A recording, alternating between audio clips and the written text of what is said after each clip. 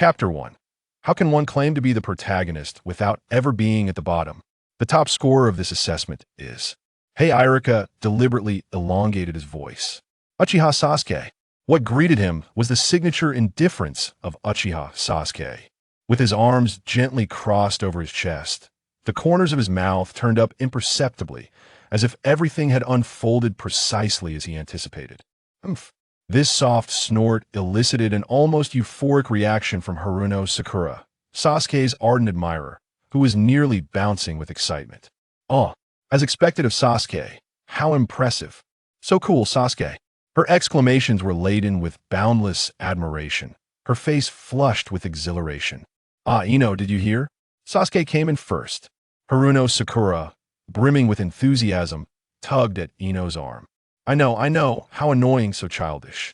Ino replied disdainfully, pulling Sakura's hand away. In her youth, she too found Sasuke undeniably charming. However, now that she was a bit older, her infatuation had waned. Moreover, there was someone far more intriguing than Sasuke. The third place is. Hey Eirik, his voice resonated once more as he consecutively announced the subsequent rankings. Ultimately, with a hint of resignation, he revealed the scores of the last two contestants. 32nd place, Shikigami Yuzuki. 33rd place, Uzumaki Naruto. Naruto listened intently, each announced rank tightening the knot in his chest. When the final rankings were settled, an exaggerated expression broke across Naruto's face.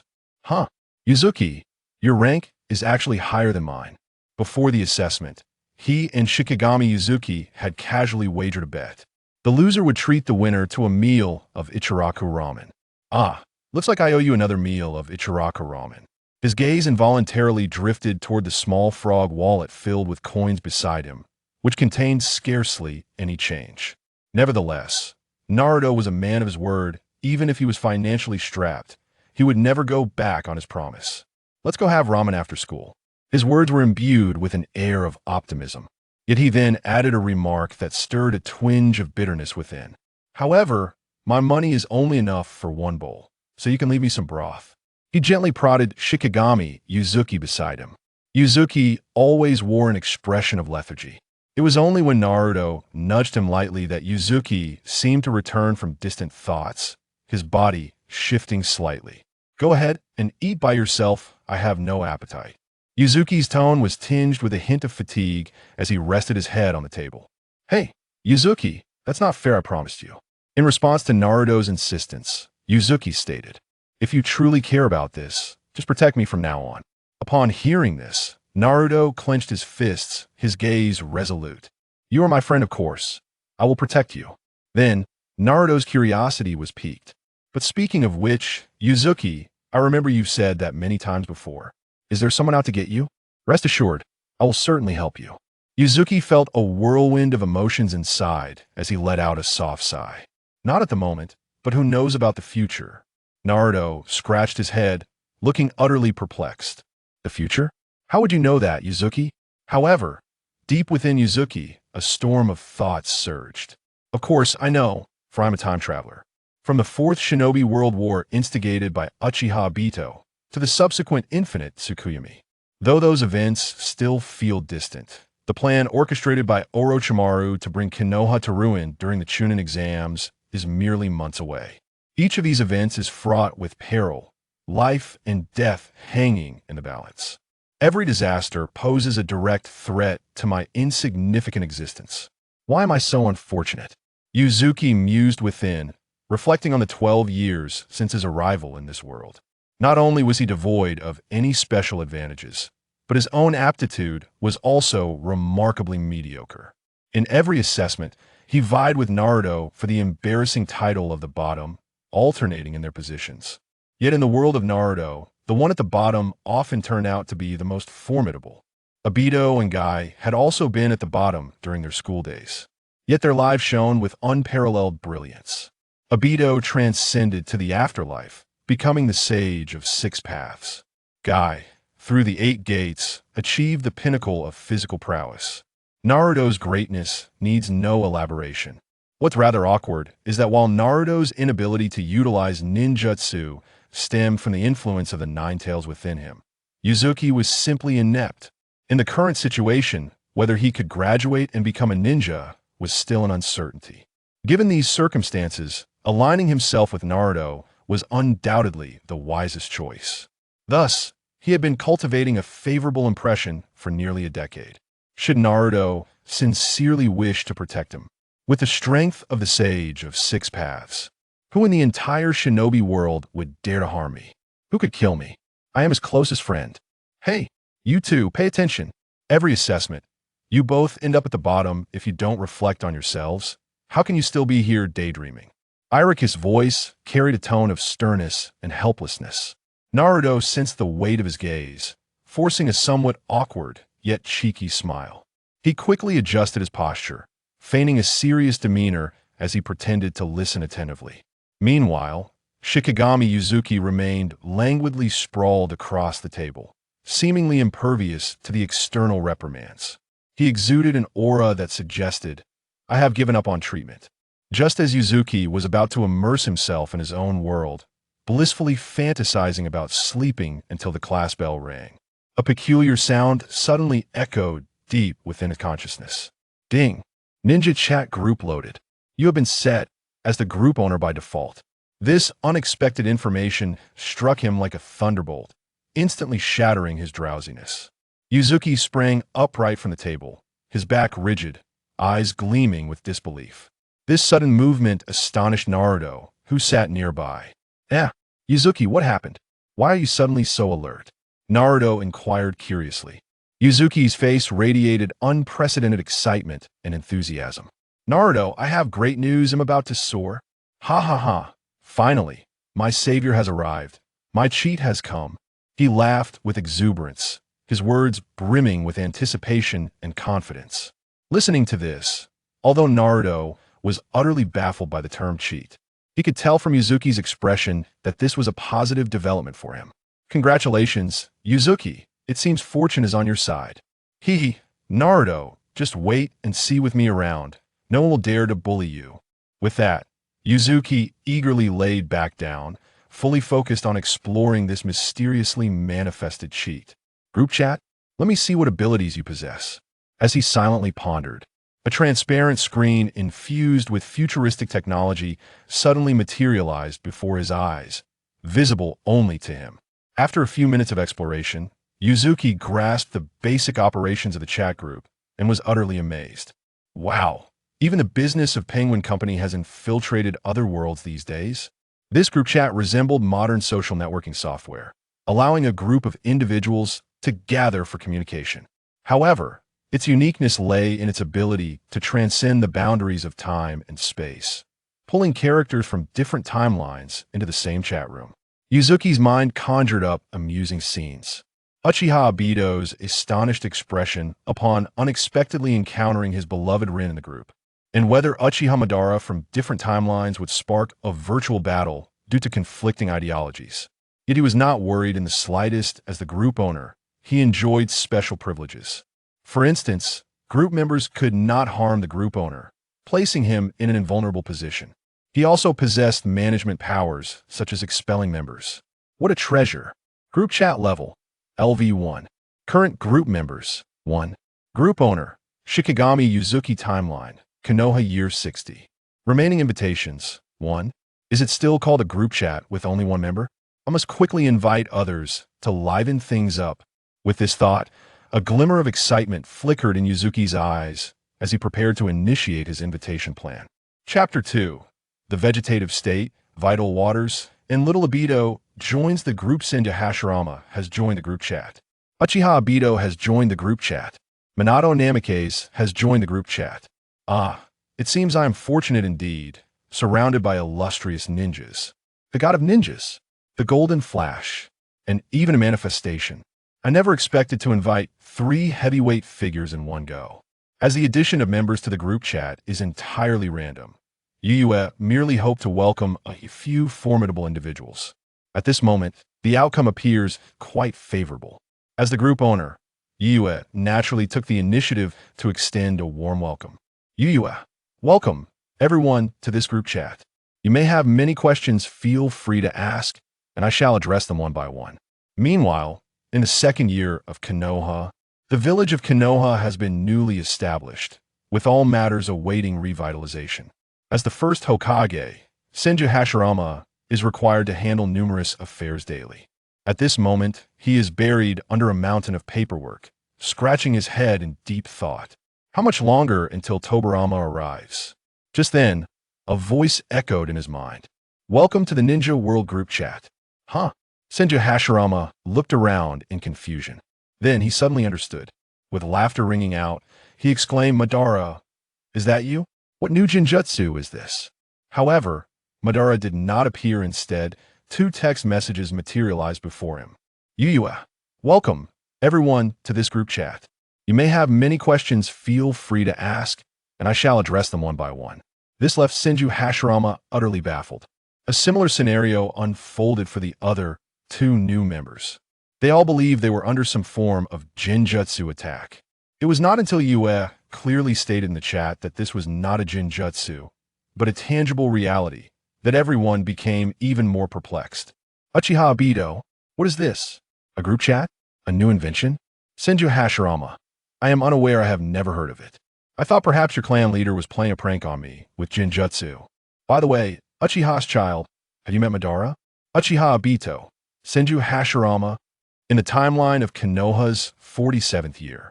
Upon seeing the speaker's name, Uchiha Obito's face was filled with astonishment. Is it the legendary god of ninjas? But hasn't he been deceased for several decades? Uchiha Obito, are you the founder of Konoha, the first Hokage? Senju Hashirama, what do you think? Senju Hashirama felt quite helpless. What on earth was wrong with this Uchiha child? Konoha had only been established for 2 years, and had he already forgotten me? Uchiha Obito, but haven't you been gone for decades? It has been many years. Senju Hashirama, should I take my leave? At that moment, Tobirama entered the room. Brother, I have arrived. What are you doing? Tobirama, visibly annoyed, found Senju Hashirama slumped over the desk, looking despondent. Tobirama, I've been dead for decades, he said weakly. Tobirama facepalmed. Brother, what nonsense are you spouting now? Senju Hashirama pointed to the group chat interface that only he could see. Look, this Uchiha child says I've been dead for decades. As expected, Tobirama merely rolled his eyes. You have nothing here. Brother, you must be exhausted and hallucinating. Go rest. I will handle things here. Tobirama, can you truly not see it? Ignoring Senju Hashirama's persistent inquiries, Tobirama pushed him out the door, insisting he go home and rest properly. Resigned, Senju Hashirama returned home to lie down. In the group chat, Yua, noticing the discussion was escalating, decided to clarify the situation. Yue, everyone, Uchiha Obito, Senju Hashirama. Do you find this exceedingly strange? Uchiha Obito. Of course it's strange. Is it haunted? The first Hokage has been gone for decades. How could he be speaking here? By the way, who are you? Senju Hashirama. He is the group owner.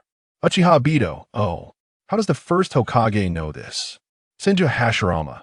Doesn't it say group owner next to his name? Uchiha Obito. Ah, haha, I didn't notice that. Senju Hashirama. And when did I become a ghost? Before long, the two began to banter once more. Fortunately, Senju Hashirama was evidently much sharper than Obito. He posed a question. Senju Hashirama. As the group owner, you must be the master here. Could you elucidate the nature of this situation? Yuyue. I was just about to explain, but you interrupted. Senju Hashirama. Oh, my apologies. Yuyue. This is a group chat, as the name implies, designed for conversation. And the members participating in the chat come from various timelines within the ninja world. The most crucial point is that you all originate from different timelines. Though you exist within the ninja world, you, the first Hokage, are situated in the second year of Konoha.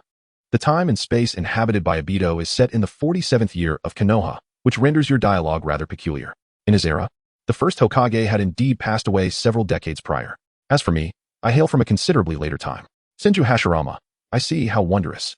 It appears that the younger generations are quite remarkable, capable of conversing across the fabric of time. Uchiha Obito, so the first Hokage is not a mere ghost? You startle me there. My apologies, first Hokage. Senju Hashirama, no need for concern. Is this truly your reaction? We are engaging in a cross-temporal dialogue. Might I suggest you display a tad more astonishment? Yujetsu widened his eyes, finding the two quite amusing, their thoughts uniquely whimsical. At this moment, Minato Namikaze, who had been observing discreetly, could no longer contain himself. Minato Namikaze, connecting different timelines? Is this truly happening? The year is the 48th of Konoha, a time when Minato Namikaze has succeeded as the 4th Hokage. Yet, his heart is burdened. In the midst of war, he has lost two of his disciples, Uchiha Obito and Noara Rin. Ordinarily, he would be in his office attending to official matters, but he was suddenly pulled into a group chat by an unfamiliar voice. To his astonishment, there were individuals claiming to be the first Hokage and Uchiha Obito engaged in conversation. This incited a furious response from Minato. Jesting about the deceased is an act of utmost cruelty. He observed in secret, attempting to uncover the flaws and expose the hidden mastermind. However, as Yujetsu elucidated, Minato Namikaze was profoundly moved. Did the members of the group truly originate from different timelines? And within the group, Obito was indeed situated in the year 47 of Konoha. At that time, he had not yet perished. This indicated that the group chat was not an illusion crafted by anyone's genjutsu, but rather an undeniable reality. His confusion within the group was swiftly addressed by the group leader, Yuzuki Shikaku. Of course it is genuine. I have discovered that in your timeline. It is the 48th year of Konoha, which closely aligns with the temporal realm of Obito. At that moment, Uchiha Obito also caught sight of the message from Namikaze Minato. Filled with astonishment, Uchiha Obito, Minato-sensei, you are also in the group. Although aware that these two Minatos were not the same individual, Obito still held profound respect for him. Minato-sensei, please tell me in confidence, did Rin accept my confession in the future? Namikaze Minato, Obito. A look of regret appeared on Namikaze Minato's face. He found himself at a loss when confronted by this disciple from a bygone era. For he knew that soon he would meet his demise on the battlefield due to his tardiness. Shortly after Obito's fall, Rin Noara was ensnared by the schemes of the hidden mist village and was forcibly implanted with the Three Tails to prevent the beast from wreaking havoc upon Konoha. She chose to willingly fall at Kakashi's hands. Chapter 3. Uploading the future, Obito awakens. The Manjiki Sharingan. Obito Uchiha remained oblivious to the inner turmoil of Minato Namikaze, who genuinely rejoiced in referring to him as the 4th Hokage. Obito Uchiha, Minato-sensei, you have become Hokage. How remarkable. One day, I too shall inherit your legacy and become the 5th Hokage. However, Minato's spirits were far from light, and he had no inclination to jest with Obito at that moment. Minato Namikaze, Obito, what is the specific time at your location? Obito Uchiha, it's the 47th year of Konoha, as the leader of the UUA group just mentioned. Sensei, is there a problem? Minato Namikaze, be more specific. What is the exact date? Obito Uchiha, January 23rd. Upon hearing this date, Minato's heart tightened. Obito would perish on February 2nd, leaving less than 2 weeks until that calamity. Minato Namikaze, Obito, listen to me. UUSCO, all right, gentlemen, let me interject. 4th Hokage, I can surmise your intentions. You merely wish to remind Obito to help him survive this war. Minato was astonished, unsure how Siko had discerned his thoughts. Yet, what followed from UUSCO was even more astonishing. UUSCO, but you must understand, behind this sequence of events lies the manipulation of Madara Uchiha. Even if Obito manages to evade this calamity, further trials may await him. Obito had been chosen by Madara as the executor of the Eye of the Moon plan. To alter this predetermined fate, he could rely only on himself. On the other side of the screen, Obito blinked in confusion. Although he was taken aback by the revelation that Madara, a long-deceased ancestor, was still alive and causing turmoil in the ninja world, he was not overly astonished following the feats of Hashirama Senju. He was merely perplexed, questioning when he had become the focal point of Obito's plan. This series of revelations struck a profound shock to both Minato Namikaze and Hashirama Senju. Minato Namikaze, Obito Uchiha? Had he not already perished at the hands of the 1st Hokage in the Valley of the End? Hashirama Senju, Obito? Impossible. He is not that kind of person. Moreover, there is no Valley of the End in our world. How could he have met his demise by my hand? Hashirama clung to a thread of hope. Yujetsu Shikigami, it was your battle that transformed the landscape. What was once a plain is now referred to as the Valley of the End. Hashirama, indeed, given their strength. It is not surprising that a fierce battle could alter the terrain. However, could Obito truly perish by my own hand? A complex array of emotions surfaced on Hashirama's face. For this indicated that their once shared vision had been utterly shattered. The rift between the two seemed unavoidable, a reality he was unwilling to confront. Yujetsu Shikigami, I possess a chronicle of the shinobi world. Perhaps you should take a look. Yujetsu uploaded a video. Yujetsu Shikigami, after watching this, you will understand everything. The chat group featured a unique function capable of converting memories into shareable videos. Yujetsu utilized this feature to compile key moments from the Naruto anime he had previously watched, selectively presenting them. Hashirama Senju downloaded the video. Obito Uchiha downloaded the video. Minato Namikaze downloaded the video. The three eagerly began to watch. The video commenced from the Warring States period, encompassing the 1st, 2nd, 3rd, and 4th Shinobi World Wars. interspersed with significant events such as Obito's descent into darkness and the Ninetales rampage. Time gradually passed. Obito Uchiha was the first to break the silence. Obito Uchiha, group leader. Is this real? Rin, has she truly passed away? No, this cannot be true. How could such a thing happen? Yujetsu was astonished, her eyes wide with disbelief. No way, Obito. Are you really that engrossed in the video? You aren't projecting yourself into it, are you? Your manner of speaking has even changed. Wait a moment. Could it be that this kid has activated his Manjiki Sharingan? Out of curiosity regarding Obito's peculiar behavior, Yujetsu inquired. Yujetsu Shikigami. Obito Uchiha. That is a future yet to unfold. It has not occurred in the present, but you aren't projecting yourself into it, are you? Have you activated your Manjiki? Obito Uchiha. Is this it? Yujetsu focused her gaze, momentarily stunned. Oh my. It truly is the Manjiki Sharingan. Obito had sent a selfie, his eyes radiating with the crimson glow of the Manjiki. You have become invincible, my friend. Yujetsu could only give a silent thumbs up. At that moment, Minato Namikaze also sent a message. Minato Namikaze. I scarcely know what to say. Thank you, Yujetsu, for informing me of the future.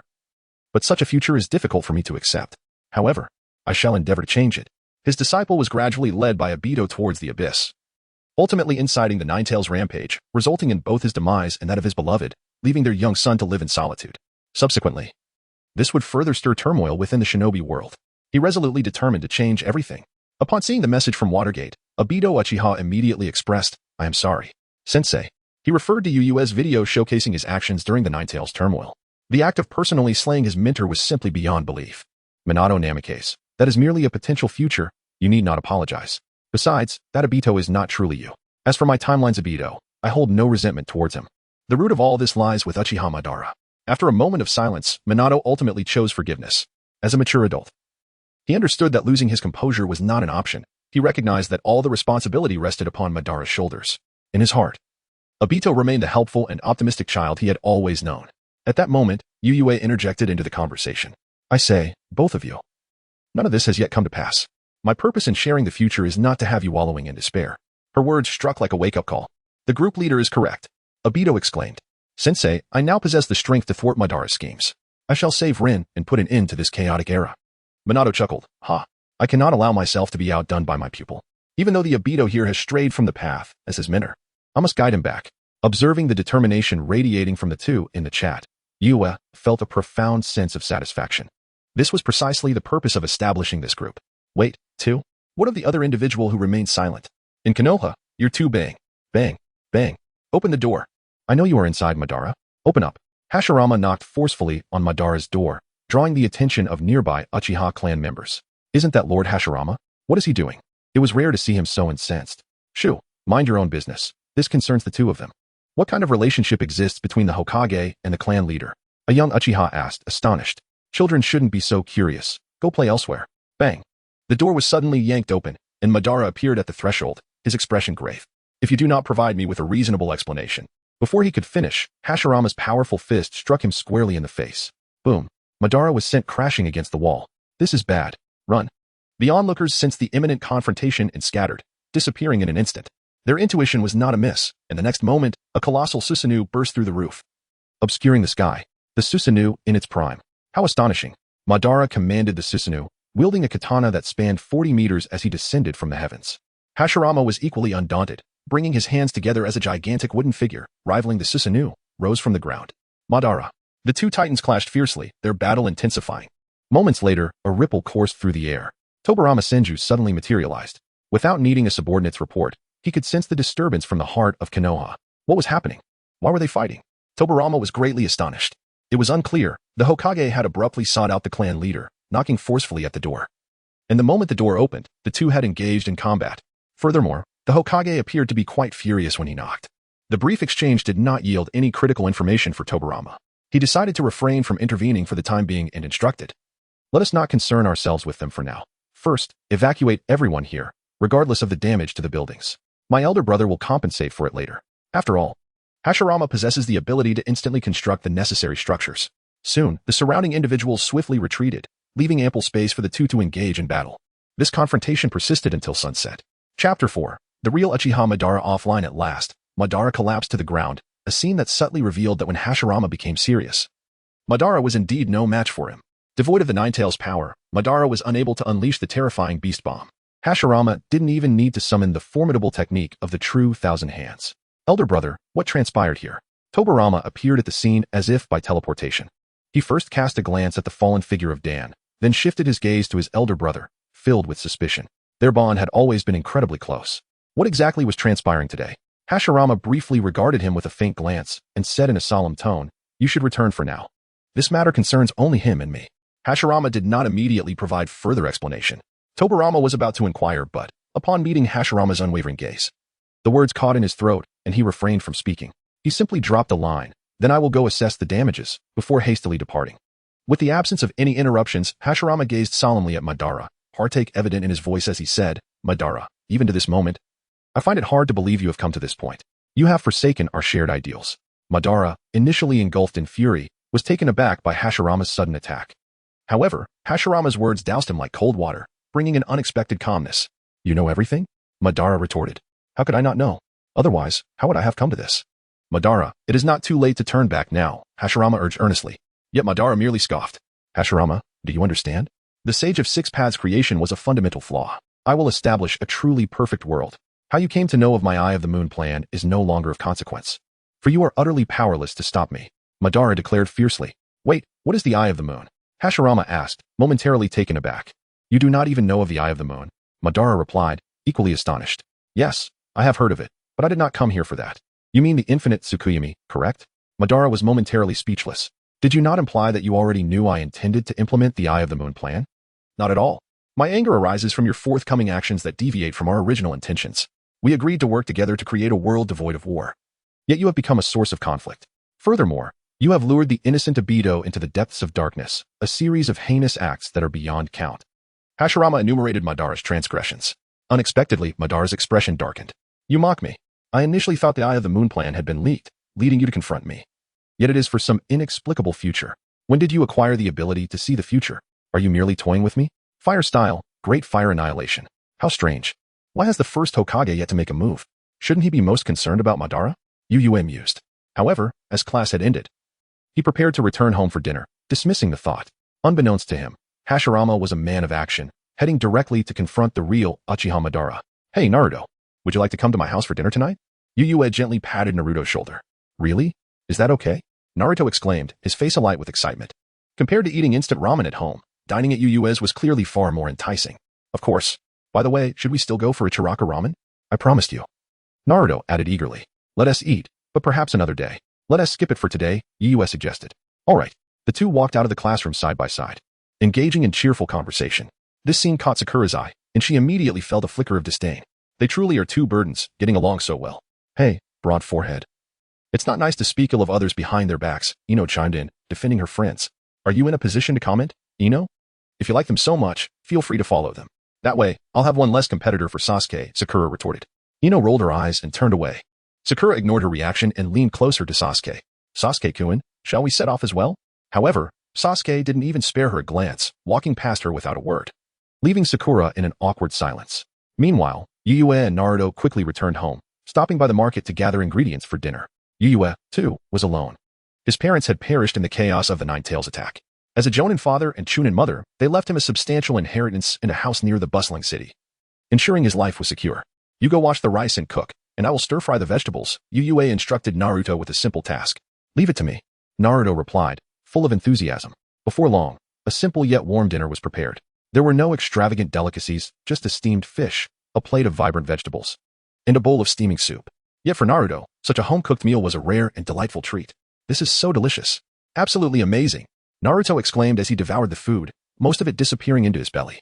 Only when he set down his chopsticks did he realize the quantity he had consumed. "Ah. Yuyue, I'm sorry, did I eat too much?" "No worries. Eat more if you want." "Are you full?" Yuyue asked, resting his chin on his hand, smiling. I'm full. Thank you for the meal," Naruto replied gratefully. "Don't think this is a free dinner." Yuyue suddenly changed the subject. Really?" Naruto was taken aback.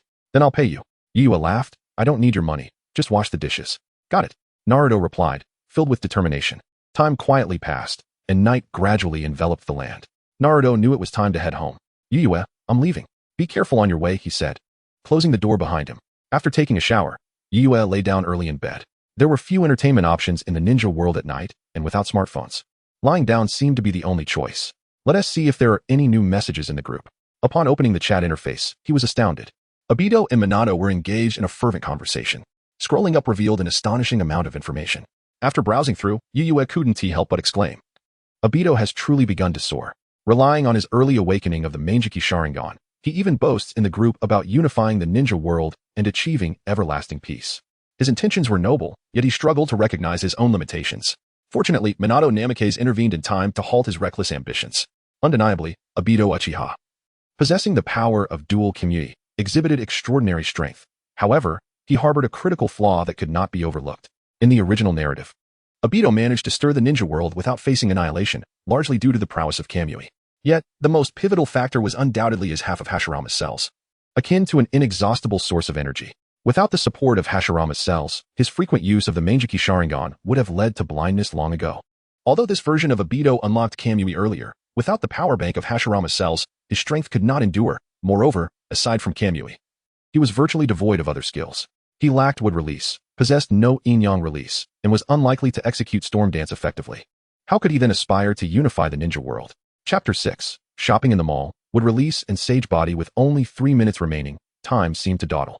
The clock's hands lazily ticked to 23:57, each number dancing before Ujetsu's eyes, seemingly taunting his patience. His thoughts had already soared into the future. In the blink of an eye, those 3 minutes slipped away. Just then, a notification chimed in the group chat, crisp and melodious. Daily rewards have been credited. You have successfully rewritten the fates of 3 group members and earned 1,500 gold coins. A surge of delight coursed through Ujetsu. This was a privilege exclusive to the group leader. Rewriting the fates of group members yielded gold coins. Every midnight, the coins refreshed on the dot, providing a continuous stream of benefits. Not to mention, these coins were a form of hard currency, immensely powerful. For instance, I could master the shadow clone technique to perfection. Ding. Training complete. Deducted 50 gold coins. Current proficiency in shadow clone technique. Extraordinary. In an instant, a wealth of profound knowledge regarding the shadow clone technique flooded Ujetsu's mind, as if he had been practicing this fundamental ninjutsu for a lifetime. Shadow clone technique. Ujetsu swiftly formed hand seals. With a resounding poof, a cloud of white smoke enveloped the area, revealing a clone that stood perfectly still, mirroring Ujetsu in appearance. Splendid. Ujetsu was in awe of his newfound skill. As the perennial underdog, even a basic skill like the shadow clone technique had been a challenge for him in the past. The clones he produced earlier resembled deflated plastic models rather than true duplicates. But now, in mere seconds, he had elevated his proficiency to levels far beyond his peers. And this was merely the tip of the iceberg regarding the potential uses of gold coins. Opening the gold coin marketplace, a virtual screen materialized before Ujetsu, showcasing a plethora of goods that encompassed every facet of the ninja world. Items, tools, ninja gear, ninjutsu, techniques, bloodline limits, and more were all available. A glance revealed several familiar names. Technique, Sharingan, Obito Uchiha version, price, 300,000 gold coins. Ninjutsu, Flying Thunder God technique, Minato Namikaze version, price, 200,000 gold coins. Ninjutsu, Flying Thunder God technique, Tobarama Senja version, price, 100,000 gold coins. The fourth's Flying Thunder God is pricier than the second's original version? Ujetsu pondered, only to quickly realize the reasoning. The second Hokage had passed away prematurely, leaving the Flying Thunder God technique still in its developmental stages. It was the fourth who had perfected its application, so purchasing Minato's version would likely yield additional techniques. At his current income of 1,500 gold coins per day, he could acquire such a remarkable skill in just over 100 days, none other than the illustrious Minato's version. However, I shall refrain from making any purchases. Why squander money on resources already available in the group? Only a fool would do such a thing. A few days spent building rapport would suffice. When the time comes, he could simply ask Minato for assistance. That fellow would surely consider it a small favor to bestow the Flying Thunder God upon him if Ujetsu had aided him in the past. Right, Minato? As for ninjutsu, perhaps he could obtain it through connections, but for techniques and bloodline limits, money was indispensable, no matter how strong their friendship. Ujetsu doubted Obito would willingly part with his own eyes. Well, unless life and death were at stake. And the other party happened to be Kakashi, that would be a different matter altogether. I'm utterly exhausted. It's time for bed. Just as Ujetsu was about to surrender to the embrace of slumber, a message abruptly interrupted his drowsiness. Ding. Member Hashirama Senju has dramatically altered the course of history. The member has received a gold coin reward of 200,000. The group leader receives an equal reward. What on earth? Ujetsu shot up from his bed, his weariness vanishing in an instant. My goodness, 200,000 gold coins. What earth-shattering event has Hashirama set in motion? Such was the marvel of the chat group. In addition to Ujetsu's capacity to influence the fates of his friends, they too could rewrite their own tumultuous futures. Upon success, they would be rewarded handsomely by the chat group. Clearly, Hashirama had achieved just that. As the founder of Konoha Gakure, any changes he made during his era could have profound ramifications for the future. He recalled Hashirama mentioning in the group his desire to guide Obito back from the brink of darkness. Had he succeeded? If Obito renounced his obsession with the Eye of the Moon and devoted himself wholeheartedly to building Konoha alongside Hashirama, their combined strength would surely allow Konoha to dominate the ninja world, eliminating any possibility of a ninja war. No wonder the reward was so substantial. Yujetsu, now invigorated, eagerly opened the gold coin marketplace. He had anticipated a long wait to make a purchase, but it appeared he need not wait any longer. He precisely pinpointed the target item. Should he purchase the bloodline limit? Would release?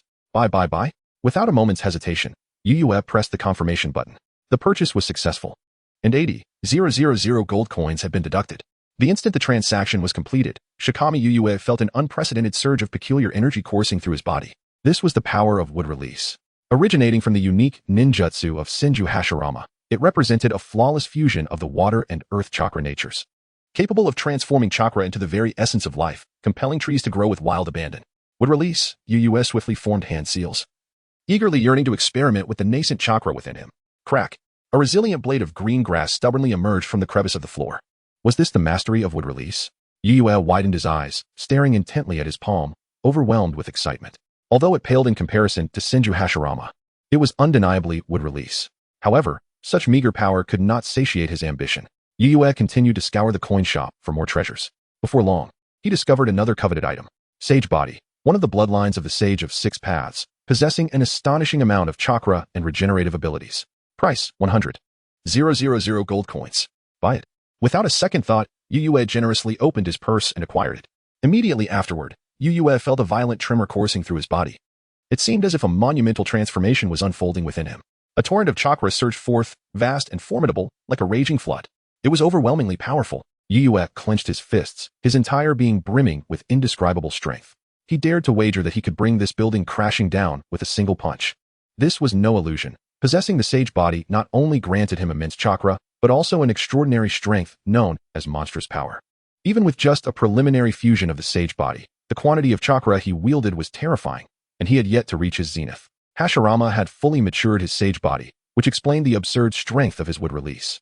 Yujetsu was filled with profound emotion. Indeed, Yujetsu referred to Hashirama Senju's personal wood release, rather than the wood release bloodline limit itself. After all, wood release was not particularly formidable in its essence. With a market price of merely 80,000 gold coins, far less than the exorbitant cost of the Sage Body. Take Yamato from Konoha, for instance. Despite being a wood release ninja, his wood release barely reached even a tenth of Hashirama's prowess. The strength did not lie in the wood release itself, but in the individual, Hashirama Senju.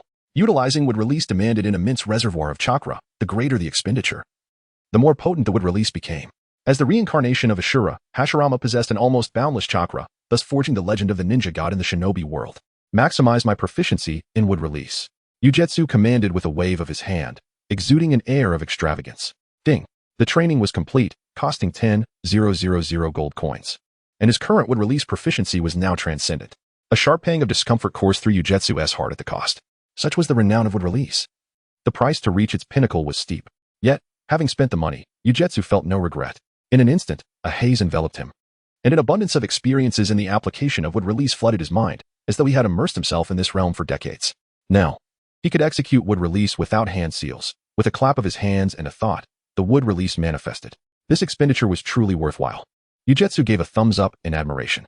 At that moment, he gazed down at a frail blade of grass. With a mere thought, he could accelerate its growth into a soaring wood dragon. I suppose I can consider myself a little Hashirama now? Yujetsu mused with pride. With wood release complemented by the Sage Body, he felt invincible in Konoha, second only to Might Guy when the 8 gates were opened. It was an indescribable sense of security, a tranquility that came from standing atop the pinnacle. Time for sleep. He extinguished the lights and pulled up the quilt. Executing the motions with fluidity, and with a smile, Yujetsu swiftly drifted into slumber. Chapter 7. The suffering of the Akatsuki organization. Minato arrives while Yujetsu sank into dreams. Another's thoughts wandered restlessly through the night. In Konoha village, amidst the timeline of 48 years. Inside the Hokage's office, despite the late hour, the lights blazed brightly. Minato Namikaze sat behind his desk, furrowing his brows as he meticulously replayed every detail of that video shared in the group chat. The Ninetales incident was set to occur on the day Naruto was born, just a few months away. Should he take the initiative or lay an ambush? At this moment, Obito should have already begun to manipulate the Mizukage in the Land of Water. Over the past 3 years, the Blood Mist village had conducted a large-scale purge of ninjas possessing bloodline limits. Should he send the Umbu to investigate the hidden Mist village? As thoughts swirled, Minato's gaze landed on a photograph of himself with Jiraiya on the desk. In that instant, it was as if struck by lightning. A more pressing question suddenly surged into his mind. Jiraiya had taken on 3 disciples in the Land of Rain: Yahiko, Nagato, and Konan. The Akatsuki organization, which would later become notorious throughout the shinobi world, originated from their hands. However, at this time, the Akatsuki was merely a group of passionate young individuals banded together for the sake of world peace. Far from the ruthless organization that would later pursue tail beasts by any means necessary. The key to this transformation lay in the despicable machinations orchestrated by Danzo Shimura. That old man was anything but normal. He secretly dispatched individuals to infiltrate the Land of Rain, abducting Konan from the Akatsuki organization. Although he did not indulge in any nefarious ties, this act directly resulted in the tragic demise of the cheerful and optimistic boy Yahiko, propelling Nagato into the abyss of darkness. Consequently, Nagato transformed into a godlike figure, seeking to conquer the entire shinobi world through brute force. After committing numerous atrocities, Danzo nonchalantly departed, leaving the unfortunate Hanzo to bear the consequences. Not only did he suffer significant losses among his subordinates, but years later, he was also eliminated by pain. Danzo, however, remained at large, evading justice until he was ultimately brought to an end by Sasuke before the onset of the Fourth Great Ninja War. After watching a video detailing Danzo's actions over the past decades in Konoha, Minato Namikaze felt an overwhelming urge to eliminate him at once. Yet, in the glaring eyes of the village, he knew he could not act recklessly. This time, he must ensure that Danzo would not inflict harm upon them again. Emotionally, they were Jiraiya's disciples, his own juniors. Knowing what he did, they could not turn a blind eye. Logically, with Nagato wielding the Rinnegan, though originating from Madara, it was currently under Nagato's control. This represented an additional formidable power. The video indicated that this incident occurred shortly after he became Hokage, likely very recent. With this in mind, Minato pressed a button on his desk. Soon, a member of the Umbu appeared before him. Hokage-sama, the Umbu greeted respectfully. Investigate Elder Danzo's whereabouts for me. I need to know if he has left the village, Minato commanded. Understood. The Umbu departed to fulfill the order. After a while, they returned with news. Fourth Hokage. Elder Danzo has secretly left the village, accompanied by over a dozen members of Root. What? When did this happen? Minato furrowed his brow, sensing the impending threat. He left this morning. Here are the records. Upon receiving the documents, Minato discovered that Danzo had been gone for over 10 hours. This was dire news. Internally lamenting, he swiftly transformed into a flash of golden light, vanishing from his location. When he reappeared, he found himself at the entrance of Konoha. Hokage-sama. The guards at the gate were taken aback, wondering if they were hallucinating. It was the dead of night, and the Hokage had no reason to conduct a sudden inspection. Minato offered a slight nod, then utilized the body flicker technique to become a mere afterimage, traversing the night as he departed from Konoha. He had to catch up. A sense of urgency ignited within him. When Obito sacrificed himself, he had been too late. The same had happened with Rin. This time, he could not allow tragedy to repeat itself. In the Land of Rain, the atmosphere seemed perpetually shrouded in gloom, with unending torrents of rain. Between the mountains, Hanzo's subordinates and Danzo's Root members formed a tight encirclement around Yahiko and his companions. Hanzo stood atop a hill, surveying the scene with an air of superiority. Akatsuki leader, your end is nigh. This place shall become your grave. Provoked by Danzo's eloquent persuasion, Hanzo felt threatened by the rapidly rising Akatsuki and aimed to maintain his absolute rule over the Land of Rain. Thus, he seized the opportunity to capture Konan, intending to use her as leverage to force Yahiko and the others into self-destruction. That red-haired one, kill Yahiko. As long as you eliminate him, this woman, and you can leave alive. Hanzo casually hurled a kunai, its sharp blade striking the ground beside Nagato and Yahiko, serving as a cruel command. Hearing this, Nagato trembled involuntarily, struggling with unbearable inner turmoil. You want me to kill Yahiko with my own hands? Don't listen to him, Nagato. Yahiko, don't worry about me, just go. Konan cried out desperately. Seeing Nagato's lack of response, Hanzo's voice turned icy. Do you truly care nothing for this woman's life? Yahiko, unable to remain silent any longer, spoke in a low voice. Nagato, do it. Carry on my ideals and live on strongly. Nagato's body quaked, his gaze oscillating between Yahiko and the endangered Konan, tormented by his conscience. Ultimately, he slowly raised the kunai. Just as this tragedy seemed destined to unfold, a sharp sound sliced through the air. Clang. With a crisp sound, another kunai whizzed through the air, embedding itself firmly in the ground. Before anyone could react, a brilliant flash of gold appeared in an instant. It was the dazzling golden hair and the fluttering ceremonial robe, marked by the insignia of the fourth Hokage. Minato Namikaze had arrived just in time. Just in time, he panted, having expended much chakra to reach this location from Konoha. Relieved he had not arrived too late. Minato Namikaze. Hanzo exchanged shocked glances with Danzo, both bewildered by his unexpected presence. What now? Hanzo appeared somewhat flustered. If he were at his prime, he might have stood a chance against the legendary Golden Flash. Yet now, time had taken its toll on him. While Minato was in the prime of his life, leaving little hope of victory. What are you afraid of? How could the so-called demigod be so rattled by a junior? Danzo coldly glanced at Hanzo, uttering indifferently, a flicker of barely perceptible disdain crossing his eyes. Minato Namikaze again. Why is it always him who ruins my plans? Back when the third Hokage stepped down, Orochimaru chose to betray the village and flee. Danzo had considerable potential to compete for the position of fourth Hokage, yet suddenly, Minato emerged as a formidable contender. Minato's brilliant achievements even earned the acknowledgement of the daimyo, who deemed him the best successor for Hokage. Even Danzo's attempts to thwart Minato on the grounds of youth and inexperience were rendered ineffective with the daimyo's backing. Thus, Minato ascended to the Hokage throne, shattering Danzo's aspirations for the position entirely. He advanced a step, his voice laced with inquiry. Namikaze Minato, as the Hokage, have you quietly launched a nocturnal raid on the land of rain, seeking to ignite the flames of war between our nations? Should conflict reignite, you will be the instigator of this enmity. As Danzo spoke, his words struck like a sharp blade aimed at his opponent's heart. Without hesitation, he sought to cast blame. However, Minato did not flinch. Instead, he returned the question. Is this not a question you ought to answer, Elder Danzo? You acted without the Hokage's approval, leading a team into the land of rain to interfere in another nation's internal affairs. What is your true motive? The weighty gaze of Minato tightened Danzo's heart. Could he have discerned my scheme to seize the Rinnegan? But this information was something I had only recently learned. How could he possibly know? Not long ago, Danzo had commanded his subordinates to masquerade as ninjas from the Hidden Stone Village, inciting conflict with the Rain Ninjas in an attempt to trigger a war between the two countries. Unexpectedly, the targets he randomly selected turned out to be three leaders of the Akatsuki, Yahiko, Nagato, and Konan. In a moment of crisis, Nagato activated the power of the Rinnegan to summon the Outer Path Golem, repelling Danzo, while simultaneously exposing the secret of the Rinnegan.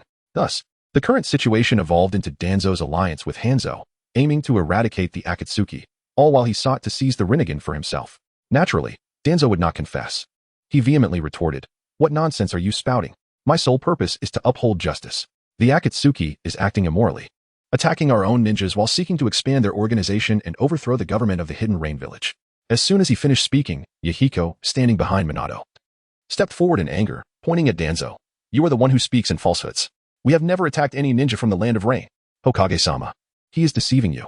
Yahiko, fearing that Namikaze Minato might be swayed by Danzo's claims, appeared quite anxious. At this moment, their only hope rested in the hands of the suddenly appearing fourth Hokage. Minato turned his head, offering a gentle smile. "Rest assured, my two younger brothers. I shall seek justice for you." Younger brothers? The term left Yahiko and Nagato momentarily stunned. One of the legendary three, Jiraiya, is also my teacher. Upon hearing Minato's explanation, Yahiko suddenly understood. "Ah, so you are the distinguished senior my teacher often speaks of. He frequently mentions you, saying that in your presence, any genius would pale in comparison. I had no idea that my senior was the fourth Hokage of Konoha. How remarkable." As Yahiko spoke, he raised his thumb in admiration, feeling a great weight lift from his heart. Anyone associated with Jiraiya could surely not be mistaken. Chapter 8. Rescuing the Akatsuki and slaying Danzo. Having reassured Yahiko and Nagato, Minato's gaze shifted towards Danzo atop the hill. "Elder Danzo, I have confirmed that this is a misunderstanding. Now, you should return to the village with your men. I will handle the situation here." Minato spoke casually, yet his words darkened Danzo's expression like clouds before a storm. Leave? He was but a step away from that legendary Rinnegan. How could he willingly relinquish it? Namikaze Minato, do you mean to say that with just a few words from you, the lives of the Rain Ninjas are rendered worthless? Danzo persisted in clinging to his fabricated accusations, fixated on the Akatsuki.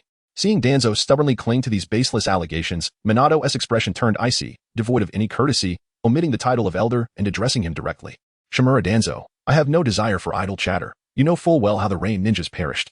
Now, in my capacity as Hokage, I command you to return to Konoha immediately." This was tantamount to tearing apart the facade of peace, and Danzo's face darkened to a shade as grim as the bottom of a pot. He glared angrily at Hans beside him. "You call yourself a demigod. Yet when others wreak havoc at your doorstep, you dare not utter a single word." He sought to enlist Hanzo, intending to launch a fierce assault on the Akatsuki organization. Just as Hanzo was about to speak, the voice of Minato floated softly through the air. "Lord Hanzo, this matter pertains to our Konoha. It would be prudent for you to refrain from involvement." This statement was laden with a veiled warning. Observation was permissible, but action would incur a price. After careful consideration, Hanzo resolved to prioritize his own safety. "I too believe this to be a misunderstanding. Therefore, I shall take my leave. You may resolve the subsequent matters on your own." With that, Hanzo resolutely led his subordinates away, without a hint of hesitation. Toanzo found it hard to believe. Was this truly the legendary demigod of the shinobi world, who had been intimidated into retreat by a junior? Upon hearing Toanzo's voice, Hanzo merely scoffed. It was absurd. He had initially perceived the Akatsuki as a minor organization lacking formidable figures, easily manipulable. Yet, with the backing of the fourth Hokage, what was there to fight for? Simply for the lives of a few so-called range shinobi? It was mere talk, not to be taken seriously, my friend. Once Hanzo departed, Toanzo was left to confront Minato alone. However, he clearly overestimated his own strength while underestimating Minato's prowess. Do not attempt to intimidate me with the title of Hokage. You are merely a junior who has ascended to this position through a modicum of merit. Today, I shall root out treachery and punish evil. The Akatsuki must be eradicated, Toanzo proclaimed. Minato lowered his gaze slightly and uttered a single word. Oh? Before the words had fully left his lips, a sharp kunai had silently pressed against Toanzo's throat, poised to carve a bloody path at a moment's notice. What? Toanzo stood aghast. Despite his vigilance, how could it be that the Flying Thunder God technique, which required prior marking, had been executed so effortlessly? He was clearly anticipating this move. Danzo exclaimed, his followers gasping in astonishment. The members of the Root organization were utterly bewildered, as they had failed to notice the silent approach of Minato Namikaze. Once they regained their composure, they drew their weapons, advancing menacingly towards Minato, their eyes filled with malice, showing no regard for the Hokage. Everyone, stand down. Danzo barked sharply, reprimanding his subordinates. Damn these fools. Do they wish to see me dead? He glared at Minato, incredulous as he demanded, when did you? Minato, however, showed no intention of elaborating. His expression as cold as ice. Shimura Danzo, you have openly defied the Hokage's orders. I possess the authority to eliminate you on the spot. I grant you one final opportunity. Leave immediately, or you shall bear the consequences. Feeling the chilling aura of death encircling his neck, Danzo broke into a cold sweat. Since Minato had ascended to the position of Hokage, he had always been amiable, and Danzo had never witnessed such a terrifying killing intent emanating from him. Nevertheless, a flicker of hope lingered in Danzo's heart, convincing him that Minato would not dare to strike him. I am an elder of Konoha. I do not believe you would truly dare to kill me. Danzo's face turned pale, yet he remained obstinate. Minato chuckled softly, responding to Danzo's skepticism with action. A sharp kunai shot towards Danzo's throat. His pupils constricted as he swiftly evaded. Danzo clutched his bloodied throat, disbelief clouding his eyes. Had he not reacted with lightning speed, that kunai would have surely pierced his windpipe. He truly dares to take action. Danzo. All members of the Root organization swiftly gathered around Danzo, their weapons uniformly aimed at Minato Namikaze. With a mere command from Danzo, they would not hesitate to launch an assault on this nominal leader. However, Danzo restrained them, not out of a sense of conscience, but because he understood that even if they all acted together, they would be no match for Minato Namikaze. This is the true power of the Golden Flash. Retreat. Danzo shot a fierce glare at Minato, resentment palpable in his eyes. Because of this individual, he was forced to abandon the coveted Rinnegan. Leading the members of the Root organization away, Danzo departed, while Minato merely cast a fleeting glance, choosing not to interfere further. He retracted the kunai and turned to assist the violet-haired girl. Are you all right? The trademark smile returned to Minato's face. I'm fine, thank you, Lord Hokage, Konan replied, somewhat taken aback by the kindness of one so esteemed as the leader of a nation. Konan. An excited Yahiko rushed in with Nagato. They had anticipated certain death today, yet were unexpectedly graced by the arrival of their Hokage. His presence was formidable, instilling fear in even the legendary Hanzo, who was reputed to be a demigod. Thank you, Minato-senpai. Yahiko expressed his gratitude once more. Minato nodded slightly and replied with a gentle smile. Compared to me, I believe she may require your companionship more. Konan, Yahiko, and Nagato reunited as members of the Akatsuki. Observing this heartwarming scene, Minato chose to quietly withdraw, respecting their moment. He drew forth the Flying Thunder God kunai and, in the blink of an eye, vanished without a trace. It was time to confront Danzo. The reason he had refrained from acting sooner was twofold. First, he had exhausted a considerable amount of chakra during his journey and required time to recuperate. Second, through Yajetsu's video, Minato had learned that Danzo held a trump card known as the Four-Symbol Seal. If pressed too hard, it could spell disaster for Yahiko and the others. Thus, Minato had temporarily allowed Danzo to escape. However, what difference would a few extra minutes of life make for you? In a secluded part of the Land of Rain, a hidden path wound its way through dense foliage, leading back to Konoha. Danzo and his companions moved like apes through the towering trees, eager to return to the village. Minato Namikaze. Danzo gritted his teeth, his fury nearly bursting from his chest. You will pay for this. He silently vowed that he was not the kind of person who could endure hatred without seeking retribution. No matter your motives. Daring to lay hands on the elders of Konoha, not even the identity of Hokage can deter me from seeking justice from the daimyo. Danzo calculated in his mind that perhaps this was indeed an opportunity, one that could lead to the downfall of the Hokage. With Orochimaru having defected and Jiraiya and Tsunade absent from the village, who else, if not he, could rise to assume the responsibilities of Hokage? As this thought crossed his mind, a cold smirk involuntarily crept onto Danzo's lips. This series of events seemed to harbor a silver lining amid misfortune, potentially offering more than mere calamity. Just as he reveled in the fantasy of becoming Hokage, his subordinates suddenly halted their steps. What was happening? Danzo's brow furrowed in concern.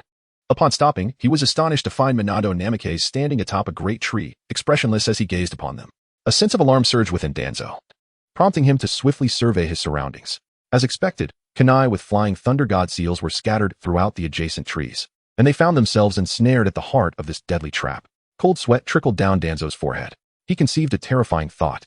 Before Naruto could finish his words, everything came to an abrupt halt. Danzo's distorted visage traced a cruel arc through the air as death descended, disbelief filling his eyes. He could hardly fathom that Namikaze Minato could be so resolute. How dare he? Does he truly believe that the hidden leaf is under his dominion? Danzo, harboring boundless resentment, has forever closed his eyes. In the face of the golden radiance, everything appears exceedingly fragile, leaving no opportunity for resistance. Lord Danzo, the surrounding root members, their eyes wide with despair, swiftly drew their weapons and launched an assault on Minato Namikaze. Yet, in an instant, a flash of gold illuminated the scene, causing the majority to collapse, while the few remaining trembled, paralyzed with fear. Hokage, how dare you lay a hand on Lord Danzo? The third will not forgive you. One of the root members screamed almost frantically. Minato cast a calm glance in his direction and replied, "It is quite simple. If no one survives here, no one will know the truth." The member's pupils dilated in shock. Could such words truly come from Minato Namikaze? Was he indeed the legendary hero? Blame it on the malignant tumor that is Danzo. Minato's voice resonated from behind, and soon after, that root member fell into eternal silence. Witnessing this, the remaining root members utterly lost their will to fight and scattered in retreat. Minato raised a kunai, invoking the flying thunder god technique. Shortly thereafter, silence enveloped the forest. All traces of life extinguished. Once Minato had cleared the battlefield, Shimura Danzo, the root of the hidden leaf, vanished completely from this world. Chapter 9. Your golden-haired childhood sweetheart has arrived. Ding ding ding. As the alarm clock blared, a lazy hand shot out to silence its clamor. Subsequently, Yuzuki Shigemori turned over. Sinking back into the bliss of slumber, time flowed gently, and the sun gradually ascended to its zenith. Until, knock knock knock, open up, open the door. Hey, you can't still be asleep, can you? The sun is already high in the sky. The sounds of knocking and calling came in succession. Yuzuki abruptly opened his bleary eyes and muttered, "Ugh," despite his reluctance. He reluctantly dragged his languorous body out of bed to complete his morning routine of washing up and brushing his teeth. Just as the persistent knocking was about to escalate into a forceful battering, he leisurely unlatched the door. 10 whole minutes. If you took any longer, I would have thought something happened in there. As the door swung open, a delicate, jade-like face came into view. With vibrant green eyes sparkling with life and golden hair tied high in a ponytail, although still somewhat juvenile, it was undeniable that Ino Yamanaka had blossomed into a beauty. Having grown up as neighbors, Yuzuki's home was situated directly above Ino's family flower shop. They had naturally known each other for quite some time. "Ino, are you not aware that today is a holiday? You are intruding upon my peaceful slumber." With that, Yue turned to head back inside. Ino followed closely behind, closing the door with a look of exasperation. The graduation assessment is fast approaching, and you cannot even master the most fundamental techniques such as the substitution technique, transformation technique, and shadow clone technique. How do you expect to graduate? Yue languidly sank into the sofa, a serene expression on her face. What is the rush? After all, there is still Naruto to fall back on. Ino shook her head in resignation. What are you comparing yourself to him for? His father is. Just as the words were on the tip of her tongue, Ino suddenly realized she had misspoken and quickly ceased her remarks. In any case, stop lounging around and get up to practice. I thought of a little trick last night that will surely help you better understand the shadow clone technique. Just as she was getting into her explanation, Ino's expression fell, for she noticed that Yue was not even listening. Shirgong Yue. Ino grabbed Yue by the collar. However, before Ino could express her frustration, Yue seized her hand, her eyes glimmering with an unusual light. "Shoo, don't fuss, I've struck it rich again. What nonsense are you spouting now? Come, sit down, and I will tell you shortly." Yue pulled Ino back onto the sofa. While her gaze remained fixed on the empty air before her, Ino could only find it perplexing as Yue paid no heed to her complaints. His attention was wholly concentrated on the virtual chat screen before him. Just moments ago, a message had popped up in the group. Ding. You have new unread messages. Member Namikaze Minato has significantly altered the course of history. Reward this member with 100,000 coins. The group owner receives an equal reward. Marvelous. Shirgong Yue was overjoyed. Her recently deflated wallet was suddenly filled to the brim once more. Indeed, it was all thanks to Minato. Shirgong Yue messaged in the chat group, "Fourth Hokage. What good deed did you perform last night? The group chat just exploded with a plethora of coins. Konoha. Year 48. Having just stepped beyond the borders of the rain-hidden village, Namikaze Minato was closely followed by Yahiko, Konan, and Nagato. Minato had made the decision to bring the three of them back to Konoha. After all, Konoha not only boasted a superior environment and abundant resources, but was also a leader among the ninja world, ensuring their safety and growth in the best possible manner. Thus, the Akatsuki organization was naturally dissolved. Following a series of events, Yahiko's dream of achieving peace solely through non-violent means had nearly shattered, leading him to place his trust in Minato's arrangements. The former members of the Akatsuki, meanwhile, fell under the command of Hanzo. With the absence of competitors and an increase in combat strength, Hanzo welcomed this development and seized the opportunity to form an alliance with Konoha. Minato-senpai, what's wrong? Yahiko asked curiously as Minato suddenly halted his steps. It's nothing. Let us continue. Minato replied with a gentle smile, though his heart fluttered slightly at Yuyue's message. Noticing the inquiries in the group, Minato pondered for a moment and decided to speak the truth, as this foresight was entirely due to Yuyue's insights. Namikaze Minato, Yuyue. Thanks to the future revelations in your video, I was able to rescue Yahiko in advance and deftly deal with Danzo. Upon seeing the reply, Yuyue could not help but exclaim in awe. Shurgong Yuyue, wow, your decisiveness is off the charts. No wonder the reward is so generous. It turns out it was for saving Yahiko. Should Yahiko meet his demise, it would signify the imminent rise of Pain onto the historical stage, thereby affecting the entire narrative of the ninja world. He has survived, and the changes are far from trivial. As for that old fellow Danzo, Yuyue can only express his satisfaction with his demise. This man has never done anything good. Shikigami Yuyue Minato. Have you thought about how to squander those 100,000 gold coins? Minato Namikaze. Gold coins? Where did they come from? Shikigami Yuyue. Just check your mailbox, and you'll find out. Soon, Minato uncovered the origin of the gold coins and eagerly opened the gold coin shop. Even as the Hokage, he was astonished by the dazzling array of products available. As he browsed, he stumbled upon a shocking item, the nine-tailed fox, Kurama, along with the other eight-tailed beasts. Can tailed beasts be purchased? Minato found it hard to believe. Clearly, he needed to reassess the capabilities of this group leader. Establishing a cross-dimensional chat group was already miraculous. And now even the harbingers of disaster, the tailed beasts, could be traded as commodities. Minato Namikaze. Yuyue, if I were to buy a tailed beast, wouldn't that mean there would be two of the same tailed beast in my world? Shikigami Yuyue, indeed. Minato could only exclaim in disbelief before exiting the shop. At present, he had no particular desires. With their conversation concluded, Yuyue returned to reality. Upon raising his gaze, he was greeted by a pair of delicate feet almost touching his face. Unbeknownst to him, Ino had also sprawled on the sofa, her head resting against one armrest, leaving Yuyue sandwiched in the middle, serving as a human footrest. After observing for a moment, Yuyue grinned and remarked, "Oh, how did I not notice before that your feet are quite beautiful? What lovely feet." Ino, hearing this, lowered her head and shot him a fierce glare, then gently kicked him. "You are truly perverted." Yuyue straightened his back and suggested, "Hey, I have an idea. You have 2 feet, and I happen to have a mouth. How about we?" Ino quickly pulled her legs back, her face filled with disdain. "Ugh, that's disgusting." "Well, what I meant was to get some pickled cabbage to eat. After all, only the cabbage that has been stepped on is authentic." "You really are hopeless." Ino rolled her eyes. Chapter 10. Cheating? No. Genius? Yes. Ino sat up straight. Not out of worry that Yuyue might genuinely do something bizarre, but rather out of curiosity about his sudden transformation. "Your change is so drastic. It feels as if our souls have swapped." Ino inspected Yuyue from head to toe, her eyes filled with confusion. In the past, whenever they spent time together, Yuyue was always quite reserved. The conversations were mostly led by Ino, with Yuyue occasionally chiming in. The active and relaxed atmosphere of today was utterly unprecedented. Shikigami Yuyue flashed a smile and half-jokingly said, "Actually, I've always been like this. It's just that you were younger before. And I was afraid that if I said this, the Umbu would come to take me away." Ino rolled her eyes dramatically, thinking, who would believe that? Who can pretend for over a decade? Only Yuyue understood that this change stemmed from newfound confidence. In the days devoid of external advantages, he was merely a straggler. Conversely, Ino was the epitome of privilege, the daughter of the prestigious Yamanaka clan, a quintessential belle of wealth and beauty. He was aware of Ino's affections towards him, yet he felt that he possessed neither talent nor background. Why should he jeopardize her promising future?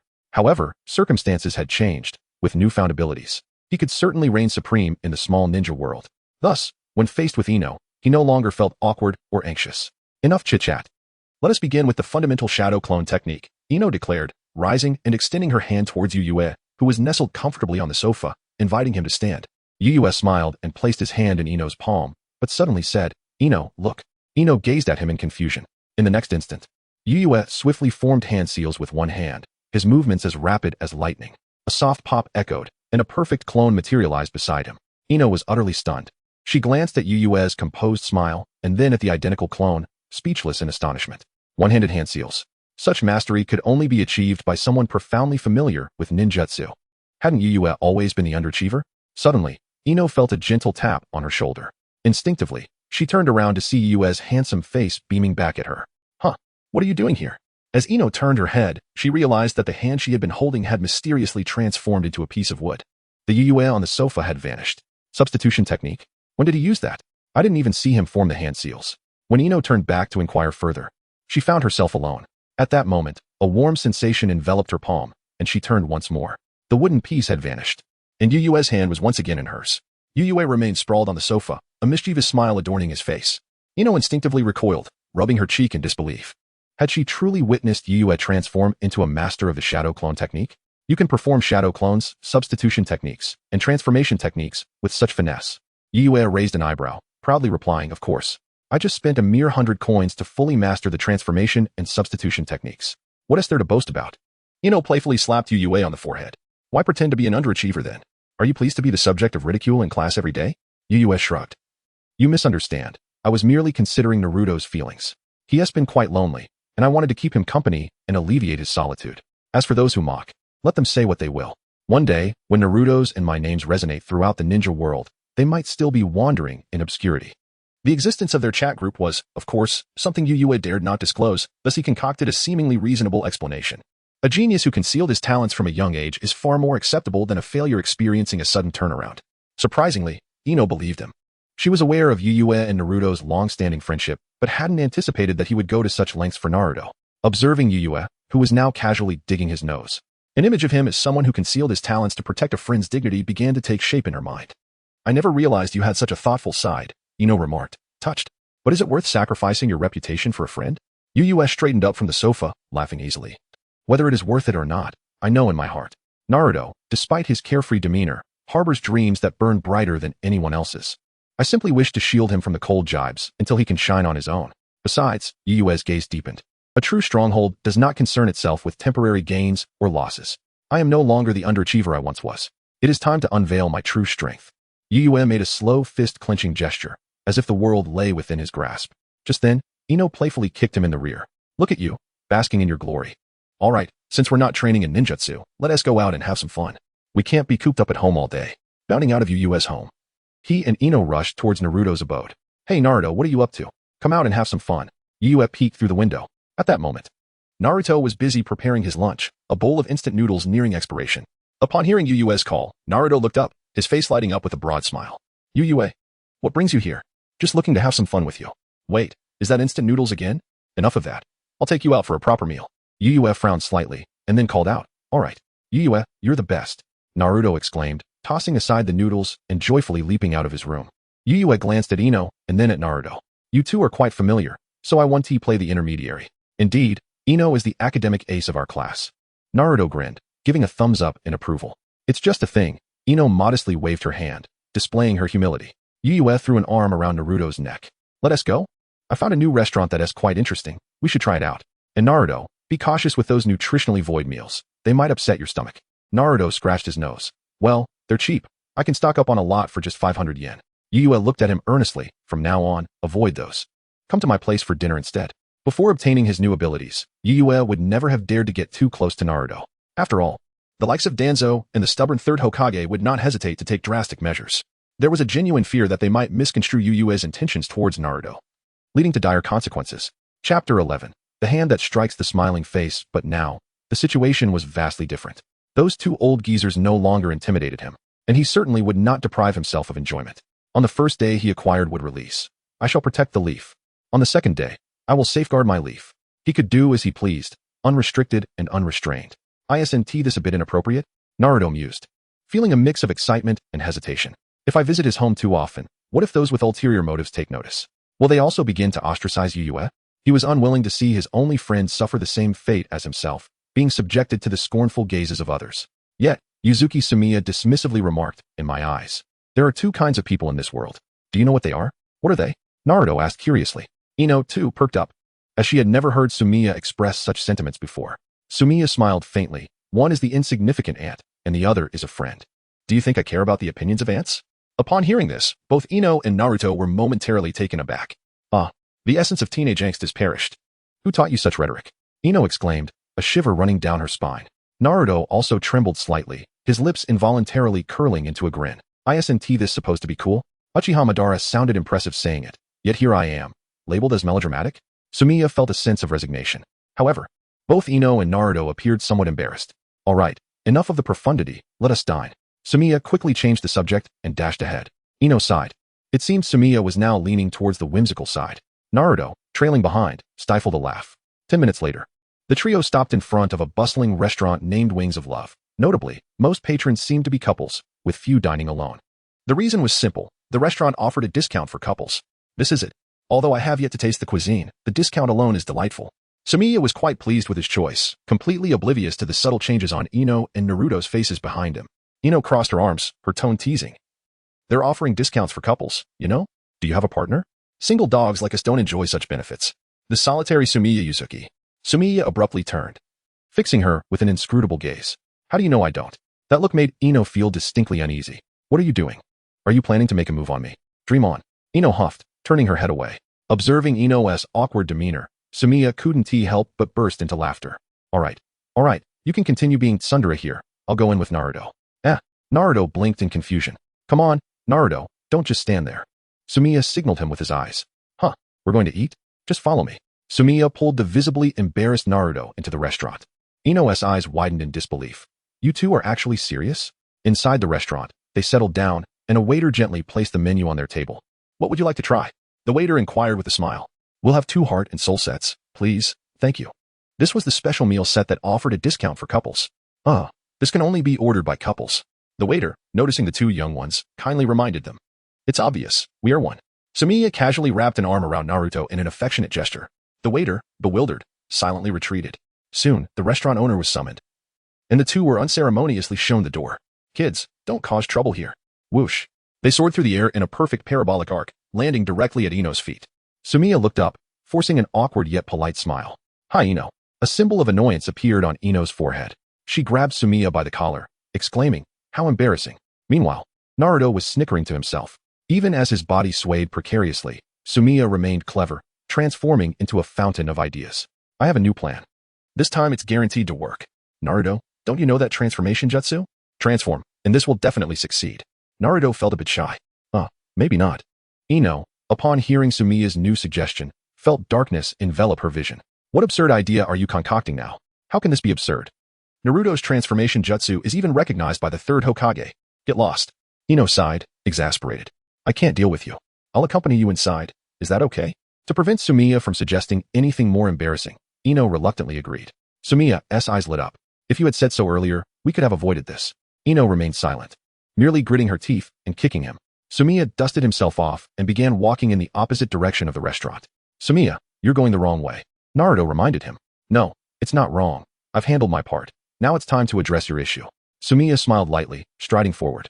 At the end of his path lay the residence of the esteemed Hyuga clan, renowned for their eye techniques. Naruto was particularly oblivious when it came to matters of love.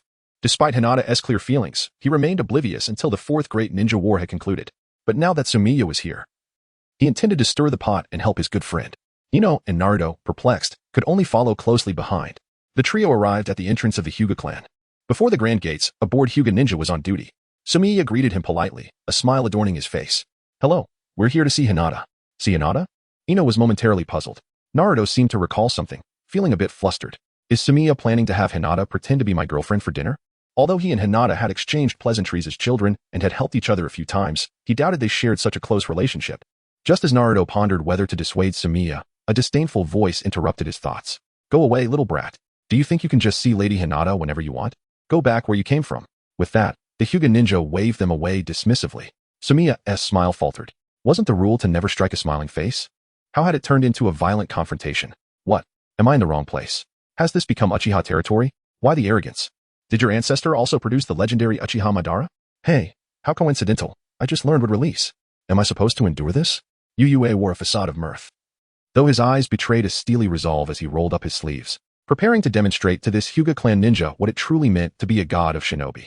At that moment, Ino suddenly grasped his arm, urging him in a hushed tone to remain calm.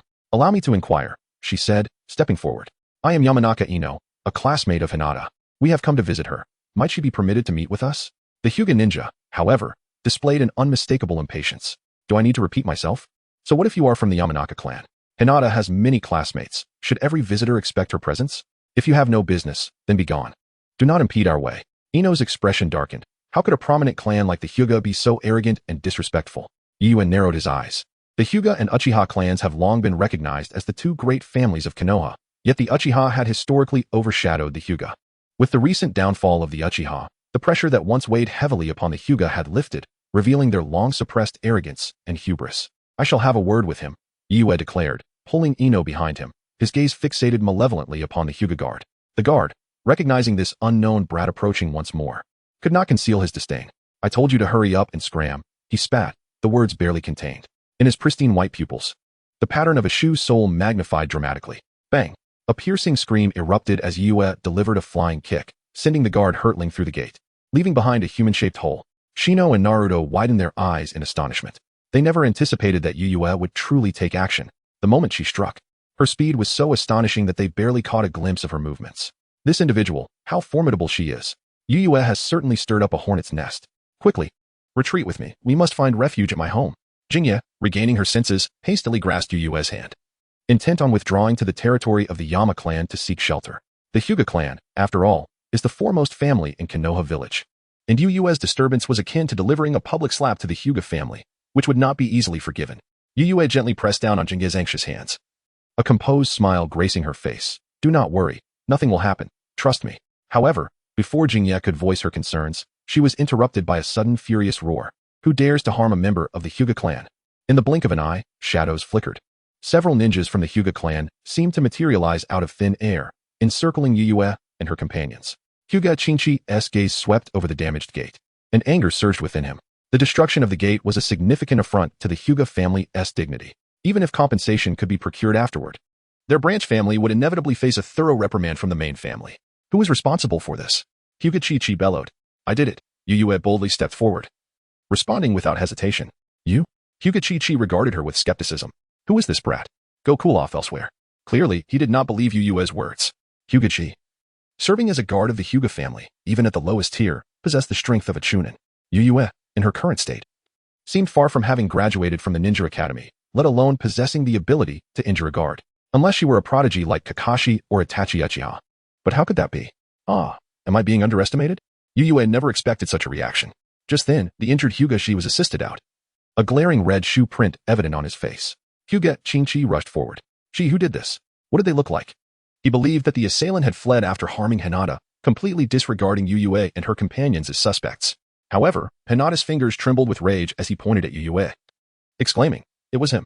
That kick nearly sent him straight to the underworld. He never imagined that this young lad could be so formidable. Hinata Kiyoshi's face was filled with astonishment, quickly followed by a surge of fury. "Truly, a rare genius. Yet, regardless of your reasoning, I must subdue you today, otherwise. What remains of the Hinata family's dignity? Attack." With a commanding shout from Hinata Kiyoshi, the individuals behind him immediately assumed a soft fist stance, encircling Yue from all directions. "Yue, be cautious," Ino shouted urgently. Naruto charged forward, eager to lend his support. Boom. Bang. In the blink of an eye, those Hinata clan ninjas were sent flying like shooting stars, accompanied by a thunderous roar. The gates of the Hinata residence bore several new gaping holes. Everyone stared in astonishment at Yue. What kind of strength is this? Defeating 4ch Nin in an instant? Ino's eyes sparkled with admiration. This individual is incredibly powerful. Naruto stood agape, astonished that this was the same person who had lagged behind him in competition for years. Are you merely going to apprehend someone without understanding the situation? Is this the manner in which your esteemed clans operate? It is rather tyrannical, wouldn't you agree? Yue brushed off the dust from his shoulders and met Hinata Kiyoshi's gaze head-on. Hinata Kiyoshi raised an eyebrow, sensing that today's events would likely not conclude easily. He took a deep breath, his tone softening. "Who can enlighten me on what exactly transpired?" This utterance indicated a shift in his demeanor. A genius is one who is afforded special treatment. "Hey, uncle, we simply wish to play with Hinata. That fellow spoke insolently and insulted us," prompting Ujetsu to intervene and teach him a lesson. Naruto stepped forward to articulate the facts. "Is that so?" Hinata Kiyoshi cast a glance at Hinata Shizuku to verify the truth. Under the scrutiny of the crowd, Hinata Shizuku's face flushed crimson, stubbornly retorting, "Nonsense. When did I ever utter such words? Is that so?" It appears I must assist you in recalling those words, the spirited Yujetsu declared, his gaze menacing. Wait. At the sight of the escalating situation, Hinata Shizuku immediately faltered, retreating a few steps in trepidation. I admit I did say a little. But you cannot resort to violence so directly. Observing Hinata Shizuku's demeanor, Hinata Kiyoshi discerned the general situation. Ordinarily, if the opponent were an inconsequential commoner devoid of strength or backing, they could easily twist the narrative to their advantage. However, with a member of the Yamashiro clan present, alongside a prodigious talent like Yujetsu, the fault could only lie with the Hinata clan. Suppressing his rising anger, Hinata Kiyoshi prompted Hinata Shizuku to concede. I apologize. This matter is my fault. Not enough. That fellow must also apologize. Yujetsu pointed toward Hinata Kiyoshi. You. Hinata Kiyoshi glared, feeling this was somewhat excessive. Hurry. You came at me without questioning the reason. Had I not possessed some strength, would you have overpowered me? Yujetsu insisted. I'm sorry. Ultimately. Hinata Kiyoshi reluctantly muttered through clenched teeth. Now that's more like it. Well then, I shall be magnanimous and overlook this transgression, forgiving you this once. Yujetsu remarked with a gracious smile. Chapter 13, The Unfallen Child, 7 Wolves. Just as the situation seemed poised to conclude, a powerful voice abruptly shattered the tranquility. What is happening here? The crowd turned as one, their gazes converging on the dilapidated doorway, from which emerged a dignified and composed middle-aged man, accompanied by 3 diminutive figures. He is none other than Hayashi Hyuga, the esteemed clan leader of the Hyuga family, accompanied by his 2 daughters, the gentle Hinata and the lively Hanabi, as well as the prodigious young Niji from the branch family. Clan leader, Hayashi's loyal subordinates, including Hyuga Kiyoshi, swiftly paid their respects and recounted the events in meticulous detail. At that moment, Hinata's gaze subtly drifted to Naruto, who stood behind Yujetsu, and from that instant, her eyes remained fixated upon him. As if sensing her attention, Naruto turned to meet her gaze, their eyes locking in a moment of connection. He flashed a smile, radiant as the sun, causing Hinata's cheeks to blossom with a rosy hue. Meanwhile, Hayashi had absorbed the entirety of the unfolding situation. His gaze shifted towards Yue Shirkong, who was of a similar age to his daughter, a glimmer of appreciation flickering in his eyes. The ability to single-handedly overcome 4 skilled nin was not to be underestimated. He mused to himself that perhaps a new elite shinobi, comparable to Kakashi Hatake, would emerge in the future. I am Hige Hizashi, the clan leader of the Hige clan. May I know your name? Hizashi stepped forward slowly, forcing a somewhat unnatural smile that betrayed his usual reluctance to display such expressions. Yue, the boy responded succinctly, unaware that the clan leader had assessed his potential as A1 card. Yue-kun, I am fully aware of the situation. We were at fault, and I apologize, Hizashi said earnestly. There is no need for you to apologize personally, Lord Hyga. It was those 2 fellows who caused the trouble, Yue replied with a smile, revealing his preference for gentle persuasion over harshness. I heard you are here to invite Hinata out for some fun. That certainly sounds splendid. At your age, you should relish the joys of youth. With that, Hizashi pulled Hinata closer, directing her to stand before the group. Come, Hinata, these are your classmates, right? Since you're in the same class, you should communicate more. He gently nudged Hinata, who shyly stepped forward. Meanwhile, Yue swiftly maneuvered, allowing Naruto to emerge into the group's view. Hinata, it's been a while, Naruto said, scratching his head awkwardly, endearing in his demeanor. Hinata approached Naruto, her gaze cast down, timidly whispering his name. Haha, everyone is here. Let us go eat. Yue waved his hand, leading the way to the dining hall. Ino followed closely behind. Finally, a satisfying conclusion. Today was truly exhilarating and intense. Naruto and Hinata trailed after, with Hinata remaining mostly silent, occasionally nodding in response to Naruto's chatter. As the 4 distanced themselves, Hizashi suddenly beckoned to Hige Kiyoshi, who stood nearby. Leader, do you have any instructions? Investigate that Yue Shirkong. How could I have not heard of such a prodigy before? We need to gather information on his background, Hizashi commanded. Kiyoshi's eyes brightened. Leader, do you plan to seek revenge? Hizashi's expression darkened as he swiftly slapped Kiyoshi, sending him sprawling. Fool. I wish to befriend such a genius. Who knows? I might have the opportunity to invite him to join the Hige clan in the future. Don't mess this up for me. Having given his orders, Hizashi turned to leave, but paused at the entrance. Immediately arrange for the gate to be repaired, and the cost will be borne by your branch. This time, the responsibility lies with your poor handling of the situation. Watching Hizashi's departing figure, Kiyoshi fell to the ground, feeling both helpless and frustrated. Not only had he been unjustly struck, but he also faced financial repercussions. Anger surged within him as he approached the instigator, Hige Sure. Kiyoshi, what's wrong? Sure asked, still smiling brightly and oblivious to the turmoil. Come with me inside. There's something we need to discuss, Kiyoshi said, loosening his belt as he walked. Today, the famed shinobi technique, the 7 Wolves technique, was set to make its return. Yue and his trio, under the watchful gaze of the restaurant owner, found a table. Coincidentally, the same waitress was assigned to serve them. For 1 heart, 1 mind sets, please. Thank you. This time it should be fine. Yu said with a smile as he handed back the menu. The waitress rolled her eyes and turned away. Soon, the table was laden with an array of sumptuous dishes. With hunger gnawing at him, Yu eagerly indulged, devouring the food with zeal. In between bites, he finally had the chance to peruse the messages in the group chat. As expected, Minato and Obito were busy flooding the chat with their messages. Yu scrolled through, ultimately discovering that Obito was up to something again. With Senju Hashirama and Namikaze Minato taking steps to alter the future, Obito was also itching to intervene. Unfortunately, his strength did not permit such capriciousness. As Hokages, both Hashirama and Minato wielded immense power and influence, ensuring their endeavors proceeded smoothly. In contrast, Obito was merely an inconspicuous genin. Even with his Manjiki Sharingan activated, his combat prowess was insufficient to dominate the shinobi world. The third great ninja war raged on, and he was powerless to bring it to an early conclusion. At that moment, he noticed his Manjiki Sharingan was for sale in the Gold Coin Mall. An idea sparked. He planned to purchase a pair to upgrade his Manjiki to an eternal Manjiki. This would prevent excessive strain on his eyesight, allowing him to use Kamui indefinitely. Moreover, the eternal Manjiki would unlock the complete form of Susanoo, significantly enhancing his combat capabilities. This notion held a semblance of validity. After all, to attain the eternal Manjiki, two relatives of the same bloodline, both possessing Manjiki, must fuse their eyes. Unfortunately, Obito was an only child, and his parents had perished in battle, seemingly leaving him without a chance for the eternal Manjiki. The emergence of the Gold Coin Mall appeared to open a window of opportunity for him.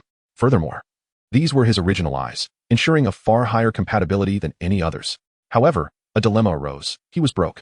The price for Uchiha Obito's Manjiki was 300,000 gold coins, but he was financially strapped, lacking even a single coin. Thus, he began his quest for loans in the group chat. Minato generously offered his entire fortune of 100,000 gold coins, but there remained a deficit of 200,000. Just then, a long silent figure finally spoke up. Hashirama Senju, do you need a loan? I happen to have 200,000 available. You can take it for now. Obito Uchiha, really? Lord First, I am immensely grateful. Hashirama Senju, no need for thanks. Upon learning of Obito's need, Hashirama promptly transferred the gold coins to him. Yu silently commended him. What a boss, so generous. Chapter 14. The Foundation seizing the opportunity while Hashirama was online. Yu couldn't suppress his curiosity and asked, Hashirama, how have you been lately? Hashirama Senju, quite well. I've been working with Madara on a plan to locate and seal Kagaya's manifestation to prevent future troubles. 2 years later in Konoha, big brother. What's wrong? You called for me. Hashirama, having just replied to the group messages, casually handed a document to his brother Tobarama as he entered. What is this? Tobarama asked, flipping open the document, and his expression turned incredulous. Good heavens, this is a document declaring Uchiha Madara a rogue shinobi. From this moment forth, Madara is officially on the wanted list. All Konoha shinobi must capture him upon sight. Big brother, what is this play? Tobarama said, his face devoid of expression as he tossed the document back onto the table. Capture Uchiha Madara? Who other than you could possibly handle him? Issuing this document merely publicly acknowledges our inability to deal with him. If this document is enforced, Konoha shinobi will have a rough time. Moreover, what exactly transpired between you and Madara? How did you two end up going your separate ways? Weren't you two once inseparable comrades? Although Tobarama harbored little affection for Madara, his yearning for peace was sincere. Madara's existence served as a stabilizing force, rendering the entire ninja world hesitant to act recklessly. Senju Hashirama sighed softly, alas. This matter cannot be clarified in haste. For now, you must follow my instructions, and I shall elaborate later. Noticing his elder brother's reluctance to discuss further, Tobarama shook his head slightly, clutching the defector's document, and in an instant, vanished from sight. Hashirama did not intend to conceal the truth. Rather, he believed that the fewer individuals who were aware of the situation before it was fully resolved, the better. That entity known as Kagaya was no trivial matter, capable of possessing others, burrowing underground, and remaining undetectable. A moment's carelessness could lead to the exposure of their secrets. Presently, Madara had secretly traveled to the land of whirlpools to study sealing techniques, as only such techniques could effectively contend with a being as unique as Kagaya. During this period, Konoha must maintain a distance from Madara, even feigning opposition, in the hope that Kagaya might incite a conflict between Madara and Hashirama for the sake of awakening the Rinnegan. Should Kagaya draw near to Madara, a fate of sealing awaited her. In the chat group, Senju Hashirama remarked, all we can do now is await news. To see if the bait is taken, Kagaya Yuyuki replied, that strategy is indeed ingenious. Hashirama, have you considered pursuing the advantage after dealing with Kagaya and eliminating her altogether?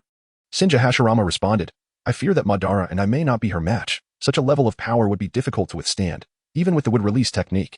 Kagaya Yuyuki interjected, foolish. Either you or Madara could become the Jinchuriki of the Ten-Tails. Think of a way to manifest the Rinnegan and summon the Outer Path Golem. Capturing tailed beasts is as simple for you as a claw machine. Although Kaguya is powerful, she lacks practical experience with your strength. The odds of victory under equal conditions are significantly in your favor. Moreover, Kaguya is quite the beauty, after all. Uchiha Obito remarked, "Why does it feel like something irrelevant has been inserted here?" Kaguya Yuyuki replied, "Oh, do not mind such trifles. She is quite innocent." Her initiation of the infinite Tsukuyomi was merely to resist the impending invasion of the Otsutsuki. If you can persuade her, she would make a formidable ally. When the Otsutsuki return, the three of you could fight side by side, and no Otsutsuki would stand a chance. Senja Hashirama acknowledged, it sounds like a promising plan. But that is a discussion for another time. We have yet to deal with Kaguya. Kaguya Yuyuki smiled and exited the chat, returning to her meal. The four of them dined from the zenith of the sun until the moon graced the treetops, the table laden with an innumerable array of dishes. No one anticipated that Hinata's seemingly petite frame concealed an insatiable appetite, monopolizing half of the banquet. "Everyone, are you enjoying the meal?" Kaguya Yuyuki asked as she returned from settling the bill, noticing the budding camaraderie between Naruto and Hinata, feeling a wave of contentment wash over her. It seemed today had not been in vain. Within the chat group, each member was rewriting the chapters of destiny in their own ways, large or small. As the group leader, Yuyuki was naturally unwilling to lag behind. He should also take action and add a few strokes to his script. Although, in comparison to the prominent figures such as Senja Hashirama and Namikaze Minato, Ugetsu Shikami is merely an inconspicuous character, unable to wield power to reshape the world. He could only proceed cautiously, advancing step by step. The turmoil today at the Hyuga household is merely a prologue, far from its conclusion. "I am full, Ugetsu. Thank you for your hospitality," Naruto exclaimed joyfully, having indulged in a feast and gained a new friend who did not shun him, a double delight. "And I am also deeply grateful, Ugetsu-kun," Hinata murmured, her voice soft and shy, expressing her thanks. "Hey, why don't you say something?" Ugetsu glanced down at Ino, who was leisurely picking her teeth. I'm overwhelmed with gratitude," Ino replied dismissively, rolling her eyes. Such insincerity was rather evident. "Well, it's getting late. Let us all head home." With that, the four of them exited the restaurant. However, just as they stepped outside, a shadow loomed before them like a specter. "Shikigami Ugetsu, come with me," the newcomer commanded, clad in standard umbu attire, their face concealed by a mask. Those unaware of the truth might mistakenly believe this to be an order from the Hokage's umbu. Yet, Ugetsu recognized at once that this was an operative from the Root organization. The distinctions between the umbu and Root mast were subtle. In other words, he had caught the attention of Danzo. "Ugetsu, what does the Hokage want with you?" Ino asked, confusion etched on her brow. This was bad. The events of today at the Hyuga mansion had surely reached the Hokage's ears, and now Ugetsu was in for a rough time. Given Ugetsu's demonstrated potential, Ino wasn't concerned about him facing punishment, but a scolding was inevitable. Nevertheless, Ugetsu, seemingly indifferent, calmly walked past the Root member alongside his companions. "Ignore him. Let us go," he said. His actions left his friends bewildered, yet no one questioned him, following his lead. Only the Root operative remained, their gaze penetrating, fixated on their retreating figures. After escorting his friends home, Ugetsu slowly made his way to the forbidden realm of the Forest of Death. In this desolate expanse, even the slightest disturbance would go unnoticed. The moonlight cast a silvery frost upon the forest. Suddenly halting, Ugetsu smirked derisively. "Oh, such a grand display just to deal with a little brat like me? Are you resolutely intent on capturing me?" As his words hung in the air, 12 figures emerged from the surrounding trees and underbrush. "Shikigami Ugetsu, this is your final chance. Come with us obediently," one of the Root members declared coldly. "I want to entertain this. It's late, and I must return to my beauty sleep. Dare you defy the Hokage's orders?" "The Hokage?" Ugetsu erupted into laughter, nearly doubling over. The Root members exchanged glances, puzzled. "What is so amusing? What are you laughing about?" One of the members barked. Ugetsu, still chuckling, wiped a tear from his eye and looked up with a mischievous smile. "Did you just say it's the Hokage's command?" "Huh. That one who hides in the shadows, coveting the light, the one-eyed old worm. When did he become Hokage? Did he appoint himself?" "Huh. A coward driven mad by his desire to become Hokage, issuing orders in the Hokage's name. How utterly ridiculous. Wouldn't you agree?" "Oh, why aren't you all laughing?"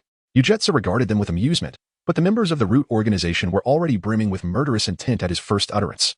Their gazes seemed capable of penetrating Ugetsu, staring death in the face. One member of the Root organization slowly unsheathed a knife. "Knowing of the existence of Root, you should be even more cautious not to insult Lord Danzo. Initially, if you had revealed how you learned of Root and how much you understood, you might have had a chance at survival. But now, we have no interest in interrogating a dead man." With that, several members drew their blades, charging at Ugetsu like a thunderclap. Wind release, wind blade. Lightning release, earth walk. Almost simultaneously, 2 Root members unleashed their jutsu, covering the sky and ground, cutting off all avenues of escape for Ugetsu. Yet, even in the face of imminent danger, Ugetsu remained composed, calmly uttering 2 words, Wood dragon. In the next moment, a colossal dragon composed entirely of wood erupted from the ground with a thunderous roar. The deafening roar echoed through the heavens. The dragoness had lifted Ugetsu high, its swirling body shielding him from all attacks. What is this? The intelligence indicated he only excels in taijutsu. Ugetsu stood atop the dragon's head, gazing down at the astonished members of the root organization. In the blink of an eye, the massive form of the wood dragon surged forward, obliterating those who had drawn their weapons. The echoes of their screams quickly faded. At this moment, only 2 root members who had refrained from close-range attacks remained alive. Wood release. They gasped in terror. They could hardly fathom that Yu Shikami would employ wood release, and at such a formidable scale. It turned out that taking a life felt like this, seemingly insignificant. Yu Shikami murmured softly. This was the first time in his 2 lifetimes that he had personally ended a life. It appeared that he was adjusting rather well. All right, you 2 should join your teammates. We mustn't let the team fall apart, he said, with a wave of his hand, causing the ground to erupt with numerous sharp wooden spears that impaled the 2 individuals, leaving them suspended in midair. Until their last breath, their faces remained etched with disbelief. I never imagined I would have a day as the piercer. As Yu Shikami descended on his wooden dragon, upon touching the ground, the dragon and all traces of his wood release vanished without a trace. To the untrained eye, save for those who also wielded wood release, ordinary ninjas would be unable to discern what had caused their demise. Subsequently, Yu Shikami strolled leisurely towards his humble abode, hands behind his back, humming a tune. Yet, this night was destined to be anything but tranquil. Following the incident involving the Hyuga clan, Yu Shikami's dossier swiftly found its way onto the desks of various powerful factions. Hyuga residents. Are you certain this is his dossier? Hyuga Hisashi inquired, frowning. The information in his hands bore no resemblance to the Yu Shikami he had observed that day. Hyuga Kiyoshi lowered his gaze and affirmed it was directly retrieved from the Ninja Academy. That is indeed perplexing, Hyuga Hisashi mused. A 6-year underachiever? Either I was mistaken today, or there is a special reason behind this. However, I believe it is the latter. Hyuga Hisashi set the dossier aside. Regardless, we shall not interfere. We will observe the developments. If necessary, we may offer Yu Shikami some assistance at the appropriate time. Understood, Hyuga Kiyoshi nodded in agreement. Hokage Building. Sarutobi Hiruzen also received documents from the Umbu on his desk. In this era of peace, the intrusion into the Hyuga clan was already a significant disturbance. Not to mention the involvement of a suspected genius like Yu Shikami, which compelled the Hokage to take notice. To defeat 4 of the Hyuga's Chunin with taijutsu in an instant? Are you sure it was him? Sarutobi Hiruzen exclaimed, astonished as he took a puff from his old pipe. He was equally perplexed, yet he was aware of the identity of Ugetsu Shikami, a laggard among the ranks. What astonished him now was the revelation of such hidden prowess within Ugetsu. The Hyuga clan specialized in gentle fist techniques, excelling in physical combat. And yet Ugetsu triumphed in their domain of advantage. Given his age, still on the cusp of graduation, it was indeed somewhat exaggerated. This information was derived from the records obtained from the Hyuga clan, and should not deviate significantly, the Umbu responded. This is indeed peculiar. Just as Sarutobi Hiruzen was lost in contemplation, the office door swung open abruptly, revealing Shimura Danzo with a grave expression. Sarutobi signaled to the Umbu member to exit the room. Once the individual had departed, he turned to Danzo and inquired, Danzo, what brings you here? Danzo strode to the desk, casually tossing down a stack of documents. Sarutobi picked them up, discovering they pertained to Ugetsu Shikami. What is the purpose of presenting this to me? I happen to have this already, he remarked. Do you not find Ugetsu somewhat suspicious? Danzo queried. Indeed. There are certain irregularities, but, Sarutobi began, only to be interrupted coldly by Danzo. This individual has a deep connection with the Nine-Tails Jinchuriki and appears to be concealing secrets. I believe we should take him in for interrogation. Sarutobi furrowed his brow, deeming the action unnecessary. I shall speak with him tomorrow. However, Danzo dismissed him with indifference. Hiruzen, you are perpetually indecisive. This concerns the safety of the Nine-Tails Jinchuriki. Are you intent on allowing a resurgence of the Nine-Tails chaos? Danzo's righteous words caused Sarutobi's expression to shift unpredictably as he inhaled from his pipe. Ultimately, he responded with a low voice. Let us take a moment to reconsider. After all, he is Naruto's friend. We need not escalate the situation. Danzo narrowed his eyes, a glimmer of derision flashing within them. I anticipated you would say that. However, you need not wait. I have dispatched someone to invite him. The truth will soon be unveiled. With that, Danzo turned to leave. Bang! Sarutobi, suddenly aflame with fury, slammed his hand against the table. Danzo, do you not recognize my authority as Hokage? Danzo paused momentarily, but offered no reply. Sarutobi stared at his retreating figure. Resolved, from this day forth, I relieve you of your duties as my advisor, and your root organization is hereby disbanded. Danzo, you are no longer young. It is unwise for you to meddle excessively in affairs. The future of Konoha should be entrusted to those capable young individuals. Tomorrow, I will send someone to take over root. Prepare for the handover. Furthermore, release the individuals immediately upon your return, Do not compel me to confront you personally. In that moment, Sarutobi exhibited an uncommon firmness. Danzo spun around suddenly, disbelief etched across his face. Hiruzen, you would treat me thus for an individual of dubious origins? He is different. He is Naruto's only friend. Sarutobi then gazed up at the luminous moon in the night sky. I once promised Minato that I would care for Naruto, yet I have faltered. Yujetsu, as Naruto's companion, has stood by him for years, nearly akin to a brother. If he were to encounter misfortune, how would I face Naruto? How would I confront Minato and the others? Danzo's face turned ashen with anger. What had initially been a casual apprehension had unexpectedly sparked such intense backlash. He understood that Sarutobi Hiruzen had been seeking an opportunity to restrain him, yet he never anticipated it would transpire so swiftly. Ultimately, Shimura Danzo let out a cold chuckle and stormed away in anger. Upon returning to the ominous base of the root organization, before Danzo could catch his breath, one of his subordinates brought forth another piece of disheartening news. Lord Danzo, the 12-man team dispatched to capture Shikigami Yuzuki, has been out of contact for half an hour. At these words, Danzo's vision darkened, and he nearly fainted from rage. 2 elite jonin and 10 chunin were tasked with apprehending a child who had yet to graduate from the ninja academy, and they had managed to fail? A bunch of useless fools. Recall that incompetent team. The mission is hereby cancelled, Danzo commanded. At present, Sarutobi Hiruzen was clearly intent on protecting Shikigami Yuzuki, and he could not afford to confront him directly just yet. This matter would have to be set aside for the time being. As you command, his subordinate replied. Hastening away, within 10 minutes, the root member returned in a state of panic. This is disastrous, Lord Danzo. They are all dead. Danzo had just poured himself a cup of hot tea when he heard this dreadful news, causing the cup to shatter in his grasp. He fixed a piercing gaze on his subordinate and demanded, What did you say? The 12 sent to capture Shirgong Yuyue did not return. Their last known location was not Shirgong Yuyue's residence, but rather the Forest of Death. It appears someone deliberately lured them there to meet their demise. Take me there. Now. With that, Shimura Danzo sprang to his feet. Shortly thereafter, he led a contingent of root organization members to the Forest of Death. Before them lay the 12 bodies, grotesquely sprawled on the ground. Yet, to Danzo, this was merely a trivial matter. His face was as pale as water as he approached the corpse for a meticulous examination. After a thorough inspection, his pupils suddenly constricted. Would release? Chapter 16. Rebirth as Uchiha Sasuke as dawn broke. A series of urgent knocks on the door awakened Shirgong Yuyue. Outside, Yamanaka Ino, holding steaming buns, after receiving no response, decisively retrieved a spare key and entered. Stepping into the bedroom, she found the curtains tightly drawn, blocking any trace of light, and Shirgong Yuyue was lost in a sweet slumber, showing no signs of waking. Still not up? Ino's voice was laced with disbelief. Are you even going to school today? As she spoke, she gently coaxed Yuyue out of the warm cocoon of blankets. After a bit of tugging, the two finally stepped out of the house, embarking on a new day's journey. As they walked, Yuyue absent-mindedly chewed on a bun while contemplating whether he should engage in something sensational today. Just then, a figure, as elusive as a specter, suddenly appeared before them. Lord Shirgong Yuyue, the Hokage summons you. Please accompany me. The visitor, adorned in the iconic Umbu mask, spoke with a unique politeness and formality. Indicating his identity was unmistakable. Yuyue scrutinized him for a moment, confirming that he was not an agent of Danzo's root, but a genuine Umbu member. However, he declined the summons. My apologies, but I'm on my way to school. Perhaps you could return after classes? Very well. I shall relay your message to the 3rd Hokage. My apologies for the disturbance. With that, the Umbu member vanished into thin air, leaving behind a faint trace. Once again, perhaps you should consider visiting the Hokage's office. Having someone come looking for you every day is quite troublesome, Ino suggested, glancing in the direction the Umbu had departed.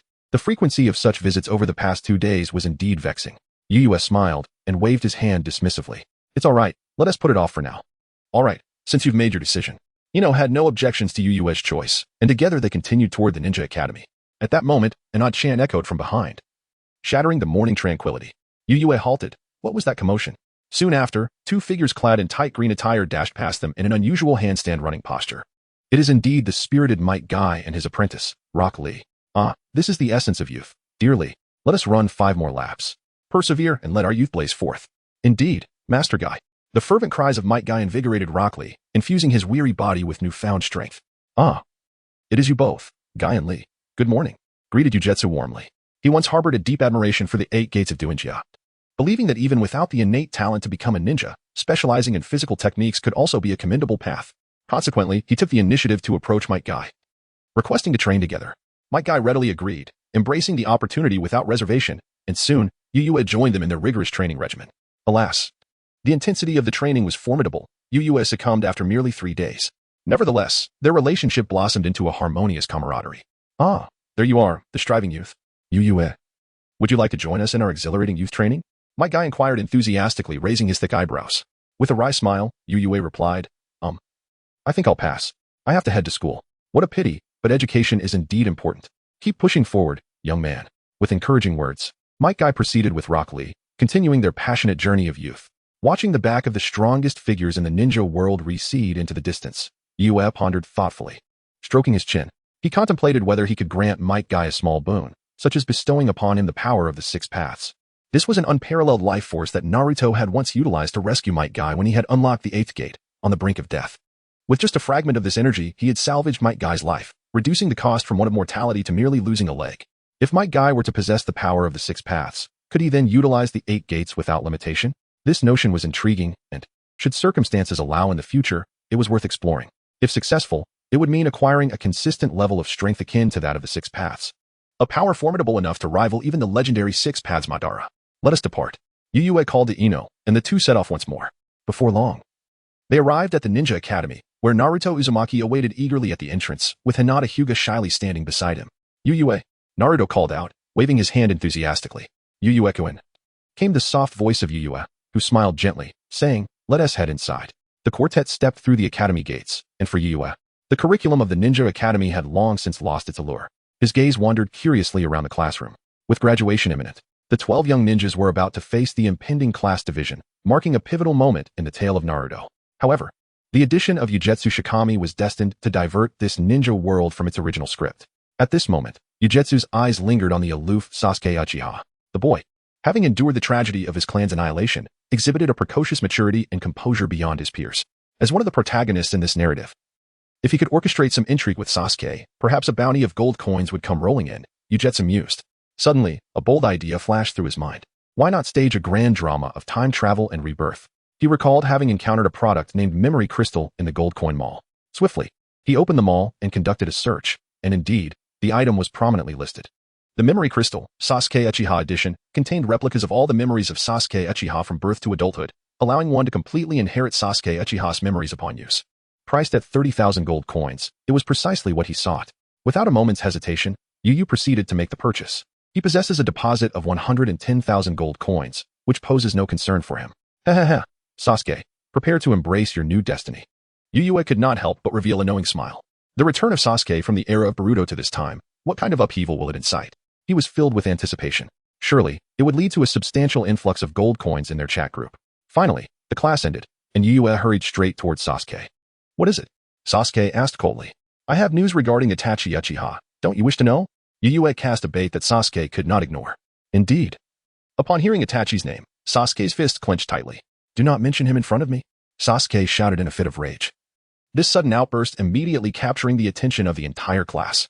Chapter 17, The Cold Wind Blows in the Valley of the End.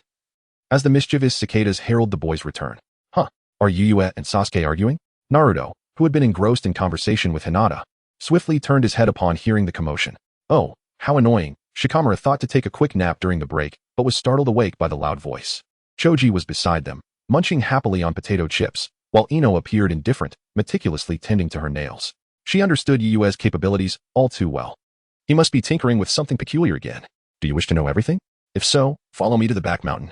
Yue's words seemed to possess an enchanting power, thoroughly igniting Sasuke's curiosity. Upon seeing Yue leave the classroom, Sasuke did not hesitate and promptly followed her. He must understand how the underperforming student became aware of that name and how much he knows. Sasuke, don't go. Class is about to start. Sakura attempted to intervene, but Sasuke brusquely pushed her aside. Leave me alone. Atop the hillside, when Sasuke arrived, Ugetsu stood at the edge of the cliff, hands clasped behind his back. His robe billowing in the wind, rustling elegantly, a most striking sight. However, it was evident that Sasuke was not one to appreciate such a scene. He gritted his teeth and declared, Uzuki, no matter where you heard that name, should you dare to mock me, I will make you regret ever existing in this world. Now, tell me what you know. Sasuke urged eagerly. Uzuki gently shook his head, contemplating inwardly. At this moment, Sasuke is truly volatile and explosive, and his words are far from pleasant. He turned around and gently tossed the crystallized memory towards Sasuke. What is this? Sasuke furrowed his brow. Crush it. And the answers you seek lie within, Yue replied, feigning an air of mystery. Sasuke gazed deeply at him, as if weighing the possibilities. How could an insignificant individual possess information regarding the S-rank rogue ninja? He was filled with skepticism. Don't look at me like that. What can a perennial underachiever like me do to you? Don't toy with me, Sasuke warned. Ultimately, he resolved to act, casting aside his hesitation. Sasuke grasped the memory crystal and instantly began to refine it. In an instant, memories surged into his mind like a torrential flood. Oh, mischievous cicada. Take me once more through the river of time. Memories spanning decades flooded his consciousness, bringing with them an unbearable pressure that overwhelmed him. In a bid for self-preservation, Sasuke promptly lost consciousness. The cold wind howled through the valley of the end, as the cicada's song heralded the return of youth. In the early dawn, the sun gradually ascended, its scorching light piercing and intolerable. 2 hours drifted by slowly, and Uchiha Sasuke finally began to awaken. His eyelids fluttered before he slowly opened them, instinctively shielding his eyes from the blinding sunlight. Sakura, where is the roof of our house? Sasuke distinctly remembered lying in his own home. After the fierce battle against Kagaya Otsutsuki, he had been blinded by Boruto, who was possessed by Momoshiki. During this time, he had been recuperating in Konoha. Naturally, he should have been resting in his home, not exposed to direct sunlight.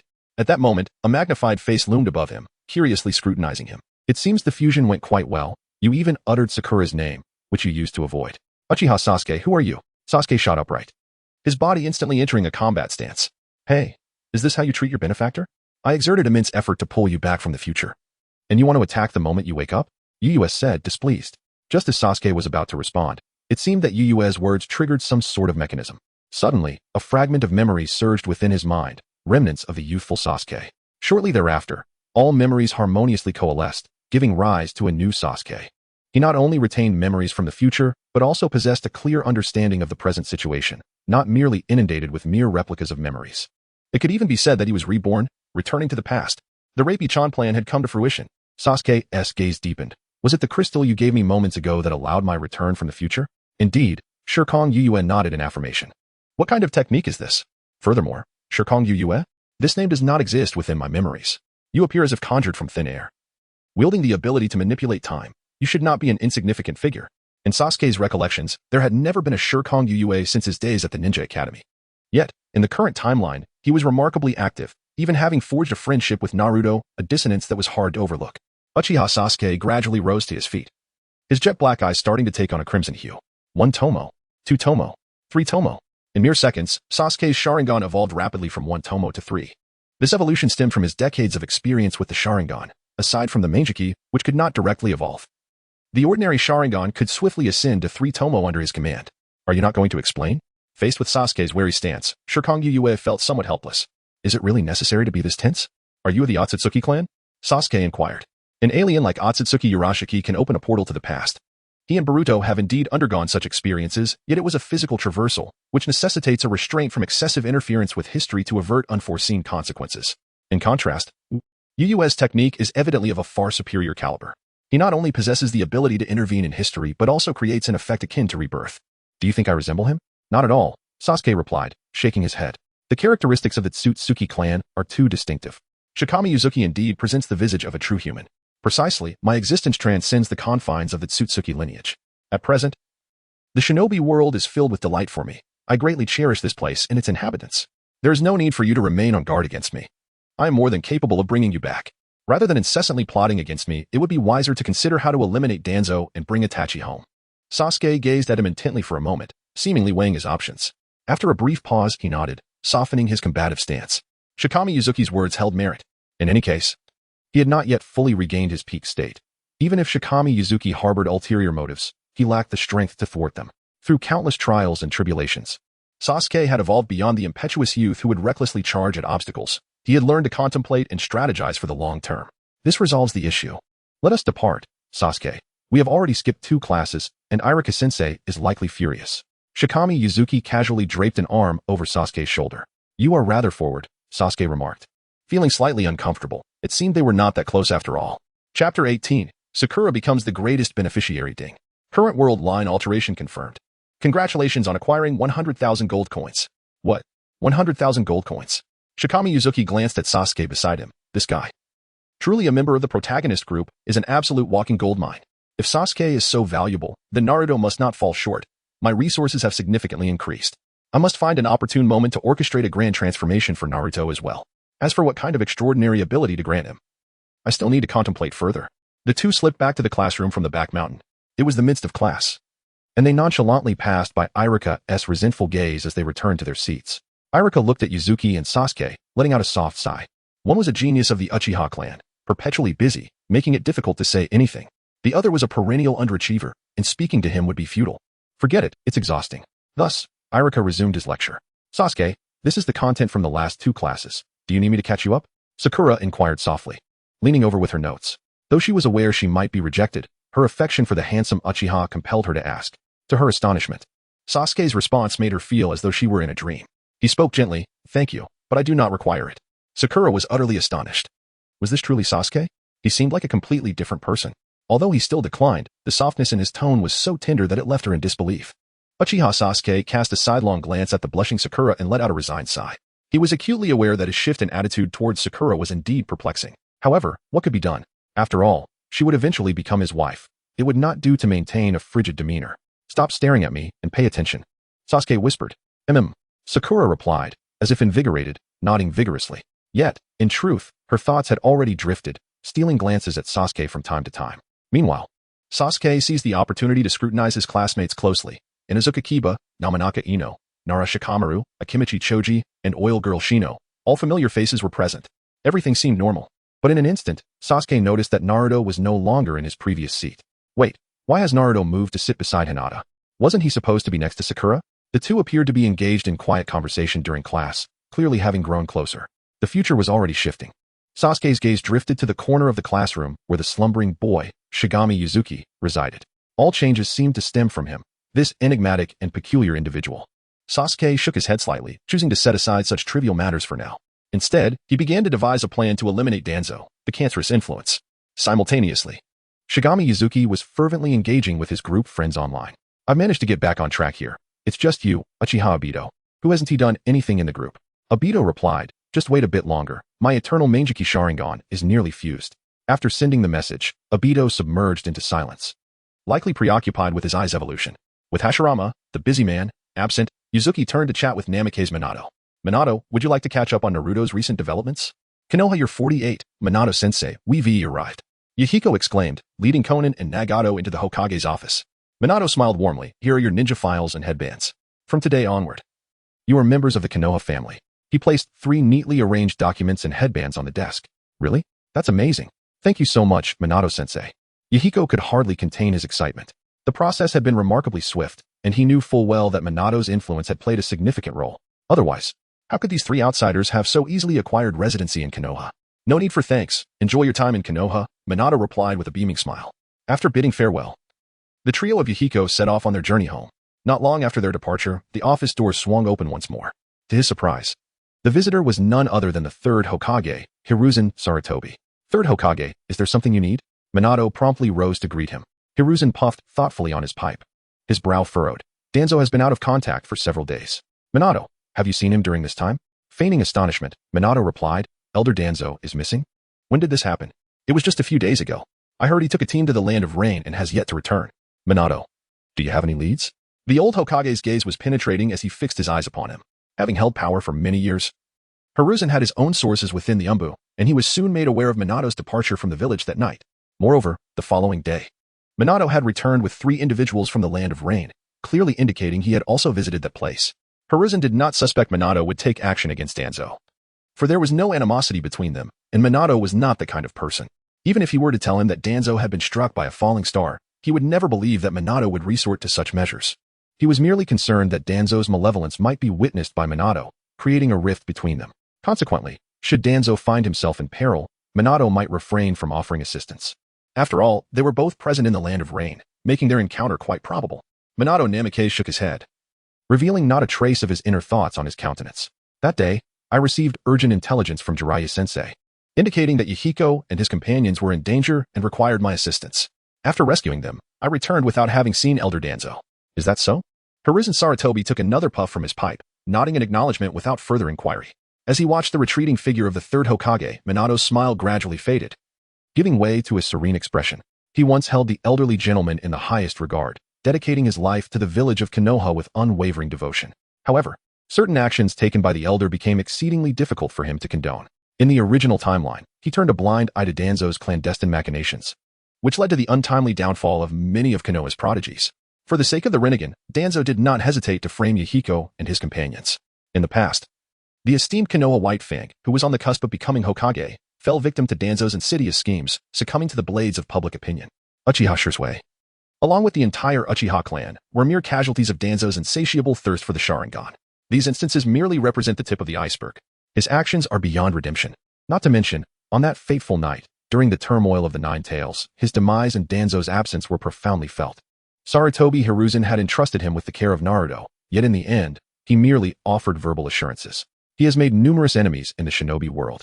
While it is understandable that he conceals Naruto's identity as the son of the Hokage to protect him, why is the fact that he is the Jinchuriki of the Nine Tails so widely known?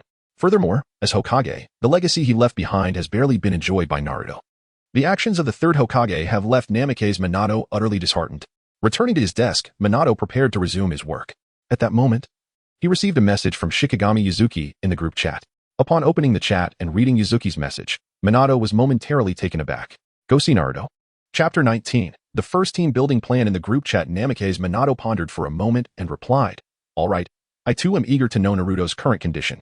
However, we exist in different timelines. Is such a thing truly feasible? The prospect of traversing time for communication seems astonishing enough, but leaping from one timeline to another? That sounds utterly preposterous. Shikigami Yuzuki, do not underestimate the power of external aids. Such trivial matters are a breeze for me.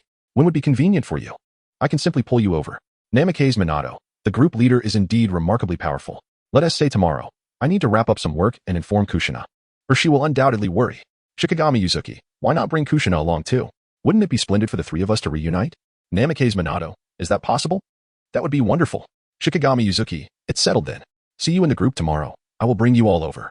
Namikaze Minato, all right, I will prepare myself. To be honest, I feel a bit nervous. Uchiha Obito, what is going on?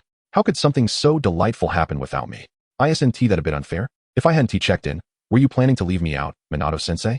Namikaze Minato, Shikigami Yuzuki, weren't you busy with that eternal Manjiki Sharingan? Did you finish so soon? Besides, you are not well acquainted with Naruto. Why crash the party? Uchiha Obito, that little eternal Manjiki is a simple task for me. Image.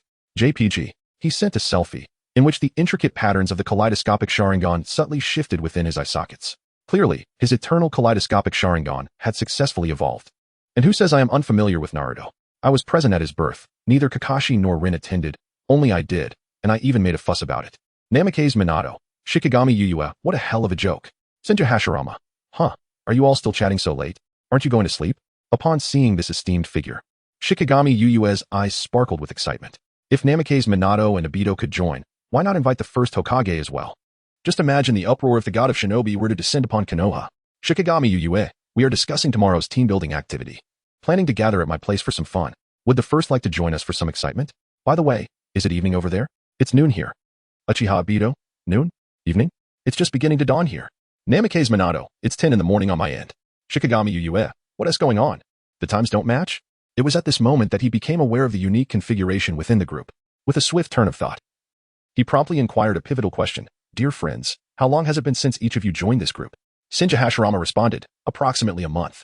Uchiha Obito remarked, just over a week.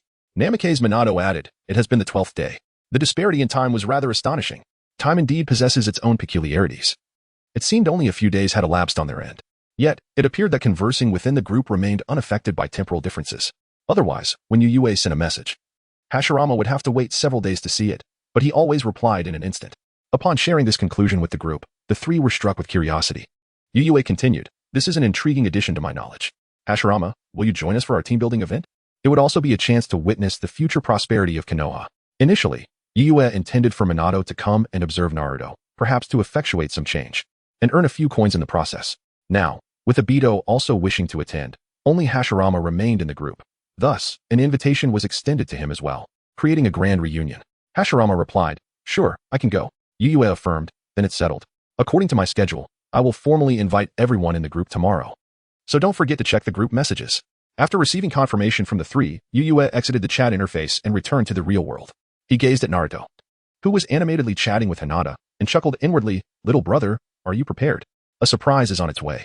Suddenly, Naruto shivered, scratching his head as if he felt the gaze of something upon him. At last, the school bell rang, signaling the end of classes, and the students poured out of the classrooms like beasts released from their confines. A few familiar faces gathered around Yuyue, intending to head home together as usual. You all go ahead. I need to report to the Hokage. Yuyue waved them off casually. Naruto and his companions exchanged knowing nods before bidding a brief farewell and dispersing. Just as he stepped out of the school gate, a mysterious Umbu member awaited silently, as if time itself had paused for this moment. It was indeed the same individual from the morning. Without a word, he approached Yujetsu. Sister Shirgong, is this a convenient time? Yujetsu signaled with a glance. Succinct and powerful, let us depart. The members of the Umbu were ready to move forward when, unexpectedly, a voice floated from behind. Are you planning to saunter over like that? Puzzled, the Umbu turned to inquire, but in a blink, Yujetsu's figure had shifted before him like a specter. Astonishingly swift, the Umbu stood in stunned silence, unable to comprehend how Yujetsu had moved. She left behind a mischievous smile. I am pressed for time. Do take your time to catch up. With that, her form transformed into a fleeting shadow, gradually vanishing from view. The Umbu were left in awe, grappling with the incredibility of such prowess emanating from a mere student yet to graduate from the ninja academy. He swiftly composed himself, forming hand seals to execute the body flicker technique, closely following suit. He mused inwardly. Just now, it seemed that Yujetsu didn't form any seals at all. Was it purely the speed of taijutsu? Within the Hokage's office, the sound of knocking resonated clearly. Knock, knock, knock. Shikamo Yujetsu stood outside the door, while the Umbu instantaneously materialized beside him. Quite impressive speed. Yujetsu raised an eyebrow, a hint of mockery in his gaze. The Umbu, slightly out of breath and uncertain how to respond, opted for silence. A steady voice from within the room soon invited, please, come in. The Umbu complied, pushing open the door and respectfully announcing, Hokage-sama, Shikamo Yujetsu has arrived. Sarutobi Hiruzen nodded gently, signaling the Umbu to withdraw. Before this esteemed titan of the shinobi world, Yujetsu maintained a balanced demeanor. Hokage-sama, what brings you to seek my presence? Sarutobi Hiruzen's warm smile was reassuring. Do not be anxious. I simply wish to witness with my own eyes the future star of Konoha. Please, take a seat. Sarutobi Hiruzen took a puff from his pipe, his gaze gentle. Yujetsu, what are your thoughts on Naruto? Would you care to share your insights? Yujetsu, slightly taken aback, nonetheless responded candidly. He is my dear friend. Sarutobi Hiruzen appeared quite satisfied with this answer, then produced a file and placed it before Yujetsu. Chapter 20. I love to speak the truth. Yujetsu, this is your record from the Ninja Academy, but I find it seems to diverge from your actual performance. Sarutobi Hiruzen feigned a look of confusion.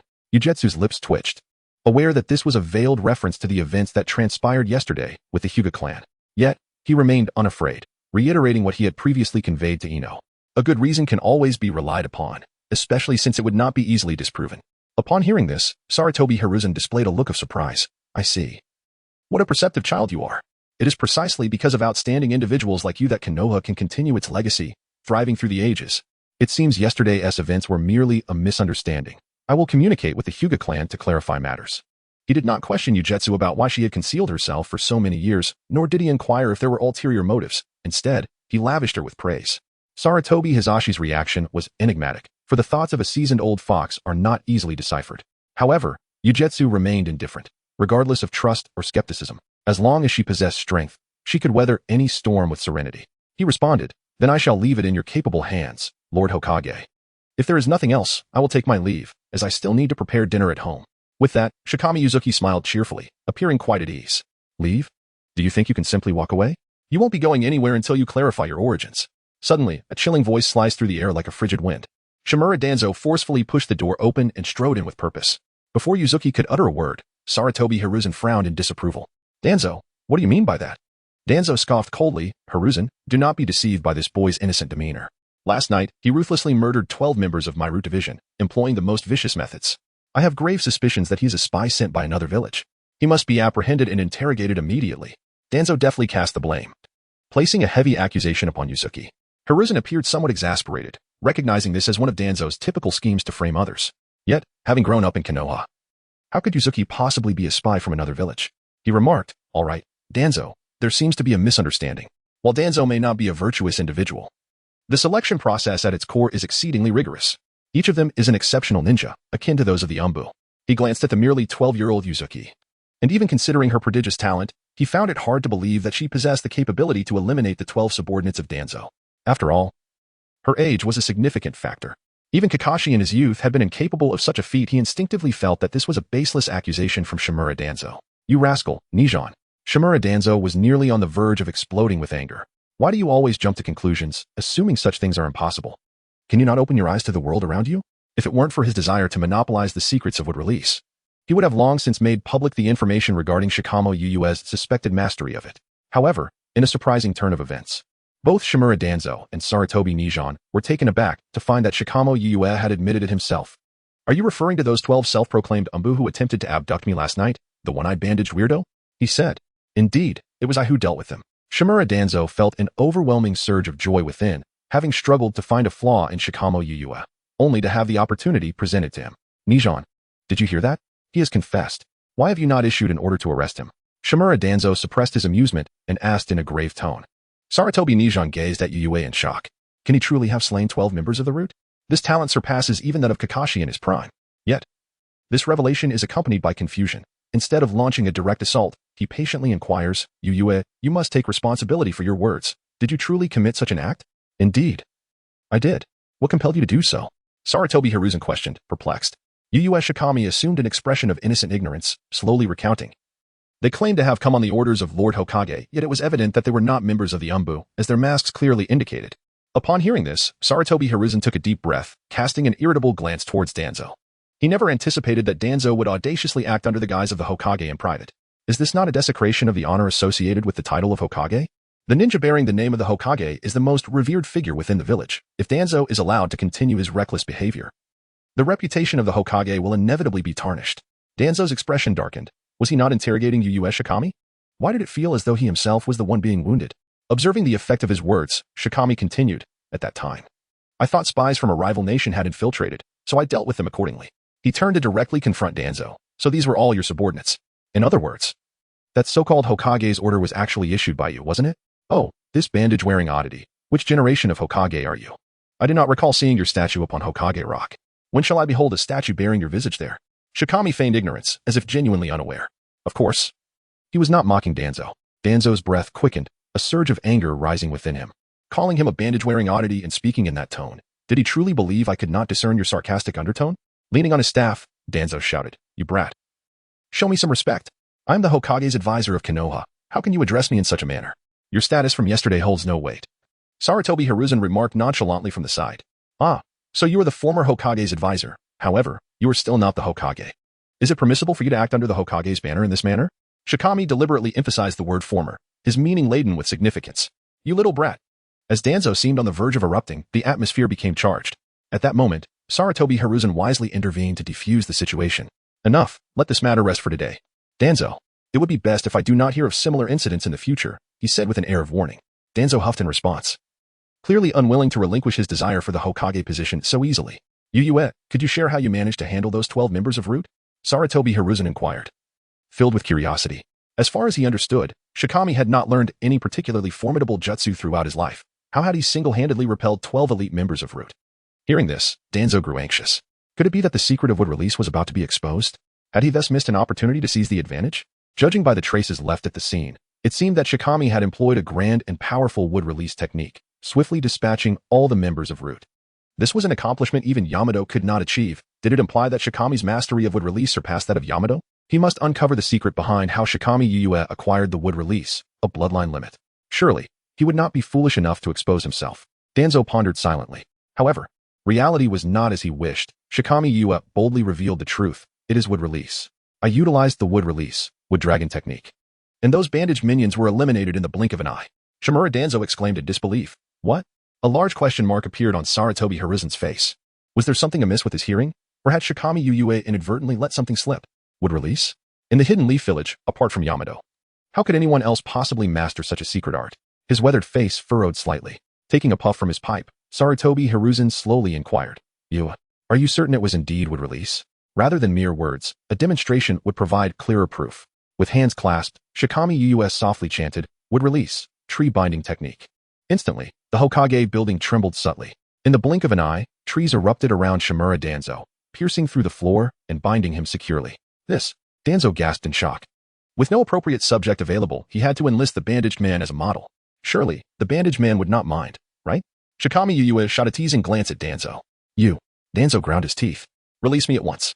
Yet, Shikami Yuyue feigned ignorance, turning directly to Sarutobi Hiruzen, Lord Hokage. You see, this is wood release. At that moment, Sarutobi Hiruzen was utterly stunned. It was indeed authentic wood release.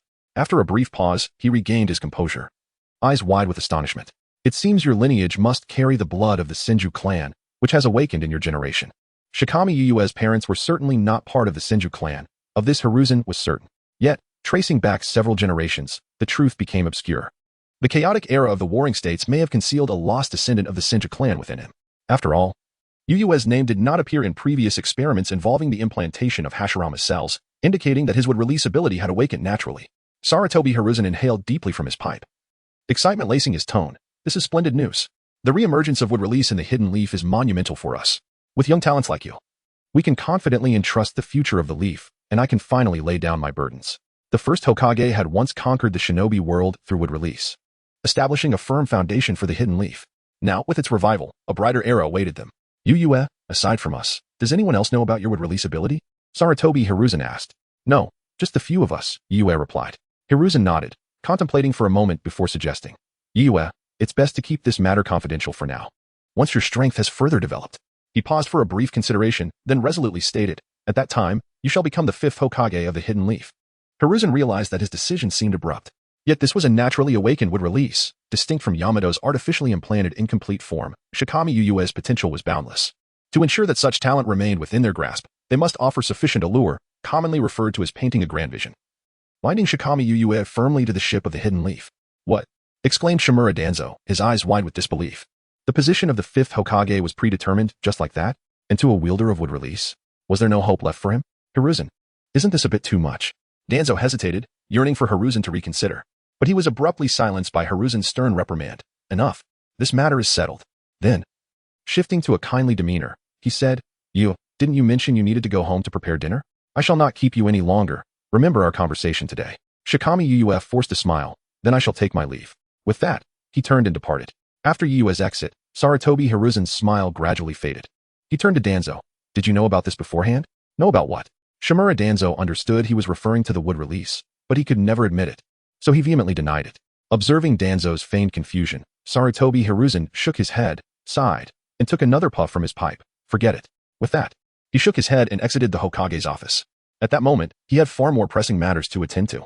As Sarutobi Hiruzen departed, Shimura Danzo remained alone in the office, bound by the wood-release, unable to move. Wait, Hiruzen, call that kid back to undo this technique. Meanwhile, on the other side, the hurried Kagaya Uyue felt a sudden sense of having forgotten something important. Unable to recall it, she decided it was probably not significant. Upon returning home, Kagaya Uyue, carrying 2 large bags of groceries, intended to prepare a sumptuous dinner. However, upon opening the door, she discovered that Naruto was not inside. Didn't we agree that he would come over for dinner? Did he leave early? After placing the ingredients in the refrigerator and walking into the living room, Uyue noticed a note left on the table. It was a message from Naruto, stating that Sasuke needed to speak with him. Sasuke is looking for Naruto? How intriguing. A smile crept upon Kagaya Uyue's lips as she pondered the situation. That guy Sasuke is quite proactive. Has he already begun to stir the winds of the future? She wondered what Sasuke intended to discuss with Naruto. Was he about to reveal secrets of fate or initiate mentor mode prematurely? Uyue dismissed further speculation, after all. Whatever Sasuke was up to could only be beneficial, as the outcome would invariably reflect upon her. In the end, regardless of what Sasuke altered, the path to prosperity would always lead back to her. Wood-release, shadow clone technique. As her voice faded, 2 wooden clones emerged to handle the dinner preparations. While she leisurely indulged in her bathing ritual, time flowed on, and night deepened. I'm here to deliver, little Naruto. Gazing at the full moon outside her window, Uyue gracefully leaped, disappearing into the night's embrace. Meanwhile, in Naruto's humble abode, ouch, my backside. Just as Naruto changed into his pajamas and lay down, he inadvertently triggered the scars left by training. Those were trophies from his intense training session at Sasuke's place. That guy Sasuke seemed like a different person entirely. After school, without a moment's hesitation, Sasuke dragged him to a secret training camp, proclaiming it was for the sake of Konoha and his own future. Insisting he could no longer be a slacker, he rambled on with a slew of cryptic statements, resulting in Naruto and Sakura enduring several grueling hours of high-intensity training. From fundamental taijutsu to advanced ninjutsu and chakra control, nothing was overlooked. Upon hearing that she could train alongside Sasuke, Sakura was exhilarated, practically buzzing with energy, while Naruto, poor thing, was nearly exhausted to the point of collapse. On another note, Sasuke possessed a wealth of knowledge. Naruto wondered if it could rival Uyue's. Naruto swung a few punches, feeling a slight increase in strength. Yet, weariness soon overwhelmed him, and after a great yawn, he turned off the lights and drifted into a dream. Meanwhile, Kagaya Uyue quietly sat on the rooftop, patiently waiting for Naruto to fall into a deep slumber. Once she confirmed he was soundly asleep, she stealthily entered the house. Chapter 22. My Ninetales Also Reborn. Sasuke has a connection. I need to arrange one for you too. Let's make it something special. No need to rebirth Naruto. Sasuke is already the key to change. However, enhancing the Nine Tails within Naruto is indeed a splendid choice. The Nine Tails has accompanied Naruto throughout his life, serving as his external aid, neither overwhelmingly powerful nor lacking in utility. Enjoy yourself, Naruto. Yuyue chuckled softly as she retrieved a crystal of memory, the essence of the Nine Tails. He gently placed the crystal upon Naruto's abdomen, and before long, the crystal silently dissolved within. Mission accomplished, retreat. Shikamo Yuzuki vanished in an instant. Is this the power of the Otsutsuki? Sasuke murmured weakly.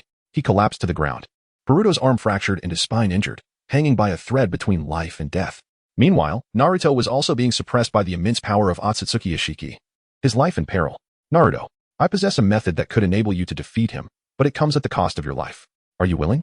On the brink of consciousness, Kurama manifested in Naruto's spiritual realm. Kurama seemed to have reached a decision, revealing to Naruto an ultimate secret technique.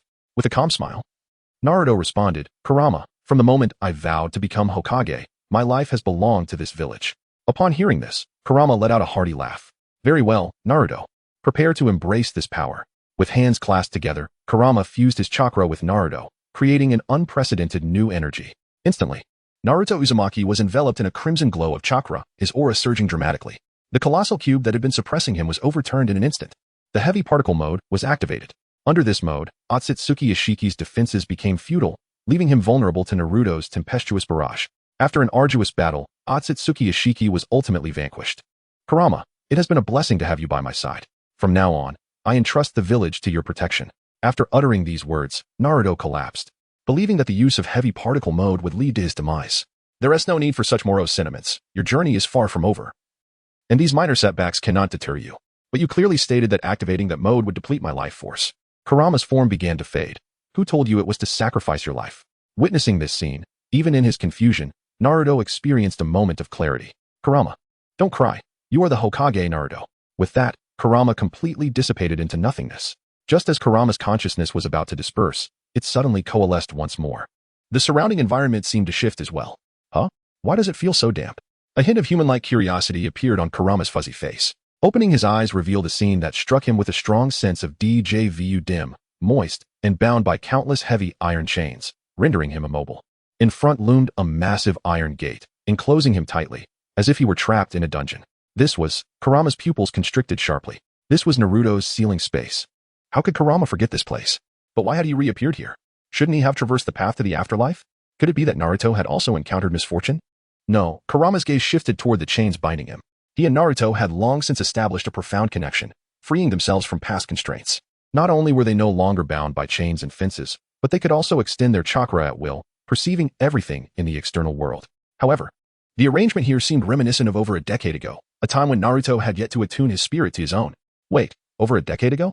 Kurama felt as though he had awakened from a dream. He hastily summoned the scant remnants of his chakra to investigate the identity of his captor.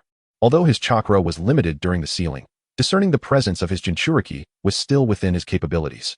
Upon examination, he beheld the slumbering figure of young Naruto on the bed. At that moment, it was as if thunder had struck in a clear sky. What on earth was happening? The Nine Tails was profoundly shaken. Had Naruto truly reverted to his childhood? No, that couldn't be right. He must have traversed back in time. From the year 83 of Konoha to the year 60. At this moment, Naruto was precisely of that age. What a bewildering situation. The Nine Tails found himself momentarily at a loss. Just then, Naruto furrowed his brow and clutched his stomach, displaying a pained expression. The Nine Tails immediately retracted his leaking chakra, knowing that an excess could cause Naruto immense suffering due to the existence of the 8 trigram seal. Naruto, this fellow. The Nine Tails sighed in resignation. Well, since I am here, I might as well make the best of it. Slowly, he lay down. In a sense, this could be considered a fortuitous turn of events. He who was meant to perish was not only alive but had also returned to the past. However, this place felt stifling. He had grown accustomed to a life of freedom. Suddenly being thrust back into such confinement was indeed disconcerting. He needed to devise a plan to have the seal lifted sooner rather than later, the Nine Tails mused. In the blink of an eye, the sky lightened with the first light of dawn. A frantic knocking echoed on Naruto's door. Naruto, get up. It's time for training. Came the call from outside. Belonging to Uchiha Sasuke. Naruto rubbed his bleary eyes. Glancing at the alarm clock, he found it was only 5 in the morning. Was Sasuke mad? Naruto yearned desperately to continue his rendezvous with sleep, yet it seemed as if the door might crumble under Sasuke's relentless knocking. With a sigh, he rose to wash up. I'm coming. He pulled open the door to find Uchiha Sasuke standing outside, fully geared and ready. Let's go? We need to make the most of our time. Every moment before class counts for practice. With that, Sasuke seized Naruto's arm and dashed towards the training grounds. Hey, what is up with Sasuke? I thought their relationship was quite tense at this time. The Nine-Tails observed the world outside, feeling somewhat perplexed. Yet he understood that this was due to his poor memory. He had been trapped in the ceiling space all day and had hardly spied on Naruto's daily life. Perhaps their relationship had always been like this? Upon arriving at the training grounds, Haruno Sakura awaited them, having prepared breakfast for the three. After their meal, they commenced their morning exercises. Initially, there was nothing particularly noteworthy. It was not until Sasuke and Naruto began discussing a person named Shikigami Iyuki that the Nine-Tails pricked up his ears. Shikigami Iyuki? Who was this individual? The Nine-Tails scratched his head, realizing he had no recollection of such a name within Naruto and Sasuke's circle. However, from their conversations, it was evident that they were quite familiar with the Shikigami Iyuki. Naruto spoke highly of him, while Sasuke exhibited a mix of respect and wariness. How strange. Exceedingly strange indeed. Chapter 23, Ch-Nin Exam. Year 47 of Konoha, huh? Uchiha Obito let out a tremendous yawn. Lin, why did you drag me out of bed so early? The door creaked open, and Obito squinted, rubbing his drowsy eyes. Noera Rin grasped Obito's hand. Her smile radiant as sunlight. Hurry up. Teacher Minato is calling for us to gather. The moment Obito caught sight of Rin's comforting smile, his sleepiness vanished without a trace. All right, let's go. In no time, the two arrived at a small bridge over a babbling brook. Hatake Kakashi had been waiting there for a while. Well, how rare. You're not late today. I suppose that must be Rin's doing, or else someone would surely sleep past noon. The two exchanged playful banter upon meeting. Hey, Kakashi, want to spar with me? Obito grumbled, his teeth grinding in frustration. The someone Kakashi referred to was undoubtedly Obito. I never name names. So don't get ahead of yourself, Kakashi replied innocently, spreading his hands. Ugh, if it weren't for Rin holding me back, I would be shown Kakashi a thing or two. Obito fumed. All right, you two, Rin interjected, stepping between them as a peacemaker. Humph, out of respect for Rin. I'll let it go this time, but next time you want to be so lucky, Obito declared, his words habitual. Kakashi chuckled lightly. I think there's no need to wait for next time. Why not have a match right now? Obito felt a surge of eagerness.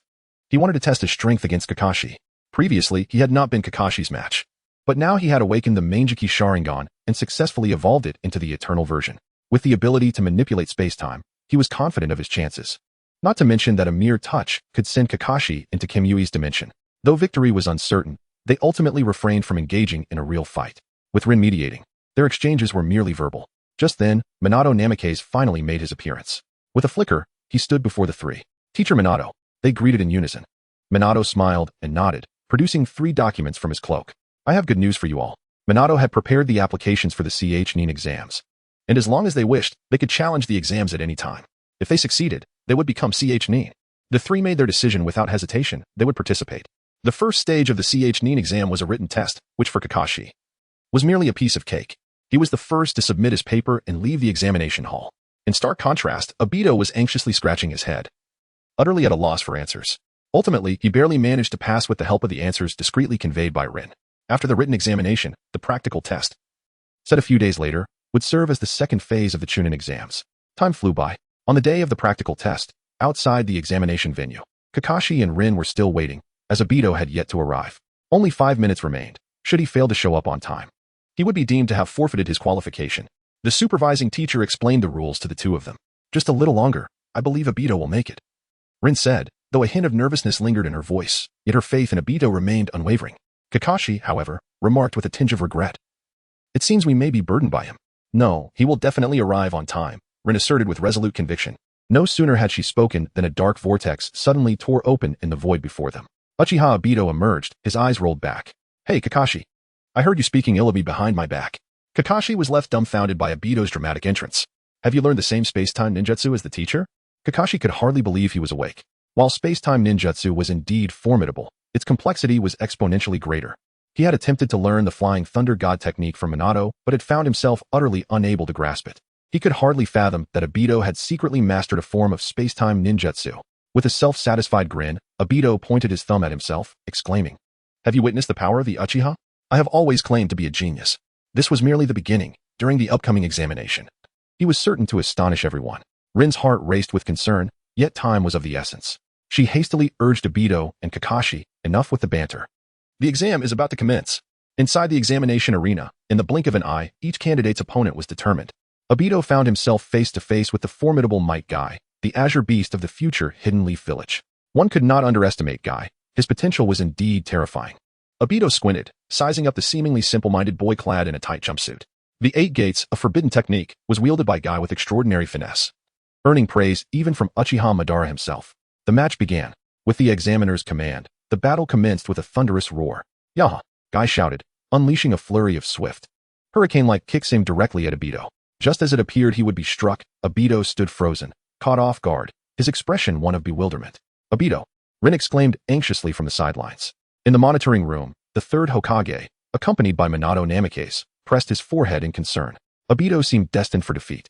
However, the subsequent scene left both Minato and Hiruzen utterly astounded. What was happening? They exchanged incredulous glances. At that moment, Obito had emerged victorious. The decisive moment passed in an instant. Guy's attack failed to connect, as if it had passed through Obito's very being. As they brushed past each other, Obito appeared to be nothing more than a fleeting mirage. Nanny? The bushy-browed Guy exclaimed, his face a picture of shock. With a glaring opening, Guy was swiftly overcome by Obito's counterattack. This astonishing spectacle left the audience in awe. Minato, your disciple possesses a skill I have never witnessed before, Hiruzen inquired curiously. Minato shook his head in bewilderment. I am equally perplexed. I have never seen Obito utilize this ability before. Could it be that he mastered it recently? The third Hokage speculated. Perhaps, Minato mused, a glimmer of pride flashing in his eyes. Obito had indeed grown. Hey, am I impressive or what? After the match concluded, Obito dashed to Rin's side, his expression brimming with pride. Incredible, Obito, Rin replied, tilting her head slightly and beaming at him, as she gazed at Rin with admiration. Obito felt as though he were soaring among the clouds. You are truly my angel. Just then, Kakashi's voice chimed in from behind. Hey, what was that move you just pulled? Kakashi, having easily defeated his opponent Ebisu, joined the conversation. He returned to the audience, curious to inquire with Obito. The bothersome Kakashi finally had a rare opportunity to spend some time alone with Rin. Although Obito felt a pang of reluctance, he turned and replied, that is a dojutsu, a natural ability of the Uchiha clan. Dojutsu? Have you awakened your Sharingan? Kakashi realized with sudden clarity. Yet, hadn't Obito previously kept his eyes closed?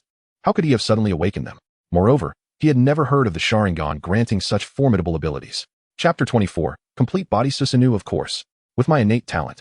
Awakening an eye is merely a trifle. Soon, you shall witness the power of the Uchiha. Both Obito and Kakashi triumphed over their opponents, advancing smoothly to the next round. In truth, they had already qualified as Nin by this point. However, continuing the competition could yield a higher rank, though it held some significance. It was not of paramount importance. Clearly, both Obito and Kakashi had their eyes set on the coveted top position. Before long, Obito and Kakashi forged ahead, vanquishing their respective adversaries. Ultimately, on the stage of the practical examination, only the two stood opposed to one another. Hey Kakashi, why not concede? It would be rather embarrassing to lose. With a chuckle. In response to Obito's provocation, Kakashi merely smiled nonchalantly, not taking it to heart. Let the match begin. With the examiner's command, the curtain of battle was officially drawn. Kakashi seized the moment, launching 3 sharp shurikens like a bolt of lightning, aimed directly at Obito. However, Obito, possessing the ability to phase through attacks, remained unfazed by such probing, allowing the projectiles to pass through him effortlessly. Akin to a reflection gliding across the surface of water. Hehehe, is this all you've got, Kakashi? Obito laughed triumphantly. Kakashi shot him a disdainful glance, then tightened his body. Entering a state of complete focus, he began to meticulously ponder the nature of Obito's abilities, visible yet intangible. Could it be an illusionary trick? Kakashi silently formed hand seals, employing the gestures to dispel illusions, a technique effective against common genjutsu traps. Subsequently, he hurled shurikens once more as a second test. Yet, these attacks were effortlessly evaded by Obito, who faded into nothingness. It was not an illusion. Gazing at the scattered shurikens, Kakashi arrived at a conclusion. It seemed there was no physical entity. What manner of ability was this? Kakashi fell into deep contemplation. At that moment, Obito launched his offensive. Oh, giving up? Then it's my turn to strike. Obito surged forward, delivering a swift flying kick aimed directly at Kakashi. To evade or to counterattack? Kakashi quickly devised 2 strategies. Considering Obito's elusive state, could this strike merely be a feint? Perhaps the true attack lay in wait, biding its time. Thoughts raced like lightning, and Kakashi's gaze sharpened. He resolved to prioritize defense. Simultaneously, he surreptitiously readied a substitution technique, prepared to swap positions at the moment he discerned a ruse. With a resounding clap, Obito's assault was effortlessly neutralized by Kakashi. It was indeed his true form. The two then engaged in a fierce exchange of taijutsu. Kakashi gradually found himself on the defensive, as Obito appeared to anticipate his every move, thwarting him at every turn. However, Kakashi did not succumb to despair. Instead, his eyes grew sharper. There was a physical presence. He mused inwardly. Too slow, Kakashi. Obito's Sharingan spun with ease, seeming to slow Kakashi's movements to a crawl in his perception. Each punch and kick was deftly countered by Obito, rendering them utterly harmless. Kakashi remained silent, intensely focused on uncovering his opponent's vulnerabilities. After 30 exchanges, Obito appeared slightly fatigued, his movements momentarily stalling. Seizing this opportunity, Kakashi unleashed a fierce whip kick aimed at Obito's chest. Yet, this decisive blow passed right through him once more. How could this be? Kakashi exclaimed, bewildered. What was happening? He distinctly felt the force of his attacks being exerted. And the Obito before him could not possibly be an illusion. Just as he was lost in thought, Obito capitalized on his momentary oversight, delivering a punch that sent Kakashi sprawling. Ha ha ha, Kakashi, your cleverness cannot deceive me. Do you think you can catch me off guard after an attack? I possess zero latency phasing. Kakashi brushed off the dust from his clothes and stood once more. He squinted, meticulously scrutinizing Obito. Could it be that he could effortlessly transition between the physical and the ethereal? Suddenly, a spark of inspiration ignited in Kakashi's mind, leading to a novel thought. Based on their previous confrontation, Obito could indeed be engaged during his offensive maneuvers. However, the moment he ceased his assault, he could seamlessly retreat into a state of intangibility, rendering all attacks futile. So that's how it is. Time to try again. Kakashi abruptly hurled a smoke bomb, which crashed heavily to the ground. Bang! A dense cloud of smoke swiftly engulfed half the arena. Hey, Kakashi, such trivial tricks won't work on me, Obito declared, though his words betrayed no hint of complacency. After all, he was facing Kakashi. Obito's gaze was as sharp as that of a hawk, and even amidst the swirling smoke, he accurately discerned that fleeting silhouette. Though his eyes lacked the penetrating clarity of the Byakugan, as a pair of precious, eternal kaleidoscopic Sharingan, they were certainly not easily obstructed by mere smoke.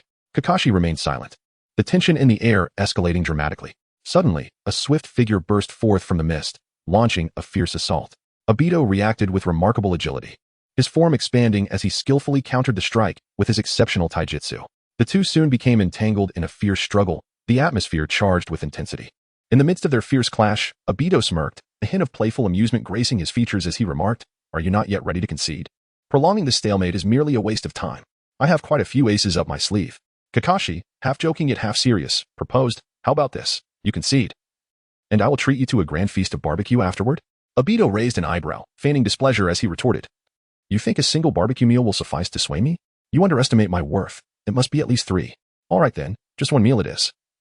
"There won't be any more," Kakashi replied with a faint sense of helplessness. Yet, before he could finish his words, he seemed momentarily distracted, failing to defend against Obito's sudden onslaught. "Hey Kakashi, savor this," Obito exclaimed, his eyes gleaming as he seized the moment, his fist crackling with energy, aimed directly at Kakashi's face. Just as it appeared that the punch would land, another figure erupted from beneath the ground with blinding speed, striking Obito and interrupting his attack.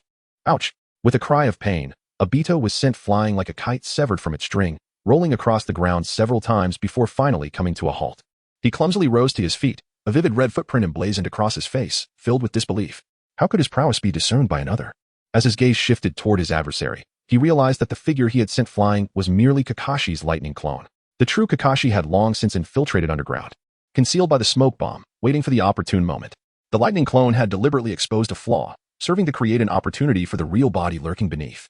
"Obito, it seems your abilities are not without their shortcomings," Kakashi remarked, a hint of mockery lacing his tone. The infuriating Kakashi left Uchiha Obito's face flushed, astonished by Kakashi's perceptiveness.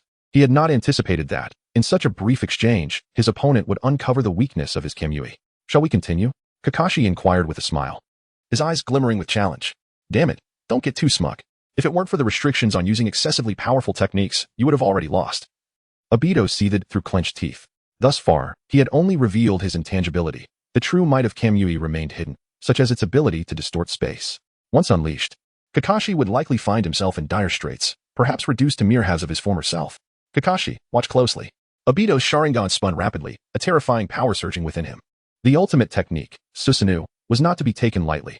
After all, causing Kakashi harm was not his intent. Without hesitation, he summoned the third power of his Sharingan. In an instant, the very fabric of reality seemed to tremble. Susanoo. This was the ultimate secret of the Uchiha clan. A pale blue chakra skeleton enveloped Obito's form like a protective shield. But this was merely the beginning. As his ocular power continued to surge, flesh and sinew gradually merged with this colossal framework, followed by skin and even an impenetrable armor. Susanoo slowly rose, towering at a height of 100 meters.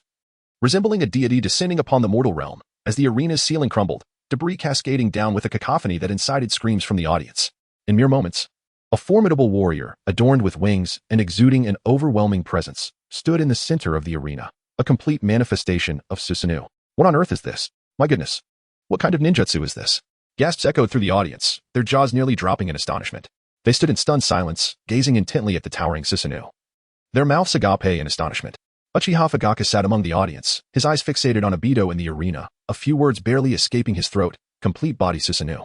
His words were laced with an unmistakable shock. The composure he once possessed utterly vanished. Among those present, perhaps only he could grasp the terrifying potency of this technique. Yet the crux of the matter lay in the fact that Uchiha Obito possessed the capability to execute such a formidable skill. According to the records of the Uchiha clan, apart from the legendary Uchiha Madara of yore, no one else could wield such power. Kakashi stared blankly at the colossal figure before him, and after a prolonged moment, he sighed, his gaze becoming hollow and devoid of life, truly despicable. The previous ethereal form was already quite troublesome. Although daunting, it at least offered some countermeasures. But what was the situation now? Even if Kakashi exerted his utmost effort, the best outcome would merely be a 50-50 chance. With a single punch, Obito would reduce him to 4, then lie on the ground, marking us 6. Kakashi, what will you do? Obito's face, swollen like that of a pig, struggled to muster a semblance of a smile. I concede. Kakashi decisively raised his hand in surrender. The victor is Uchiha Obito. The examiner announced the result with a trembling voice. The judging platform was not far from the foot of Susanoo, and Obito's transformation nearly crushed it. In the monitoring room, Sarutobi Izashi stood up in astonishment, oblivious to the pipe that had fallen from his mouth.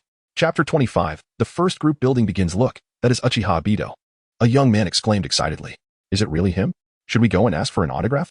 Another, with admiration gleaming in his eyes, was eager to approach, but ultimately lacked the courage. With the Chunin exams concluded, Obito and his companions were able to depart. On their way home, countless eyes recognized this illustrious figure, casting various gazes upon him. There was fear, astonishment, and an abundance of endless admiration. Obito's Susanoo, akin to a deity's descent, was nothing short of a revolutionary tempest in this era reliant on ninjutsu and cunning. Obito graciously acknowledged the attention surrounding him. For the first time at the center of such focus, his heart brimmed with novelty and delight. What should have been a mere 10-minute journey home was inexorably prolonged to 30 minutes due to the interactions along the way.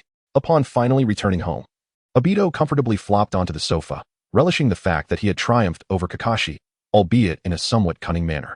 I wonder if this action has rewritten my fate. Contemplating this, Obito opened his email, guided by the advice of his seniors in the group. There really is a reward. But soon he frowned. Why is it only 20,000 coins? That seems rather meager. He pondered to himself. Senju Hashirama and Minato Namikaze were capable of easily achieving 5-digit figures. Why has my own capability diminished so significantly? Could it be that my influence is not yet profound enough? He stroked his chin, lost in thought. Just as he was contemplating his next grand move, a message from the group interrupted his reverie. It was from the group leader, Yujetsu. Could it be time for the collective activity? Tobarama was momentarily taken aback, then hastily opened the group chat. The screen illuminated, revealing a message from Shiomi Yujetsu. Everyone, I am ready and can come over at any time. Immediately, a prompt appeared in the group. Shiomi Yujetsu invites you to visit her timeline. Accept or decline. It seemed the group activity was indeed commencing. Just as Tobarama was about to agree with enthusiasm, a sudden thought struck him. Hadn't Yujetsu mentioned the possibility of bringing someone along? Perhaps he should invite Rin to join in the fun. As he thought of Noara Rin, he considered Kakashi. The less he showed up, the better. This way, no one could interrupt the time he spent with Rin. With that fleeting thought, Tobarama activated his Kamui, his form twisting and vanishing in an instant, only to reappear at Noara Rin's doorstep. He gently knocked on the door, which slowly creaked open to reveal Rin's curious face. Tobarama? Recognizing him, Rin immediately beamed and opened the door wide. However, Tobarama did not step inside right away. He scratched his head, a shy smile gracing his lips, and said, Rin, a few friends have invited me to a super magical place, and I would like to take you along, if that's all right. His gaze was filled with anticipation. Rin tilted her head with a smile, her eyes radiating warmth. Sure. Tobarama let out a cheer, grasping Rin's hand as he swiftly confirmed his acceptance in the group. In an instant, they transformed into a beam of light, transcending the barriers of time and racing toward the era of Shiomi Yujetsu. Konoha, you're too, brother? Are you truly not unwell? Senju Tobarama asked with a worried expression. Recently, Hashirama had been acting strangely, often talking to himself and gesturing at the air. Now, even more bizarrely, he claimed that someone had invited him to see Konoha in the future and wanted to take Tobarama along. To see Konoha in the future? Tobarama mused inwardly. It sounded utterly ludicrous. You still insist you're fine? Senju Hashirama replied with exasperation. How can I explain this to you? No matter what I say, it seems off. Come with me, and you will understand. Quickly, place your hand on my shoulder. We shall set off. Once you see it with your own eyes, everything will become clear. Tobarama sighed softly. He was indeed an expert in space-time ninjutsu. The complexity of time was not lost on him. Yet his brother seemed entranced, determined to unravel this mystery. Reluctantly, Tobirama nodded, placing his hand on his brother's shoulder, embarking on this seemingly mad journey. Very well. But brother, I hope that after this, you will heed my advice and rest properly to regain your health. Haha, let us go. Hashirama's hearty laughter exuded an undeniable resolve. Konoha, you're 48, Kushina, let us depart. Minato Namikaze smiled gently, taking Uzumaki Kushina's hand. Minato, does that different world you speak of truly exist? Kushina's beautiful face was alight with curiosity. Indeed. We have discussed it many times. And what about Tobirama and Rin? Kushina's eyes sparkled with anticipation. They are safe there. And you will be utterly amazed when you see them. Minato smiled, gently tapping his finger, and made the same choice to set off. Konoha. Year 60. At Shiomi Ugetsu's home, he had decided to skip class today, waiting at home for the arrival of predecessors from different timelines. Suddenly, a delicate beam of light drifted in from an unknown direction, landing to reveal two figures. Senju Hashirama and Senju Tobirama had arrived first. The two paused momentarily, then quickly regained their composure. They gazed in astonishment at their entirely new surroundings. Welcome to Konoha Village, 60 years later, greeted Sora Miyuki with a radiant smile. As her voice resonated, the two turned to her. Is that you, Miyuki? You look so young. Senju Hashirama blinked in disbelief, astonished that such immense power could be concealed within this youthful form. Not only had she traversed time, but she had also brought them directly to this era, a feat even the sage of six paths could not accomplish. Indeed, true heroes emerge from youth. You are the earliest arrivals. Please, have a seat. Others will be here shortly, Sora Miyuki said as she rose to approach the refrigerator. By the way, would you like something to drink? Upon opening the fridge, a plethora of beverages lay in splendid array. Anything is fine, Hashirama replied. And you, Tobirama? Tobirama? Hashirama called multiple times before his brother snapped back to reality. It's really true, Senju Tobirama murmured, astonished that someone could bring them to the future. The decor and furniture were novel to him, a sight he had never encountered before. Looking out the window, he beheld the bustling scene of Konoha. Further afield, the Hokage rock came into view, its four faces silently narrating the transitions through four Hokage generations. One was Hashirama, the second his own, the third resembled Sarutobi. And although he did not recognize the fourth, it was clear that such a figure must be a pillar of Konoha. All of this unequivocally confirmed their arrival in the future. Chapter 26. Let me show you Konoha. Tobirama, what are you thinking about? Hashirama approached his brother and gently patted him on the shoulder. It's just that this reality feels extraordinarily unusual. Tobirama chuckled softly, reflecting that he had previously questioned whether his elder brother was delirious from a fever. Now, it was evident that he himself lacked a broader perspective. Dear gentlemen, allow me to present you with this time-traveling beverage. I assure you, it will satisfy you, Sora Miyuki suggested cheerfully, holding out 2 bottles of cola. You are the one my brother often mentions, the one known as the leader? Tobirama inquired, taking the cola with curiosity in his eyes, fixating on Miyuki. Indeed. Do you have anything you wish to discuss, second Hokage? Miyuki replied with a warm smile. Discuss? Your mastery over time and space surpasses mine. I am the one who wishes to learn from you, Tobirama said sincerely. Such humility is rare from you, remarked Hashirama as they settled onto the sofa. Their conversation just beginning when a flash of light revealed 4 figures manifesting instantly. The couple, Minato Namikaze and Kushina Uzumaki, along with Obito Uchiha and Rin Noara, appeared together. Welcome, everyone. Miyuki, as the host, warmly greeted them. Miyuki-sama. Miyuki-kun. Minato and Obito responded with beaming smiles. As Obito and Rin spoke, a rush of red suddenly dashed from beside Minato, tightly embracing Obito and Rin. I'm so glad you're alive, Kushina exclaimed, tears brimming in her eyes, yet unable to suppress her smile. Oh no, Kushina, you're going to crush me. Obito playfully gasped, exaggerating his breaths. Kushina, amused, released her hold, having not applied any real pressure. Kushina-sensei, Rin pondered, confused. Obito mentioned taking me to a wondrous place. Was it really Minato-sensei's home? Kushina took Rin's hand and sat on the nearby sofa. Rin, it's wonderful to see you. As Rin's puzzled gaze lingered, Kushina slowly unveiled the truth of their disparate timelines. Will Obito and I die in battle? Rin's face paled instantly, then flushed with sudden emotion. Despite her maturity beyond her peers, she was still a young girl, and the weight of mortality evoked fear within her. Embracing her, Kushina whispered softly, do not fear. Minato, and I will protect you. This time, we shall not allow tragedy to unfold. And Obito has become remarkably powerful, I hear. At the mention of Obito, Rin recalled his display of Susanoo during the Chunin exams. That seemingly earth-shattering power had granted her immense reassurance. Yes, Obito is indeed very strong now. The girls engaged in lively conversation while the men congregated, each claiming their seat. Sora Miyuki distributed a can of cola to everyone, and they drank heartily. This feeling, it was rather peculiar. The first, second, and fourth Hokages gathered together, yet the refreshments consisted of cola? It was indeed an unconventional choice. But they seemed to relish it. Minato tousled Obito's hair, saying, after you left, The one who felt the most sorrow was Kushina. She has always viewed you as her younger siblings. Obito grinned. Rest assured, Sensei, this time, I will not allow tragedy to repeat itself. I intend to end this tumultuous era and bring everlasting peace to Konoha. Obito's resolute declaration drew the attention of Senju Tobarama, who could not help but gaze upon him with intrigue. He lowered his voice and softly remarked, Big brother, I have an admiration for that Uchiha lad. Tobarama. Such an open expression of sentiment is rather rare for you, Hashirama said, setting down the can of cola in his hand, appearing somewhat taken aback. Brother. Do not regard me with that expression. Are we not all striving with utmost dedication for the peace of Konoha? The Senju clan and the Uchiha clan, having set aside their past grievances, united to establish Konoha, all in pursuit of this fleeting moment of tranquility and harmony. It was at this juncture that Yu Shikami interjected. Then, I implore the second Hokage to personally assess whether this future Konoha aligns with your expectations. With that, she gracefully rose, bidding everyone to take a leisurely stroll. As she stood, the others exchanged knowing smiles and rose in unison, proceeding through the door in a grand procession. Stepping into the bustling streets of Konoha, they were greeted by a vibrant throng of people. Let us divide our efforts. This will afford us a more comprehensive observation. Yu proposed. Consequently, they split into two groups. Yu and the Senju brothers formed one, while Minato, Kushina, Obito, and Rin comprised the other, setting forth from opposing directions to explore. The lively scene unfolded before their eyes as they meandered through the streets, occasionally garnering curious glances from passers-by. Yet, it seemed no one could discern their true identities. At most, they felt a vague sense of familiarity, failing to connect them with the long-deceased Hokage of yore. Shops lined the streets, offering an array of delicacies, clothing, ninja tools, and books.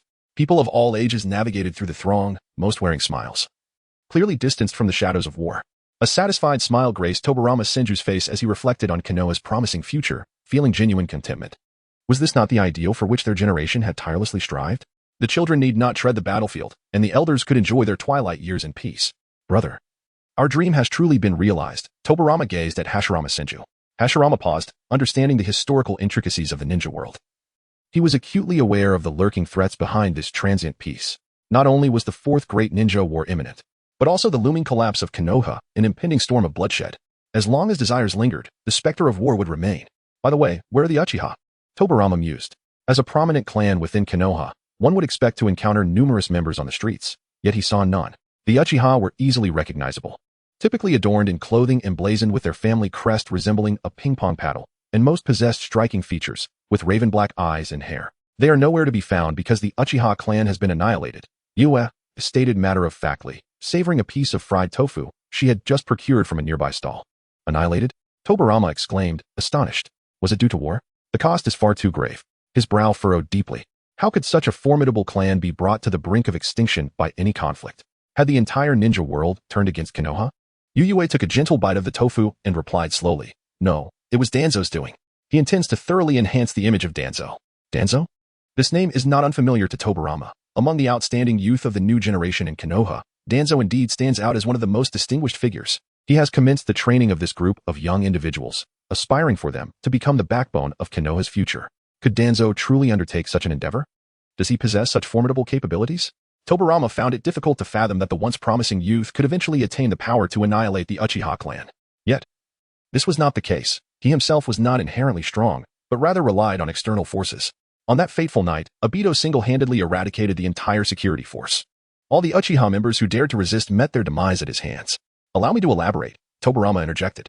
He then meticulously recounted the content of the video that Ujetsu had previously shown, relaying it verbatim to Hashirama. After absorbing the details of Danzo's misdeeds, Tobarama found himself in a prolonged state of shock. Danzo. Tobarama closed his eyes. It is I who failed to guide him properly. It cannot be solely attributed to you. Human nature is inherently complex and unpredictable. Some individuals, regardless of how they are taught, remain true to their nature, while others, without much instruction, naturally emerge as recognized geniuses. Let us continue our journey and explore another locale, suggested Ujetsu. The three resumed their expedition. Meanwhile, in the Hokage's office, one individual was utterly stunned by the sudden appearance of Hashirama and Tobarama. It was Sarutobi Hiruzen. On that day, he had learned that Ujetsu had inexplicably missed class, causing a surge of anxiety within him, fearing that Danzo might be orchestrating some underhanded scheme. After all, Ujetsu was known for his adherence to rules and never absent without reason. Fortunately, he had been astute enough to discreetly note Ujetsu's chakra signature. With this thought, he swiftly performed his signature ninjutsu, the telescope technique. Anxiously peering through this mystical vision, he sought to ascertain Ujetsu's condition. Fortunately, it was merely a false alarm. Ugetsu was leisurely strolling down the street. Oh dear, I was quite startled. It turns out he was simply out shopping with the first and second Hokage. Sarutobi Hiruzen gently patted his chest, closing the crystal ball that glimpsed into the future, feeling somewhat relieved. However, in an instant, an unusual aura caused him to halt abruptly. Wait a moment. The first, the second. Sarutobi Hiruzen's eyes widened in disbelief. Scarcely able to trust his own vision. Could it be a mistake? Without further deliberation, he activated his distant sight technique once more, and this time, the familiar faces indeed materialized before him. Senju Hashirama and Senju Tobarama, their figures indelibly etched in his memory. Indeed, it was them. This time, Sarutobi Hiruzen was certain. His heart racing with tumultuous waves. Chapter 27. Danzo, trouble awaits you despite some minor interruptions during this journey through Konoha. Tobarama found himself generally pleased. As the trio strolled, they unwittingly distanced themselves from the bustling streets of Konoha, entering a more secluded area. This was the territory once held by the Senju clan, as recalled by Tobarama. Logically, as the founders of Konoha, the Senju clan should occupy the most central region. However, Hashirama had graciously declined this honor, explaining that the Senju clan was numerous, and residing in the center would lead to excessive land occupation, hindering the village's balanced development. Tobarama felt a blend of admiration and regret for his brother's selflessness. Ultimately, the Senju clan's residence settled in a corner of Konoha. Tobarama's face was alight with anticipation, his heart yearning to glimpse the current state of the Senju family. Yet, as they ventured deeper, the sight before them was utterly disheartening. Desolation reigned, abandoned houses cloaked in cobwebs, and wild grasses thrived unchecked, clearly neglected for many years. They halted before the dilapidated entrance, gazing through the fractured door with expressions of profound perplexity. He turned to Uetsu and inquired, leader of the four palaces, has the Senju clan moved away? Uetsu leisurely took a bite of tofu, and her nonchalant reply struck like a thunderbolt. No, they, like the Uchiha clan, have become mere dust in the annals of history. Annihilated. Indeed. Tobarama remained silent for a long while, burdened with heavy thoughts. Was this yet another of Danzo's schemes? He probed. Most likely, however, Hiruzen Sarutobi cannot be absolved of responsibility, for as Hokage, such a tragedy could not transpire without his tacit approval. Uetsu's words further implicated Danzo. It seemed that Tobarama's ire towards Danzo was reaching its zenith. Hashirama observed his contemplative brother, refraining from interruption, understanding that Tobarama needed this moment of solitude. He was already aware of the truth revealed in the video, yet he had not anticipated that the seemingly benevolent Hiruzen could engage in such treachery. Fortunately, this was not his era, and he had the opportunity to rectify all misfortunes. As for the Senju clan of this timeline, all he could offer was a moment of silence. Sigh, let us move on to another place. After a brief pause, Tobarama spoke, his expression inscrutable, with thoughts concealed from others. Yet it was certain that Danzo was about to encounter significant trouble. Shall we pay a visit to the current Hokage? Uetsu provocatively fanned the flames. Hashirama cast a silent glance, filled with resignation. Leader Uetsu truly has a knack for stirring the pot. Seeking out Hiruzen at this juncture would surely bring dire consequences. Let us go. I wish to inquire how he has safeguarded the Leaf Village entrusted to him and my brother, Tobarama replied coldly. Just as the three were about to proceed, a feeble old man slowly emerged from the ruins of the Senju clan. The faint sound of his footsteps caused the trio to halt abruptly. Then, a frail voice called out from behind. Oh, rare to have visitors. Are you all here to pay your respects to the first and second Hokage? Marisa Koji, carrying a basket and hunched over, inquired with a beaming smile. He regularly visits this place to pay homage to the first and second Hokage, meticulously tending to the cemetery, a practice that has endured for decades. In the past, he was always alone, but today, he is fortunate to encounter visitors. In his perception, these individuals surely share his sentiments, otherwise, who would venture into this long-abandoned site? I have some incense here, I shall offer it to you, murmured Maruxing Gukiai as he approached. At that moment, the three figures ahead turned to face him. As Maruxing Gukiai beheld the faces of two among them, the smile on his countenance abruptly faltered. With a soft thud, the basket he held fell to the ground, yet he paid it no heed, trembling as he stepped forward.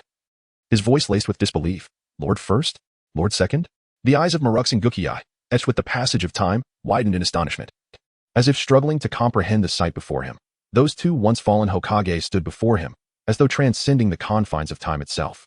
The brothers Senju Hashirama exchanged a glance, wondering if this elder recognized them. However, they had no recollection of this old man, at least not from his youth. Their gazes converged upon Yuyue Shikami. This is Maruxing Gukiai, a disciple of Tobarama, and the most dutiful among all your students, Yuyue introduced succinctly. Maruxing Gukiai? Senju Tobarama softly echoed the name. Moments later, enlightenment dawned upon his face. He recalled, aside from notable disciples like Sarutobi Hiruzen and Shimura Danzo, he had taken note of a rather unremarkable child, whom he had not formally accepted as a student but had privately imparted some ninjutsu techniques. That child was none other than Maruxing Gukiai. Is it truly you, Gukiai? Have you grown so old? Tobarama's tone was filled with nostalgia. Just half a day prior, he remembered the lively, spirited Momoshiki Guki. Reminiscent of a playful little leopard in the forest, in the blink of an eye, the years had woven their passage. And the man before him now appeared frail and aged. Lord Second, it truly is you. Momoshiki Guki exclaimed, his face alight with emotion.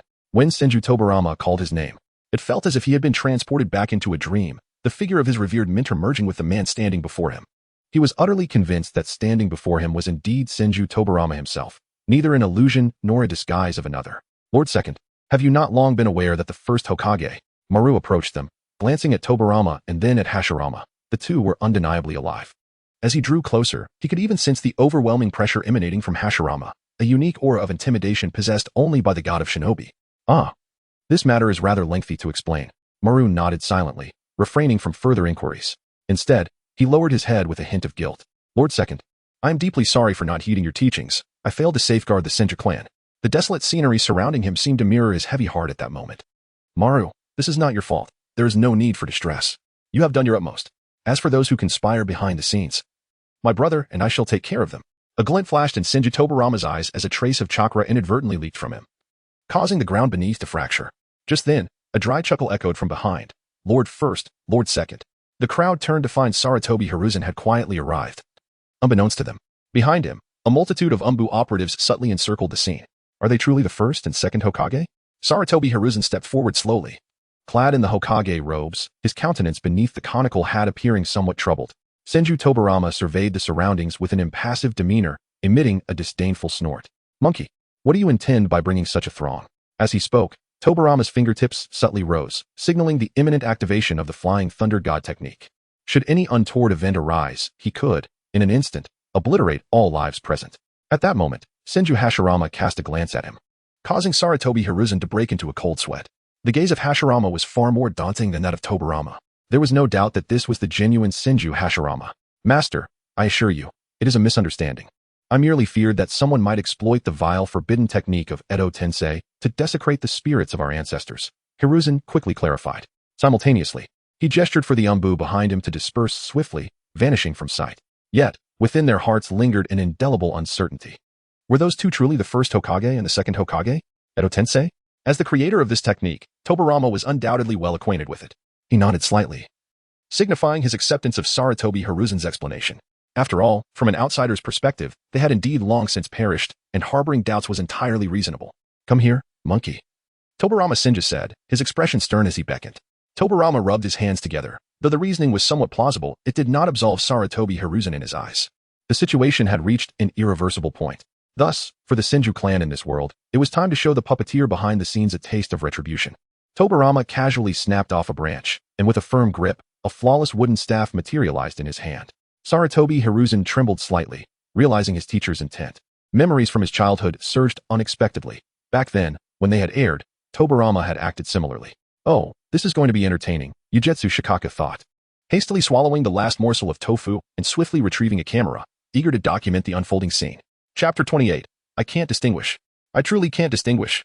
Meanwhile, Minato and his companions navigated through the streets of Konoha, inadvertently rounding a corner to discover an unusual location. Is this a cemetery? Obito pondered, staring at the sign before him as a sudden realization struck his mind. He spoke mysteriously to Watergate. Teacher, perhaps a gravestone stands here for us? Watergate, slightly embarrassed, touched his nose and replied, in this time and space, that might indeed be the case. Obito, could it be that you wish to? Exactly. Let us take a look and, while we're at it, offer some incense for our counterparts over there. Obito's face lit up with excitement as he proposed this unique idea. Watergate chuckled softly, amused by Obito's whimsical notion, while Kushina and Rin exchanged expressions of bemusement. What a peculiar thought. Before anyone could react, Obito had already seized Rin's hand, eagerly charging into the cemetery. Obito slowed down. Despite her reluctance, Rin found herself swept up by Obito's enthusiasm and followed suit. Before the gravestones of Uchiha, Obito, and Rin, Kakashi stood silently, gazing at the stone tablets, his mind swirling with thoughts. After a long while, he sighed softly, placing 2 bouquets of fresh flowers on the grave before sitting down. Obito, it has been 12 years in the blink of an eye. If you were still here, perhaps you would have become Hokage by now. I could not protect Rin. You must be very disappointed in me. I know you were down there, secretly discussing my shortcomings, Kakashi said with self-mockery. At that moment, a figure quietly concealed in the shadows, cloaked in a hooded sweatshirt, revealed only the visage of a mask adorned with tiger stripes. He naturally heard Kakashi's whispered words. His fists clenched in anger. Kakashi, what significance does this hold now? I shall never forgive you. Just wait. I will soon create a perfect world. At that time, you can explain to Rin yourself. The masked man was about to depart when he abruptly halted. His exposed eye fixated intently on the entrance of the graveyard. What is this? The masked man's body trembled slightly, filled with disbelief. What did he behold? He beheld himself, and the girl he longed for day and night. He beheld himself clasping her hand, laughing and running beneath the sun's radiant embrace. The girl's face was aglow with joy, her eyes brimming with love and happiness. Am I lost in a reverie? The masked figure stumbled a few steps, murmuring softly. He perceives that, as a mouse lurking in the shadows to evade reality, such a heartwarming scene is overwhelmingly shocking for him. While she was alive, he never dared to openly grasp her hand and run beneath the sunlight, let alone the fact that she has passed away.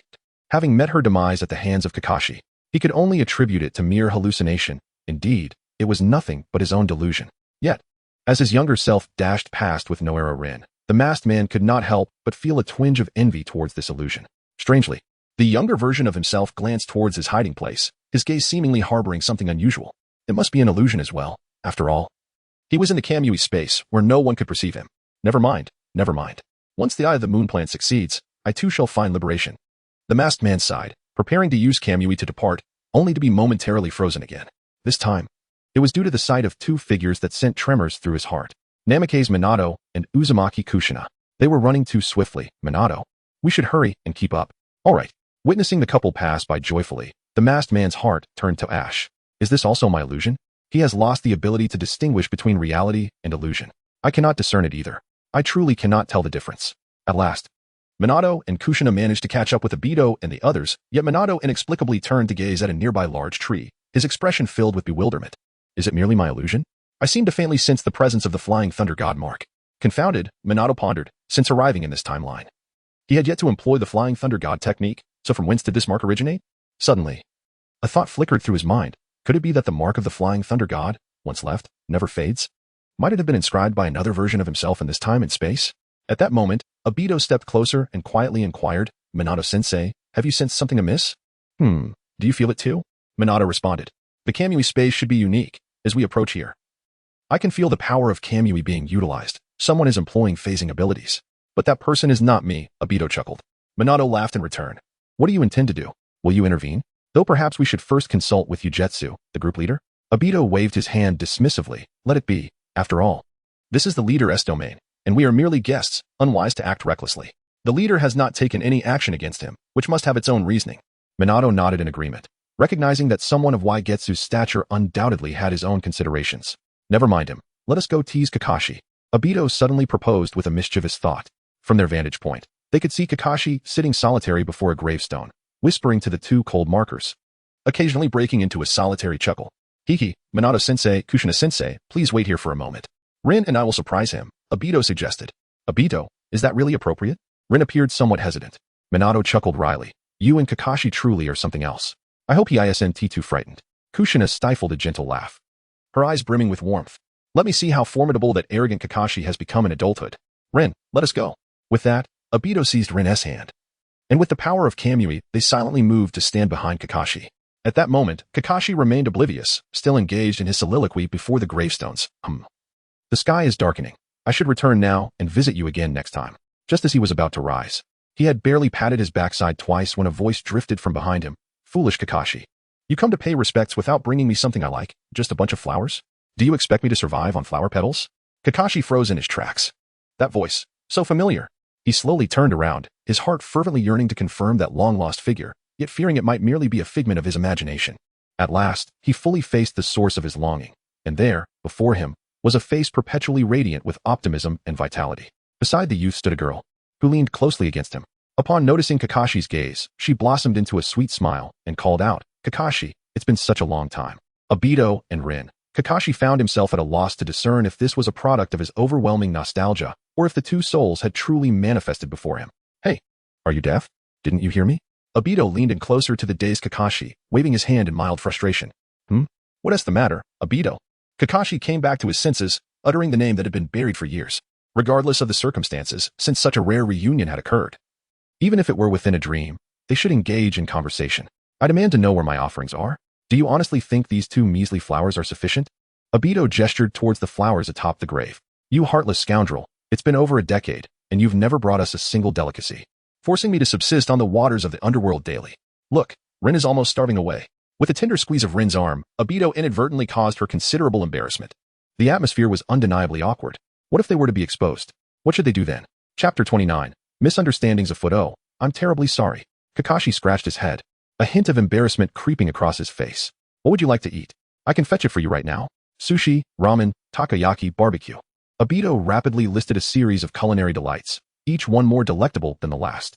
So engrossed was he in proclaiming his desires that he remained oblivious to Kakashi's subtle maneuvers. He discreetly pushed up the forehead protector that obscured his eyes, revealing the Sharingan bestowed upon him by Obito.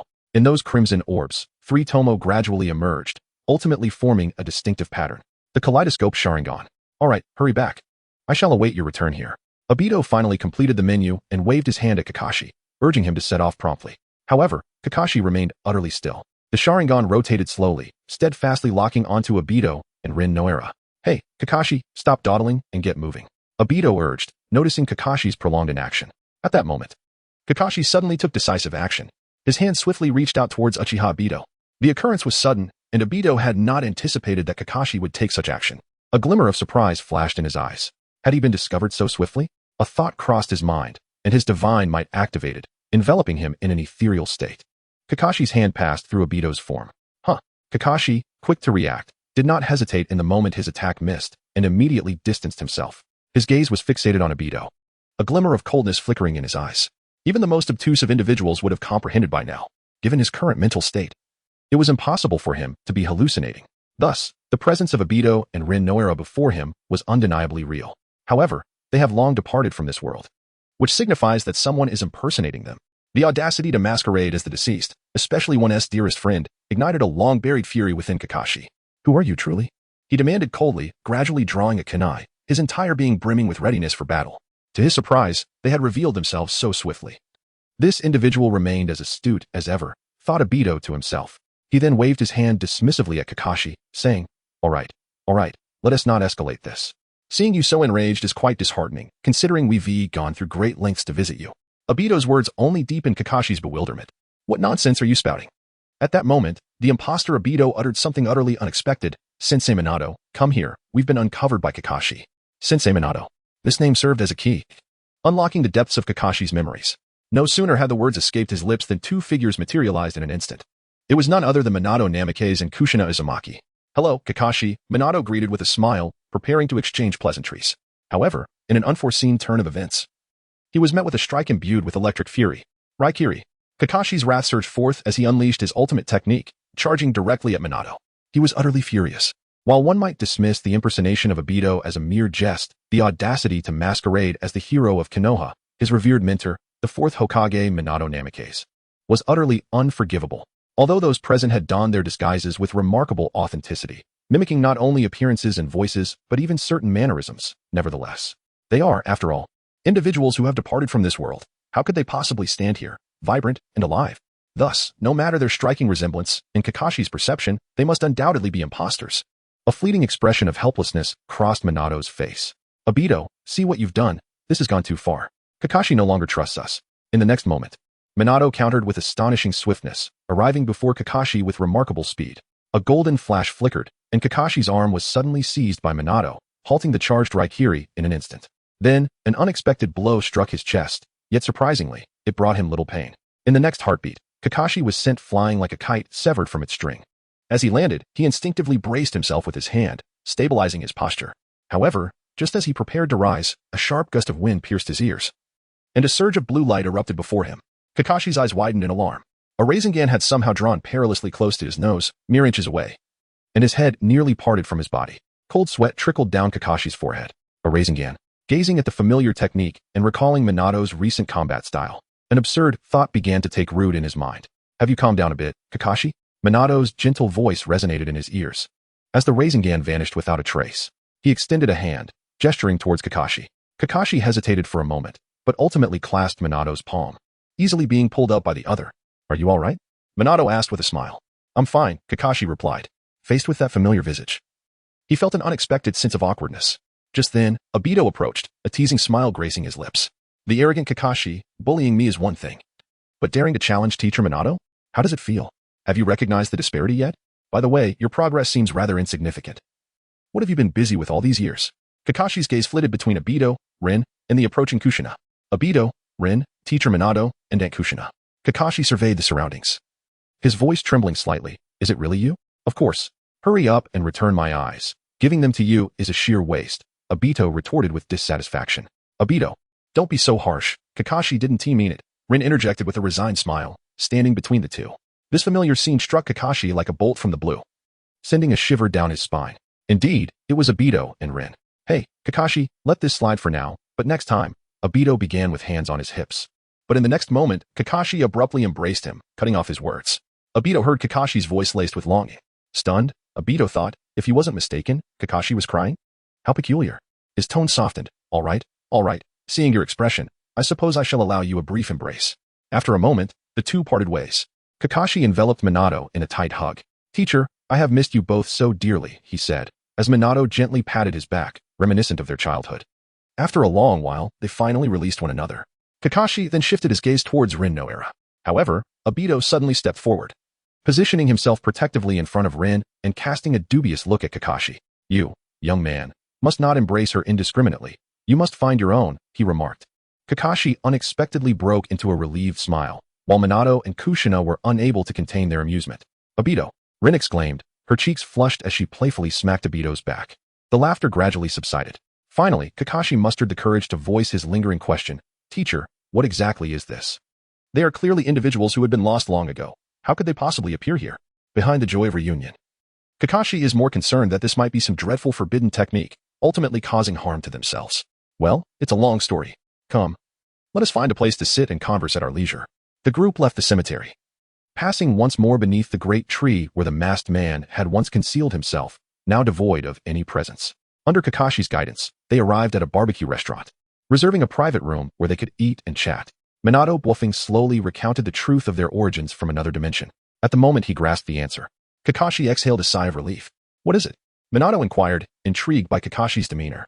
It's nothing of great concern compared to being resurrected. Your arrival from another timeline is rather easy for me to accept, Kakashi responded with a smile, a flicker of relief in his eyes. Minato exchanged a glance with Kakashi, as if silently reaching a consensus. Suddenly, Minato chuckled. That makes sense. After all, you had previously encountered people from the future with me at the Dragon Vein of Lulan. Kakashi nodded gently, his thoughts drifting back to his childhood, recalling that mission with Minato in the ancient land of Lulan, where they had met Naruto and Sakura from the future. With such an extraordinary experience, his capacity for acceptance now seemed effortlessly attainable. That is not entirely incorrect. Although they did not traverse through the Dragon Vein, there remains a certain resemblance, does there not? As they dined, the atmosphere grew increasingly vibrant, and the initial sense of unfamiliarity swiftly dissipated. Kakashi, you rascal. You have your own right in front of you. Why must you steal mine? Furthermore, that was specially grilled for me by Rin. Well, is it a rule that only the owner can eat their own barbecue? Besides, Rin didn't say I couldn't eat it, right? Rin? Oh dear, you all are such a handful. Even a meal is fraught with trouble. At the table, a silent battle over the barbecue quietly unfolded. In the playful banter with Obito, Kakashi seemed to recover a sense of familiarity and joy from his childhood. Nearby, Minato and Kushina watched this scene with smiles, their eyes filled with warmth. This barbecue feast was thoroughly enjoyable and took considerable time. Finally, sated in content, the group took a moment to rest before Kakashi suddenly spoke. By now, the Ninja Academy should be letting out, right? Teacher, Mrs. Teacher, would you like to go see Naruto? Although he had learned during their earlier conversation that Minato and Kushina had yet to have Naruto, in a certain sense, they were undoubtedly the most suitable parental figures, even from a medical perspective. Shall we go see Naruto? What do you think, Kushina? Minato looked at his wife, his eyes brimming with anticipation. Absolutely. I too wish to meet our future son soon. He must be an exceptionally remarkable child, Kushina exclaimed, unable to contain her excitement. Then let us set off. Hey, Kakashi, you go settle the bill. Why should it be me? You rascal, where would I get the money? Then you can stay behind and wash the dishes. Chapter 30, Kurama. Surprise, 4th Hokage. Naruto let out a tremendous yawn, his eyelids feeling as though they were glued together. He struggled to pry his eyes open, gazing at Iruka-sensei, who was speaking at length from the podium.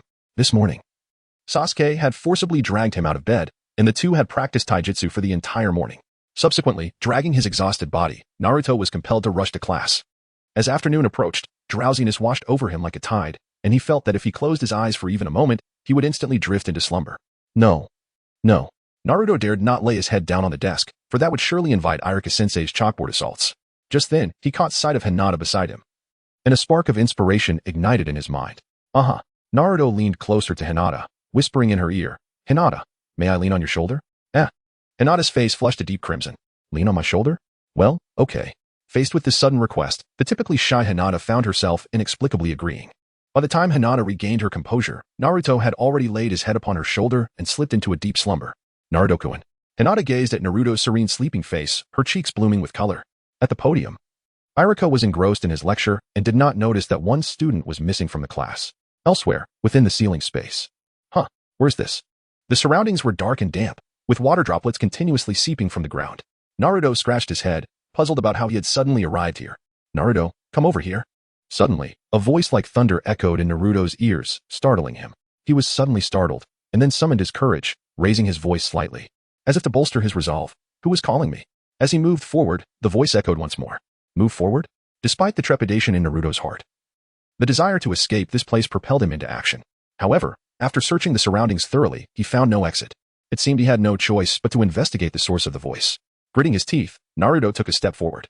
After walking just a few paces, the surrounding darkness seemed to part. A colossal iron gate loomed before him, resembling a prison cage. What an enormous barrier. Naruto was taken aback. By the way, who is speaking? Hey, I'm coming over, reveal yourself. In his quest for a way out, Naruto had no choice but to confront the mysterious voice. No sooner had he spoken than a pair of lantern-like, enormous eyes glowed with a crimson light from within the dark bars. Instinctively, Naruto stepped back, exclaiming, "What is that?" "You, Naruto, have finally arrived." A deep voice resonated as the creature within the iron bars revealed its true form, a gigantic fox. The nine tails pointed to the seal on the iron gate. "Naruto, break this seal and let me out for some fresh air." Faced with the unknown, one often feels fear.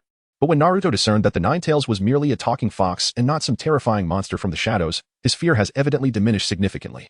He gazed at the nine tails, his eyes brimming with curiosity. "Who are you? Why are you here?" The nine tails regarded the young Naruto. A hint of human-like resignation etched upon its visage. It appeared that the bond between them required re-establishment. "Indeed, we are the most formidable duo in existence. I am known as Kurama, remember it well." "Kurama? What a peculiar name," Naruto murmured, yet soon a smile illuminated his face. "Hello, Kurama. I am Uzumaki Naruto. I am aware. Now may we release the seal?" The nine tails reminded him once more. The seal? Naruto followed the direction indicated by the nine tails and discovered a talisman at the center of the iron bars. "Are you imprisoned here?" he inquired, taking a few steps closer. "Indeed. This is outrageous. Who could have done such a terrible thing?" Naruto exclaimed, filled with righteous indignation. Ahem, it would be wise to refrain from such remarks. Kurama coughed lightly, for Naruto's words could be deemed rather excessive. "In any case, let's hasten to lift it." "All right, I shall rescue you at once," Naruto declared, extending his hand to unveil the talisman. Observing this scene, Kurama's heart surged with emotion. It seemed almost too effortless in his past life. He had labored tirelessly to achieve this moment. Yet here, a few simple words sufficed. It appeared that, with proper communication, Naruto was indeed quite reasonable. Just as the seal was about to be undone, an ethereal arm abruptly pressed down upon Naruto. Naruto paused, turning to seek the source of this unwelcome interruption.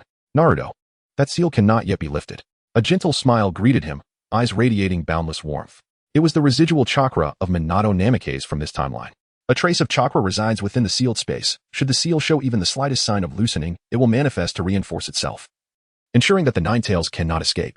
In the presence of this smiling figure, resembling an older brother, Naruto blinked, feeling an inexplicable warmth and familiarity. "Big brother, who are you? Why are you here?" "I am Minato Namikaze, the fourth Hokage of Konoha." He chuckled softly. "He is also your father." My father?" Naruto exclaimed in astonishment. Seeing his reaction, Minato Namikaze furrowed his brow slightly. "Did the third Hokage not inform you?" "Old man third? Inform me of what?" Naruto inquired, a look of bewilderment crossing his face. Minato took a deep breath. The situation appeared to be more intricate than he had anticipated. If that were the case, Naruto must have endured considerable hardships. He gently caressed Naruto's head and sighed. "Naruto, I apologize." "Why are you apologizing? And are you truly my father?" Naruto bombarded him with questions, as this was his first encounter with information about his father after losing his parents at a young age. "Naruto, these matters will be explained to you by your mother in the future. My time is limited." The ceiling space harbored a considerable amount of Kushina's chakra, sufficient to sustain for an extended period, enough to elucidate everything to Naruto. However, for him, the remaining chakra was merely to prevent the nine tails from escaping. And time was of the essence. Minato Namikaze turned to face Kurama, expecting a torrent of furious insults and accusations. Yet, in Kurama's eyes, there was only a mix of 3 parts helplessness, 3 parts speechlessness, and 3 parts confusion, along with a staggering 91 parts disdain. Hey, have you seen enough? You annoying 4th Hokage? Kurama stated calmly. Minato Namikaze replied, what is going on? He furrowed his brows, pondering. Ninetales, you seem to be. After a moment of contemplation, Watergate found himself at a loss for words to aptly describe the situation. Ultimately, the QB provided the answer himself. Reformation? It was a rather vivid depiction. Watergate awkwardly chuckled. Once, the Ninetales was a creature of brutality and malevolence, perpetually consumed by hatred for humanity, eager to annihilate any human it encountered. But now, it sat there like an innocuous plush toy, even rolling its eyes. What on earth was happening? Watergate was utterly bewildered. Had the Ninetales exhibited such demeanor in the past, perhaps his sacrifice would have been unnecessary. That father? Naruto was still not entirely accustomed to the term. Uncertain if the individual truly was his father, the QB was not a villain. He defended the Ninetales, saying, do you hear that, 4th Hokage? Naruto has recognized me. Release me. It would be beneficial for you, for Naruto, and for myself. I shall assist him in becoming the perfect Jinchuriki. At that time, who in the entire shinobi world could stand against us? With that, the Ninetales exchanged a knowing glance with Naruto, who responded with a thumbs up. As brothers, how could we not unite? The elder brother spoke wisely. Minato hesitated for a moment. He could not discern whether the Ninetales was deliberately disguising itself or genuinely sincere. However, his time was running out. Ultimately, he resolved to entrust the choice to Naruto. Naruto, this decision is yours to make. After all, it is your future and should be governed by you. The gentle smile remained upon the face of Minato Namikaze. Why does your form seem to fade more and more? Naruto gazed at Minato, whose body had become almost transparent. I must depart now, Naruto. You must forge your own path into the future. Why must you leave? And are you truly my father? Naruto instinctively reached out his hand. Minato gently stroked Naruto's head one last time, too hurried to say more as his figure gradually dissipated. His chakra had been entirely expended. Staring at the spot where Minato had vanished, Naruto found himself in a prolonged daze. Father, what a strange and distant term. He had yet to express the myriad emotions that had been pinned up for over a decade. Do not linger, Naruto, muster your spirit. For I shall remain by your side, came the encouraging voice of Kurama from behind. Indeed, Naruto fervently nodded, shaking off the despondency. He turned and seized the ceiling tag, tearing it away with determination. Let us go, Kurama. Chapter 31, Minato Namikaze, a surprise, Kurama. In the classroom, the students were wholly absorbed in the teacher's explanation. Suddenly, a palpable tension surged through the air, causing a collective tightening in their chests. Yet, this sensation was fleeting, vanishing as swiftly as a mirage. And most returned to their studies without further thought.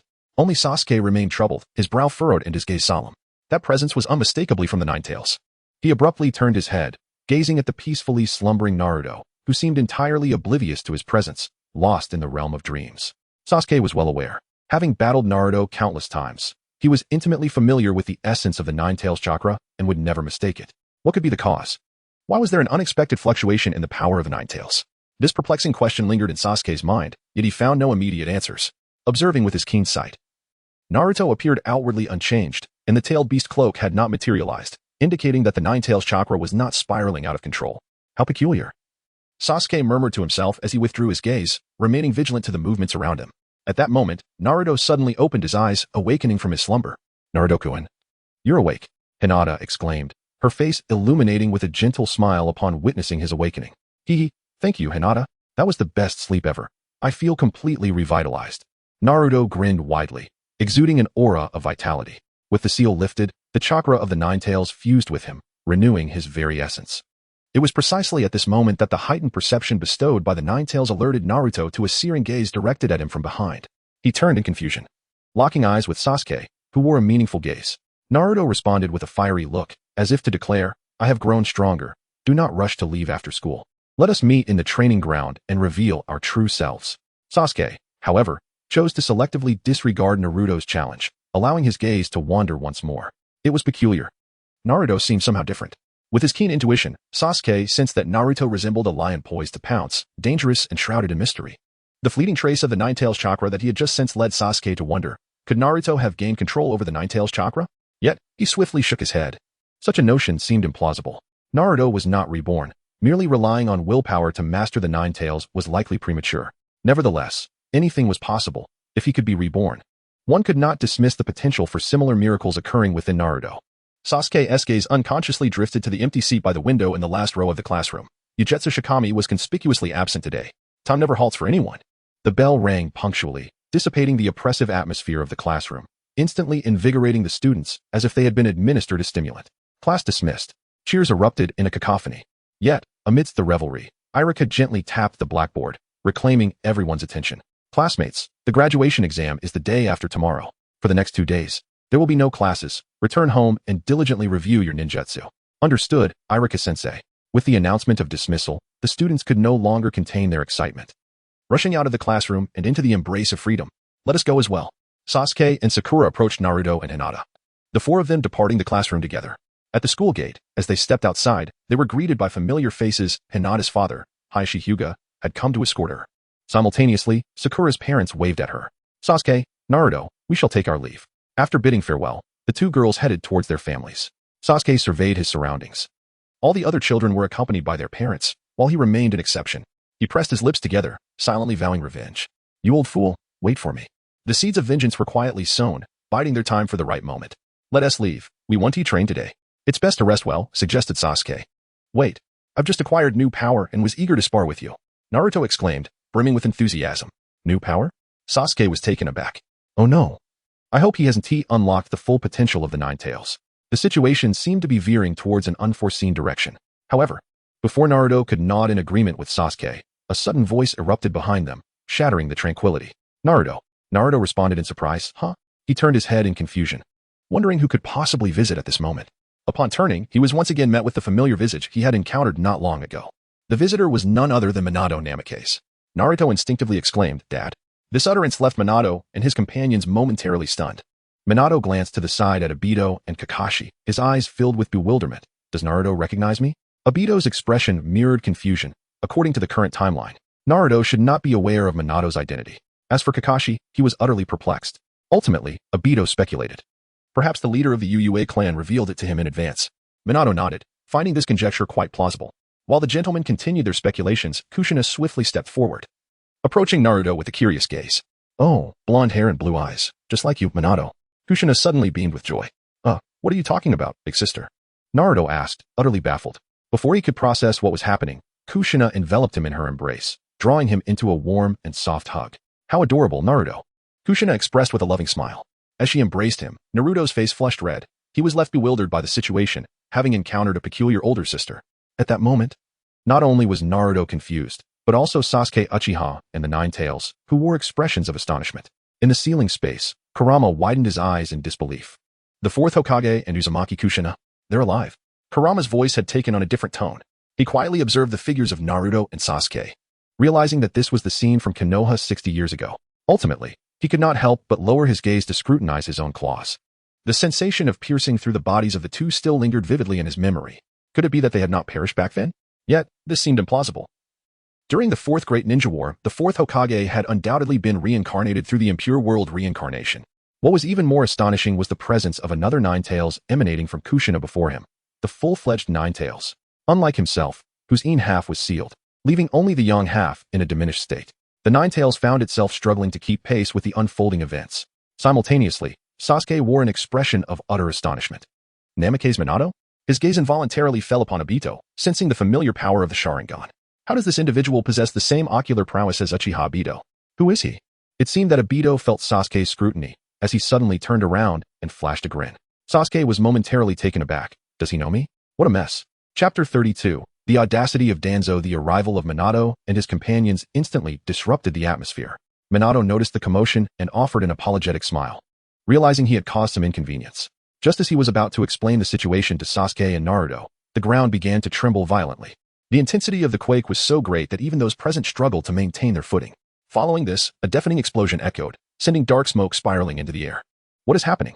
Kakashi quickly sensed the source of the disturbance, leaping onto the roof of the Ninja Academy to survey the scene from a distance. What's wrong? Kakashi? Minato inquired from below. Kakashi's eyes pierced through the smoke, his expression grave. It seems a battle has erupted in the village. After stating this, he looked down at Minato and said, I apologize, Minato-sensei, I must investigate. Indeed, the village is of utmost importance. Minato responded just as Kakashi transformed into a blur, rushing towards the source of the smoke. Obito, please ensure their safety while I ascertain if assistance is required, Minato solemnly instructed Uchiha Obito. Rest assured, sensei. Leave it to me, Obito replied with unwavering determination. Minato acknowledged him with a nod and vanished without a trace. With Minato and Kakashi gone, only Kushina and the 4 young children remained. Sasuke could not help but glance at Obito again. The person who had just resembled Minato had called him Obito?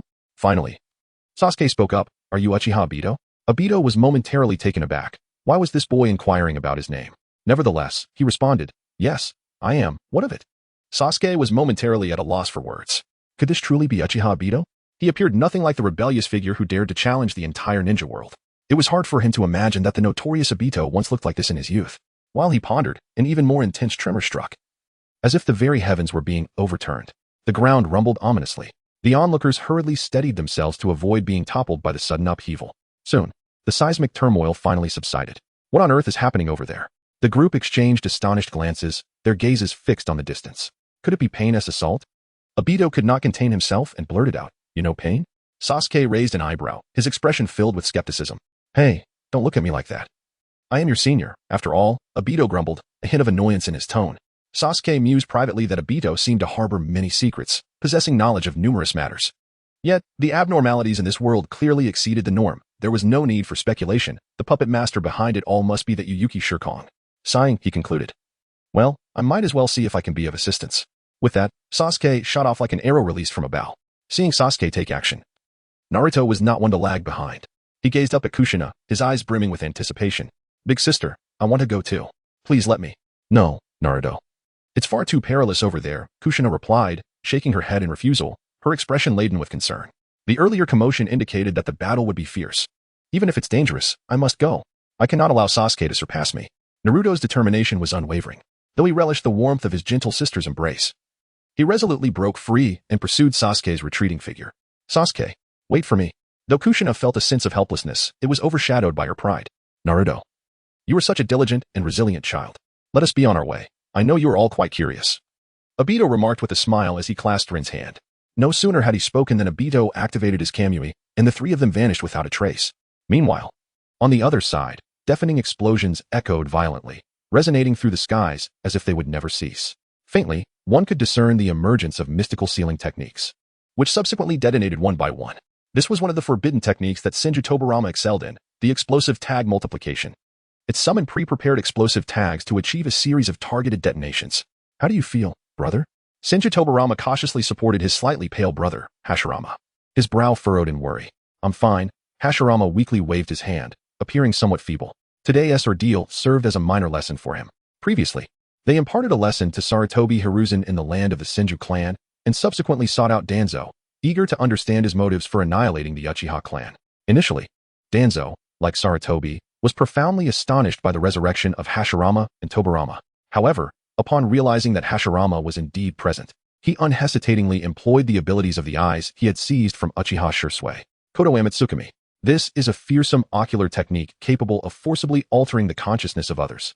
Should it succeed, Shimura Danzo might truly defy fate, as he would possess a ninja god who would obey him unconditionally. The entire shinobi world would be rendered powerless. Alas, he faltered. Had he targeted someone else, perhaps even Senju Tobirama, he might have succeeded. Yet, his insatiable greed led him to select Senju Hashirama, the reincarnation of Ashura. The power of the Sharingan emanates from the utmost manifestation of Yin energy, opposing the Yang energy. Conversely, Ashura inherits the 6 paths Yang energy passed down by the Sage of 6 Paths, resulting in a fundamental conflict between Yin and Yang. How could mere Yin energy hope to sway even a fraction of the formidable Yang energy? Naturally, Kodo Amitsukami proved ineffective, yet Senju Hashirama suffered considerable mental trauma as a consequence. As the situation spiraled out of control, Senju Tobirama erupted in fury, and in an instant, Shimura Danzo fell beneath his hand. However, an unbelievable scene unfolded. The man who had just been on the brink of death astonishingly stood upright once more. No, to be precise, he had never truly perished. He employed the forbidden technique of the Uchiha clan, Izanagi, transforming all harm into an illusory dream. Years of experience in opposing the Uchiha allowed Tobirama to discern Danzo's perilous gambit at a glance. Armed with this intelligence, Senju Tobirama resolved without hesitation to utilize the explosive tags to definitively vanquish his adversary. The relentless onslaught of the explosive tags would continue unabated. Once the first tag struck its target, it would detonate in an unending succession, until the target was reduced to ashes. Even Izanagi would find itself powerless against such an assault. The tremors and explosions that had shaken the very foundations of Konoha were the tempest unleashed by this confrontation. Rest assured, brother, I shall reclaim this debt on your behalf. Tobarama declared with unwavering resolve. After ensuring Hashirama's safety, he turned his gaze toward the epicenter of the explosion. Amidst the continuous cacophony, the killing intent in his eyes intensified. Initially, he had merely intended to teach Danzo a lesson, after all. He was not from the same timeline and was, in fact, his student. Tobarama wished to avoid complete annihilation. Yet, given the circumstances, he felt no obligation to show mercy any longer. Is he dead? Tobarama's eyes narrowed slightly. The duration of his Izanagi varies from person to person, typically lasting between 3 to 5 minutes. Moreover, as Danzo was not an Uchiha by blood, despite having transplanted a Sharingan, this would only shorten the effect of his Izanagi. To ensure absolute certainty, Tobarama unleashed the explosive tags for a full 5 minutes. Even a pureblood Uchiha would struggle to escape such a catastrophic fate. What's happening here? Yuyuki Shikigami descended from the sky, astonished. He had merely stepped away for a brief moment to visit the Inuzuka household, and upon returning, chaos reigned. Lord Shikigami. Tobarama replied promptly, then proceeded to recount the events in detail. What? He used Kodo Amitsukami on Hashirama? Yuyuki was taken aback, incredulous at Danzo's audacity. Truly. He was bold enough to act on such a daring notion. It was indeed characteristic of him, ambitious yet utterly foolish. Yuyuki nodded. Recalling the time when this individual had pierced Susanoo with a shuriken, a feat of sheer audacity. Ultimately, he had even sealed half a bridge with the 4-symbol seal. Utterly absurd. What is the current situation? Yuyuki inquired, directing his gaze toward the center of the explosion. I intended to deliver a fatal blow, but it seems he utilized Izanagi to render the damage illusory. Thus, I altered my strategy and employed the explosive tags. Izanagi cannot last indefinitely. He should be dealt with by now, Tobarama stated coldly. However, Yuyuki shook his head. No. That old fool has transplanted an entire arm's worth of Sharingan, 10 in total, plus his right eye Shursue's Sharingan, making it 11. Izanagi can be active for quite some time. What? Tobarama frowned. Danzo had become so deranged as to transplant such an abundance of Sharingan? How could he withstand the rejection? Tobarama could not help but voice his astonishment. For a non-Uchiha to transplant, even one is already pushing the limits. Yet he has managed 11? Is he even human? He used your brother's cells. Someone crafted him an arm using Hashirama's cells to help him endure the rejection. Who, pray tell, was conducting such inexcusable research? Tobarama seethed with rage. The implications of such research inevitably led back to Senju Hashirama as its origin. He could scarcely fathom the extent of the desecration and torment inflicted upon the body of the elder brother in this space-time continuum. It seems that the battle there has reached its conclusion. The voice of Yuyue's Shirkong interrupted Tobarama's fury. Following Yuyue's guidance, he gazed into the distance, where the offensive of the explosive talismans gradually ceased, having been entirely expended. Chapter 33, The Art of Provocation. The smoke rising from the explosion slowly dissipated, revealing the unscathed figure of Shimura Danzo. His face was ashen, a twisted smirk of unwillingness lingering at the corners of his mouth. Just a fraction more, merely a sliver. Why did the divine intervention falter? This is truly maddening. Not only had he failed to subdue Senju Hashirama, but he had also ensnared himself in a predicament with no clear way out. Merely one technique of reciprocal explosive tags had cost him 5 Sharingan to transfer the damage. Having his reserves, even if the remaining Sharingan could still sustain him, Danzo had no assurance of defeating Senju Tobarama. It is him. At that moment, Shimura Danzo noticed the unexpected presence of Shikami Yuyue beside Tobarama, and a sudden scheme flickered in his mind. Danzo's expression shifted abruptly as he anxiously exclaimed, Lord Second, please be cautious of the individual beside you. He is a spy from a foreign land. It was he who coerced me into this action, and he possesses would release. Undoubtedly having implanted the first Hokage's cells, an atrocious crime. He has also been in close proximity to the village's Jinchuriki of the Nine Tails. For the safety of the Nine Tails, I merely sought his assistance in an investigation, yet he ruthlessly slaughtered my 12 subordinates. They were all elite members of Konoha. This is an incalculable loss. Lord Second, you must apprehend him. Danzo's demeanor transformed swiftly, painted with anxiety and concern. His performance was nearly flawless, embodying the role of the victim with exquisite detail. His words a blend of truth and deception, challenging anyone to discern reality from falsehood. Meanwhile, Shikami Yuyue, who had been observing leisurely, was suddenly cast by Danzo as a treacherous rogue of Konoha, driven by ulterior motives. Me? A heinous criminal? Yuyue pointed at himself. After a brief moment of astonishment, he could no longer contain himself. Ha ha ha, Shikami Yuyue laughed uproariously, tears streaming down his face. You wish to shift the blame onto me? This is clearly self-inflicted folly. The Senju brothers couldn't help but find it amusing as well. Oh no. A wave of unease washed over Shimura Danzo as he met the mocking gaze of Shikami Yuyue. Realizing that he may have devised a rather foolish plan. How could it be that they are acquainted? This is quite perplexing. They evidently do not belong to the same era. How could the sudden emergence of Senju Hashirama and Tobarama intersect with him? Initially, he had intended to label Yuyue Shirgong as an enemy of Konoha, collaborating with the Senju brothers to eliminate him. Subsequently, He planned to leverage his mentor-student bond with Tobirama to mediate the situation, gradually diminishing its significance. However, to his dismay, Shimura Danzo's countenance was as dark as the bottom of a pot. This situation cannot continue. Observing the increasingly menacing aura emanating from Senju Tobirama, Danzo realized decisive action was necessary, lest his life be in jeopardy. Thus, he obstinately attempted to argue, Lord First Hokage, Lord Second Hokage, there seems to be a misunderstanding. A misunderstanding? Pray tell, what misunderstanding might that be? Yu Shurgong inquired with evident curiosity, arms crossed. Unexpectedly, Danzo's anger flared. Who is this brat? Step aside. I am conversing with the Second Hokage. You have no place here. Danzo, mind your language. His words reflect my sentiments. Senju Tobirama's calm admonition extinguished Danzo's ire like a splash of cold water. He gazed incredulously at the two individuals, astonished by the intimacy of their relationship. Speak up. One-eyed monster, there is nothing to explain, so let me send you on your way. The taunting voice of Shikigami Yuzuki echoed once more, causing Danzo to clench his fists. Yet he ultimately restrained himself. Taking a deep breath, Danzo stated, I did not intend to use my ocular technique against you, Lord First. The rejection response of the Sharingan was simply too overwhelming, and upon seeing you, my teacher, I became overly emotional, unable to suppress the power of this eye. I nearly committed a grave error. I implore you to forgive my momentary lapse.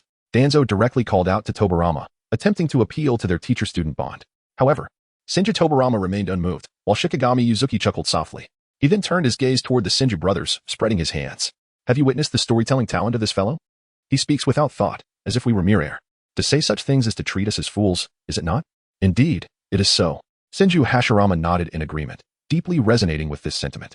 Meanwhile, Senju Tobirama's expression darkened, his palms ready with kunai. Shikigami Yuzuki. Danzo seethed with rage. This insufferable brat was stirring up trouble again, fanning the flames.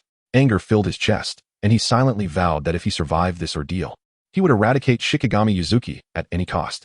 Yet, just as his fury ignited, a sharp whistle sliced through the air, interrupting Danzo's thoughts. Looking up, he saw several kunai hurtling towards him like bolts of lightning.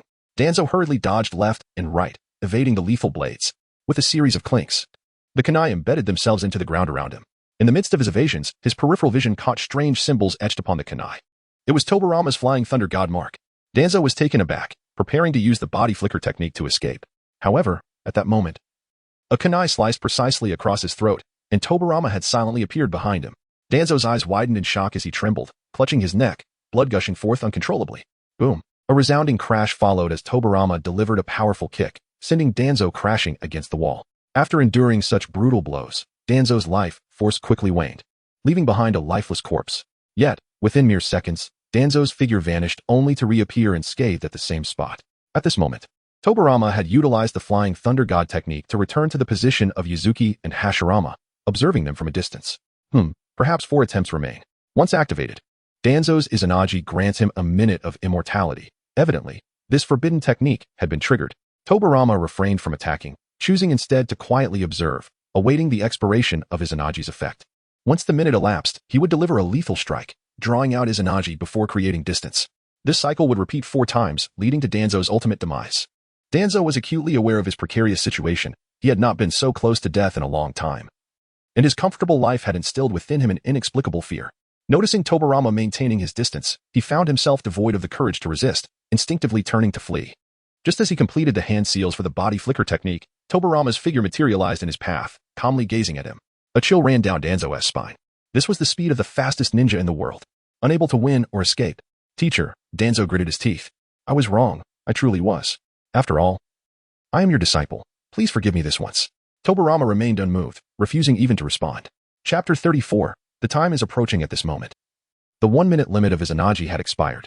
Tobirama's form flickered, and Danzo's head suddenly soared into the air, utterly defenseless, his face etched with unwillingness. In an instant, Danzo perished once more. As anticipated, he activated Izanagi again, while Tobirama had already distanced himself using the Flying Thunder God. The same trick was repeated. All that remained for Danzo was boundless despair. 3 Sharingan remained.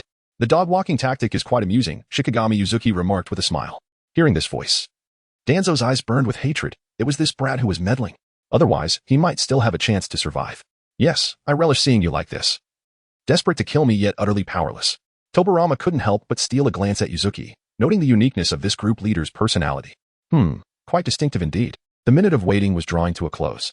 At that moment, 2 figures unexpectedly intruded into the scene. It was Kakashi Hatake and Minato Namikaze. the two who had come to offer assistance. What is happening here? Kakashi surveyed the surroundings, utterly bewildered. He initially believed that enemies were attacking, only to discover that it was none other than the right-hand man of the Hokage, Shimura Danzo, engaged in a skirmish. Even more astonishing was the presence of the first and second Hokage. Hadn't those two elders long since departed from this realm? However, glancing at his mentor, Minato Namikaze, Kakashi began to piece things together. Perhaps they had traversed through time and space as well? Contemplating this notion, it didn't seem so extraordinary after all. Yujetsu. What is happening here? Minato could no longer contain his curiosity and inquired. The situation is as follows. Yujetsu quickly clarified the sequence of events in a few succinct sentences. In essence, we are currently occupied with tidying up our domain. Would you two care to join us? Please do not feel hesitant. This is an act of justice. Once we complete this task, there will be significant rewards in the group chat. Moreover, it wouldn't hurt to throw a few punches to stretch your limbs, Yujetsu said with a cheerful smile. So that is how it is. Kakashi exchanged glances with Minato, and a flicker of displeasure crossed their eyes as they turned to Shimura Danzo. Upon seeing Kakashi, Danzo felt as though he had grasped a lifeline. Kakashi, quickly, subdue that brat. He has bewitched Lord Second and incited discord within our Leaf Village. He cast his gaze towards the suddenly emerged Minato Namikaze, pondering in bewilderment why such inexplicable resurrections occurred so frequently. However, now was not the time for such musings, with so many people around. It was improbable that they were all acquaintances of Yujetsu. Fourth Hokage, as the leader of the Hidden Leaf, you must swiftly apprehend this rabble. No, they should be eliminated outright. Their existence poses a threat to Konoha, Danzo proclaimed with righteous fervor, entirely oblivious to the subtle expressions on Kakashi's and Minato's faces. You want me to deal with Yujetsu? He is my beloved friend, my brother. It is not merely a matter of increasing the stakes. That would be futile. I believe it is you, Danzo, who is the true menace, and today, I shall resolve this matter with you. As his words fell, he noticed that neither Kakashi nor Minato Namikaze reacted in the slightest, causing Danzo's heart to sink. Do you know these people? Yuyue Shikami. You are truly a fool. Danzo gritted his teeth. Time is nearly up, Yuyue kindly reminded him, as the minute of Izanagi approached its conclusion. Before stepping out, Ino had instructed me to return home by 9 o'clock. Now, each of us shall deliver 9 strikes. If you can endure, we shall part ways. Otherwise, it is the heavens that will demand your reckoning for the havoc you have wrought upon this world. What say you? I presume you would not wish to squander time in such a manner? Yuyue posed a modest suggestion, feigning concern. The surrounding individuals cast peculiar glances at one another. 9 strikes each? One could wager that a single blow would render Danzo a mere memory, leaving not a trace behind. His face was as dark as the bottom of a pot, a clear indication of his distress. Noting Danzo's silence, Yuyue frowned. If you choose not to speak, I shall take it as your consent. Allow me to commence. With a hand seal, an overwhelming surge of chakra erupted from his being, drawing the attention of those nearby. Today we are fortunate to witness the master as prowess, they murmured. Is that what release? It's akin to the technique used by my elder brother. Their anticipation was palpable. Yet, just as Yuyue was about to unleash the Wood Dragon technique, 2 more figures intruded upon the battlefield, Sasuke Uchiha and Naruto Uzumaki, those fated rivals. Yuyue hastily halted his technique to avoid causing them harm. Oh, what brings you here? Yuyue wondered aloud. Seeing you all gathered here, it would be strange if they could remain idle, came the voice of Obito from behind.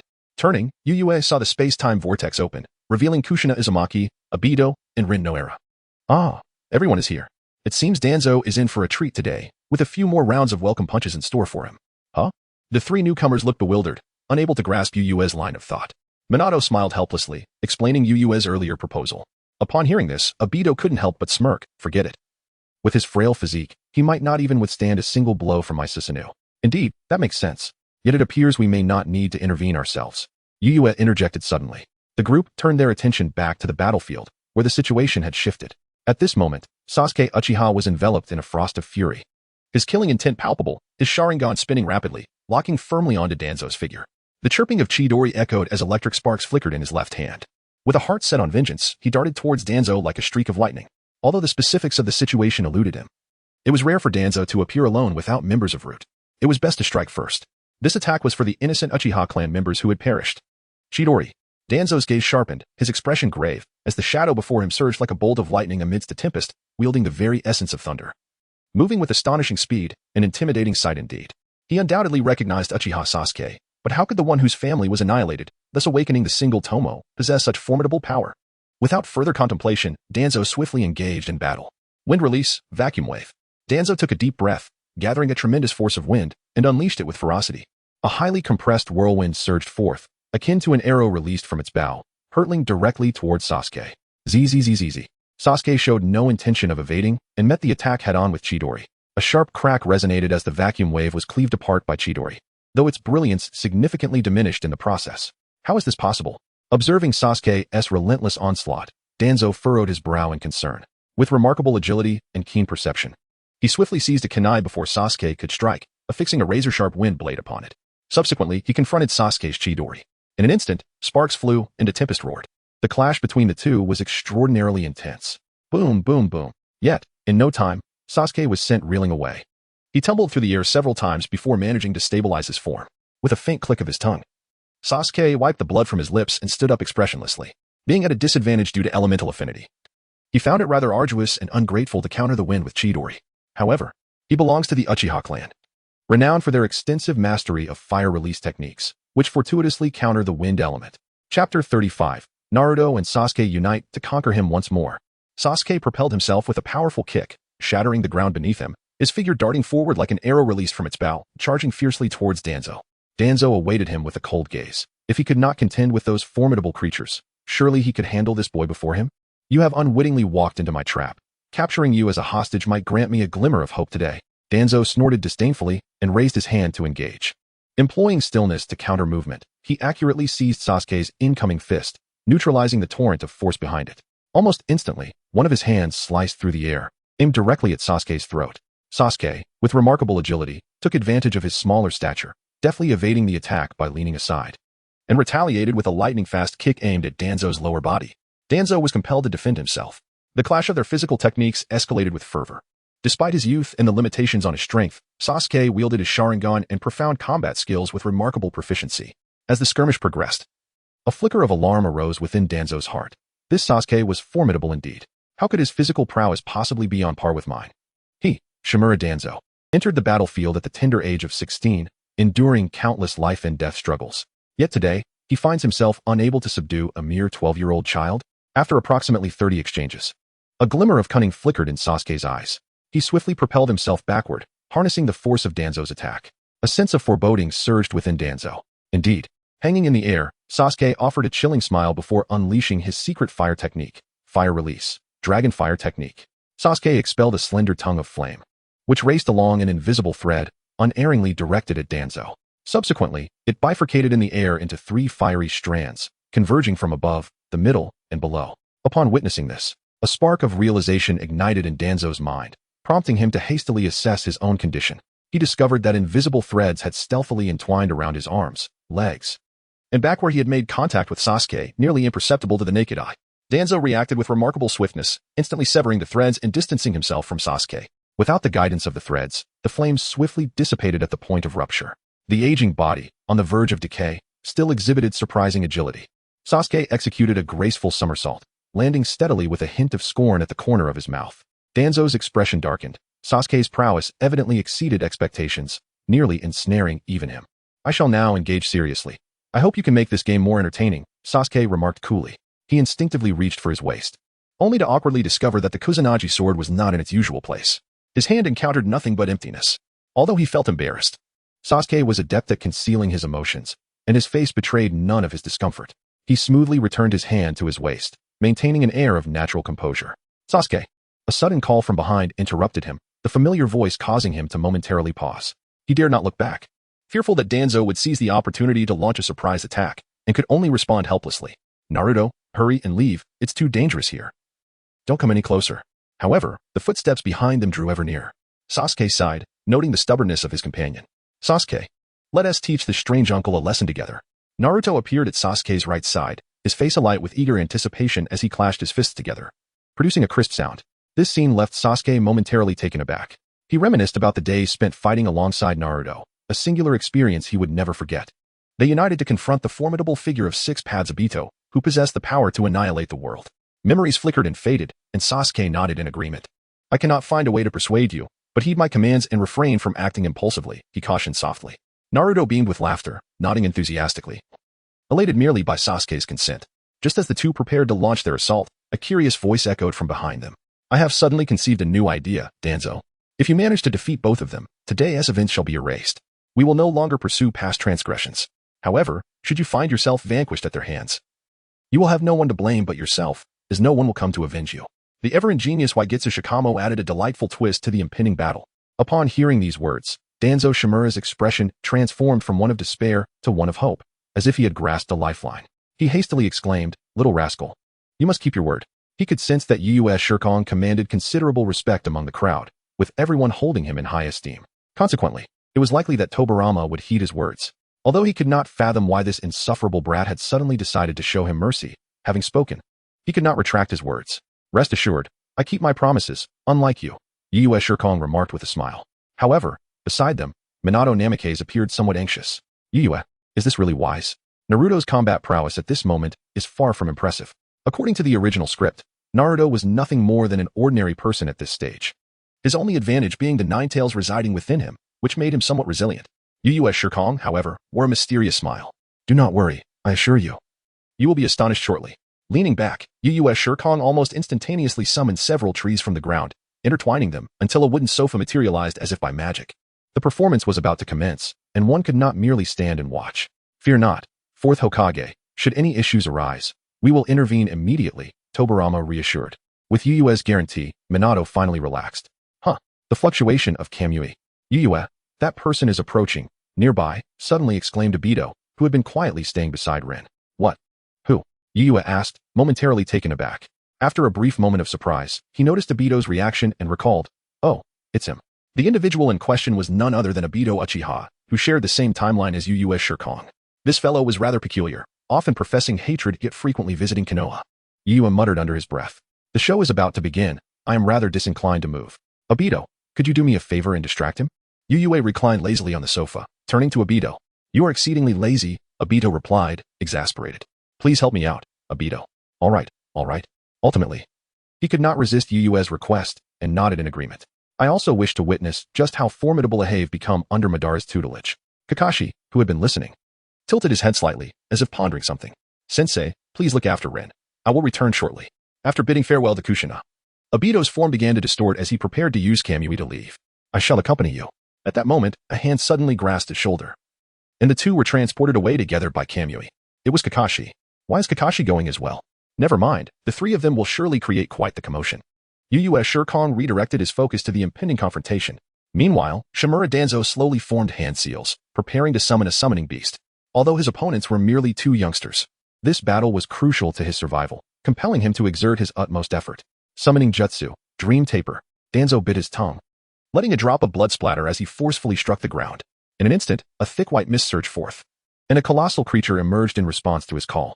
This being, enormous in stature and possessing a trunk reminiscent of that of an elephant, was Danzo's summoning beast. The Dream Taper. "Become the Dream Taper's prey, little brats." Danzo's face twisted with malice as he formed the necessary seals, commanding the Dream Taper to execute its jutsu. The creature opened its massive maw, creating a whirlpool-like vortex that unleashed a terrifying suction, causing both Sasuke and Naruto to lose their footing immediately. "Be careful." Sasuke, quick to react, seized Naruto, who was about to be drawn in, while swiftly channeling chakra into his feet to stabilize himself. Nevertheless, the two remained inexorably drawn closer to the Dream Taper. "You, the inherently malevolent Uchiha brat, cannot alter your fate, just like your impotent brother," Danzo taunted coldly, seemingly intent on reclaiming his lost dignity through their defeat. However, silence. Sasuke abruptly lifted his head, an indescribable chill radiating from his youthful visage. "You wretched old man. You lack the right to mention him." Each word from Uchiha Sasuke was like a dagger, his voice piercing and frigid, striking directly at Danzo's heart. As his words fell, the overwhelming hatred directed at Danzo triggered a profound psychological upheaval. In his eyes, three tomos slowly revolved, ultimately intertwining to form a mysterious hexagram pattern. The kaleidoscopic Sharingan. This awakened a familiar and formidable power, leaving even Sasuke momentarily astonished, yet a surge of ecstatic joy welled up within him. The strength seemed to gradually return, though not in abundance, it was sufficient. Though it was neither the eternal kaleidoscopic Sharingan nor the sixth Tomo Rinnegan. A single pair of kaleidoscopic eyes was more than adequate to vanquish Danzo. Susanoo. The power within Sasuke's eyes surged, manifesting a colossal skeletal giant behind him. Yet, this was merely the beginning. As his ocular prowess erupted further, a layer of muscle rapidly enveloped the bones until a complete form emerged. A semi-complete Susanoo. What? Witnessing this spectacle, Danzo's eyes widened in disbelief, utterly horrified. What kind of monstrosity was this? A mere 12-year-old child activating the kaleidoscopic Sharingan and summoning Susanoo? All due to a single taunting remark? Even Uchiha Madara would have to acknowledge you as an ancestor. Damn it. This is unfair. Unfair. I demand a rematch. He is using cheats. Yet, the vengeful Sasuke pays no heed to the thoughts brewing within Danzo. West Inner. Fire style. Great fireball technique. Immediately following this incantation, he drew back the bowstring of the celestial Magatama bow, aiming directly at the spellcasting Dream Eater, and unleashed a fierce arrow. A bolt of black flames surged forth like a thunderous roar. Danzo caught sight of the arrow hurtling towards him, and, without a moment's hesitation, evaded to the back of the Dream Eater. The Dream Eater, catching a glimpse of this chaos from the corner of its eye, was overwhelmed with terror. Yet, it found itself ensnared in the critical moment of its spell, unable to move. It could only cast an angry yet helpless glance. Danzo, I curse you. The sound of the arrow slicing through the air erupted with a deafening crack. In an instant, the arrow not only struck the monstrous Dream Eater, but also pinned it firmly to the ground. A mournful wail escaped the Dream Eater, which quickly dissipated into a cloud of white mist. With the Dream Eater's disappearance, Sasuke Susanoo was also dispelled. He clutched his bleeding eyes, crouching on the ground, gasping for breath. At his tender age, his body had yet to fully develop, and utilizing Susanoo was an immense strain on him. Freed from the Dream Eater's influence, Naruto was able to stabilize himself and rushed to support Sasuke upon noticing his weakness. Sasuke, are you alright? That last move was utterly spectacular. Sasuke gently waved his hand, employing a special technique to swiftly restore his chakra. With the troublesome summoning beast gone, it was now time to deal with that damn Danzo. Just watch my next move. Naruto charged forward, positioning himself protectively in front of Sasuke, pointing his finger at Danzo with unwavering confidence. Naruto, are you sure you can handle this? Sasuke observed Naruto's somewhat clumsy movements, a flicker of doubt crossing his mind. This remark ignited Naruto's frustration. Damn it, are you underestimating me? With that, Naruto surged forward, determined to showcase his strength. Hey, no need to overexert yourself. Just hold him off for me. Sasuke's voice called from behind, inadvertently spurring Naruto to quicken his pace. Hurtling towards Danzo. Take this. Naruto leaped into the air, delivering a powerful punch aimed at Danzo. Danzo remained entirely focused, his eyes locked onto Naruto. Sasuke's earlier ambush had left him shaken, nearly costing him his life. Using his Anaji again was no trivial matter. This vortex ninja, Naruto, was certainly not an ordinary foe. Were those apparent flaws in his techniques intentionally exposed? Danzo scrutinized Naruto's seemingly flawed moves, his mind racing with speculation. Could it be a ploy to entice him into attacking, only to suddenly change tactics and seize victory? I will not be fooled. A glint of cunning flashed in Danzo's eyes. He swiftly devised a response, adopting a defensive stance while probing his opponent. Danzo cautiously threw a punch, his entire body tensed, poised for a counterattack at any moment. However, in the instant of contact, Naruto was sent flying like a severed kite, tracing an arc before crashing heavily to the ground. Danzo cursed inwardly, damn, I've been outwitted. What a fool. I should have taken him down with a single strike. The regret festered within him. Meanwhile, Minato observed the leisurely Ugetsu Shigami sprawled comfortably on the sofa. Undoubtedly, Sasuke's progress had been aided by Ugetsu. Otherwise, he could not have unlocked the Manjiki Sharingan so swiftly. As for Naruto, that remained uncertain. Judging by his current performance, he seemed somewhat lacking. Patience, the show is about to begin. One must set the stage, Ugetsu said with a smile. Minato nodded, continuing to watch with composure. Hey, how's it going? Sasuke asked, gazing at the fallen Naruto with an expression of exasperation. I told you not to act recklessly, but you wouldn't listen. Naruto flailed his legs awkwardly before managing to rise, appearing somewhat embarrassed. It's nothing, really. Let me handle this, he insisted. Sasuke sighed, standing up. His condition had nearly returned to normal. Unexpectedly, Naruto resolutely positioned himself beside him. Despite his flushed face, he was determined not to allow Sasuke to face the adversary alone. Naruto, listen, the voice of Kurama echoed in his mind. Kurama, what is it? Naruto responded internally. I am ready. You can now harness my power. Naruto was filled with elation. You fully recovered? Indeed, Kurama confirmed. After a prolonged period of sealing, Kurama required time to regain his vitality, and at this moment, he had achieved a complete semi-peak state. Let's go, Kurama. The fusion of man and beast commenced, their powers intertwining. Instantly, Naruto's body underwent a remarkable transformation. A vast surge of chakra erupted like a torrent, shaking the very earth beneath him. His form was enveloped in a resplendent golden radiance. An intricate pattern symbolizing the 6 paths of power emerged upon his chest. His garments elongated, transforming into a shimmering golden robe, reminiscent of a billowing cloak. The 9 tails resonated with the swirling energy of Naruto, whose newfound strength captivated him, leaving him in a state of wonder as he surveyed his splendid attire. What? Danzo once again coughed up a mouthful of blood. A perfect Kinshiki? What on earth is this creature? He felt an unsettling illusion of being targeted by an invisible force. A kaleidoscope, a perfect Kinshiki, what could he possibly use to counter this? As this thought crossed his mind, Danzo glared fiercely at Yu Shikami. This little brat must know something. Otherwise, he wouldn't have been so self-assured in setting this trap. Damn it. He had no intention of letting himself off easy. In the face of Danzo's resentful gaze, Yua merely smiled calmly and gestured gracefully, clearly indicating, come on. Please begin your performance. Sasuke, let's go. Here I come. Sasuke approached Naruto with a faint smile, assessing his perfect Jinchuriki form. Not bad. I can't fall behind. The power of the Manjiki Sharingan surged forth. A skeletal structure enveloped Sasuke, allowing him to use Susanoo with significantly reduced energy expenditure while maintaining formidable power. The two exchanged a silent glance before, in the next moment, they charged forward in unison, heading straight for Danzo. Chapter 37. The Strike, One Hit. What more is there to say? The two stood resolutely, yet Shimura Danzo felt a chilling aura surging towards him, sending a shiver through his heart. It was hopeless. There was not even a glimmer of chance. But he would never surrender easily, his face twisted in rage as he inhaled sharply. Then unleashed a torrent akin to a volcanic eruption, a meticulously compressed blade of wind, like a sword dancing in a tempest. So sharp it seemed capable of slicing through anything in existence. Wind release, vacuum wave. Yet that was not enough. Danzo quickly formed hand seals, unleashing a barrage of wind projectiles that surged toward Naruto and Sasuke. Wind release, vacuum bullets. The wind blades and projectiles whistled through the air, almost upon them. Yet Sasuke remained unfazed, for Naruto had already taken the initiative. With a gentle sweep of his long robe, the golden cloak infused with Nine-Tails chakra transformed into a massive tail of concentrated chakra, sweeping fiercely, obliterating Danzo's meticulously prepared ninjutsu as if it were mere parchment. The wind blades and bullets vanished without a trace. Shimura Danzo's eyelids twitched violently. Was this all too much? Was he merely playing around? How powerful? Naruto felt an exhilarating thrill from this surge of strength. You're still far from it, Naruto. Kurama's voice echoed lightly. I'll give it my all, Naruto declared, brimming with determination. He then turned to face Danzo, a mischievous smile curling at the corners of his mouth. Hey, strange uncle, it's my turn to attack now. Seeing Naruto adopt an aggressive stance, Danzo's nerves tightened. The power of the Nine Tails was truly overwhelming. Fortunately, Naruto lacked substantial combat experience. Perhaps with his cunning, he could still hold his ground. However, Danzo's hopes were about to be shattered by the harsh reality. In an instant, Naruto moved. Shimura Danzo barely caught a glimpse of a fleeting golden silhouette. Here it comes. Danzo's heart raced. He quickly assumed a defensive stance, his gaze fixated on Naruto, who was already upon him. Danzo swung his hand to block, but was sent flying instead. Danzo.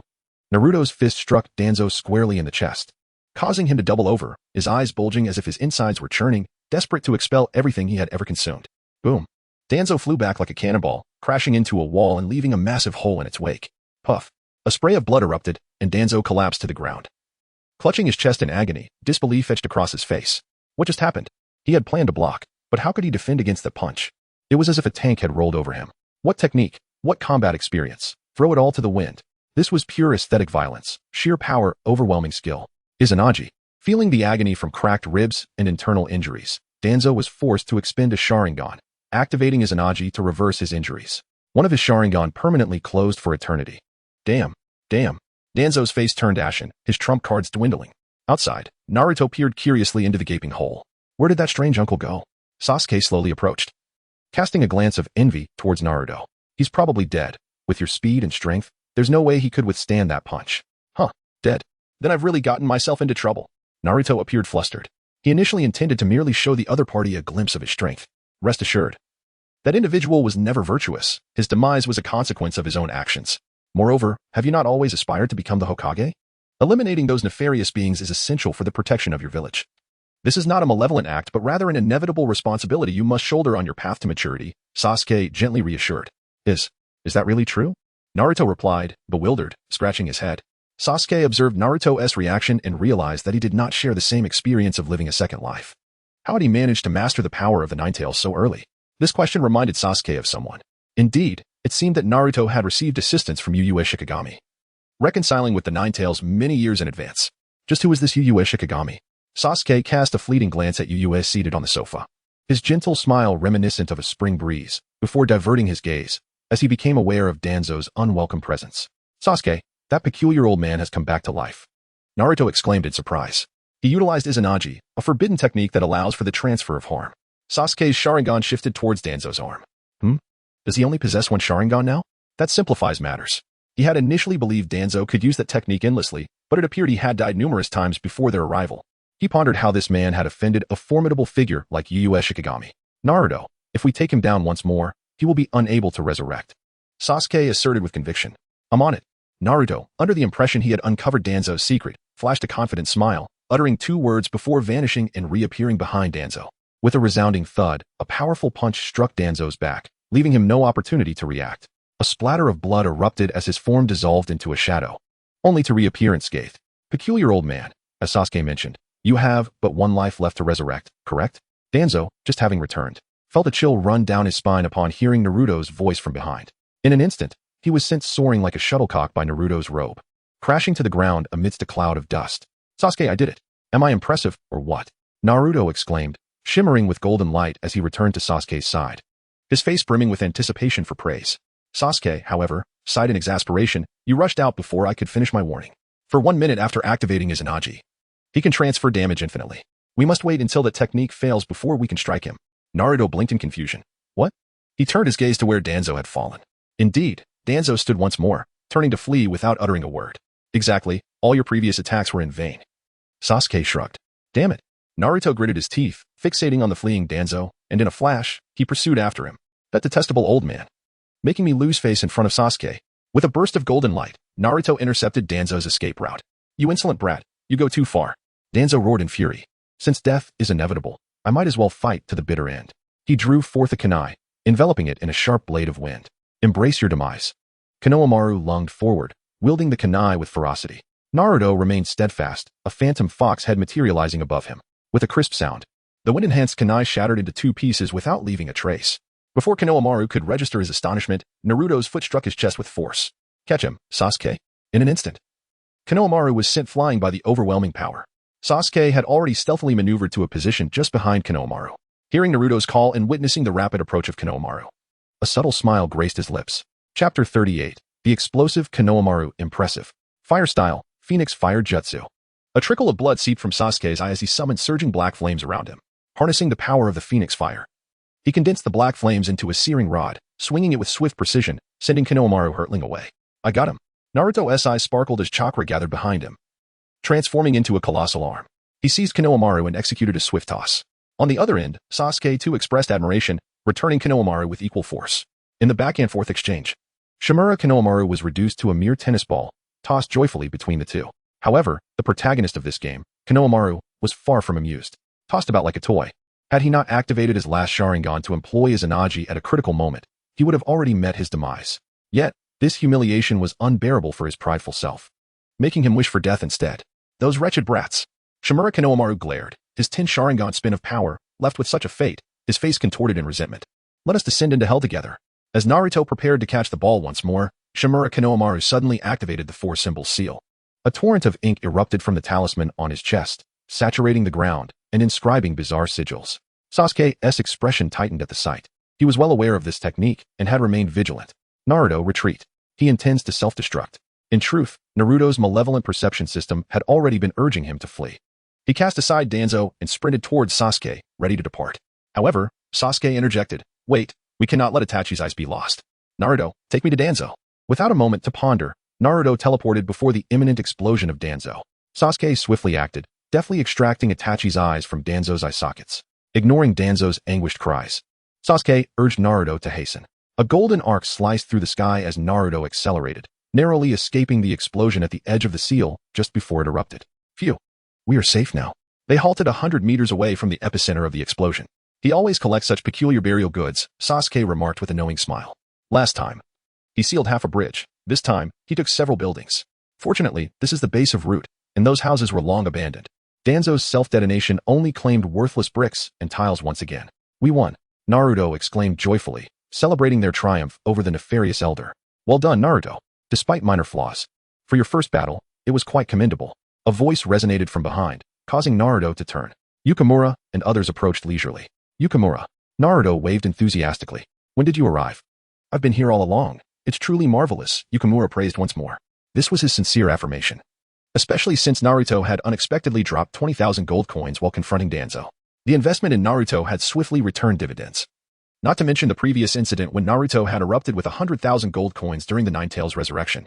This back and forth amounted to a total of 120,000 gold coins. Naruto. Minato greeted with a warm smile. Dad. Naruto exclaimed in excitement. Oh. And big sister is here too. He noticed Kushina, greeting her warmly, along with the 2 unfamiliar uncles. Hello. He greeted Kushina, Hashirama, and Tobirama, all of whom responded with smiles. What an energetic little fellow, just like you were as a child, brother, Tobirama chuckled. Hee, is that so? Hashirama replied, a bit awkwardly. It was somewhat embarrassing to realize that he was viewed in such a light by Tobirama. Nevertheless, he had a point. Naruto and he as reincarnations of Ashura, indeed shared numerous similarities in temperament. Naruto dashed to Minato's side, his face alight with excitement. Dad, when you mentioned leaving, you meant departing from the Seal of the Nine Tails, right? I thought you were heading somewhere else. Gazing at his golden-haired, blue-eyed older brother, who bore a striking resemblance to him, Naruto felt a surge of emotion. With certainty from the Nine Tails, he recognized Minato as his father. Overwhelmed, Naruto suddenly leaped into Minato's embrace, his eyes reddening and his nose tinged with sorrow. Where have you been all these years? Why didn't you come home for so long? I thought I had no parents. Minato sighed gently, holding Naruto tenderly. I'm sorry for not being there to watch you grow. Your mother and I had to complete a very important mission for the village. And we had to do it. Minato intended to reveal the truth of their origins from a different timeline, but swallowed his words upon seeing Naruto's expression. Perhaps it was better to let him maintain this misunderstanding. After all, it wasn't entirely untrue. They were indeed father and son. At that moment, the Nine Tails within Naruto coughed softly, seemingly retreating, quietly closing its heart. Yet it also realized that it couldn't entirely blame itself. It too was bound by the chains of fate. Now was the time for a tale of sorrow that could hardly be concealed. It's all right. This is necessary for the village. Naruto wiped his tears and resumed his radiant smile. Now that you're back, you want to leave again, right? His eyes sparkled with hope. Yet, Minato's heart sank. Typically loquacious, he fell silent at that moment. He and Kushina do not belong to this world's timeline and cannot linger here for long. Dad, after a prolonged silence from Minato, a sense of foreboding crept into Naruto's heart. At that moment, Yuzuki stepped forward with a smile, alleviating the tension. The mission has been completed. He certainly will not leave again. Minato and Naruto turned their gazes towards Yuzuki, one filled with surprise while the other wore a resigned expression.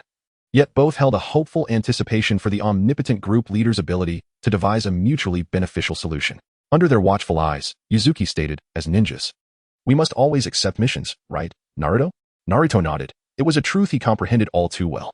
The significant mission had concluded successfully, yet as a ninja, your father occasionally must undertake other assignments, which is quite normal.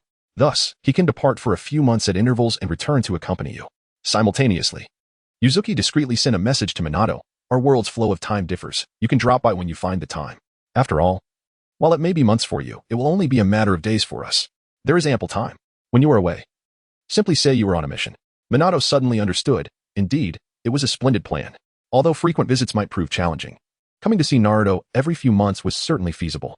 Minato nodded in agreement with the scheme. Chapter 39. The idea, King, really? Naruto looked up, a radiant smile illuminating his face. Of course, it is true. Minato had embraced Yuzuki's suggestion. That's fantastic. I finally have a mom and dad, Naruto exclaimed joyfully, leaping into the air. Oh, by the way, Dad, you mentioned that Mom would also return. Where is she? It was only then that Naruto realized to inquire, looking around with curious eyes brimming with wonder. What kind of person would his mother be? If you say that, it might upset her. Not long ago, you had just met, and she even embraced you. Just embraced me? Naruto was taken aback. Wait, could it be? Slowly, Naruto turned his gaze towards the somewhat dejected Kushina. Minato smiled silently. Oh, that peculiar sister. So you are my mother? Naruto exclaimed in astonishment. Kushina furrowed her brow, approached Naruto, gently ruffled his hair, and remarked with a feigned smile, Peculiar sister? The sage touches my forehead, and I unleash the essence of heaven. Faced with Kushina's smile filled with affection, Naruto quickly corrected himself. Mom. Instantly, Kushina's expression brightened, and she tenderly tousled Naruto's hair, saying, That's more like it. Hiki. Naruto grinned foolishly. At that moment, Sasuke let out a gentle sigh. Watching the scene of Naruto's family reunion, his heart inevitably filled with mixed emotions. He pondered that such happiness might be beyond his reach. Suddenly, someone approached and placed a hand on his shoulder. Sasuke turned to find himself face to face with an enlarged visage of Uzuki Shikami.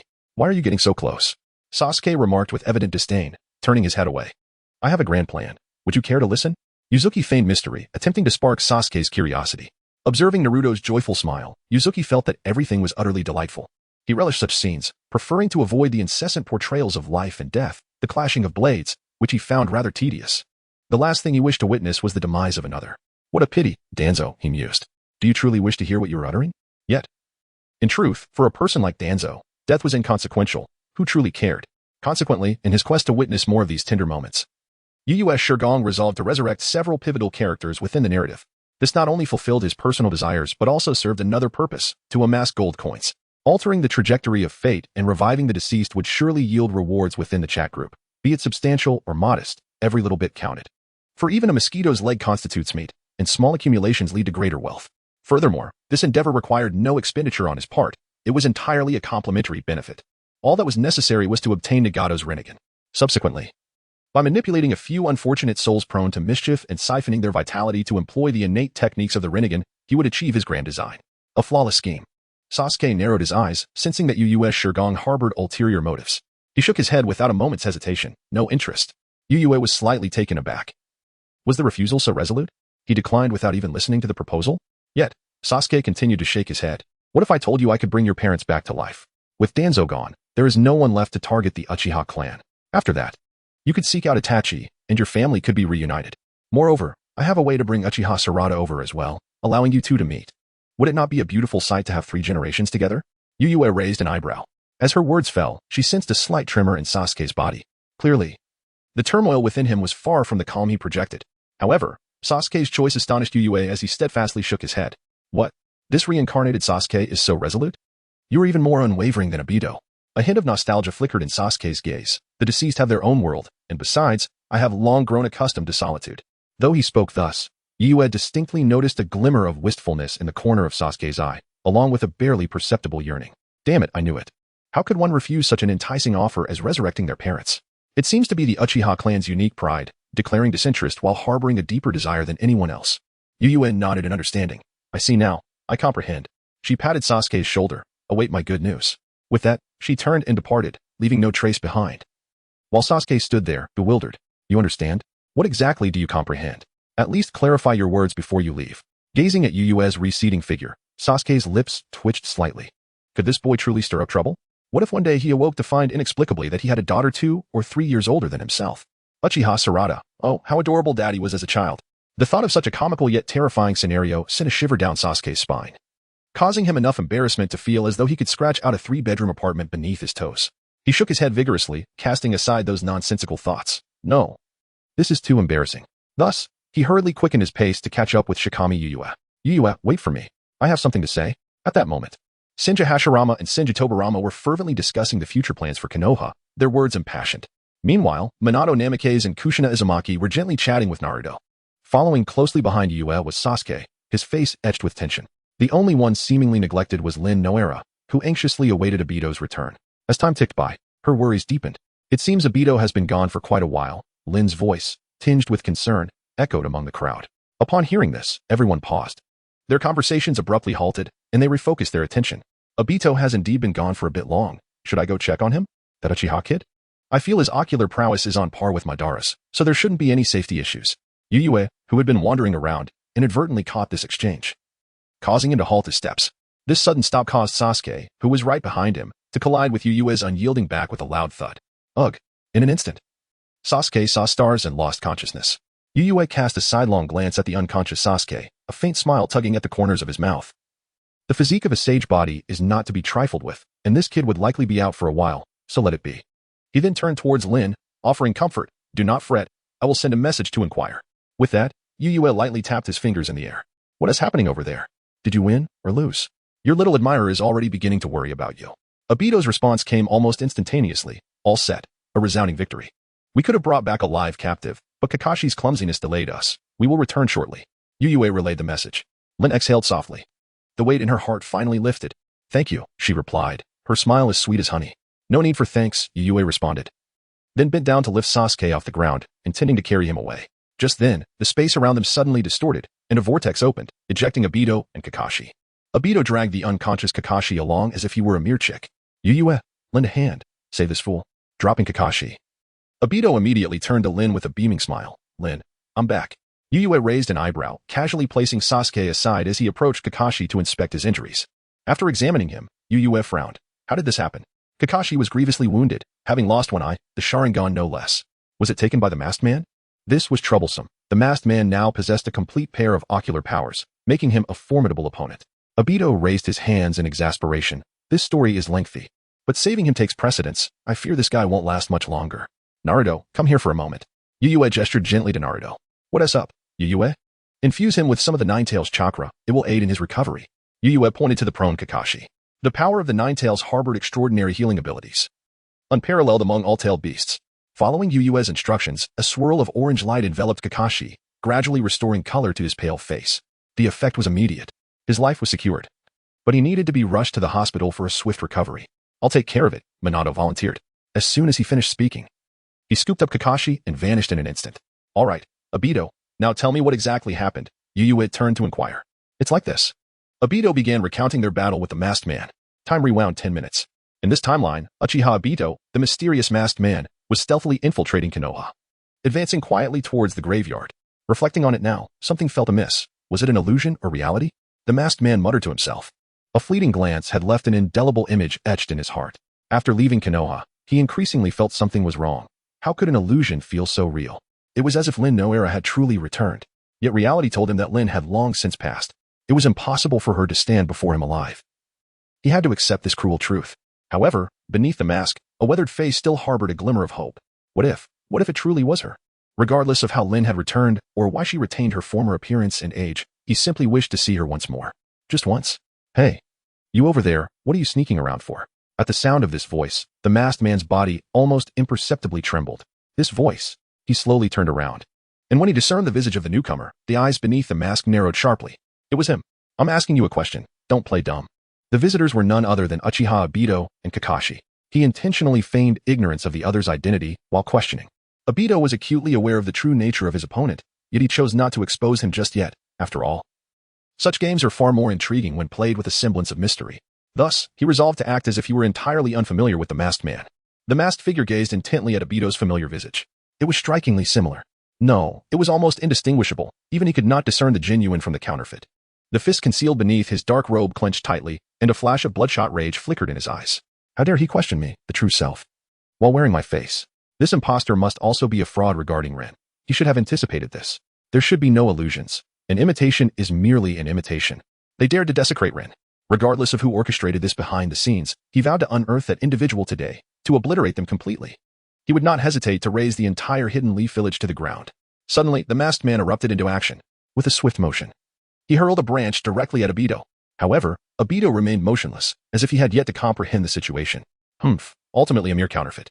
The masked man watched with cold detachment, seemingly foreseeing the moment when his opponent would be pierced by the branch. Yet surprisingly, the branch passed through Obito's form as though traversing the reflection upon water. Obito narrowed his eyes and, with a hint of dissatisfaction, remarked, "Was it truly necessary to resort to violence just because I asked who you are?" However, at that moment, the masked man could not hear Obito's words. His eyes widened in shock, blood vessels bulging. How could you possess such a technique? The masked man's voice was deep and resonant. Yet it could not conceal the profound terror swelling within him. Phasing. Indeed, his opponent utilized phasing as well. But why? This was my unique skill, the kaleidoscope Sharingan. How could he master it to such a degree? This impostor, could it be that he can replicate even the ocular technique so flawlessly?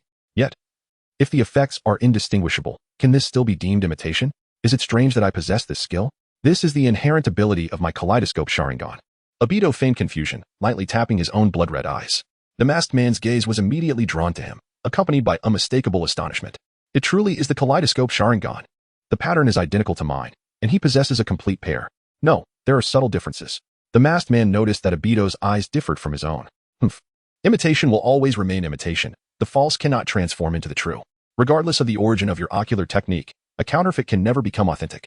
How long can you wield those eyes? The masked man believed he had found a flaw in his opponent and taunted coldly. What? Mine is the eternal kaleidoscope Sharingan, thus. I can use it indefinitely. Besides, why do you persist in calling me a counterfeit? I am Uchiha Obito. Now may I know your name? You claim to be Uchiha Obito? Then who am I? Uchiha Rento. Wait. Eternal kaleidoscope. As Obito uttered these words, the masked man suddenly froze, re-evaluating. Indeed, his ocular prowess far surpassed his own, reaching an entirely new realm. The eternal kaleidoscope Sharingan, the masked man murmured in disbelief, undeniably true. The counterfeit Sharingan is even superior to his own. The masked man slowly lowered his head, his mind tumultuous as he pondered. Then, he abruptly raised his gaze. The murderous intent in his one-eyed stare was palpable. No matter your identity, once I capture you, all will become clear. With a swift motion of his arm, he summoned a chain from the void, which shot toward Obito like a venomous serpent. Spare me your petty tricks, Obito replied nonchalantly, his eyes glimmering as he activated his divine might. The entire chain was suddenly torn asunder by the distortion of space-time, splitting cleanly in two.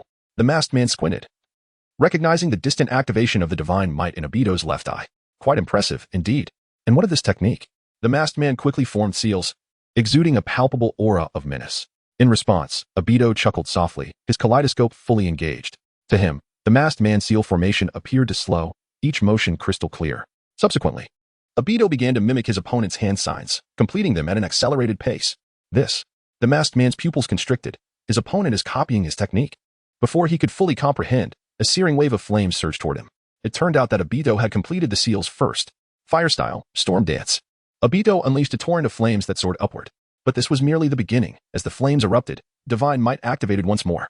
The intertwining of spatial distortion and raging inferno formed a vortex of fire, layer upon layer, advancing relentlessly toward the masked man. This technique, combining spatial power with fire style, far exceeded the potency of ordinary fire techniques. Accompanied by spatial distortion, even phasing could not evade this lethal strike. How could it be? He can wield this technique as well? The masked man was rendered speechless. The events of the day surpassed all his previous experiences combined. At this moment, the masked man completed a similar ninjutsu. The identical storm dance held forth. The two techniques collided instantaneously, a terrifying distortion of space enveloping the surroundings. Amidst the thunderous roar, a scorching wave surged forth, the temperature skyrocketing. Kakashi swiftly executed a water technique to cool the air and establish a defense. Water style, water barrier. Boom. Chapter 41. Unmasked, the two supreme fire techniques clashed explosively, causing the surrounding temperature to rise to a terrifying degree. Fortunately, Kakashi was well prepared. He quickly deployed the water barrier. Or else the consequences would have been dire, likely resulting in severe injury. Under the extreme heat, moisture evaporated rapidly, and dense steam enveloped the area, obscuring vision. This sudden change aroused the curiosity and concern of the villagers of the Hidden Leaf. What is this fog? Is someone's house on fire? Why is it so hot? Fool, it's obvious that ninjas are fighting. Huh. Which ninja dares to battle in the village, not fearing capture by the Umbu? Soon, a dozen curious villagers gathered, cautiously approaching, eager to uncover the truth. Stay back. It's too dangerous here, Kakashi warned, but the masked man had already taken action. He suddenly lunged at a villager, causing the man's face to drain of color, and before he could react, he was swiftly seized. Goodness, they're attacking even the spectators. We must flee. The other villagers, witnessing this alarming scene, scattered like frightened birds. If you do not wish for him to perish, you must. The masked man intended to use the villager as leverage to threaten Kakashi and Obito. However, before he could finish his sentence, his body contorted bizarrely, as if being consumed by an invisible vortex. What? The masked man gasped in shock, hastily releasing the villager and quickly employing his phasing technique to transport himself to the Kimui dimension, narrowly escaping the sudden peril. The masked man whirled towards Obito, whose Sharingan was slowly rotating, evidently the source of the earlier ambush. Had the masked man been a heartbeat slower, he would have been utterly torn apart by the spatial distortion. Is this the caliber of Konoha's ninjas? Do you not even care for your own villagers? Observing the panicked villagers fleeing, the masked man mocked Obito with a cold smile. What nonsense! This is a strategic rescue. Perhaps you should read more instead of tending to cattle, Obito retorted, donning a look of exasperation, seemingly concerned for the masked man's intellect. A master of verbal duels. Are we? The masked man scoffed. Unperturbed, Obito activated Kimui, transporting himself and Kakashi into the Kimui dimension. Inside this realm, darkness prevailed. There was not a glimmer of light, and colossal cubic structures floated around them. The Sharingan, a reflection of the soul's eye, allowed Obito to escape the clutches of despair, bestowing upon him the power of Kamui, a dimension independent of the world. It appeared that the Kamui dimension was indeed interconnected. As Obito surveyed the surroundings, they encountered the masked man's true form. Having phased into the Kamui space, let us settle this here. We can fight as we please without endangering the village. And here, you cannot utilize your phasing anymore. Come forth, Kakashi. Let us engage in a genuine confrontation, Obito proclaimed, pointing boldly at the masked man. With a resigned sigh, Kakashi adjusted his mask and swiftly retrieved a kunai from his ninja pouch, closing the distance to the masked man in an instant. The kunai aimed directly at the masked man's throat. The masked man snorted, drawing forth a jet black staff to meet Kakashi's attack. This black rod, a product of yin-yang release, possessed both sealing and offensive capabilities, its material being extraordinarily resilient. Clang, clang. The speed of their clash was so rapid that it left only fleeting afterimages to the naked eye, an intense battle ensuing. The staff and kunai collided, sending sparks flying and illuminating the dark space with blinding brilliance. Kakashi's assault was relentless.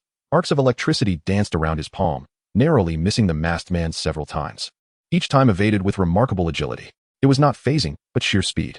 Kakashi realized that the opponent seemed unable to employ that remarkable phasing ability any longer. He recalled the words spoken by Obito earlier. Here, the technique of phasing is rendered ineffective, which presents a significant advantage for Kakashi. The principle of phasing involves transferring an entity into the Kamui dimension, leaving behind merely an illusion in the external world. Yet, being situated within the Kamui dimension, one cannot perform another phasing transfer. However, the reverse operation is indeed feasible, allowing oneself to shift back into reality, thereby manifesting the effects of phasing within the Kamui dimension. Nevertheless, Obito would never allow the masked man to easily succeed, especially in a direct confrontation with Kakashi. Should the masked man attempt to phase out? Obito would instantly materialize in reality to strike at his true form. Clearly, the masked man was well aware of this and had to temporarily abandon the notion of phasing. In a flash, the two had clashed fiercely for dozens of exchanges, neither yielding an inch.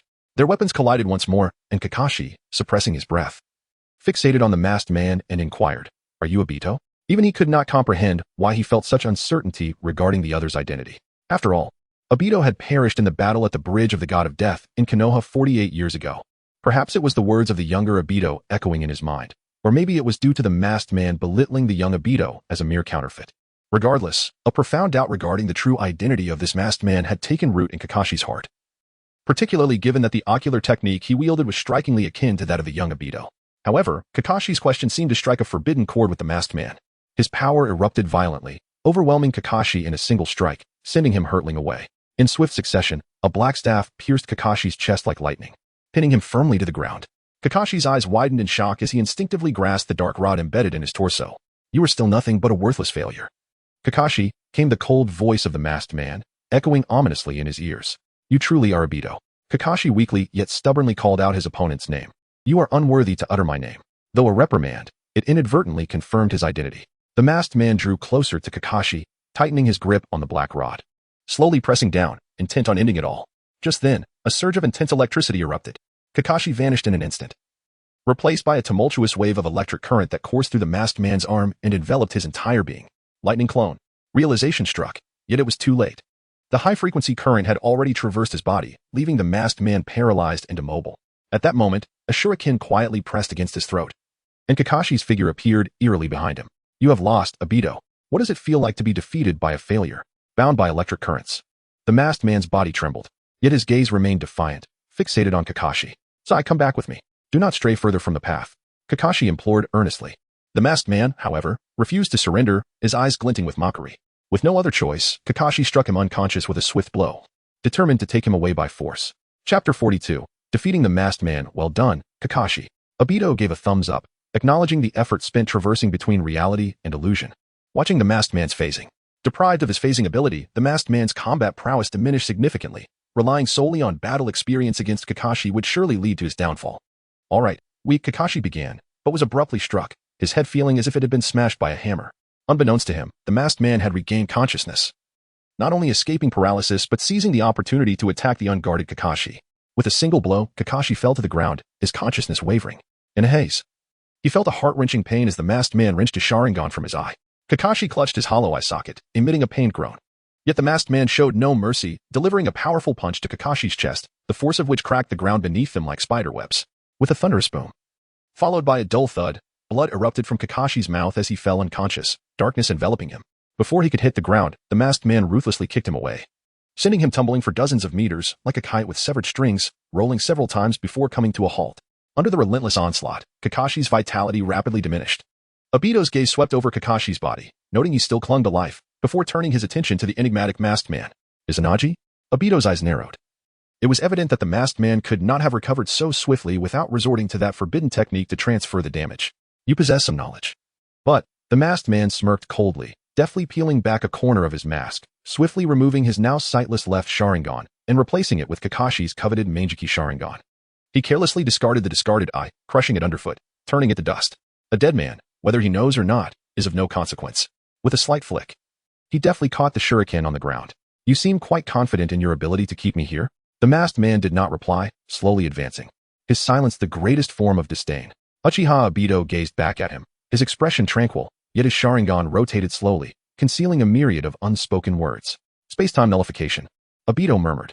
As the words left his lips, an extraordinary wave emanated from him, as if time itself had been paused. Everything, including the approaching masked man, stood still. Space-time nullification allowed the user to manipulate the very edges of time, space, and reality, traversing the river of time. In layman's terms, it was akin to stopping time. This was the ocular technique Obito comprehended after activating his eternal Manjiki, its power astonishing. Once activated, everything around him, save for himself, would be forcibly immobilized. Although not strictly a true time stop, it resembled a higher-grade immobilization technique. Yet for the opponent before him, it was an insurmountable force. In that moment, only Obito could move freely within the entire space. He slowly approached the masked man and gently removed the mask that concealed the truth. A face. strikingly similar to his own yet marred by scars, was revealed. It's hard to imagine I might one day resemble this, he mused. Not even Kakashi would compare. Obito spoke with a hint of self-deprecation as he proceeded to replace the mask on the masked man. The masked man's eyes were filled with terror. He was fully conscious yet powerless to control his own body. Even if he wished to escape this predicament at any cost, expending his Sharingan to invoke his Anaji, he found that even this ability was sealed. Everything was left to Obito's whims. It was nearly time to conclude this ordeal. Obito gripped the kunai tightly, preparing to subdue and take his opponent away. However, at that very moment, a weak yet resolute voice emerged from behind. Wait, don't kill him. Obito turned in surprise to see Kakashi, who had somehow managed to awaken despite his grievous injuries, dragging his bloodied form step by step towards him. Meeting Obito's gaze, Kakashi raised his hand with great effort, pleading, don't kill him. Obito raised an eyebrow, astonished that he held such significance in Kakashi's heart. A flicker of inexplicable emotion washed over him. Rest assured, I never intended to take his life, Obito reassured. Upon hearing this, Kakashi appeared to exhale in relief. But his strained body could no longer endure, collapsing to the ground as the flicker of life within him waned. Kakashi. Obito's heart lurched, and he rushed over to assess his injuries. His fingers lightly touched Kakashi's pulse, and the faint yet existent signs of life brought him a modicum of comfort. Yet, this brief surge of emotion caused the carefully constructed stillness of Obito's domain to fracture ever so slightly. The masked man, proficient in the art of space-time ninjutsu, seized upon this momentary lapse. He abruptly activated his Kamui, as if the very fabric of time and space was being contorted by his will. And in the blink of an eye, he vanished from the scene. In a single-eye state, the power of the Sharingan diminishes to a mere quarter. Yet even under such constraints, the masked man was able to execute Kamui with remarkable swiftness. Now, with both eyes intact, his speed in performing the technique had multiplied several times over. Upon witnessing this, Obito realized it was too late to intervene and could only let out a resigned sigh, watching as the cooked duck took flight. However, the utmost priority at this moment was to rescue Kakashi. The masked man's escape could be set aside for the time being. He swiftly lifted Kakashi into his arms, preparing to depart when a message from Shikami Yuzuki coincidentally arrived. After a hurried glance, he replied briefly and then utilized a teleportation technique to vanish. Thus unfolded the entirety of the event, Uchiha Obito recounted. What a convoluted tale indeed. Shikami Yuzuki chuckled lightly. Yet it was of no consequence. If he chose to flee, so be it. As long as he did not interfere, I shall take matters into my own hands if necessary. He casually waved his hand, seemingly indifferent to the masked man, who wielded dual divine powers. This nonchalance was not born of arrogance. Rather, it stemmed from a profound confidence in his own strength.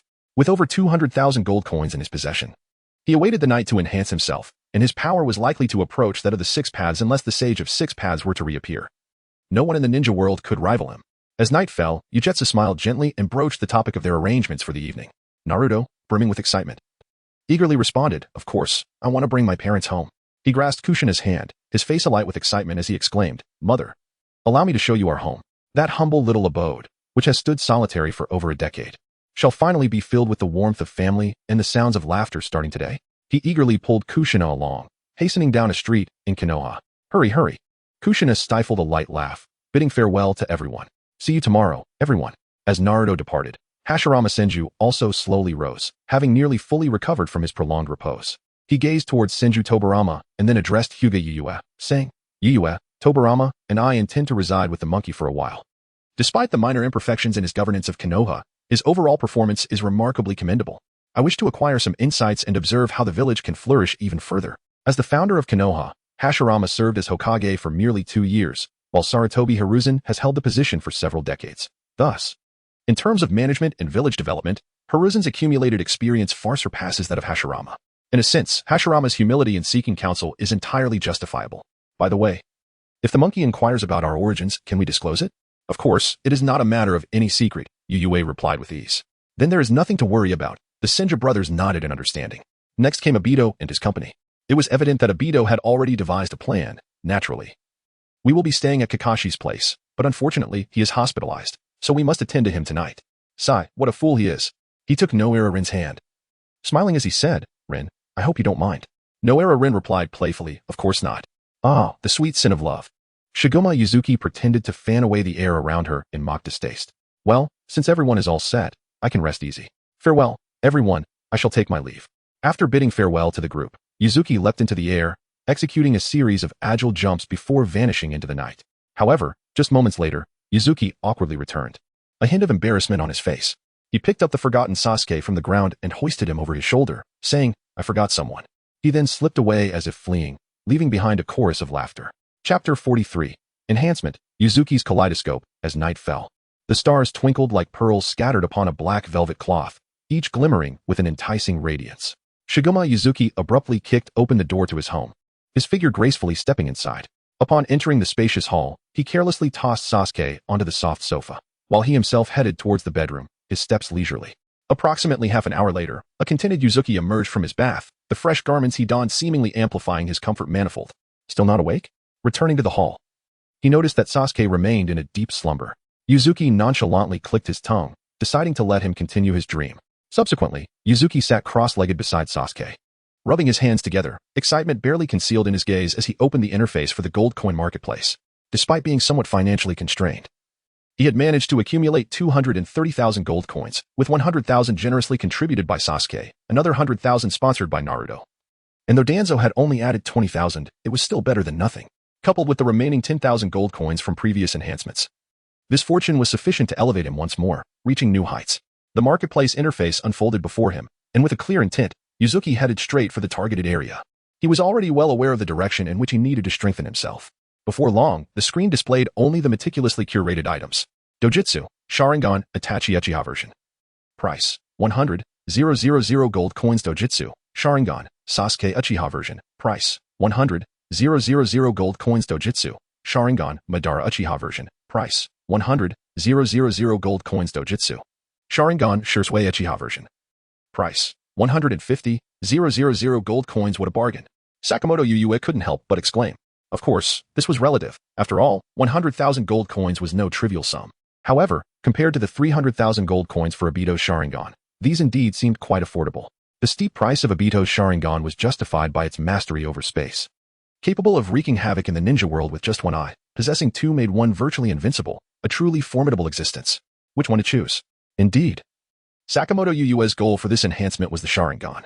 With would release as his ally and sage body augmenting his physical prowess, he was nearly invincible in those areas. Yet, he had become vulnerable on a mental level, easily susceptible to Jinjutsu. At present, he urgently needed to address this weakness. When it came to countering Jinjutsu, what could be more suitable than the Sharingan? With such eyes, most illusions could be easily dealt with. Even powerful Jinjutsu like Tsukuyomi or Jiraiya's Frog Song could be countered with sufficient vigilance. Faced with the dazzling array of Sharingan options, Yuyue found himself in a quandary. Amaterasu and Kagaya's Blessing were both aggressive techniques, overlapping in function. Tsukuyomi seemed promising, offering a remedy for his deficiencies in Jinjutsu defense. Yet, was that truly necessary? He could simply overpower any threat with brute strength. Why exert effort on illusions? In his indecision, Yuyue scratched his head. Perhaps he should consider the other divine techniques? He could also experiment with the art of hypnosis. Speaking of which, since acquiring would release, the number of times he had truly engaged in combat seemed countable on one hand. He had only utilized it against those naive root members. The incident with Hinata didn't even count, as he hadn't exerted himself. Subsequently, he didn't even need to lift a finger. At this stage, with the likes of the Ninja God, the Golden Flash, and the Master of Forbidden Techniques around, any issues could simply be resolved by calling for assistance. He could quietly play the role of a formidable expert. Even if they were to depart, there remained Sasuke and Naruto, who were nearly insurmountable in the current context. Upon reflection, Yuyue felt he could consider an early retirement, enjoying a leisurely life, as others would always step in to cover for him. Nevertheless, he thought it prudent to secure a Sharingan just in case. It would not bode well if he were ever ensnared by Jinjutsu. His shortcomings needed addressing. As he pondered, Yuyue's fingers scrolled down, eager for more options to materialize. It was then that a particularly intriguing item caught his eye. Huh? Sakamoto Yuyue's gaze was irresistibly drawn to a product, a one-tomo Sharingan, priced at a mere 10,000 gold coins. Without any mention of the Manjiki's powers. It appeared unremarkable at first glance, but therein lay its true allure, the implication that the Sharingan could evolve alongside the purchaser's growth. Yuyue wasted no time clicking for further details. This pair of original Sharingan possessed the potential for continuous evolution until the awakening of the Manjiki, with the techniques tailored to the holder's unique mental characteristics. Yuyue felt a jolt of excitement. Indeed, this item would grant Sakamoto Yuyue a one-of-a-kind Manjiki Sharingan, not a mere imitation like Amaterasu, Tsukuyomi, or Kagaya's Blessing, which were all known skills. The Sharingan, considered the eye of the soul's reflection. Itachi Uchiha excelled in Jinjutsu and fire techniques, thus wielding Tsukuyomi and Amaterasu. Sasuke, adept in chakra transformation, naturally acquired Amaterasu and Kagaya's Blessing, while Shisui, the strongest Jinjutsu ninja of the Uchiha clan, uniquely possessed the Kodo Amatsukami, each unique in their own right. Yuyue felt a twinge of curiosity, eager to discover what kind of bloom his Manjiki would reveal. However, he realized he didn't particularly excel in any specific field. All his abilities seemed almost bestowed upon him. In such a context, what uncertainties would the Manjiki bring to his fate? His curiosity piqued. He purchased it. With a swift motion, the transaction of 10,000 gold coins was completed, and the initial eyes were now his. Immediately, a peculiar tingling sensation surged across his eyelids. Yue resisted the urge to rub them, enduring for a minute. Gradually, the strange sensation subsided. He beckoned with his hand, and a slender branch extended from his palm. Deftly retrieving a mirror from his bedroom. In the reflection, Yue's eyes were no longer as they had been. The former black pupils were now enveloped in a vibrant crimson hue. A single tomo spun slowly in the depths of his gaze, symmetrical and enigmatic. The one-tomo Sharingan possessed extraordinary perceptive abilities, capable of discerning ordinary genjutsu and tracking fast-moving targets. Relevant information automatically surfaced in his mind. He pressed forward. Yue's ambition was the Manjiki. Without hesitation, he invested further 20,000 gold coins to upgrade to 2 tomo, followed by 30,000 gold coins to reach 3 tomo. In the final crucial moment, he spent 100,000 gold coins, and the Sharingan finally ascended to the Manjiki level. The 3 tomo in his eyes spun rapidly, ultimately merging and reshaping into a brand new pattern. What did this pattern resemble so closely? Yue held the mirror, scrutinizing it intently. Suddenly, a flash of insight struck him. Wait, isn't this the QQ penguin? Yue's eyes widened. Even in its monochromatic form, the little penguin wrapped in a scarf could not hide its iconic silhouette. What on earth was happening? Before Yue could collect his thoughts, a notification sound chimed in his ear. Ding. Congratulations. Under your careful management, the chat group has upgraded. Unlocking additional features. You have gained higher privileges and an opportunity to invite a new member to join. As the system notification concluded, celebratory fireworks erupted, heralding the upgrade of the chat group. However, the surprises did not end there. Ding. Congratulations on unlocking hidden privileges. You have become a distinguished VIP member, enjoying a permanent 20% discount on all items in the Gold Coin Mall. Aha. This chat group was indeed a product of the Ma family's ingenuity. Truly remarkable. Old Ma. The corners of Sakamoto Yue's mouth twitched slightly, filled with a sense of helplessness. At this moment, he comprehended the capabilities of his kaleidoscope. His left eye, named Eternal Sovereignty, exuded an air of grandeur, yet it merely served as a VIP access pass, unlocking exclusive discounts in the chat group marketplace. The right eye, Supreme Prestige, offered a straightforward enhancement, permanently elevating the chat group level by 1. These 2 abilities were purely passive, contributing nothing tangible to his combat prowess. Sighing, he resigned himself to the situation. After all, he had already made the purchase, and returning it was not an option. Shaking his head, Yue Shigong appeared not overly disheartened. Ultimately, these functions held some utility. An 80% discount in the marketplace was indeed advantageous. An increase in chat group level implied the unlocking of further privileges, such as the ability to distribute red envelopes, while members could also invite newcomers with his permission. Most importantly, he had gained another opportunity to recruit. In a chat group, a multitude of participants brought vibrancy, and it seemed that fresh dynamics were on the horizon. He pondered whether he could activate Susanoo with his Sharingan. Cautiously, he experimented, his eyes whirling rapidly, chakras surging. In the blink of an eye, a semi-transparent Susanoo framework enveloped him, only for him to retract it swiftly.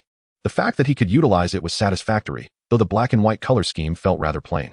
Fortunately, it was not a haphazard mix like zebra stripes. Rather, the upper half was black while the lower half was white, a semblance of coordination. Yue Shigong smiled wryly. He had initially hoped to ascend to the 6 paths level, at the very least achieving a super shadow tier. Yet, he found himself stagnating. Oh no, that assessment was not entirely accurate. He could indeed wield Susanoo now. And with his sage body, his chakra recovery was rapid. Manifesting a semi-complete Susanoo was still within reach, and he might even conjure a formidable wooden avatar, dramatically enhancing his combat effectiveness. Furthermore, he had achieved half of his objective, as he had mitigated his vulnerability to illusions. With the kaleidoscope, as long as he refrained from foolishly locking eyes with Itachi or intentionally listening to Jiraiya's frog song, he was essentially immune to Genjutsu. Chapter 44. Merely a bit of frost and wind next, he needed to acquire Sage Mode. Lacking Sage Mode while possessing Wood Release meant he had yet to reach even half of Hashirama's power. The strength of Hashirama stemmed from his Wood Release, Sage Body, and the perfect amalgamation of Ashura's chakra with Sage Mode. Each element was indispensable. In contrast, he currently possessed only Wood Release and a Sage Body, highlighting the evident disparity. Glancing at the Sage Mode available in the marketplace, he noted that the price was steep. Even with an 80% discount, he still fell short of the requisite coins. He currently has only 100,000 left. Sage Mode, priced at 150,000 gold coins, 120,000 gold coins after a 20% discount. Upon purchasing Sage Mode, one will swiftly enter the Sage state in any location imbued with natural energy, significantly enhancing one's abilities across various domains, including ninjutsu, taijutsu, and genjutsu, while also granting mastery over formidable sage techniques. That will be all for today. Shikami Uyue cast a reluctant glance at the introduction of Sage Mode before closing the page. At that moment, a low hum broke the silence, and Sasuke finally stirred awake. You're awake. The surgery was a complete success. You are now a girl. Shikami Uyue beamed at him. Sasuke, still groggy from sleep, was struck by her words as if hit by lightning, instantly alerting him to the reality of his situation. He instinctively touched his body and exhaled in relief. You rascal. Sasuke fumed, irritated by her teasing. How can you joke about something like that? Come on. Don't take it to heart, Sasuke. Do you realize you are the last surviving heir of the Uchiha clan? The future of your entire lineage rests upon your shoulders. Oh, and Itachi too. You two have a monumental task ahead of you. Sasuke shifted uncomfortably, a flicker of helplessness in his eyes. Is this your home? Do you live here? He surveyed his surroundings, his gaze tinged with skepticism. In truth, this place was not bad. But it seemed rather humble for someone of Shikami Uyue's caliber, not quite befitting his stature. Don't compare me to you, Uchiha's young master. I am quite impoverished. He remarked. Can you really be short on funds? Not entirely, but I relish the comfort of this place and am too lazy to move. Just then, a knock interrupted their conversation, and Ino Yamanaka entered gracefully, carrying a food box. Upon seeing the two, she expressed mild surprise before nodding at Sasuke in greeting. Hey, what brings you here? Ino set the food box on the table. I noticed your kitchen was dark, so I figured you must have forgotten to eat again. I brought you something. Eat it while it's hot. UUS smiled brightly. How considerate. If I could marry someone like you, I would be set for life. I think my chances are pretty good, she responded playfully. Forget it. What's left at home is going to be thrown away anyway, so you can have it. Ino rolled her eyes at him as she began to unpack the dishes, which looked enticing and steamy, clearly freshly made. All right. I shall graciously accept your generosity. Uyue invited. Sasuke, would you like some? Sasuke's gaze flitted between the two before he finally asked. What is your relationship? Not that. Yes, Uyue and Ino replied in unison. Their answers contradicting one another. Sasuke sighed. All right. The development of this plot is becoming increasingly incomprehensible to me. Whatever, I can't be bothered to think about it. He rubbed his temples and walked to the window. Sasuke, aren't you going to eat? He shook his head, executed a graceful leap, and vanished into the night. After Sasuke left, Ino sat beside Uyue and, while he devoured the food, she discreetly pinched him at the waist. Her cheeks flushed. Why did you say that? Uyue blinked innocently. The pinch was nothing to his sage body, but he exaggeratedly feigned pain. What did I say? About Sasuke asking if we have that kind of relationship. Why did you not? I am a straightforward person. I always speak the truth. By the way, why is your face so red? Did someone pinch your head? Ino looked like a bomb ready to explode. Fists clenched, teeth gritted. What nonsense are you spouting? Before she could unleash a barrage of questions, Uyue swiftly grabbed a chicken leg and stuffed it into her mouth. She widened her eyes in surprise. It seems only food can silence you for a moment. In the vast expanse of the land of rain, towering water towers stand out prominently, each providing an excellent vantage point to behold the nation's beauty. At this moment, a masked man stood solitary atop one such tower, enveloped in silence, having remained there for 2 hours. Before long, a clumsy white Zetsu began to scale the cold steel framework, panting heavily by the time it reached the top. Shortly thereafter, a shadow stealthily infiltrated white Zetsu, causing black to rapidly spread, consuming it in a mingling of black and white. It was evident that Black Zetsu had taken control. What is wrong with you? Black Zetsu could no longer suppress its curiosity and finally inquired. Ever since the masked man returned from his outing, he had adopted this despondent demeanor. Standing alone on the tower's summit, buffeted by the cold wind, lost in an indescribable emotional turmoil. To put it plainly, he was in an emo state. Black Zetsu had observed him for 2 hours from below, nearly dizzy from the wind, wanting to approach but hindered by the limitation of its ephemeral technique. Only able to traverse the earth, unable to affect the steel structure of the water tower. It had no choice but to use White Zetsu as a vessel to investigate further. However, Black Zetsu's inquiry went unanswered. The masked man remained silent, which only heightened Black Zetsu's anxiety. He remained utterly oblivious to the plight of the masked man, yet his grand plan to rescue his mother rested entirely upon this individual. Without his assistance, the noble ambition of gathering the tailed beasts was no more than a fool's errand. Madara steeled himself, contemplating their vision. In this world, what obstacle is insurmountable? Once the Eye of the Moon plan comes to fruition, the world shall transform into a flawless utopia, and your worries will dissipate into nothingness. The appellation uttered by Black Zetsu seemed to strike a chord, causing the masked man to momentarily pause, as the name Madara rippled through his consciousness. Indeed, the role he currently embraced was that of the legendary Uchiha Madara, rather than the deceased Obito Uchiha. In his thoughts, the tender smile of Rin Noera, the resolute figure of Kakashi, and the myriad memories of his youth with Obito flashed before him like a revolving lantern. Yet all were ultimately eclipsed by the vision of the ideal world painted by Uchiha Madara, the serene and beautiful future that awaited. In an instant, all confusion and past grievances scattered like ephemeral clouds, and the masked man's resolve solidified with unparalleled determination. You are right. A hint of relief permeated his voice. It is good that you can think this way. Do not dwell on idle thoughts. Our actions are about to usher in a new chapter. Witnessing the masked man regain his confidence, Black Zetsu managed to force a distorted smile upon his sharply defined face, despite its grotesque appearance. Driven by curiosity, Black Zetsu found himself compelled to inquire about the masked man's profound emotional upheaval, wondering what calamity had befallen him to evoke such a reaction. Where did you go during the day? With your power, who could possibly frustrate you so? The masked man gently tilted his head. Noticing that fine raindrops had begun to fall from the sky, a commonplace occurrence in this land of rain. As the rain intensified, it pattered against his mask, cascading down the sides of his face, blurring the line between tears and mere raindrops. I am fine, just a touch of the elements. Chapter 45, A New Day, and the call to action as the night slipped silently away, another vibrant morning dawned upon the hidden leaf village. The alarm clock chimed its morning melody punctually, and this time, Ugetsu Shikami did not lazily press the snooze button, as was his custom. Instead, he astonishingly awakened directly from the realm of dreams. Excitement sparkled in his eyes as he sprang up from the bed with a sudden burst of energy. What delightful surprises would today's endeavor of inviting newcomers into the chat group bring me?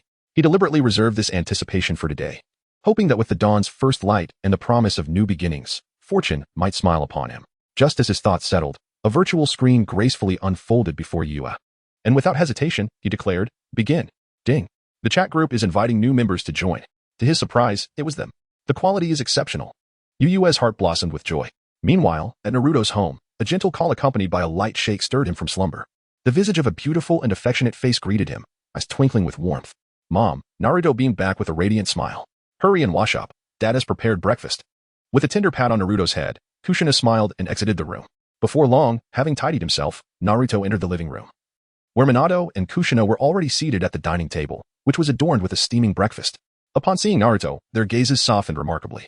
Faced with such a heartwarming scene, Naruto momentarily froze. This was a tableau he had envisioned countless times in dreams, only to see it dissolve into nothingness each morning upon waking. Yet now, this dream had transformed into reality. Naruto, we've been waiting for you. Minato's voice drew Naruto from his reverie. Coming, he replied eagerly, bounding toward them. The breakfast hour was filled with joy and warmth. But this harmony was abruptly disrupted by a sudden look of surprise from Minato. A subtle change in Minato's expression caught the attention of both Kushina and Naruto. Minato. What's wrong? Dad, what happened? They inquired with concern. Minato, regaining his composure, smiled and replied, It's nothing, please continue eating. Exchanging glances, Naruto and Kushina decided to relish this rare moment of familial warmth. Though Minato continued to eat, his thoughts had already drifted to the enigmatic chat group. His eyes fixated on the rapidly scrolling information on the screen. Is there a new member joining? At the same time, similar expressions of intrigue appeared on the faces of others at the Sarutobi residence in Konoha Hospital. The Sarutobi family, along with the brothers Hashirama and Tobarama Senju, engaged in deep conversation with Hiruzen Sarutobi until dawn broke. They transitioned from discussing the livelihoods of the common folk to contemplating the construction of their village, ultimately delving into national governance strategies. As a seasoned Hokage with decades of experience, Hiruzen's vast knowledge greatly benefited the Senju brothers. It was not until the melodious chirping of birds outside awakened them that they realized dawn had already graced the horizon. Is it morning already? We have conversed throughout the night, Hashirama mused while gazing out the window. Indeed, it's about time, monkey, we should take our leave, Tobarama said as he slowly rose. Master. First Hokage, are you truly departing? Could you not stay a while longer? Perhaps the current Konoha could greatly benefit from your presence, Hiruzen implored. Already aware that they hailed from a different time and space, and that these two were not the Hashirama Senju and Tobarama Senju of his world. Nevertheless, he regarded them with the utmost respect and instinctively sought to retain them. Monkey, we do not belong here. Moreover, if we were to remain, it would disrupt the timeline over there. Konoha is indeed thriving under your leadership. You are doing a commendable job as Hokage. The younger generation is flourishing. Especially with Ugetsu at the helm, Konoha's ascent to greatness is but a matter of time. Do not dwell on us too much, Hashirama said, gently patting Hiruzen's shoulder. His hearty laughter seemed to possess a certain enchantment, lifting Hiruzen's spirits. Feeling immensely encouraged, Hiruzen nodded vigorously, then I vow to protect Konoha with my very life. However, how should I handle the matter regarding that individual? Should I disclose his true identity to the other higher-ups in Konoha? Hiruzen appeared somewhat indecisive. He was referring, of course, to the leader mentioned by Senju Hashirama, Shikigami Yuzuki. Although Sarutobi Hiruzen had begun to regard Yuzuki with newfound respect, it soon became evident that he had underestimated the strength and influence of Shikigami Yuzuki. Initially, he believed that mastering would release was remarkable. Yet he was astounded to discover Yuzuki's ability to summon individuals from different timelines, truly a revelation. Uncertain about how to interact with Shikigami Yuzuki, Sarutobi Hiruzen pondered whether he should revere him like a deity or simply concede his position, allowing Yuzuki to become the true helmsman of Konoha. After a moment of contemplation, Hashirama, taking into account Yuzuki's demeanor and actions, remarked, "For now, it is unnecessary to disclose his identity to anyone. Treat him as an ordinary person." I sense that Yuzuki does not possess a significant desire for power. He seems to relish a life of simplicity.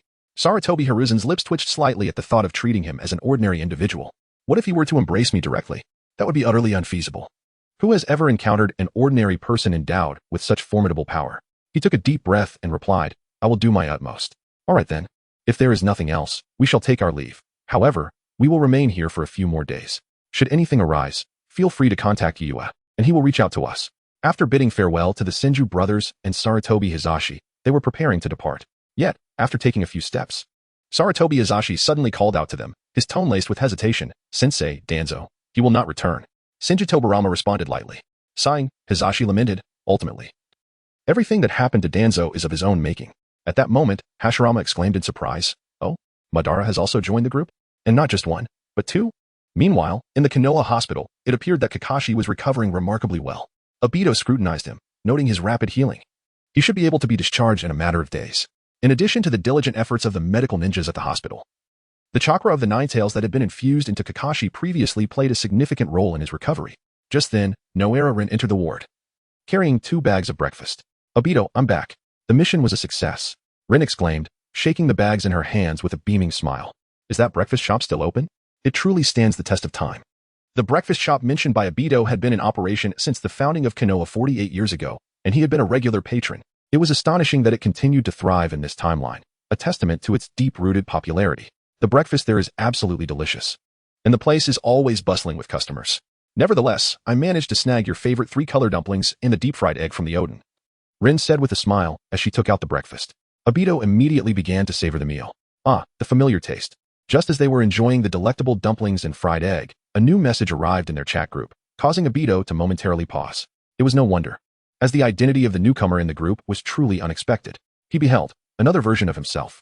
Uchiha Madara, Jinchuriki of the 10 Tails, has entered the chat group. Uchiha Itachi has joined the chat group. Uchiha Madara, Masked, has entered the chat group. Shinomiya Yuzuki, good morning. Everyone, rise and shine. We have new members joining us. Let us give them a warm round of applause. Senju Hashirama, Madara, you've also joined us. Ha ha. Uchiha Obito. Hey there, another me. Or should I call you Madara? Well, it's all the same. Minato Namikaze. Good morning to all the newcomers, whether it is morning, noon, or night for you. Please accept this greeting. Konoha Year 67 in this chapter, numerous tales unfold amidst relentless turmoil. The enigmatic masked man has declared war upon the entire ninja world, heralding the onset of the 4th Great Ninja War. He first triumphed over Conan, seizing the Rinnegan left by Nagato. Subsequently, he resurrected an entirely new Pain using the bodies of the 6 Jinchuriki. This new iteration of Pain was remarkably powerful, capable of transforming into tailed beasts, and was entirely manipulated by the masked man. At this juncture, he had shed the disguise of Tobi from the Akatsuki, donning a fresh robe while bearing the immense Uchiha fan on his back, complemented by a uniquely designed mask, its pure white surface adorned with a pattern of double tomo eyes. The Rinnegan embedded in his left eye shimmered with an ethereal light, while his right eye retained the Manjikyu Sharingan. With his augmented prowess, he wielded the name of Uchiha Madara to wreak havoc throughout the shinobi world. In alliance with Kabuto Yakushi, he summoned the souls of the deceased through the impure world reincarnation, combining them with an army of 100,000 white Zetsu to forge a formidable force capable of contending with the ninja coalition. Within the verdant forest, the white-masked figure led the Jinchuriki-infused Pain in a direct confrontation against Naruto Uzumaki and Killer Bee, who had tracked them down. The 6 Jinchuriki Pain took turns engaging in battle, with the Elder Purple being the first to strike, utilizing his distinctive lava release, Crimson Flow technique, unleashing torrents of molten lava balls towards Naruto and Killer Bee. However, the two reacted with agility, their feet barely grazing the ground as they evaded like woodland sprites. Yet, their opponent was comprised of 6 Jinchuriki. As the Elder Purple's assault missed its mark, the water mirror technique of the younger Zetsu swiftly followed, conjuring 2 identical Narutos and Killer Bees emerging from the mirror. They not only bear an uncanny resemblance, but their abilities mirror those of the original as well. Yugao and Foam are equally relentless, creating a series of explosive water bubbles while dispersing blinding phosphorus powder, rendering the scene chaotic as if it were a battlefield. Taking advantage of the turmoil, the wooden beings and Han unleash a flurry of physical attacks. Under the meticulous command of the White Mask, the 6 Pain strike with a relentless and interconnected assault, forcing Naruto and Killer Bee into a state of exhaustion. Suddenly, The movements of the white mask came to a halt, confusion evident in his eyes. This subtle shift in emotion directly influenced the offensive of the Jinchuriki pain. Seizing the opportunity, Naruto and Killer Bee retreated, taking position atop a large tree, vigilantly observing their opponent. "Be careful, it seems he has a problem," murmured Naruto in a low voice. With the assistance of his mother, Kushina, he managed to suppress the Ninetales and could harness its chakra to transform into the Ninetales chakra mode, significantly enhancing his perception. He could distinctly sense the tempest brewing within the man who called himself Madara, a profound and unprecedented fear subtly revealing itself. At that moment, within the chat group, Yu Shirgong remarked, "Strange, why is there not a single person speaking here? Hello? Is anyone there?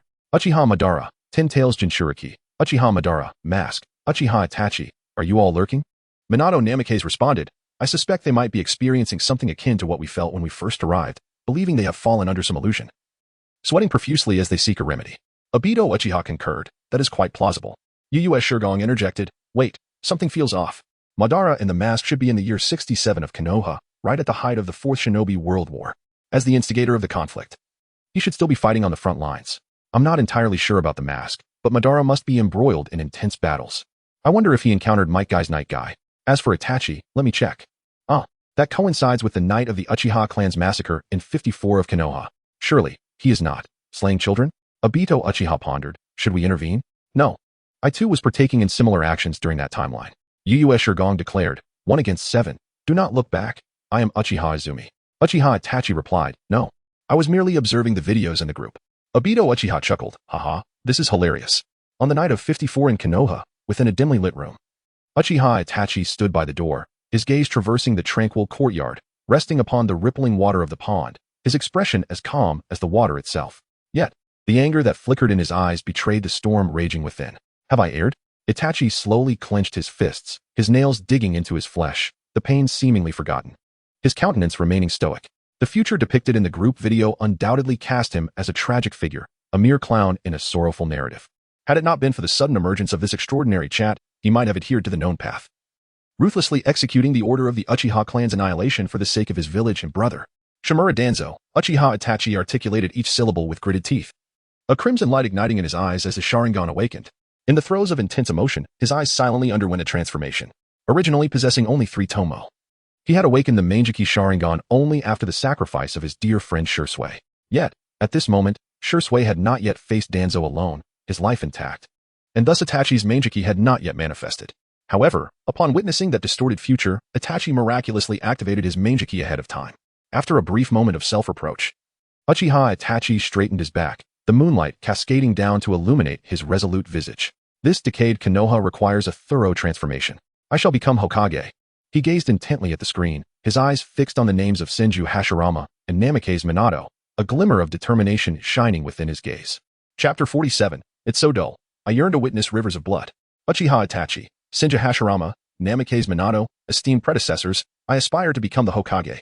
I refuse to remain a mere pawn, manipulated at will by the elite of Konoha, nor can I bear to sever the bloodline of my family, leaving Sasuke to confront a desolate future alone. I am to lead the Uchiha clan out of the shadows, wholeheartedly integrating into Konoha, and I hope that you, my venerable predecessors, might offer me some guidance. Itachi's resolve was unwavering. He no longer trusted those lofty shadows and was determined to tear apart the corruption, allowing Konoha to be reborn. He understood that mere violence could not secure his position as Hokage. This was the truth he discerned from his foresight. As he later articulated, it is not merely attaining the title of Hokage that earns one the people's respect, but rather it is those who command respect who can ascend to the role. At this moment, he yearned for the acknowledgement of the 2 Hokages within the group. Although they did not belong to this timeline, Itachi still anticipated their insights, particularly from Minato Namikaze, the 4th Hokage, who shared a fraternal bond with his father, Fugaku Uchiha. Minato's reputation resonated profoundly within Itachi's heart. Meanwhile, within the Ichiraku ramen shop in the Hidden Leaf Village, Hashirama Senju and Tobarama Senju, this legendary brother duo, were savoring the famed ramen that intertwined with the very fabric of their story. Hashirama gently nudged the focused Tobarama, whispering, "Tobarama, there's a Uchiha child aspiring to be Hokage. I would like to hear your thoughts." Tobarama, not lifting his gaze, continued to relish the delectable dish, replying, "Who? Obito? Let him do it. It would ease my burden."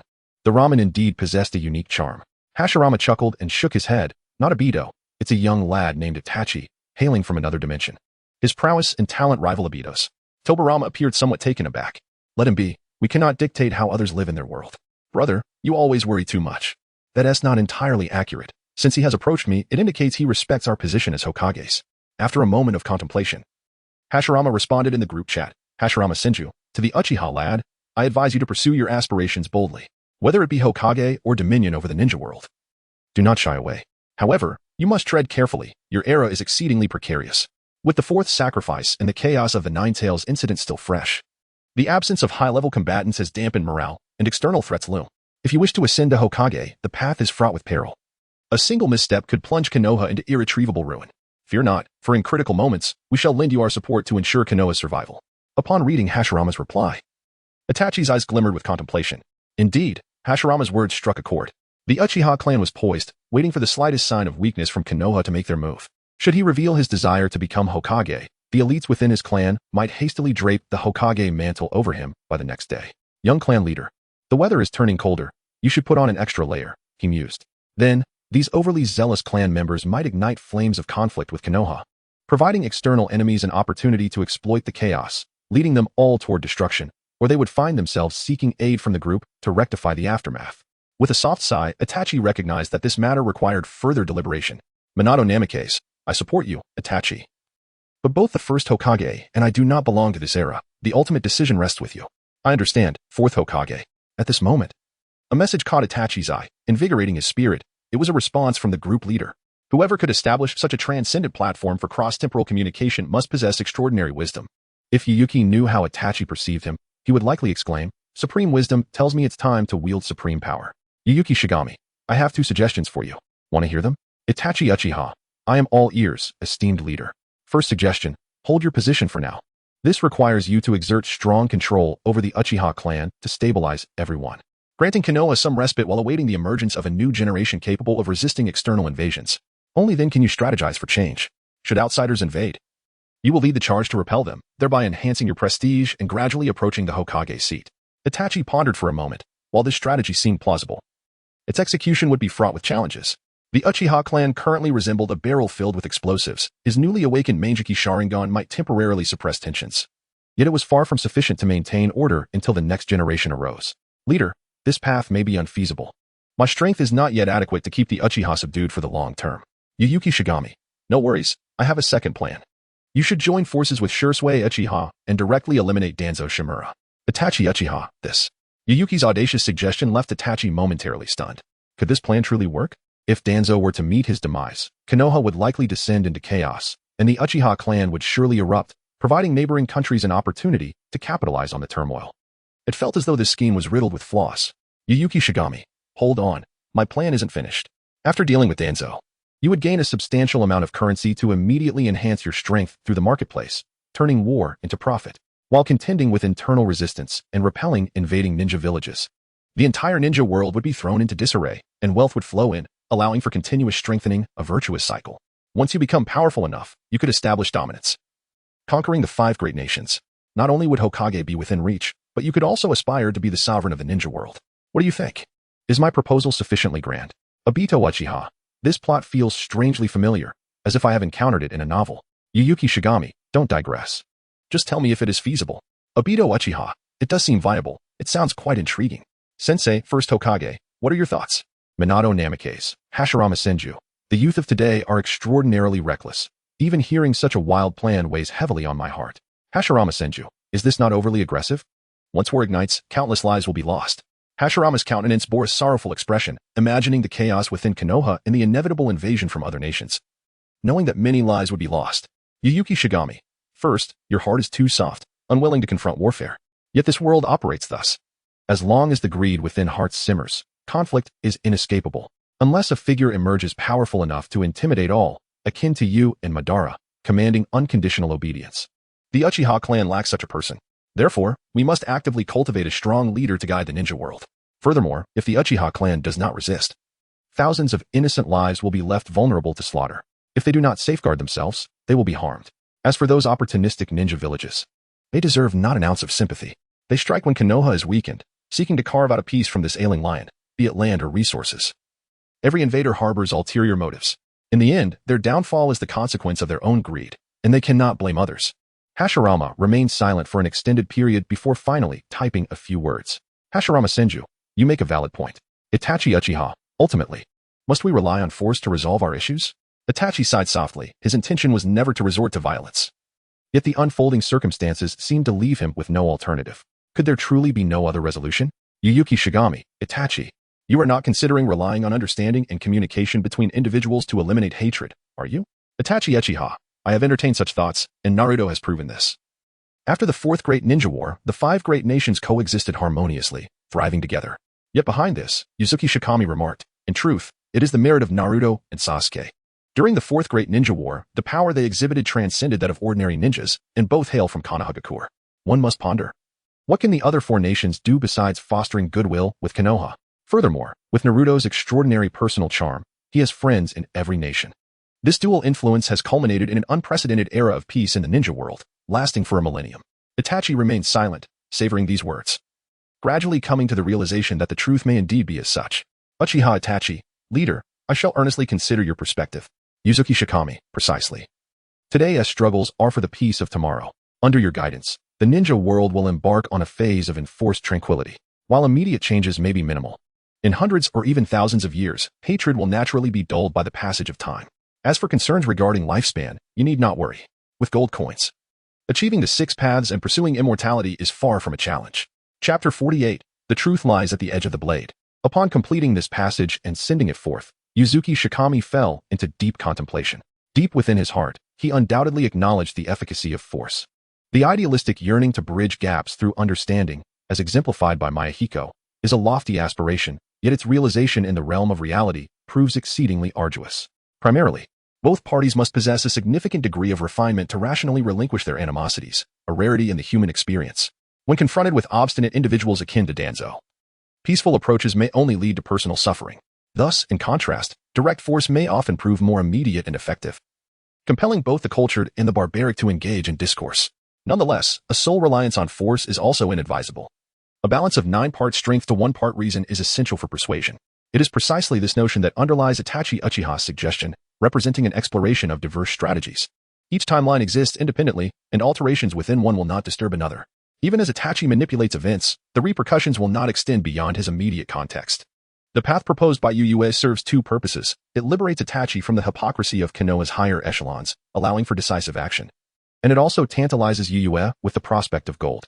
Following Itachi's method seems akin to mocking the goddess of fate, as the original trajectory of destiny is thoroughly disrupted, promising a continuous influx of wealth. Konoha, you're 54, Itachi Uchiha gradually closed his eyes, contemplating before reopening them, his gaze now imbued with an unprecedented resolve. He decided to adopt the strategy proposed by the leader of the Shikami, albeit with slight modifications. Subsequently, he activated the shopping interface that Yuyue had frequently mentioned, a pivotal tool for his ascendance to dominance. Only by harnessing the power of the marketplace could he achieve multiple transformations in a short span, dramatically enhancing his strength and ultimately realizing his ambitions. A dazzling array of options unfolded before him, stirring a momentary ripple within Itachi's heart, which he swiftly quelled. He meticulously surveyed the offerings, selecting items that suited his needs and adding them to his cart, awaiting a bountiful supply of gold to secure his acquisitions in one fell swoop. Minutes later, Itachi Uchiha contentedly closed the shopping interface, having pinpointed his desired item. The first on his list was the sage body. His physique is rather unremarkable, and he is destined to suffer greatly from the afflictions of the bloodline limit in the future. Rarely does he engage in combat personally. Even in the face of unavoidable conflict, he predominantly relies on ninjutsu and illusion techniques, rendering his physical constitution a significant weakness. Consequently, the sage body has become a necessity for him, as a robust physique would undoubtedly enhance his combat prowess substantially. The second requirement is his own Manjiki Sharingan, which he intends to elevate to the eternal level. This advancement would not only permit the unlimited use of ocular techniques but also unlock the ultimate form of Susanoo. The complete Susanoo, towering at 100 meters, wielding the 3 sacred treasures, is an unstoppable force on the battlefield, capable of single-handedly vanquishing legions. He silently calculated the total cost, 200,000 gold coins. The sage body cost 100,000 gold coins, and the Manjiki another 100,000, a considerable sum indeed. Progressing step by step seems prudent. After defeating Danzo, the amount of gold coins he could acquire remains uncertain. At that moment, he sensed faint footsteps approaching from behind, immediately alerting him to the presence of an incoming individual. He recognized who it was and chose not to turn around, a gentle smile gracing his lips. Soon, the individual crept closer and, with a sudden leap, landed upon Itachi's back. "Huh, did I startle you?" Sasuke exclaimed, feigning an exaggerated expression. "From the moment you entered, I knew it was you. You're truly remarkable, brother." Sasuke nestled against Itachi's shoulder, a blissful smile illuminating his face. The time spent with Itachi was more than enough to bring him unparalleled joy. Itachi affectionately ruffled his hair, a tender smile on his lips. Is there something you need? Sasuke, typically well-behaved, would not disturb Itachi without cause. Having come, he undoubtedly had a purpose, prompting Itachi to inquire further. Father sent me to fetch you, Sasuke replied honestly, his eyes crinkling into crescent shapes with his smile. I see. Then let us be on our way. Itachi lifted Sasuke from his back, turning to leave the room. Heading towards the south shrine. Sasuke, you should return to sleep. Upon arriving at the entrance of the south shrine, Itachi set Sasuke down, indicating he did not intend to take him inside, for the forthcoming conversation would not be suitable for Sasuke's ears. Brother, see you tomorrow, Sasuke said, nodding obediently, not inquiring further, and waving goodbye as he ran off. Itachi watched him depart with a faint smile, lingering until Sasuke's figure vanished around the corner, at which point his smile gradually faded. He then pushed the door open, stepping into the serene atmosphere of the south shrine. The creaking of the ancient wooden door echoed, instantly capturing the attention of everyone within. Present were not only the esteemed Fugaku Uchiha but also several venerable elders with silver hair. They are the esteemed elders of the Uchiha clan, revered for their high status and moral integrity, regularly assisting the clan leader in managing the various affairs of the Uchiha. Father, esteemed elders, I have arrived. The young clan leader is here. Please take a seat over here. An elder with a warm smile kindly patted the seat beside him, inviting Itachi Uchiha to join them. Itachi, renowned for his extraordinary talents, was well known throughout Konoha, and the clan members held great hopes for this young leader. Especially after his induction into the Umbu, he frequently returned with invaluable intelligence, which further bolstered the confidence of the Uchiha clan in their forthcoming transformation. Itachi nodded lightly and casually took his seat. His counterpart, Uchiha Shisui, greeted him with a warm smile, to which Itachi responded with a nod. As the assembly gathered, the meeting commenced in earnest. Uchiha Fugaku, taking the lead, posed a pressing question. The dissenting voices within the clan have grown increasingly louder. What are your thoughts? As the clan leader, Fugaku possessed a broader perspective, yet internally, he did not endorse such radical changes. After all, should conflict arise, while the Uchiha clan holds considerable strength, Konoha would suffer devastating losses, and external ninja villages would seize the opportunity to invade. Even if victory were ultimately secured, the toll would be immense. In such a scenario, what significance would the Hokage position hold in a ravaged Konoha? However, as the clan leader, he could not entirely dictate the sentiments of his kin. The situation had spiraled out of control, and a storm was inevitable. Suppression? Why should we suppress? This is the will of the people, and morale is high. A stern-faced elder interjected, clearly aligned with the radical faction. The Hokage position has never been held by Uchiha skilled in fire techniques. This has always been a source of irony. That is unacceptable. Regardless of the outcome, even if the transformation succeeds, what will be the cost in lives?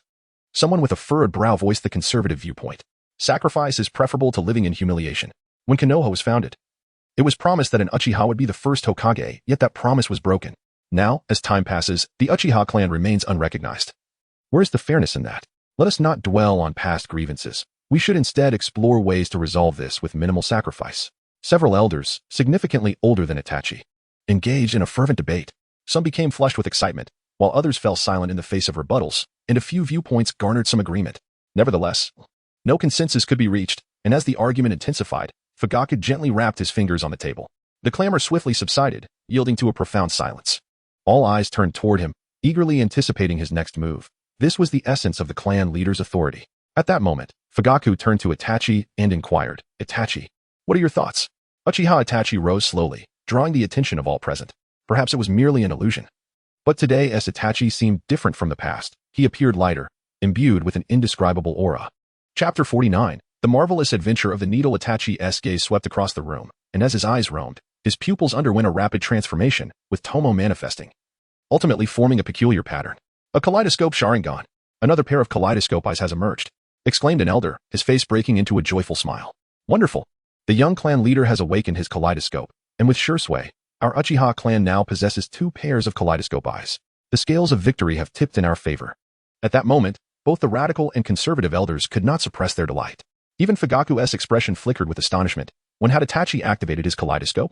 He pondered briefly but could not ascertain any recent events that might have provoked such an emotional upheaval in Itachi. Yet, this was of little consequence. He wore a satisfied smile. Itachi was a member of the clan, and his strength signified the glory and might of the Uchiha. Esteemed elders, I have a plan that requires your support and cooperation, Itachi stated, sensing that the atmosphere had sufficiently warmed with the passage of a night. The details of Itachi's strategy remained known only to a select few who had gathered at the Southie Shrine. However, change was quietly yet profoundly approaching. Among those affected was Uchiha Needle, a member of the Konoha security force who led his animal companions, Uchiha Snowstorm and Uchiha Pearl, on their usual patrol of the streets of Konoha that morning. Not long into their patrol, Snowstorm noticed something amiss with their captain. Why was he so preoccupied? His head bowed in contemplation. Had he not rested well? Thus, he cautiously approached. Needle, did you not sleep well last night? Perhaps you should return and rest. We can handle the patrol. Snowstorm's inquiry broke Needle's reverie. He took a deep breath and rubbed his forehead.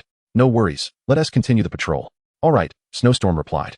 Stepping back into formation, the trio walked through the bustling streets of Konoha, where the morning market thrived with the villagers' zest for life. Yet, whenever they passed, pedestrians would instinctively part ways, as if they were avoiding them.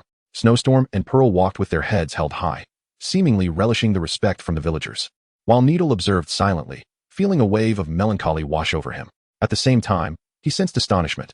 No wonder the young clan leader had issued such directives. The Uchiha clan had long been out of favor, losing the villagers' trust, and it was no surprise that they would never reach the Hokage position if this continued. Even if they seized the Hokage title, true acceptance would elude them. It seemed the young clan leader had recognized this issue, prompting the call for change. Needle reflected silently. Last night, elite Uchiha members like him had received a secret order from the young clan leader, mandating the entire clan to adjust their public demeanor and actions. This directive had been disseminated through the ranks of elite ninjas, ultimately intended for the whole clan, accompanied by stern warnings from several elders. Those who disobeyed would face dire consequences, as this matter was crucial to the Uchiha's future. Previously, Needle had never paid heed to the villagers' gazes, be it fear, reverence, or disdain. He brushed it off. However, the situation had changed. He could now discern subtle meanings in those stares. Faintly sensing the implications of the young clan leader's plans. Needle, I'm going to buy breakfast. Are you still sticking to your usual? Snowstorm cheerfully inquired as he approached. Yes, Needle replied succinctly, and Snowstorm then departed in another direction. Needle intended to follow their established route but suddenly felt a shift in his instincts, his gaze flickering as he quietly trailed Snowstorm. Pearl looked puzzled. Needle. We should head this way. The other path isn't our responsibility. Just follow, Needle curtly retorted, quickening his pace to catch up. Meanwhile, Snowstorm arrived at a bustling bun shop, where several customers were lined up to purchase. However, upon his arrival, the patrons hurriedly stepped aside. The shopkeeper, a middle-aged man with a troubled expression, could only manage a wry smile as he approached Snowstorm, forcing a cheerful demeanor. Snowstorm, welcome. What would you like today? Same as usual. Make it quick, Snowstorm urged. Of course.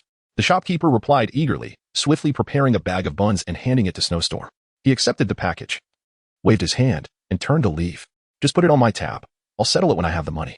The boss's expression darkened. These Uchiha individuals had been in debt for over half a year without settling their accounts, which undoubtedly added to the burdens of his modest business. Yet, he dared not voice his concerns, having previously issued a warning that nearly cost him dearly. Just as the snowstorm began to dissipate, an irate young girl burst forth from the bun shop. Hey, you haven't paid yet. The boss was taken aback and quickly grasped the girl's arm, exclaiming, don't shout. However, the snowstorm had already caught wind of the commotion. He turned, his face as cold as ice. What do you mean you haven't paid? I said I would settle the bill. Are you deaf? The snowstorm advanced step by step, akin to a beast on the verge of fury. Yet the girl stood her ground, unyielding. You've been in debt for half a year. Is there really a difference? Suddenly, the snowstorm chuckled. Let me enlighten you on the distinction. In an instant, he flashed before the girl, raising his massive hand, poised to strike. The girl, frightened to tears, curled up defensively. As an ordinary person, she was utterly powerless to evade a ninja's assault, watching helplessly as the palm descended. Just at that critical moment, the snowstorm's hand halted midair. A strong and powerful grip firmly clasped his wrist. The snowstorm was momentarily stunned. Who dared to obstruct him? Turning to face the intruder, he found it was the needle. His expression devoid of emotion. He immediately donned a fawning smile. Brother Thimble, what brings you here? What are you up to? Brother Thimble gazed sternly at him. I was just about to teach a lesson to this ungrateful commoner.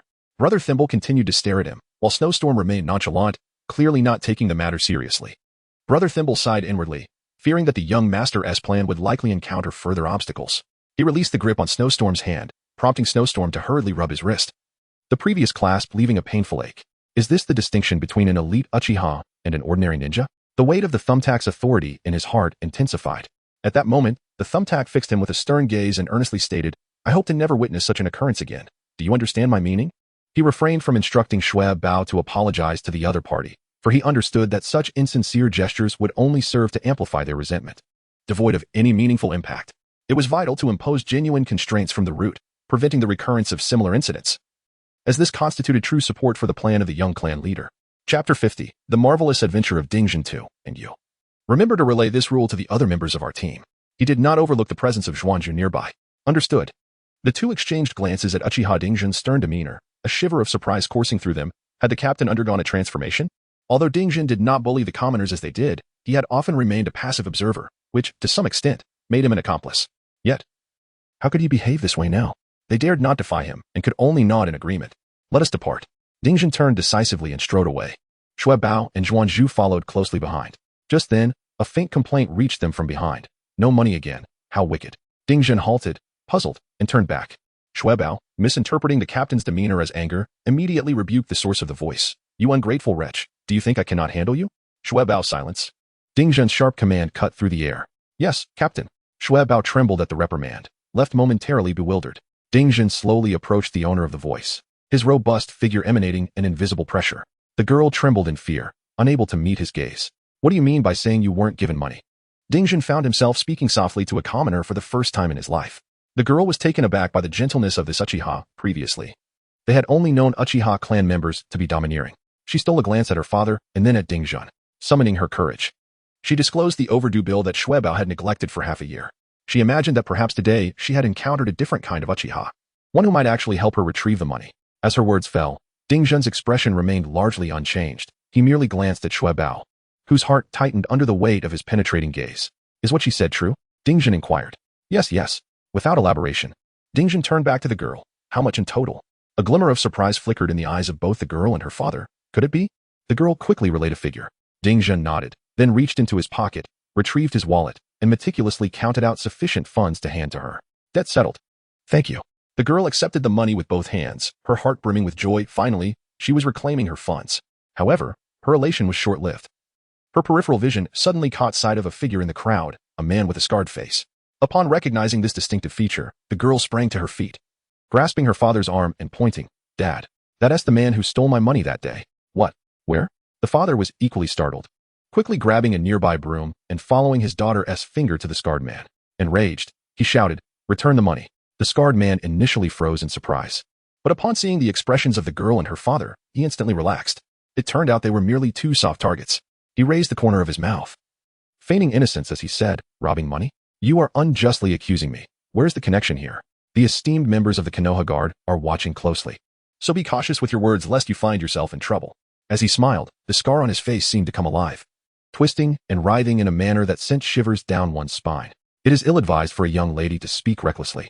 One must be cautious of treading upon spirits when night falls.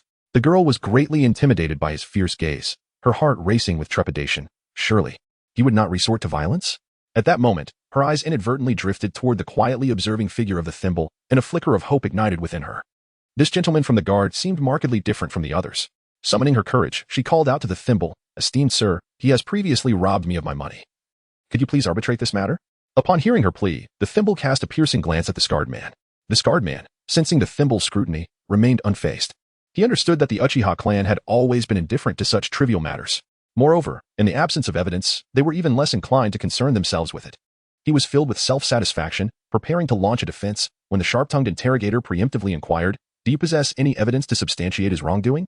The interrogator's tone was unassuming yet imbued with an undeniable force. The young girl's expression darkened. Indeed, she had no proof in her possession. However, the interrogator's subsequent words reignited her hope. If you are willing to file a formal complaint, I can escort him back for an investigation. But should it be determined that you have made false accusations, you will face severe consequences. I am willing. I truly am. The girl nodded without hesitation. Then it is settled. Go. Escort him back to the security department. The interrogator commanded his comrades, Shui Bao and Jinju. Yes, Captain. The duo stepped forward, causing the scarred man to panic. Being taken back to the security department? Once interrogated, how could he possibly safeguard his secrets? He could not allow them to succeed.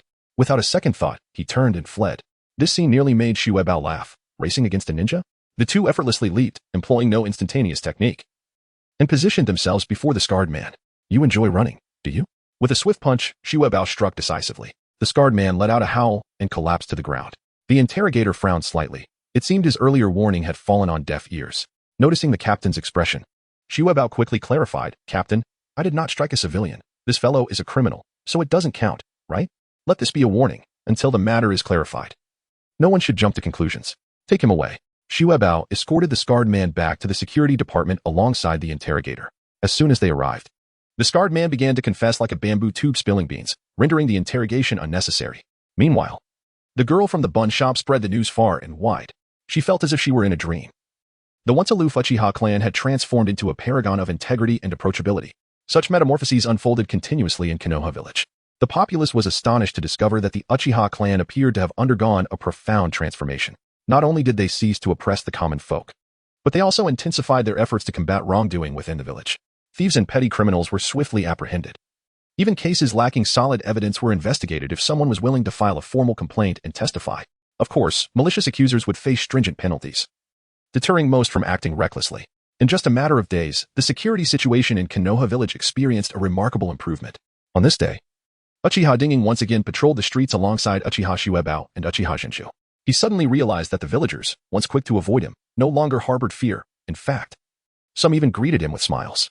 He could sense that the gazes directed at them by the villagers were now imbued with respect and familiarity rather than trepidation. Is this the goal that the young clan leader aspired to achieve? Although it is merely a beginning, the atmosphere has certainly improved significantly compared to before. Chapter 51, The Reckoning of Sarutobi and the Shadows of the Clan, Konoha, Year 58. Within the Hokage's office, Sarutobi Hiruzen relished a moment of tranquility, occasionally savoring a puff from his old pipe, an expression of contentment gracing his features. Yet, this rare respite was abruptly shattered by an unexpected clamor. A figure burst in without so much as a formal announcement, treating the heart of Konoha as if it were a bustling marketplace. Hiruzen's brow immediately furrowed. Even upon recognizing the intruder as Danzo, his demeanor did not soften. "Danzo, where have your manners gone?" Hiruzen inquired coolly, his tone laced with displeasure. Danzo appeared oblivious to Hiruzen's discontent, striding confidently towards him, locking eyes with a piercing gaze. "Hiruzen, have you sensed the recent movements of the Uchiha clan?"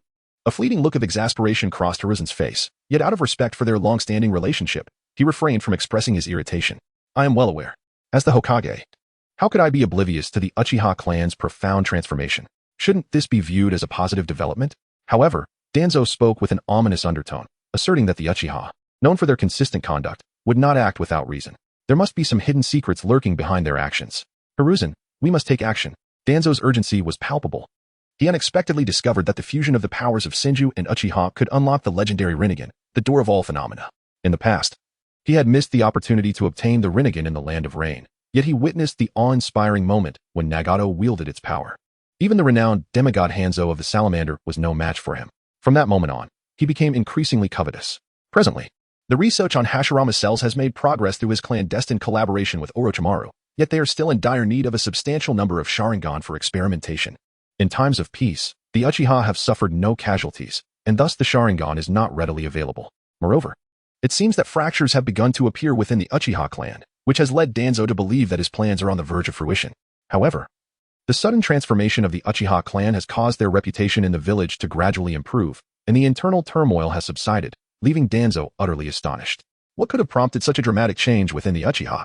Have they received guidance from a sage, or is there some hidden truth? Regardless, the Uchiha's transformation will not alter his plans, no matter how favorable their situation becomes. Yet, Sarutobi Hiruzen is not a man to be easily deceived.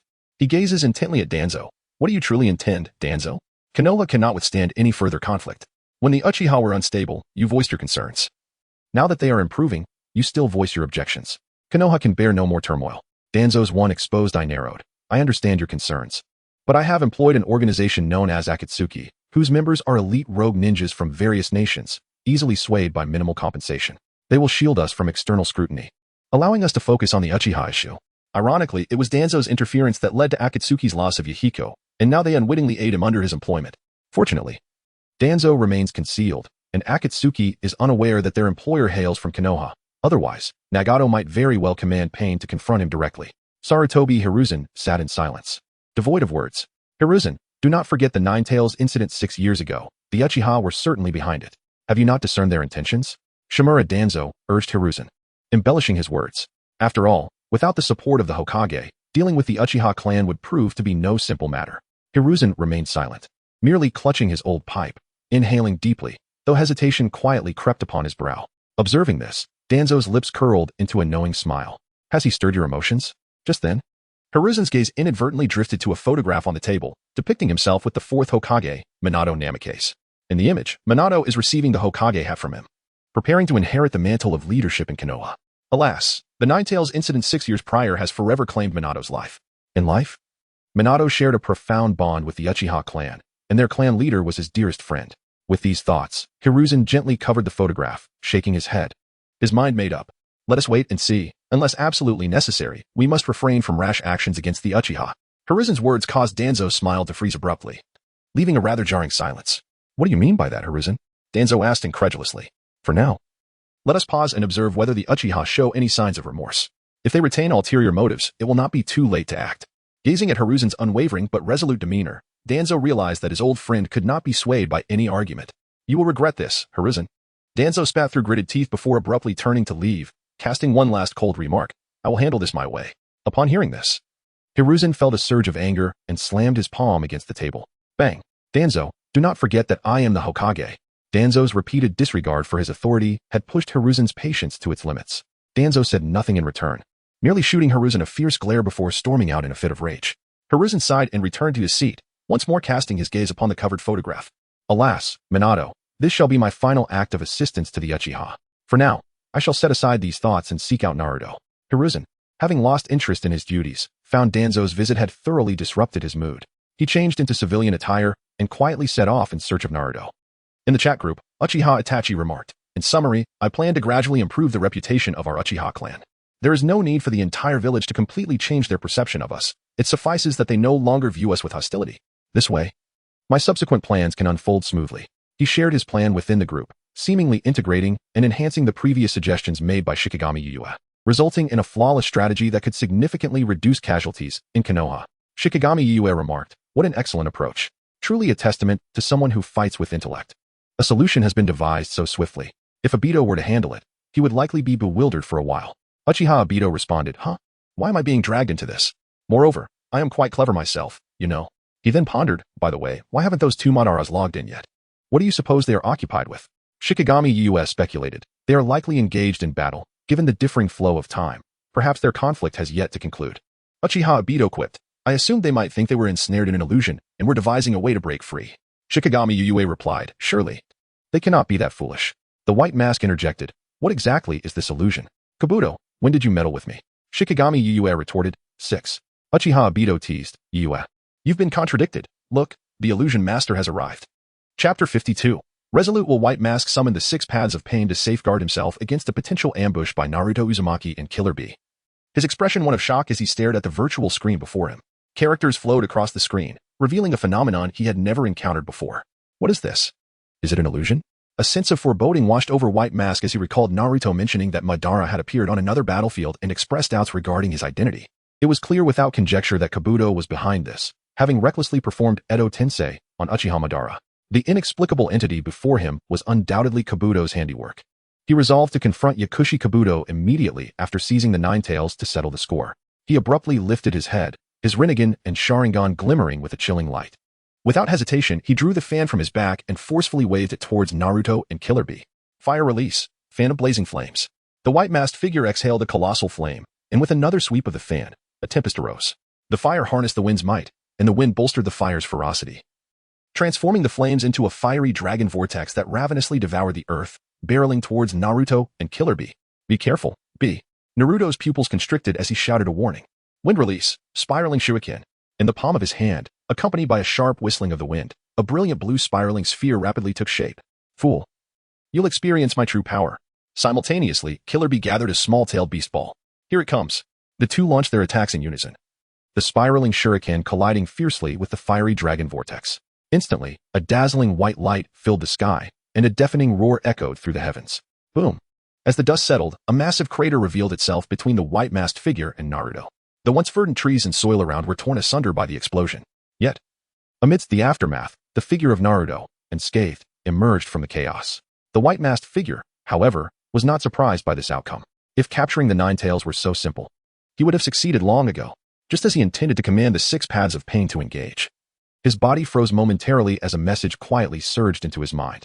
What? This was a brief explanation about a chat group, clarifying to the white-masked figure that what lay before him was indeed real. Group chat Shikigami Ujutsu. It's done. I set up a group announcement. New members will receive an explanation, so hopefully, no one will be confused as Illusion Guy anymore. Uchiha Itachi. Yes, quite a practical setup. White Mask. So, this isn't an illusion. Uchiha Obito. Oh, isn't that Illusion Guy? You yourself are unsure if it's an illusion? What kind of illusion could deceive the Rinnegan? A tremor ran through the white-masked figure's heart.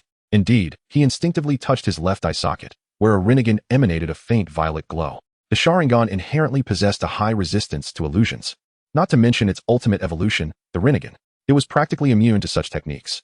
He had been muddled by the anger over Kabuto's unauthorized Edo Tensei of Madara and had overlooked this matter.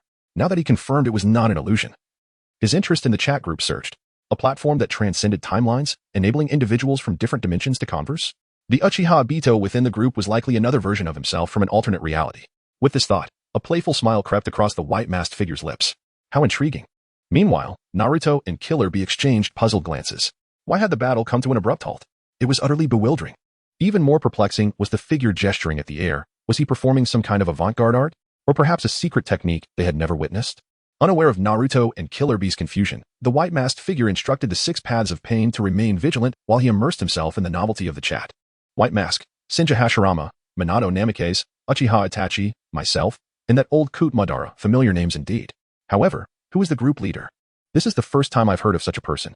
A formidable expert from beyond the shinobi world? To construct such a miraculous communication platform.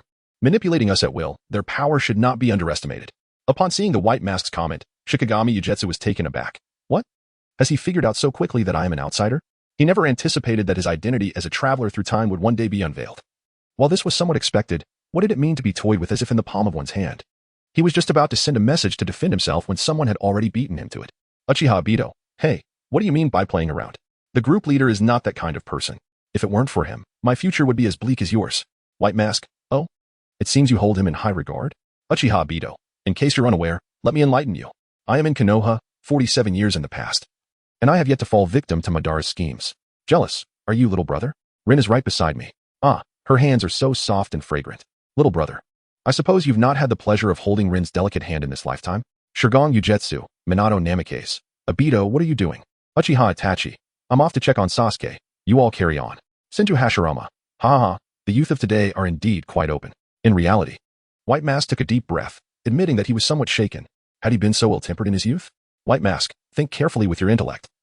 There is no such thing as a free lunch. The group leader's actions must surely have ulterior motives, even if unspoken. Shirang Ugetsu wholeheartedly agreed with White Mask, after all. He had also greatly benefited, and was on the brink of bubbling over with happiness. Uchiha Obito, there you go again with your conspiracy theories. You should really take a look at the videos in the group. You are, in fact, a vast conspiracy yourself. Videos? This piqued White Mask's interest. Following the guidance of the announcement, he swiftly located the video and soon became engrossed, watching intently. Before long, the video neared its conclusion. Yet White Mask displayed little emotional fluctuation. White Mask, I finished watching. It was quite intriguing. Uchiha Obito, so, what do you think? Do you now realize how utterly mistaken you were? Still thinking about the Eye of the Moon? You have lived your entire life in deception. Now you finally grasp the truth. Don't you think you should thank Ugetsu? Hurry and express your gratitude to brother Ugetsu. White Mask, gratitude? I haven't spoken that word in ages, nor will I now. I will continue to pursue the Eye of the Moon and carry out my will to the end. Shirgang Ugetsu, you must be watching some fabricated video, right? Knowing the truth and still pursuing the Eye of the Moon? Uchiha Obito, well, the Eye of the Moon will turn people into white Zetsu. It's not a good thing. There's a great Otsutsuki Kagaya imprisoned on the moon. You know that. Even so, you still wish to implement the Eye of the Moon? Walking this dark path will not bring Rin any joy. White Mask, I am not as foolish as you presume. I know Rin rushed toward Kakashi's Raikiri. She chose to end her own life. To prevent the 3 tails from being brought back to Konoha and rampaging, she willingly sacrificed herself. What truly despawns me is this hypocritical world, the ninja system, and the villages and ninjas. Thus, I shall activate the Eye of the Moon. What is wrong with a world of illusions? Everyone could realize their dreams, and there would be no more wars among people. Oh, my resolute White Mask. Shirgang Ugetsu's eyes widened in astonishment. It was his first encounter with the unwavering resolve that followed the revelation of truth. Chapter 53. The Unmovable Truth, Yuzuki Shikami. So your plan is to extract the 9 tails from Naruto, gather all the tailed beasts to summon the Outer Path deity, and subsequently initiate the infinite Tsukuyami? White Mask, it is self-evident. Obito Uchiha, however, this would result in Naruto's demise. Unless, just as in the original storyline, Sensei Minato returns the 9 tails to Naruto, he would be doomed. White Mask, for the realization of my grand vision, this is but a minor sacrifice. Besides, Naruto possesses exceptional physical resilience. He will not perish instantly. Once the Eye of the Moon plant succeeds, everyone will attain a utopian existence. And Naruto shall find his happiness therein. Yuzuki Shikami. Very well, I shall not insist on altering your perspective, as each individual pursues their own aspirations. But have you contemplated another matter? White Mask, I am all ears. Yuzuki Shikami, Should you initiate the infinite Tsukuyomi, Kagaya Otsutsuki may return to this world. Are you confident in your ability to defeat her?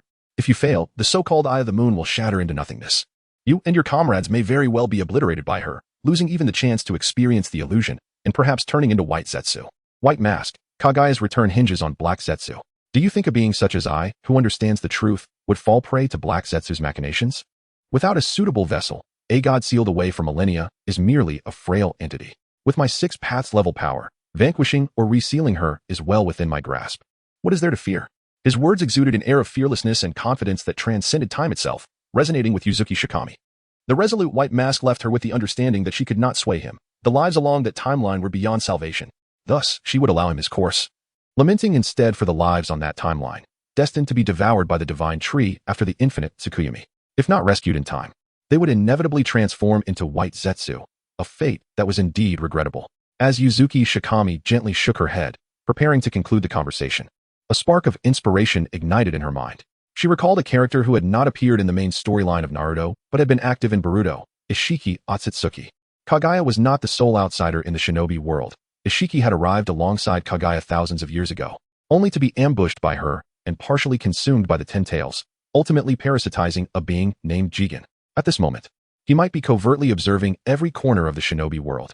If White Mask were to merge with the Ten Tails, eliminate Kagaya, and seize dominion over the world, would Isshiki intervene? The answer is undoubtedly affirmative. Once Kagaya is gone, the fruit of the divine tree would be unclaimed, and with White Mask as the sole survivor, Isshiki would not permit the theft of Otsutsuki power and would certainly take action. A mysterious smile graced Yuzuki Shikami's lips. It appeared that White Mask's plan would not unfold as seamlessly as he envisioned. He delves into the depths of his memory, unearthing those ancient fragments in preparation for a new video, endeavoring to persuade the deeply obsessed White Masked figure to reconsider and spare the innocent beings along that timeline. My dear brother, allow me to present you with a delightful surprise. Although he has a fondness for gold coins, he is reluctant to witness the demise of so many individuals. Konoha, year 67, White Mask's timeline. White Mask tilted his head back, his eyes shimmering with an unprecedented resolve. Even with foresight of the future, nothing could sway him from his predetermined path, not even the 9 tails or the 8 tails. He lowered his gaze, fixating on the figures of Naruto and Killer Bee across from him. With only these 2-tailed beasts remaining, he could unite all 9 and subsequently resurrect the 10 tails, thereby achieving the fusion of the tailed beasts and initiating the infinite Tsukuyomi. However, the 8 tails and 9 tails, as the most formidable of their kind, posed challenges far beyond those of the other tailed beasts. According to the original narrative, he ultimately failed to subjugate them, managing only to rely on the fragmented powers of the brothers Jin and Yang, alongside a single tentacle from the 8 tails, to barely resurrect the 10 tails. But now, he believed he had grasped the opportunity for a turnaround. For having glimpsed the future, he possessed numerous strategies against Naruto. As Naruto sensed the gaze emanating from the White Mask, an unprecedented malice surged over him like a cold wave, causing every hair on his body to stand on end. Be careful, this guy is likely to make his move. Naruto's expression turned grave. Even with the borrowed power of the 9 tails, the overwhelming pressure still rendered him breathless. Fear not, Naruto. My partnership with 8 tails shall not be easily vanquished by a mere masked individual, Kairabi declared, leaping while improvising a rap to alleviate the tense atmosphere. Alas, the effect was far from ideal, as the White Mask had already summoned the 6 Jinchuriki pain, surging forth. Experience the might of the tailed beasts. In the midst of their charge, the 6 Jinchuriki suddenly transformed into their tailed beast forms, their shapes changing in an instant. In the blink of an eye, the silhouettes of the 6 Jinchuriki vanished, replaced by the thunderous roars of 6 colossal tailed beasts. 2 tails, 3 tails, 4 tails, 5 tails, 6 tails, and 7 tails. These 6 towering behemoths exerted an unbearable pressure upon Naruto and Kairabi. The White Mask formed hand seals, despite implanting black rods within the Jinchuriki for control. Wielding 6-tailed beasts still severely drained his chakra and ocular power. Furthermore, this state could not persist for long, lest the tailed beasts awaken and rebel. Yet, in pursuit of a swift resolution, he had no choice but to take a gamble. Although Naruto had harnessed the power of the 9 tails, he had yet to establish a true connection with it, thus not posing a genuine threat. Should the battle prolong, as per the original narrative, Naruto would soon reconcile with the 9 tails, making it exceedingly difficult to conquer him thereafter. Naruto, take cover behind me. Even Kairabi dared not underestimate the 6-tailed beasts. 8 tails. Let us fully tailed beast transform. Kairabi communicated with 8 tails in his mind. Embrace my power. The voice of 8 tails echoed, calm and resolute, acutely aware of the urgency at hand. The strength of 8 tails fused with Kairabi, and in an instant, tentacle-like appendages sprouted from his body, which then swelled dramatically, transforming him into a gigantic tailed beast. Be careful, Uncle Bai. Naruto warned loudly as the six-tailed beast charged like a torrent. Boom. The five-tails, Mu King, was the first to strike. Its immense body, resembling a horse yet not quite, surged forth with astonishing speed, attacking before the other-tailed beast could arrive. A powerful shockwave accompanied by a deafening roar sent Eight Tails hurtling through the air like a cannonball. Karabi controlled his massive form, using countless tentacles to brace against the impact, finally managing to halt his momentum after being propelled 100 meters away. Are you alright, Uncle Bai? Naruto, too, was caught in that overwhelming force. He shook his dizzy head, anxiously inquiring. I'm fine. Naruto, we may be in serious trouble. Kairabi's voice was steady yet grave. Chapter 54, The Summoning Begins. Before his words faded, the remaining tailed beasts arrived in droves. The three tails, resembling a gigantic turtle, curled its limbs into its hard shell, transforming into a speeding wheel. Barreling toward them, Eight Tails immediately extended its tentacles to block, countless appendages stretching to intercept the rolling three tails. However, the enemy's numbers were overwhelming. Just as they halted the three tails, the seven tails, Chome, soared through the skies, spewing a vast cloud of phosphorescent powder that obscured the heavens. Not good, Kairabi exclaimed, hastily shaking off the entangling three tails, then wrapping himself tightly with his tentacles for protection. In the blink of an eye, the phosphorescent powder in the sky exploded. Boom. The terrifying explosion spared even Eight Tails, leaving its body marred with numerous wounds. Under the protection of Eight Tails, Naruto remained momentarily unscathed, yet witnessing this scene, his heart ached. Fully aware that he must take action, his mind raced as he contemplated a solution. Suddenly, his gaze fixated on the unmoving white mask. I've thought of a way, Naruto exclaimed, a spark of inspiration igniting within him. To control the tailed beasts would undoubtedly consume a tremendous amount of chakra, leaving him distracted and weary. Throw me over there. Capture the leader first. Naruto boldly shared his strategy with Killer Bee. As the phosphorescent explosion gradually dissipated, Killer Bee unfurled his body and, upon hearing Naruto's plan, immediately expressed his agreement. All right, leave this to me. Naruto, you can trust me to handle it. A robust tentacle coiled around Naruto, and with a powerful toss, he was propelled like a shooting star through the throng of tailed beasts, heading straight for the white mask. Is it coming for me? The white mask instinctively sensed the shift in the situation. He altered his seals and urgently summoned the travel companions and the three tails for defense. However, how could Karabi allow him to succeed? The Eight Tails launched a full-scale assault, charging forth with vigor, its extended tentacles firmly ensnaring the two tails and the three tails, while simultaneously engaging in fierce combat with the other tailed beasts, resulting in a series of brutal melee battles. He could not allow these tailed beasts to obstruct Naruto. Spiraling Sphere. Naruto descended from the heavens, infused with fury, forcefully compressing a colossal spiraling sphere. The razor-sharp gust sliced through the air. Yet the white-masked figure remained unfazed in the face of the approaching attack. It was only when Naruto was nearly upon him that the white mask ceased its hand seals, seizing the Uchiha fan from his back and positioning it across his chest. Uchiha rebound. The immense spiraling sphere collided violently with the fan.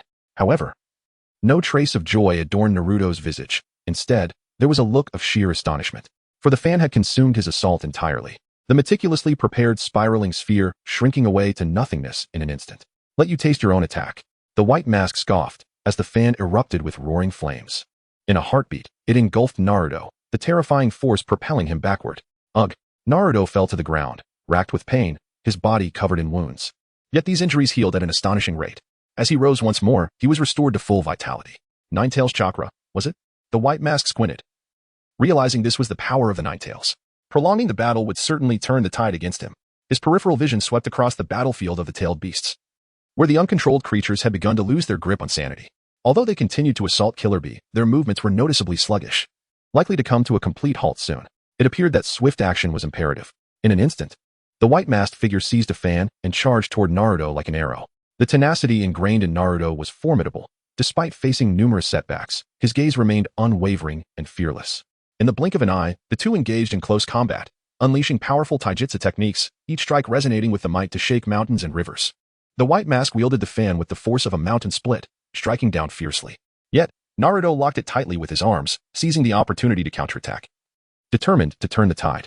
Although he was forced to maintain the lock on the white mask, it did not signify that he was without recourse. Suddenly, a colossal arm formed of chakra erupted from Naruto's back, a radiant blue Rasengan spinning in his palm, hurtling toward the white mask. With the enhancement of the Nine Tails chakra, Naruto could extend this energy, manifesting chakra arms for both offense and defense, effortlessly manipulating the Rasengan as well. Rasengan! Naruto endeavored to grasp the fan, aiming to strike the adversary decisively. However, in an instant, the fan bizarrely penetrated his palm, and his Rasengan seemed to strike against emptiness. As the white mask's figure dissipated like a phantom, once again, that vexing phasing ability. Naruto furrowed his brow, displeasure evident. The white mask, through this technique, managed to elude even Naruto in his Nine-Tails chakra mode, consistently avoiding lethal blows at critical moments. Just as the white mask sought to utilize phasing to approach for a final strike, he was astonished to find Naruto motionless. Akin to a statue awaiting the judgment of fate, a peculiar stillness that bewildered him. A bait, perhaps? The white mask scoffed disdainfully, evidently perceiving the obvious trap as a sign of Kakashi and Might Guy's intervention. Using Naruto as bait to launch a surprise attack upon regaining corporeal form? Perfect. Everyone is gathered. It is time to employ that technique. The white mask shifted his intentions, abandoning the assault as his form vanished into the distortion of space. Almost at the moment of his disappearance, a flash of green lightning surged forth, and Might Guy's heavy fist struck the ground with a thunderous crash, shaking the earth, yet leaving only void in its wake. He fled. Might Guy's face reflected sheer astonishment. Soon after, Kakashi revealed himself. It appeared our scheme has been unraveled. The two had conspired to use Naruto as bait, intending to catch the white mask off guard, yet the opponent's swift adaptability was formidable. Any slight miscalculation led to immediate evasion. At this moment, the white mask stood atop a high ground, gazing down upon them with an air of superiority. All are present. Just as I wished. His tone exuded a calm confidence, akin to that of a predator poised to ensnare its prey. A chill crept into Naruto's heart. Kakashi-sensei, Guy-sensei. What shall we do now? Kakashi's gaze scanned the battlefield of tailed beasts. The 6 controlled creatures were temporarily subdued, while the 8 tails, though battered, still retained formidable fighting spirit. Guy, Naruto, let us first regroup with Killer Bee. The two complied with Kakashi's directive, for Killer Bee was their most potent ally in this battle. The white mask observed the unfolding events, slowly forming seals. Summoning technique. Outer Path Golem. As the white mask's hands touched the ground, a colossal figure surged behind him. Its immense stature rendered the tailed beast seemingly insignificant, heralding the arrival of the Outer Path Golem amidst a cataclysmic shift in the atmosphere.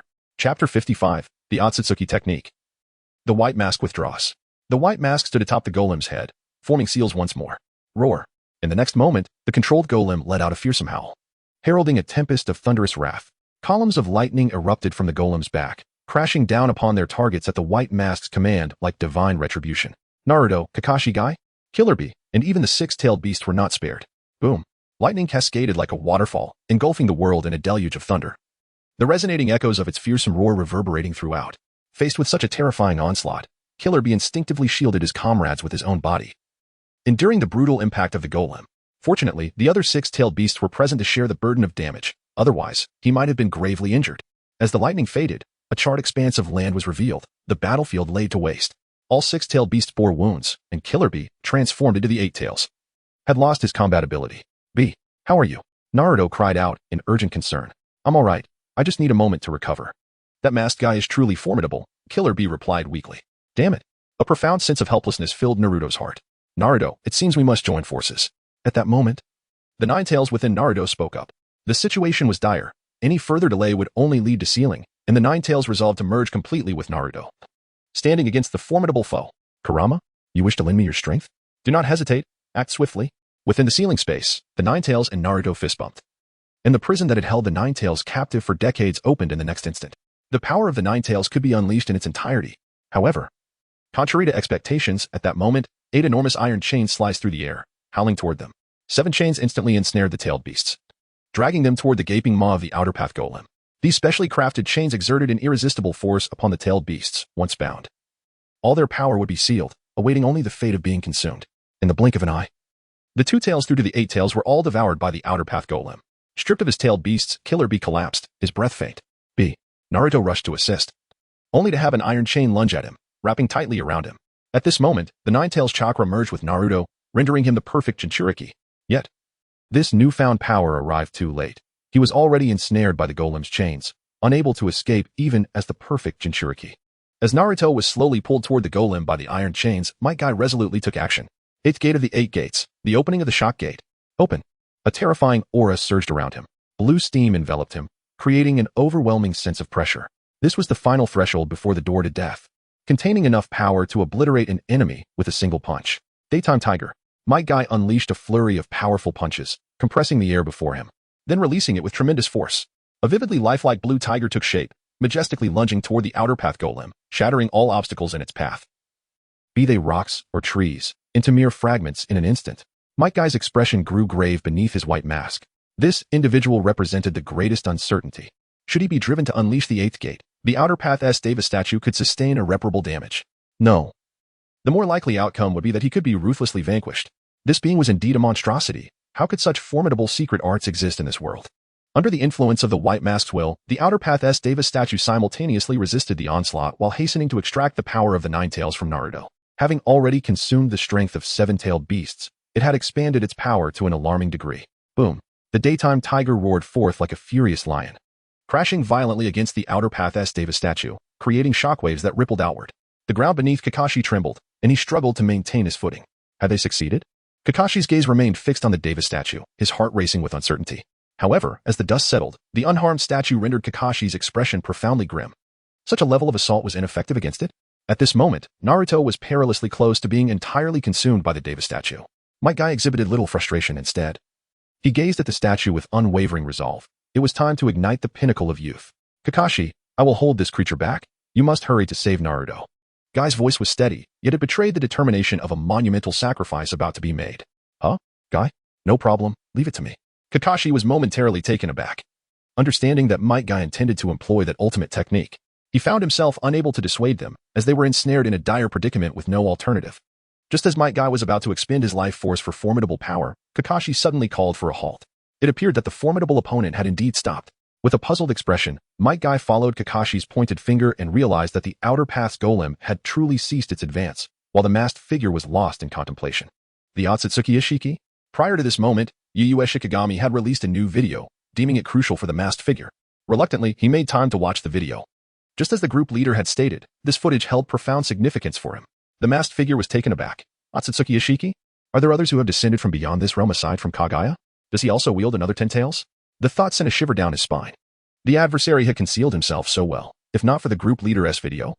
Who could have fathomed that a being like Otsutsuki Isshiki lurked in some corner of this world? The enemy operates from the shadows while I remain exposed. The masked figure could hardly imagine the repercussions of letting his guard down after initiating the infinite Tsukuyami. This is indeed troublesome. It seems I must first eliminate him. With a heavy heart, the masked figure retracted the chains of the Outer Path's golem and released Naruto. Though he could forcibly seize the Nine Tails, he would have to confront the formidable Might Guy, a foe he was reluctant to face. Moreover, during the clash against Otsutsuki Isshiki, Naruto Uzumaki might prove beneficial. Otsutsuki Ishiki's formidable physical prowess, comparable to a BUF level, could easily shatter Sasuke's Susanoo with a mere kick. Additionally, his peculiar ocular techniques, which allow for the manipulation of object sizes, render him a slippery opponent.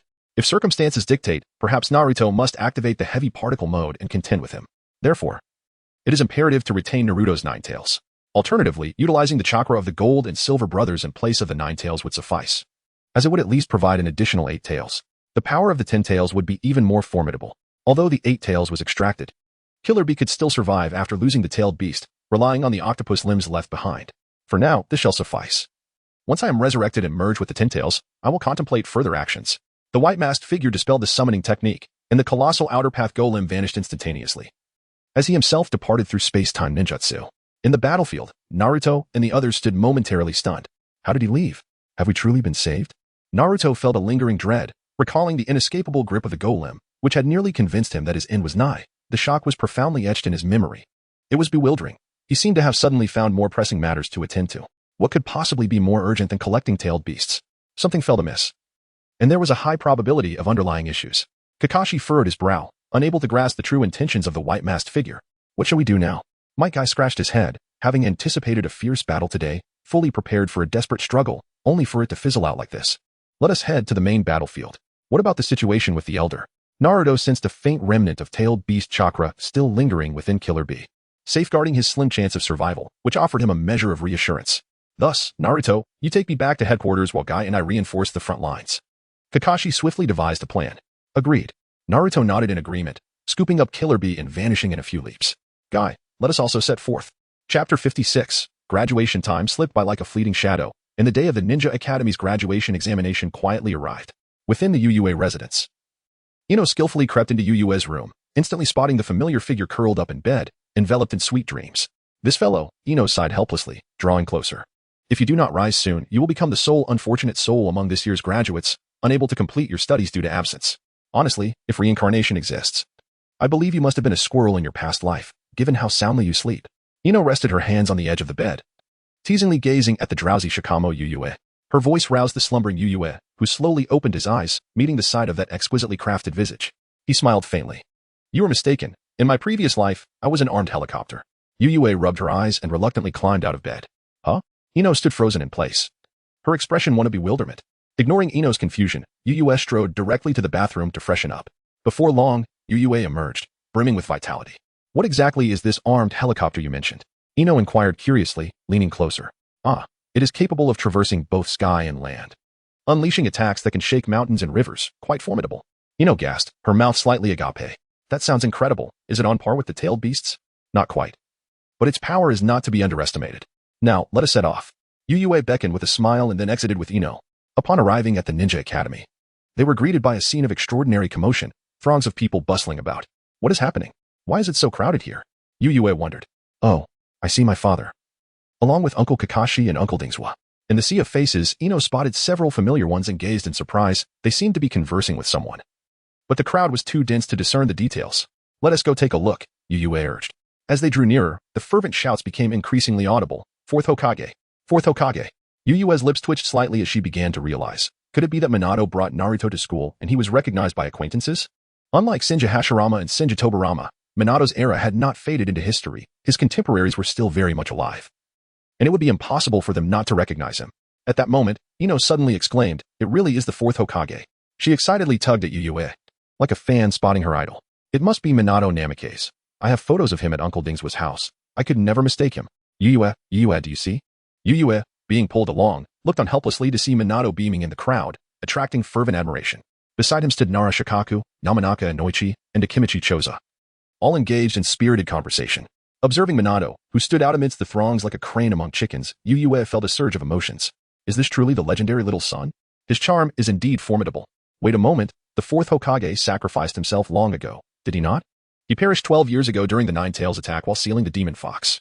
Ino suddenly came to her senses, astonished. Perhaps there is more to this than meets the eye. Yuyue remarked with a smile. More to it? That is not impossible. Perhaps he did not die but was gravely injured and has been recuperating all these years, Ino pondered, resting her chin in thought. But tell me, Yuyue, why do you appear so unfazed? Ino turned to Yuyue, who had remained remarkably calm throughout. He is the fourth Hokage. His golden legacy is widely revered within the ninja world, and many in Konoha idolize him. When you reach my age, you will understand. Yuyue replied with a mysterious smile. With that, Yuyue began to weave through the crowd. Ino rolled her eyes and followed closely. She was already accustomed to Yuyue's peculiar remarks. Naruto. The din of the crowd served as the perfect lullaby, and at Minato's side, a drowsy Naruto jolted awake at the sound of that familiar voice, instantly invigorated. He turned his head to see Yuyue Shirgong waving at him, a smile involuntarily blooming on his face as he hurriedly ran forward. Yuyue, you finally made it. I almost overslept, but thankfully Ino reminded me. What about the others? Have they gone in? Yuyue surveyed the surroundings and, aside from Naruto, noted that indeed no other classmates were present. Right. Let us hurry inside. The assessment is about to commence. Naruto nodded vigorously. What are we waiting for? Let us go. The three of them dashed through the school gates with great urgency. Inside the campus, the graduation assessments were in full swing, with students lined up, each entering a room. Occasionally, one could see individuals exiting with expressions of worry, while others emerged beaming with joy. Yuyue glanced over to the end of the line, where Sasuke, Hinata, Sakura, Shikamaru, and Choji were gathered. Oh, you're at the back of the line? Yuyue approached them with a smile, greeting them cheerfully. If I weren't waiting for you all, I would have finished my assessment already. Sasuke crossed his arms, a hint of exasperation in his gaze. True friendship is revealed in times of hardship, Yuyue remarked lightheartedly, placing a hand on his shoulder. Yuyue-kun. Suddenly, Sakura called out in her unique, delicate voice. The unexpected sound sent a shiver down Yuyue's spine. What on earth? Is there a trap in the ninja world too? What is happening? Why does Sakura seem like a completely different person? He recalls that in the past, Sakura held him in great disdain. How is it that her attitude has now undergone a complete transformation of 180 degrees? He gazed perplexedly between Sakura and Sasuke, wondering who else could possibly cause such a dramatic change in Sakura's demeanor other than Sasuke himself. He leaned closer to Sasuke and whispered, Have you been working on her mindset privately? Sasuke nodded gently. I just shared a few words to help her amend some undesirable habits. Sasuke was acutely aware of how insufferable Sakura had been in the past. In their original timeline, shortly after Team 7 was formed, she had the audacity to berate Naruto for being an orphan, inadvertently dragging Sasuke and Kakashi into her tirade. With a single remark, she had offended all three members of the team. Her verbal prowess was indeed remarkable. However, the circumstances had significantly changed. Naruto's strength had grown immensely, coupled with the enigmatic presence of Yuyue Shirgong. To prevent Sakura from inadvertently causing trouble again, Sasuke took it upon himself to provide her with some subtle guidance. Evidently, her transformation was profound, as she had absorbed Sasuke's advice word for word. At that moment, Naruto and Ino approached. Sakura cheerfully greeted them. Good morning, Naruto and Ino. Morning. Naruto replied, somewhat unaccustomed to her transformation. Wow, you seem to have changed a lot. Ino exclaimed, pulling Sakura's hand. Sakura smiled and replied. Sasuke said this version of me is more likable. I think so too. Ino beamed in agreement. Chapter 57. Class division. The group advanced in an orderly fashion until it was Yu Shirkong's turn. I will go in first. Upon entering, he found several teachers seated across from him, presumably the examiners for the day. Among them was Iruka, alongside Mizuki, who had covertly allied himself with Orochimaru. It remained uncertain whether Mizuki would incite Naruto to steal the sealing book again, but the likelihood seemed slim. As Yuyue observed the teachers, they scrutinized him in return. Iruka caught sight of Yuyue, and a fleeting expression of exasperation crossed his face. The notorious underachiever of the class. Would he manage to pass the assessment today? The incident involving Yuyue's ruckus at the Hyuga household had not been mentioned in class, and the Hyuga clan was unlikely to broadcast it. Thus the matter circulated only in a limited circle. To outsiders, Yuyue still appeared to be the concerning underperformer. Yuyue Shirkong, you may begin, Iruka announced. Calculating that as long as Yuyue's performance was not excessively outrageous, he would allow him to pass. All right. Yuyue calmly began to form seals. The assessment comprised 3 fundamental ninjutsu, the shadow clone technique, the substitution technique, and the transformation technique. Before long, Yuyue completed the seals, and in the blink of an eye, a perfect clone appeared beside him. Following that, he flawlessly executed the substitution and transformation techniques, each movement impeccable and without flaw. Pass. Iruka exclaimed, astonished, as he announced Yuyue's score. Incredible. This child, regarded as the underachiever, achieved a perfect score? Regardless of Iruka's astonishment, Yuyue exited the room with an air of nonchalance. That was easy, he remarked with a smile. Next was Sasuke, who sauntered into the examination room with his hands in his pockets, exuding cool confidence. Less than a minute later, he strode out with purpose. Clearly, he too had passed effortlessly. For Sasuke, this assessment was akin to child's play. With his wealth of combat experience, he was likely unmatched in the entirety of Konoha. Soon, the group members successively completed the examination, leaving only Naruto. I'm going in, Naruto declared, bursting with confidence as he entered the room. Did you feel the ground shaking? Sasuke suddenly remarked shortly after Naruto's entrance. An earthquake? The others were still processing the statement when the door swung open abruptly. Following that, a wave of Naruto surged forth from the room, akin to a relentless tide. The group hurriedly scattered, and within moments, the entire corridor was inundated with various versions of Naruto. Multiple shadow clone technique? Yuyue's eyes widened in disbelief. When did he learn this technique? It seems like he's not quite adept at it. All the Narutos awkwardly scratched their heads in unison. With a loud bang, all the Narutos vanished in a puff of smoke, leaving the original Naruto, blushing with embarrassment, being dragged out by Iruka. You passed.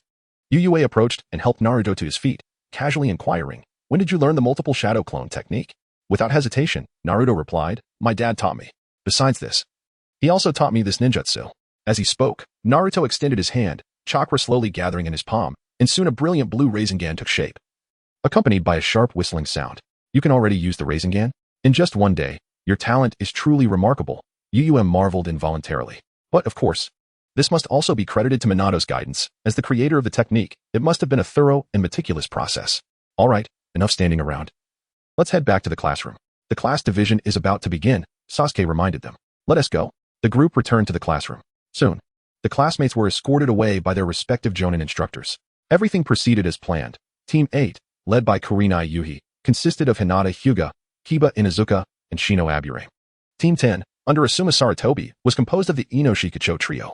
Before long, only Sasuke, Naruto, Sakura, and Yuyue remained in the classroom. Sasuke observed Yuyue quietly, pondering whether he was the one who had appeared out of nowhere. Meanwhile, Yuyue mused about why only 4 remained. Was he to occupy a position within Team 7? Or would he be assigned a Jonin instructor exclusively for himself? Just as his thoughts wandered, Kakashi made his entrance. Sorry to keep you waiting. After 2 days of recuperation, Kakashi was fully revitalized and had successfully been discharged. However, he immediately dove back into work without a moment's rest, leaving him in a rather unfortunate situation. Are you our teacher? Naruto asked curiously, his eyes wide with intrigue. Yes, come with me, Kakashi replied with a smile. He felt honored to be the instructor of the son of his former comrade. Naruto, Sasuke, and Sakura, Kakashi pointed at the 3, excluding Yuyue. The composition of Team 7 remained unchanged.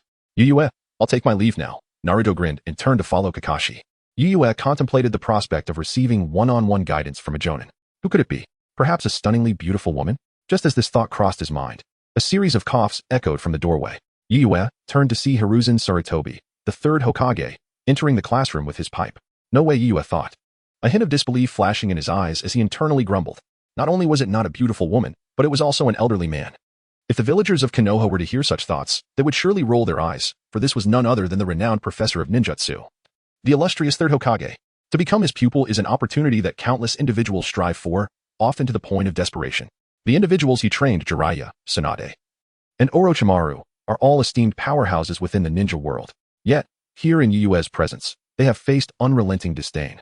Under Yuue's scrutinizing gaze, Sarutobi Hiruzen spoke. His tone tinged with a hint of resignation. It appears that you do not extend a warm welcome to me. Nevertheless, Yue, given your capabilities, it is evident that there is no one else in Konoha who could guide you as I can. If you are dissatisfied, I am afraid I cannot find a suitable replacement to mentor you. Not dissatisfied, merely curious, Yue replied. As the Hokage, do you truly have the leisure to teach a disciple? Yue, of course, refrained from articulating her disdain outright, opting instead for a more polite inquiry. With a smile, Sarutobi Hiruzen responded, time can always be found if one makes an effort, and your growth is far more significant than the paperwork. Indeed, Sarutobi Hiruzen proved to be a cunning old fox, possessing a remarkable eloquence. Yet, Shikigami Yue shook her head. Well, I initially hoped to have a formidable jonin guide me, to impress my teammates and to experience the life of a ninja through missions. However, it seems I shall remain in the village for now. He rose to bid farewell, saying, there's no need to trouble you further, Hokage-sama. I shall return and rest. As he passed by Sarutobi Hiruzen, he waved his hand. Sarutobi smiled, taking a puff from his pipe, thinking that this was for the best. Even he felt a twinge of uncertainty when faced with such a formidable presence. It seemed a mutually agreeable resolution. Meanwhile, Yue Shikami exited the classroom and headed straight for the rooftop. Would Kakashi and the others be engaged in their bell-stealing game there? She was eager to find out. Hurry, quickly take him to the hospital. However, as soon as Yue arrived at the rooftop, she encountered several medical ninjas hastily passing by, carrying a stretcher. On it lay Kakashi, his gaze vacant, his face bruised and battered, barely clinging to life. In his hands, he tightly clutched two bells, clearly intending to engage Naruto and Sasuke in a game of bell-snatching. Alas, his assessment of his disciple's abilities seems to have been somewhat flawed. Yue gazed ahead and beheld Naruto, in his flawless Jinchuriki state, awkwardly scratching his head. Sasuke stood beside him, concealing his face, an expression of complexity etched upon him. Rendered speechless. Goodness, it is only the first day, and already you have sent the guiding Jonin to the hospital. You are indeed making history in Konoha. Per Kakashi. Chapter 58. News spreads, all sides stirring. Is Kakashi alright? Yue observed the figure being carried away, her tone laced with uncertainty. Ahem, he should be fine. Naruto appeared somewhat uneasy, having not anticipated that a casual punch could send Kakashi flying. The force of it surprised even him. However, I infused him with a bit of the Nine-Tails chakra. He should recover swiftly, Naruto added sheepishly, attempting to soothe the group's anxiety. Yue shook her head in regret. TSK. I had hoped to witness the excitement of your bell snatching. Alas, that is now foiled. What are your plans moving forward? Without a Jonin to guide you, you cannot undertake any missions.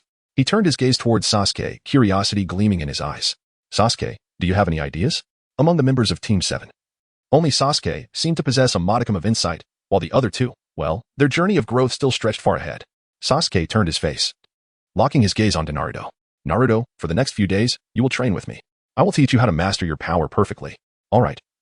I'll follow your lead. Naruto readily nodded. Subsequently, his eyes shifted to Sakura, who looked on with eager anticipation, wondering what kind of task Sasuke would assign her. As for you, Sakura, I have also studied some medical ninjutsu, and can teach you. Let's proceed this way until Kakashi-sensei recovers. Okay, Sasuke, Sakura replied happily, nodding in agreement. Within mere seconds, Sasuke efficiently allocated the tasks, showcasing incredible efficacy. Oh, our versatile Sasuke, skilled at everything. This investment is truly worthwhile. Since you all have your arrangements in place, I can rest easy now. I shall take my leave, Yue said, waving her hand as she turned to depart. I rushed here early in the morning without even having breakfast. I need to hurry and grab a bowl of ramen. At the mention of ramen, Naruto's stomach audibly protested. Yue, I want some too. He wore an expression of exhilaration, almost eager to rush forward. However, at that moment, Sasuke firmly grasped his collar. Haven't you just finished eating? You are not going anywhere. Focus on your training. Yue could not help but chuckle. It seemed that Indra had begun to discipline Ashura. Upon leaving the school, the crowd of onlookers had long since dispersed, indicating that Minato had likely returned home. As Yue navigated the streets of Konoha, whispers regarding the return of the fourth Hokage filled the air. Have you heard? Our fourth Hokage has come back. What? Didn't the fourth sacrifice himself over a decade ago? That was merely a facade to deceive outsiders. He appeared at the Ninja Academy this morning, and many witnesses confirmed he is very much alive.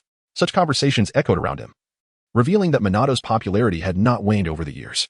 Before long, Yue arrived at Ichiraka Ramen, waved to the hand-pulling uncle and ordered a special bowl of ramen. At that very moment, a stir erupted in the village of Kumogakure. What? Minato Namikaze. A bronze-skinned man radiating an extraordinary aura suddenly stood up, his voice booming enough to be heard even by pedestrians outside. This man was none other than the Raikage of Kumogakure, the fourth Raikage, A. The expression on the Raikage's face was one of disbelief as he fixed his gaze on the intelligence ninja before him. Are you certain that Minato Namikaze has been sighted alive in Konoha? Absolutely, Lord Raikage, the intelligence ninja replied with a serious demeanor and unwavering tone. What is the source of this information? Is it reliable? The Raikage rose from behind the table, advancing step by step, his imposing figure instilling a palpable sense of pressure among his subordinates. His bell-like eyes were fixated on the information ninja, as if he might strike at any moment. News had already spread like wildfire in Konoha, with numerous eyewitnesses ensuring its authenticity. The information ninja responded calmly, fully aware that Raikage's reaction was merely an expression of astonishment. Raikage valued camaraderie and would never act unjustly towards his subordinates. If that were the case, it would indeed be bizarre. Could it be that he had not perished all those years ago? Was it merely a ruse to deceive the world? Raikage was filled with confusion regarding the information ninja's explanation. Back then, the village of Kumogakure had learned of the fourth Hokage's demise during the Nine-Tails incident and believed Konoha to be at its most vulnerable. Seizing the opportunity to forge an alliance, they attempted to abduct a member of the Hyuga clan to acquire the near-invincible weapon known as bygone. However, that operation ended in failure when the head of the Hyuga family saw through their plan and eliminated their operatives on the spot. Nonetheless, they used this as a pretext to demand the handover of the culprit, ensuring their retreat was justified, even if they failed to capture anyone. Obtaining the bygone from the Hyuga head would still be a significant gain. At that time, Konoha dared not object and had no choice but to comply. The perpetrator was indeed handed over, but to their surprise, it turned out to be the twin brother of Hinata Hisashi, whom they had mistakenly taken away, only to discover that he had been subjected to the caged bird seal, rendering the bygone irretrievable. A hollow victory, indeed. The peculiarity of the situation was that had Minato Namikaze still been alive, even gravely injured, if he had merely shown himself, Raikage could guarantee that those sent to provoke Konoha would have fled in terror, not even having time to escape. Of course, he would not blame them, for he understood the weight of his old adversary exceedingly well. The name of the Golden Flash echoed resoundingly throughout the ninja world. Raikage pondered for a moment. Despite his robust physique, his mind was remarkably astute. Those who reached the rank of Kage were invariably meticulous thinkers. After a lengthy pause, he turned to the information ninja and spoke solemnly. Investigate further. The information is insufficient. I require more specific intelligence. This is crucial for our future strategy towards Konoha. The information ninja sensed Raikage's seriousness and nodded earnestly. Understood, Raikage. After watching the information ninja depart, Raikage lost interest in handling state affairs. He leapt through the window and made his way to the Yunlei Gorge, eager to have a thorough discussion with Killer Bee regarding this matter. Chapter 59. The News of 6 Paths Obito. Old man, you need to see this. Otsutsuki strode in with her long legs, unable to contain her excitement. Though young, her lengthy limbs exhibited an alluring silhouette, slender and fair. Daida, immersed in his duties, briefly raised his gaze upon seeing Otsutsuki, setting down his pen with a smile. What good news do you bring? Did you apprehend that rascal Deidara? Otsutsuki approached, cheerfully tossing a piece of intelligence onto the desk. Not at all. Take a look for yourself. Daida picked up the document, but as he read its contents, the smile on his face instantly froze. Minato Namikaze has been resurrected? Indeed. Old man, surprising, isn't it? Otsutsuki grinned widely, puffed with pride. Surprising? I would say it is more akin to terrifying, Daida replied with a stoic expression. Discarding the intelligence aside, is this news credible? Absolutely reliable, and it has spread amongst Konoha as well. The entire ninja world is likely aware now, Otsutsuki affirmed. Daida rose, slowly elevating himself into the air, his gaze deep as he contemplated the shifting tides of the ninja world.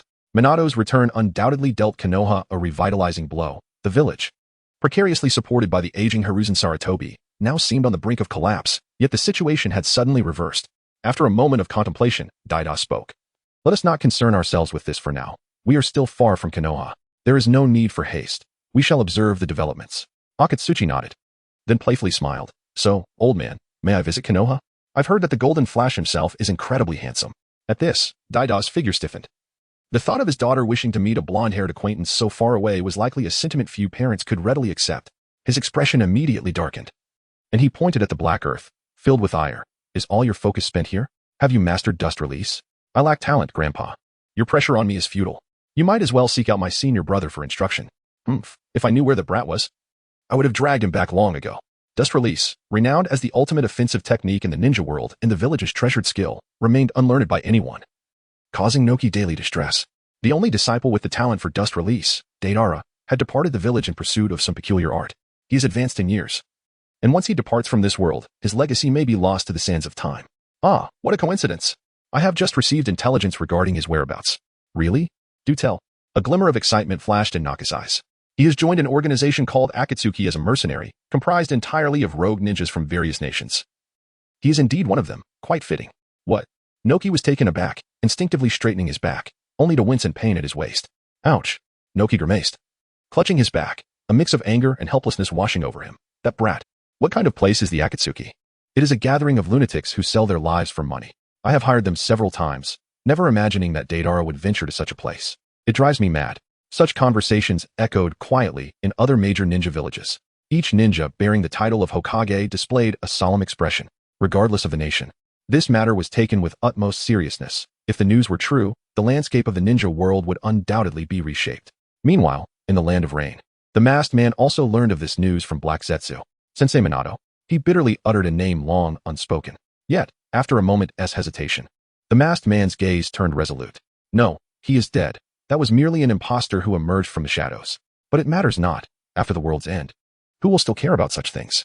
The land of hot water, renowned as a vacation paradise within the ninja world, not only boasts countless picturesque landscapes but also is dotted with innumerable natural hot springs, attracting visitors from all directions.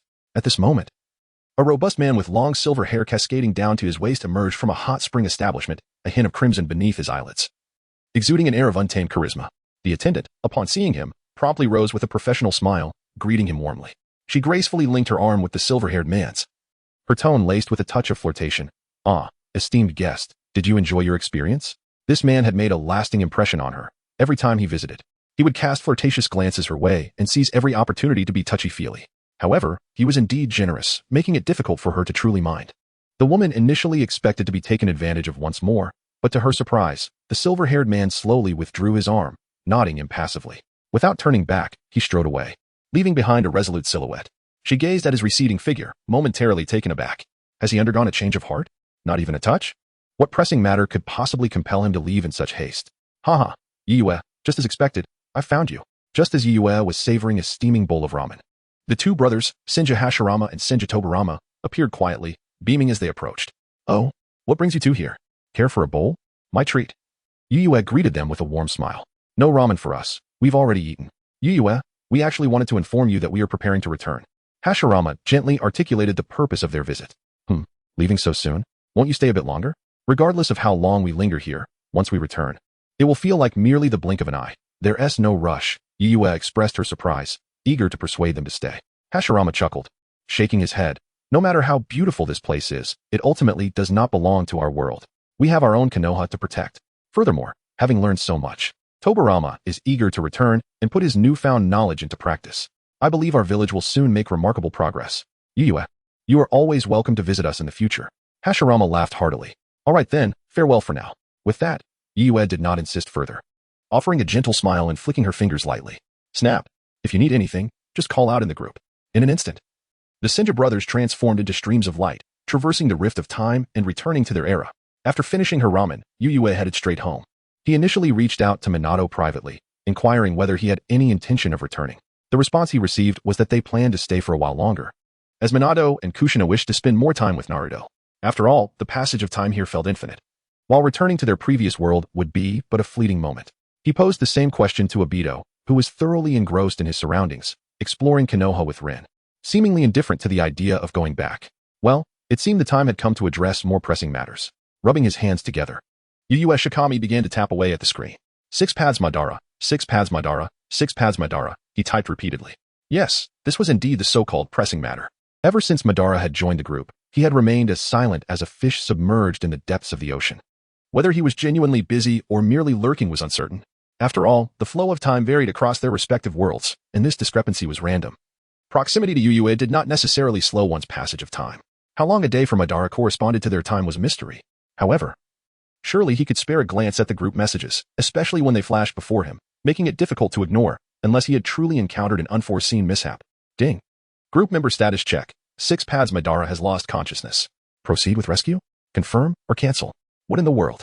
Yue was left astounded, his mouth agape. This was truly a case of bad luck. As the message appeared, all group members promptly surfaced. The most anxious among them was Hashirama Senju, whose concern for Madara remained unwavering despite their different timelines. What happened? Yue, what is wrong with Madara? He inquired. Obito Uchiha added, wait, this doesn't make sense. Six paths Madara, at the pinnacle of the ninja world, who could possibly harm him? Minato Namikaze speculated, could it be the work of Otsutsuki Isshiki? White Mask interjected, humph. Even that old geezer has his day. Itachi Uchiha urged, everyone, don't panic. This may not be an emergency. It's possible this is just a natural conclusion to the narrative. Yu Shikami agreed. Itachi is right. It's plausible that Kagaya launched a surprise attack, reviving within his body and suppressing his consciousness. This is merely the normal progression of the plot. Chapter 60, I have a plan, Yu remarked. I never expected someone in our group would be approaching the story's grand finale so soon. I thought it would take quite a while. Minato responded. While the main storyline may have reached a conclusion, let us not forget the matter of Otsutsuki Shurin on the moon. There is still a segment of the story left, which could be considered a side plot. Hashirama added, perhaps we shouldn't discuss this further. Shouldn't we be considering how to assist Madara? Following the original narrative, once Kagaya fell, Madara would succumb to exhaustion and separation from the Ten Tails, leading to his demise. Reviving him would be no easy feat, Yue reassured. Do not fret. Saving Madara is not as challenging as it seems. In fact, it's quite simple. Hashirama, intrigued, asked, Yue, you truly are the idea man. Could you share some details? Yue explained, it's rather straightforward. Let Madara achieve the six-path status, regardless of how much life force he has lost. Once he reintegrates the Ten Tails and reaches the Six Paths realm, the life force he lost will naturally return. The minor troubles left by Kagaya are trivial in comparison. Obito interjected, that may be true, but after Naruto and Sasuke defeat Kagaya, why would they engage in such an endeavor? Reviving Madara? What would be their incentive?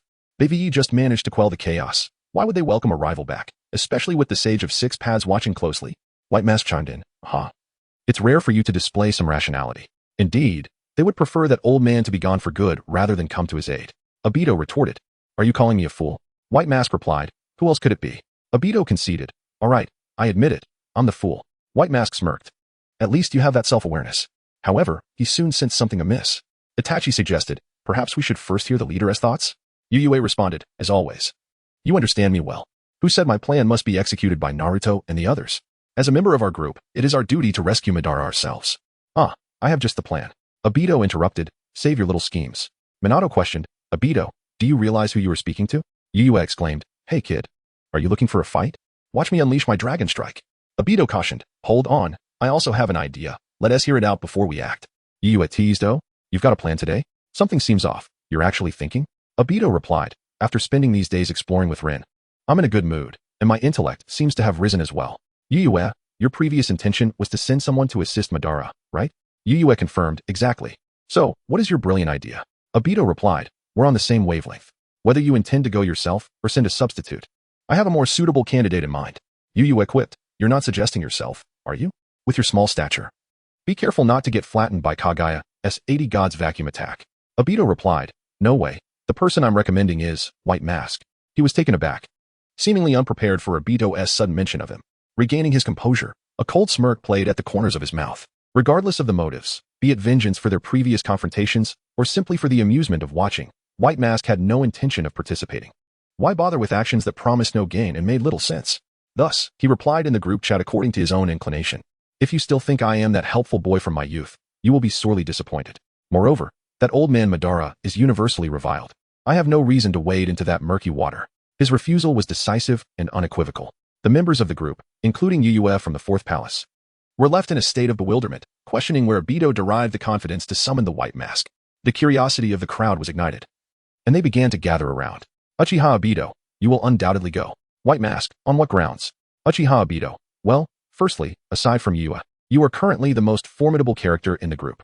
Only you possess the qualifications to engage in such a high-level battle, even to influence the outcome. Upon hearing this, the crowd nodded in tacit agreement. Not long ago, the White Mask had become the Jinchuriki of the Ten Tails, and after an intense battle with Naruto, he had activated Kamui, drawing the outer path golem into the Kamui dimension and utilizing the gold and silver horns to resurrect the Ten Tails. When Madara finally tracked down the outer path golem, he was confronted with an empty battlefield, rendered helpless. Ultimately, Obito merged with the revived Ten Tails within the Kamui space, officially becoming the Jinchuriki of the Ten Tails and subsequently ascended to the rank of the second sage of the Six Paths. Upon his ascension, the first course of action he undertook was to send Madara back to the realm of the dead, thus concluding the Fourth Great Ninja War. According to the original script, he should have attempted to initiate the infinite Tsukuyomi at this juncture. However, the existence of Kagaya Otsutsuki instilled a sense of caution in him. prompting him to refrain from acting recklessly. The world of his dreams is a flawless illusionary paradise where everyone can revel in the beauty of life within this ethereal realm, rather than hastily depriving them of their existence. Thus, Obito Uchiha has refrained from executing the infinite Tsukuyomi. He chose to remain hidden until he personally dealt with Otsutsuki Isshiki. Meanwhile, the individuals on his timeline were left bewildered, having engaged in a chaotic battle that abruptly concluded without explanation. Unable to locate the ultimate boss, they dispersed, returning to their respective villages. This series of actions undoubtedly altered the trajectory of fate, resulting in a substantial gold reward for Shikigami Uzuki. Shikigami Uzuki, speaking of which, your current identity is markedly different from before. Perhaps you should adopt a new ID. With a few deft maneuvers, the name White Mask transformed into Six Paths Obito. Six Paths Obito. What kind of reasoning is this? Just because one possesses great ability, must they unconditionally contribute? You aren't going to suggest that with great power comes great responsibility, are you? Surely, you can't be that naive. Chapter 61. Uchiha Obito, onward. Uchiha Obito, why must you wield the moral club against me? Patience, I have a second reason that you simply cannot refuse. Six Paths Obito, speak. Uchiha Obito, Kagaya Otsutsuki is currently the only accessible member of the Otsutsuki clan. Are you not curious to personally experience the formidable power of the Otsutsuki bloodline? Doing so would undoubtedly enhance your chances in future battles against other Otsutsuki, granting you access to additional winning strategies. Furthermore, if you wish to activate the infinite Tsukuyomi once more, there will be opponents lining up to confront you, not to mention the looming threat of Otsutsuki Urashiki. In the distant future, both Otsutsuki Kagaya and Otsutsuki Kin await as well. The impending challenges are numerous, and as a former ninja, you should understand the significance of intelligence better than anyone else. Knowledge of oneself and one's adversaries ensures victory in 100 battles. Six Paths Obito. While that may be true, I already possess comprehensive knowledge of their critical information. The workings of their ocular techniques were thoroughly analyzed in that video. Were they not? Uchiha Obito. Watching a show is not the same as taking the stage as the lead. Armchair strategizing cannot forge a true warrior. Of course, if you genuinely decide to go, I can also provide you with 2 additional photographs of Rin as a bonus. Six Paths Obito fell silent, uncertain whether he was swayed by Obito's arguments or by the allure of Rin's photographs, perhaps both. The atmosphere in the group instantly ignited. Shikigami Uzuki. Wow. Are you truly Obito? Or has someone else taken over? How could my Obito have become so clever and his thoughts so lucid? Minato Namikaze. Obito. You have indeed matured significantly. Hashirama Senju. You are increasingly embodying the kind of wisdom reminiscent of Madara. Itachi Uchiha. Perhaps the intelligence genes of the Uchiha clan have awakened. Obito was never dull. Six Paths Obito. Haha, you flatter me. In reality, confronted with the overwhelming praise within the group, Obito felt as though he were floating on air. Laughing triumphantly. Ha ha ha, this is truly brilliant. Not only did I cleverly manipulate that fool into doing my bidding, but I also showcased my own intelligence in the group. Yet, his laughter soon attracted a gentle reprimand from Rin Noera. Obito, please keep it down. Kakashi needs to rest. Obito promptly composed himself, nodding with a playful grin. All right. He sat beside Hinata Lin and glanced at the frail Kakashi on the hospital bed, unable to suppress a roll of his eyes. This fellow had barely been discharged for 2 hours before being brought back. It was said he had been beaten up by Naruto and Sasuke. Such a lapse in judgment. To be vanquished by his own students, compelling everyone to fuss over him once again. It would be far better to continue as before, leaving a shadow clone to care for him while he and Lin went out to enjoy themselves. Sikong Yue, Six Paths Obito, what do you think? If you agree, I shall send you over immediately. Six Paths Obito, I must admit, that kid does have a point. Well, since I have nothing better to do, I might as well make the trip. Who would have thought that even that old geezer Madara would someday require my assistance? Sikong Yue, then I shall open the portal now. Six Paths Obito, wait a moment. Bring that kid along as well. Ever since merging with the Ten Tails, my Kamui has become unusable. I am neither the reincarnation of Indra nor the inheritor of Ashura's chakra, lacking the Six Paths bloodline. Merely suppressing the Ten Tails and the Rinnegan has already drained much of my energy. At this moment, I am unable to employ Kamui, and should Kagaya Otsutsuki activate the heavenly transfer, I might not keep up. Sikong Yue, is that so, Uchiha Obito? And you, Obito, what are your thoughts? Upon reading the message, Uchiha Obito's smile instantly froze on his face. Could it be that fate was so ironic? The shuriken he had thrown could come back to haunt him? To refuse? Honestly, facing such a level of battle, he felt a twinge of fear. Just then, Six Paths Obito addressed him directly. Six Paths Obito, haven't returned for so long, are you afraid? Upon hearing this, Obito clenched his teeth. Do you underestimate me? Fine. I'll go, he swiftly responded. Uchiha Obito, I just went to the restroom. What is there to fear? Bring it on. Shikigami Yue. Well, while some fight alongside their fathers. You are like brothers battling a tiger. Portal, activate. Senja Hashirama, I implore you both. I express my gratitude on behalf of Madara. Namikaze Minato, Obito, please be cautious. Uchiha Itachi sent a special red envelope to Uchiha Obito. Uchiha Itachi, take this. It may prove beneficial. Uchiha Obito accepted the envelope. Uchiha Obito, the Yata mirror. Splendid. Now I possess a talisman for survival. Indeed, it is reassuring to have reliable comrades who have played Fruit Ninja together. I am immensely grateful. Uchiha Itachi, no problem. It is the least I could do. Shikigami Yuyue, the time is drawing near. Inside Konoha Hospital. Before Uchiha Obito, a vibrant and colorful portal gradually unfurled. Resembling an entrance to a mysterious otherworld. He discovered that Rin seemed utterly oblivious to the portal before her, as if it were invisible. With a faint smile, Obito remarked, Rin, I shall step out for a moment. Despite the protection of the Yata mirror, the battle remained fraught with peril. It was prudent to bid farewell, just in case. Well, there won't be any just in case. The group leader is keeping a watchful eye. I have labored and bled for our chat group. Should there be any misstep? The group leader would undoubtedly lend me a hand, wouldn't he? Rin turned her head, initially thinking that Obito had merely stepped out temporarily. However, upon seeing the expression on his face, she discerned an unusual signal deep within his gaze. This departure seemed to carry weighty implications. A flicker of concern crossed Rin's eyes, and countless thoughts coalesced into a brief admonition. Be careful on your journey. I will be here, waiting for your return. Upon hearing her words, Obito felt an overwhelming surge of energy, grinning widely as he responded, Rest assured, I will swiftly resolve everything and return. No sooner had he spoken than he leaped gracefully, vanishing into the swirling vortex of the portal. Obito's timeline, in the Kamui dimension, darkness enveloped the space, and the silhouette of Obito emerged faintly. His attention was predominantly consumed by the suppressed Rinnegan and the Ten Tails, leaving him with only a rudimentary grasp of the Sharingan's capabilities. He could still traverse the Kamui space. Yet even the technique of intangibility eluded him. At that moment, in a secluded corner of the Kamui dimension, Obito, in his Sage of Six Paths form, gently gestured to move aside several massive blocks, revealing beneath them a dark mire firmly anchored by 81 black spears. This was the manifestation of Kaguya, Otsutsuki's third son. The embodiment of her will known as Black Zetsu. After vanquishing the reanimated Madara and sending him to the underworld, he captured this Black Zetsu, which had manipulated his life.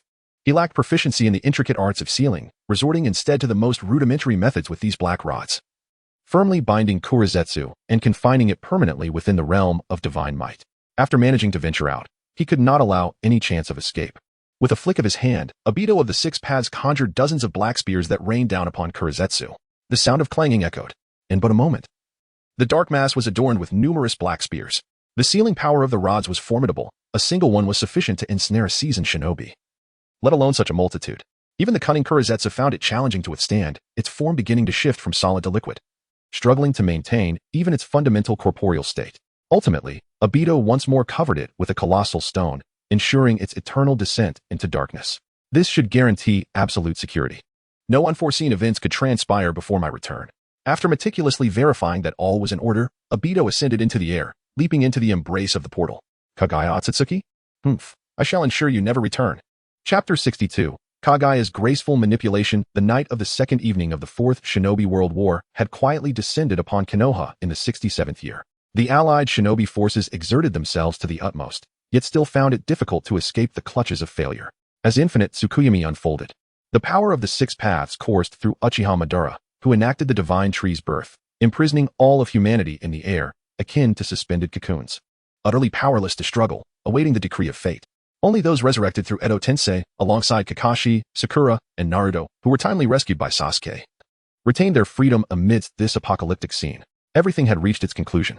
Before them stood Madara, his gaze devoid of emotion, his tone as tranquil as still waters. With the successful implementation of infinite Tsukuyomi, the perfect world he had long desired seemed within reach, the culmination of years of scheming finally bearing fruit. However, an unforeseen twist erupted in that very moment. A dull thud echoed, the sound of flesh being pierced. Madara, in disbelief, lowered his gaze, only to witness a pitch-black hand emerging from his chest. Wrong, Madara. You are not the savior, and this is far from over. Behind him, Kurizetsu whispered coldly. Madara struggled to turn and confront Kurizetsu, but found his body ensnared by an enigmatic force, utterly unresponsive to his commands. Only his eyes, imbued with the Rinnegan, could move slightly. His body lay immobilized. Why? Was that not an extension of his will? Why had it betrayed him? There was no time for deeper contemplation. The divine tree began to greedily siphon the chakra of the captives, aiming to consolidate all chakra in the world for the imminent resurrection of Kaguya Otsutsuki. Suddenly, the ground trembled violently. An endless surge of chakra erupted from the earth, manifesting as columns of light that soared into the heavens, illuminating the night sky. Get out of the way.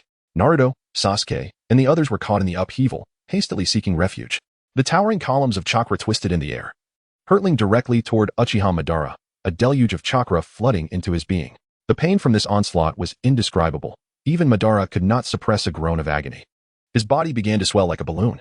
He could scarcely endure the overwhelming surge of chakra, and an explosion seemed imminent. As his consciousness blurred, he murmured in a daze, "Why? How could it come to this? Hashirama, where did I go wrong?" Until finally, darkness engulfed his mind completely. Just as an explosion appeared inevitable, a miracle unfolded. His body, having reached its limit, stabilized astonishingly. It then began to shrink slowly, gradually coalescing into a human form, becoming increasingly distinct. Long hair, interwoven with blue and white, cascaded like a waterfall. Even suspended in midair, its strands grazed the ground. She donned a white robe adorned with black magatama patterns, and her forehead bore the radiant Rinnegan, while her head sprouted 2 horns, her visage strikingly beautiful yet innocent, leaving all in awe. Kaguya Otsutsuki. This was the figure the old man had spoken of, and Naruto stared in shock. Kaguya. Sasuke's expression turned grave. Kaguya Otsutsuki slowly opened her eyes, revealing a pair of immaculate orbs, the renowned Byakugan. She possessed both the Rinnegan and the Byakugan, the 2 most powerful ocular jutsu. The 3 ultimate ocular techniques of the ninja world astonishingly converged within her alone. Instantly, a suffocating pressure enveloped the area, descending upon everyone present with an unprecedented weight. Without uttering a word, Kaguya Otsutsuki took action. Suspended in the air, her hair flowed behind her like a wedding gown, seemingly alive, dancing on its own. It transformed into torrents of hair imbued with immense force, charging directly at Naruto and Sasuke. Sasuke's fingers crackled with electricity as he unleashed Chidori, slicing through the strands with the precision of a blade, severing them swiftly. The Chidori hissed with a fierce intensity, instantly dismantling the onslaught of hair that surged like a tempest. Sasuke's gaze sharpened as he resolved to counterattack, dashing toward Kaguya. However, at that moment, more torrents of hair surged forth, colliding violently with his Chidori. The brilliance of the Chidori extinguished, and Sasuke was struck by a violent wave of hair, hurtling him away like a cannonball. Sasuke. Naruto's heart tightened, but the impact sent Sasuke crashing into him as well. They only managed to halt their momentum when their backs collided with a massive boulder. Sasuke, Naruto. Sakura cried out anxiously, ready to rush to them, but found herself unable to move, as if ensnared in a quagmire. She turned in shock to see Kaguya Otsutsuki passing by indifferently, as though she were invisible. Now, do not act rashly, Kakashi warned sternly, fully aware of the dire situation. Yet Kaguya showed no intention of attacking them. In her eyes, these 2 were merely insignificant mortals. Activating her Byakugan, she instantly discerned the chakra within Naruto and Sasuke, the power of yin and yang from the Sage of 6 Paths. It was the legendary strength derived from Kaguya's progenitor. Are you attempting to seal me again? Her eyes reflected both hatred and confusion. Why did her descendants always seek to seal her? Everything she did was for the struggle for the future. If they would not assist her, they only sought to disrupt her efforts. Suppressing her thoughts, Kaguya concluded, since the children were disobedient, she would eliminate them all. Rising slowly, she hovered in the air. And facing the wary expressions of Naruto and Sasuke, she calmly declared, "Then here, let us bring an end to everything." She intended to unleash the infinite Tsukuyomi, dragging everyone into the molten realm, reducing them to ashes amidst the bubbling magma. However, at that very moment, a dark object hurtled towards her at an astonishing speed. Kaguya turned abruptly, her Byakugan immediately identifying the unwelcome guest, but she could not react in time. Boom. Kaguya was struck and sent flying like a puppet with its strings cut, stirring a cloud of dust that soared over 2 peaks before finally coming to a halt. At that moment, Sasuke discerned what had struck Kaguya, a Shinju. After repelling Kaguya, it hovered silently in the air, having lost its target, remaining where Kaguya had once stood. Sasuke gazed at Naruto in astonishment, for he was the only one here who possessed a Shinju. Seeing Sasuke's bewildered expression, Naruto quickly shook his head in denial. It wasn't me. Confusion etched on Sasuke's face. There could be no second Shinju apart from Naruto's. Just then, the mysterious Shinju in the sky began to move slowly, prompting Naruto and Sasuke to eagerly look up. They discovered, at an indeterminate moment, 2 silhouettes materializing in the sky. The elusive orb of seeking leisurely drifted toward one of them, as if it had found its true sanctuary. Chapter 63. Obito furrowed his brow, shielding those around him. Obito? Naruto and Kakashi, upon recognizing the face of the newcomer, were so astonished that their jaws nearly dropped to the ground. Not only was it Obito, but it was also Obito in his Sage of 6 Paths form. Armed with the 6 Paths staff, 9 deep, dark orbs floated behind him. What else could it be but the 6 Paths mode? Just moments ago, they had engaged in a fierce battle with the Sage of 6 Paths Obito. How could they mistake his visage? Yet, had not the tailed beasts been extracted from him, rendering him no longer the Ten Tails Jinchuriki? Their gazes involuntarily drifted to the side, filled with astonishment, for there lay another Obito, the very one who had lost the Ten Tails and had been manipulated by Black Zetsu, now barely clinging to life. How could there be 2 Obitos? Naruto widened his eyes, surveying the 2 Obitos in disbelief. Kakashi stepped forward slowly, his tone grave. No, there are 3. He lifted his gaze, his eyes locking onto the diminutive figure beside Obito. It was a youthful version of Obito, sporting a sunlit smile and goggles, appearing rather foolish. There was no mistaking it. 3 Obitos? Naruto was utterly bewildered, scratching his head in confusion, unsure of how to respond. The situation became increasingly bizarre. Even the typically composed Sasuke could not restrain himself from speaking up. They were descending. Kakashi's gaze had remained fixed on the 2 Obitos, immediately sensing their movements. Consequently, the group grew tense, their eyes brimming with alertness. Though the others had previously offered assistance, their true identities remained uncertain. After all, the simultaneous appearance of 3 Obitos was simply unfathomable. The young Obito could not fly alone. He stood atop a platform formed by the sage's chakra, gradually descending. As he neared the ground, excitement radiated from his face, and he leaped down from the sky. Ha ha ha, foolish Kakashi, I have come to lend you a hand. That peculiar laughter echoed from afar, drifting through the air. The familiar tone caused Kakashi to tremble, surprise flashing in his eyes. Indeed, this was Obito. Not some peculiar imposter. Obito landed steadily, dusting himself off with a triumphant smile, raising an eyebrow at Kakashi. What do you think? Was our entrance timely enough? Obito. Kakashi's expression was a complex tapestry of emotions. Hello? I am Naruto Uzumaki. Are you truly Obito? Noticing Kakashi's reaction, Naruto seemed to glean something. Easing his guard and stepping forward with curiosity. I am indeed the genuine Uchiha Obito. And what about him? Naruto scratched his head, pointing to the distant, uncertain Obito. The youthful Obito glanced over and replied, he is also Uchiha Obito, but from your timeline. As for me, I hail from an alternate timeline. And the one above is in the same predicament. He gestured towards the descending 6 paths Obito. Oh, I see. Naruto exclaimed, enlightenment dawning upon him. Given his previous adventures through the dragon vein, such extraordinary occurrences felt as natural to him as savoring a bowl of ramen. Naruto, do you comprehend this matter? Kakashi and Sasuke simultaneously cast perplexed glances, as if inquiring, how have you suddenly grasped the truths of the universe? Well, here's the thing, Naruto began, adopting the demeanor of a patient elementary school teacher, elucidating the mysteries of the dragon vein and its astonishing powers to his 2 companions. After his explanation, the 2 nodded in realization, awakening to the hidden marvels of the shinobi world. Sasuke's eyes flickered, his thoughts clearly drifting far beyond. Could the dragon vein, capable of distorting time and space, be the solution he sought? Kakashi turned his attention to the young Obito. So, you traversed here via the dragon vein? Not entirely accurate. But close enough, replied Obito.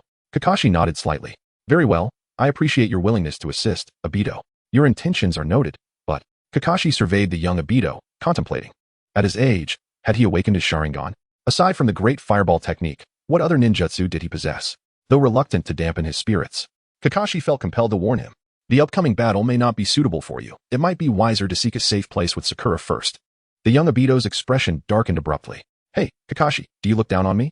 He pointed to his eyes, ready to make a grand declaration, when suddenly, a detached voice from the 6 paths Obito interrupted. No more delays, she is coming. No sooner had the words left his lips than a blinding white light erupted on the horizon. Following this was an onslaught of colossal fists, hurtling down from the heavens with terrifying speed. Headgear strike.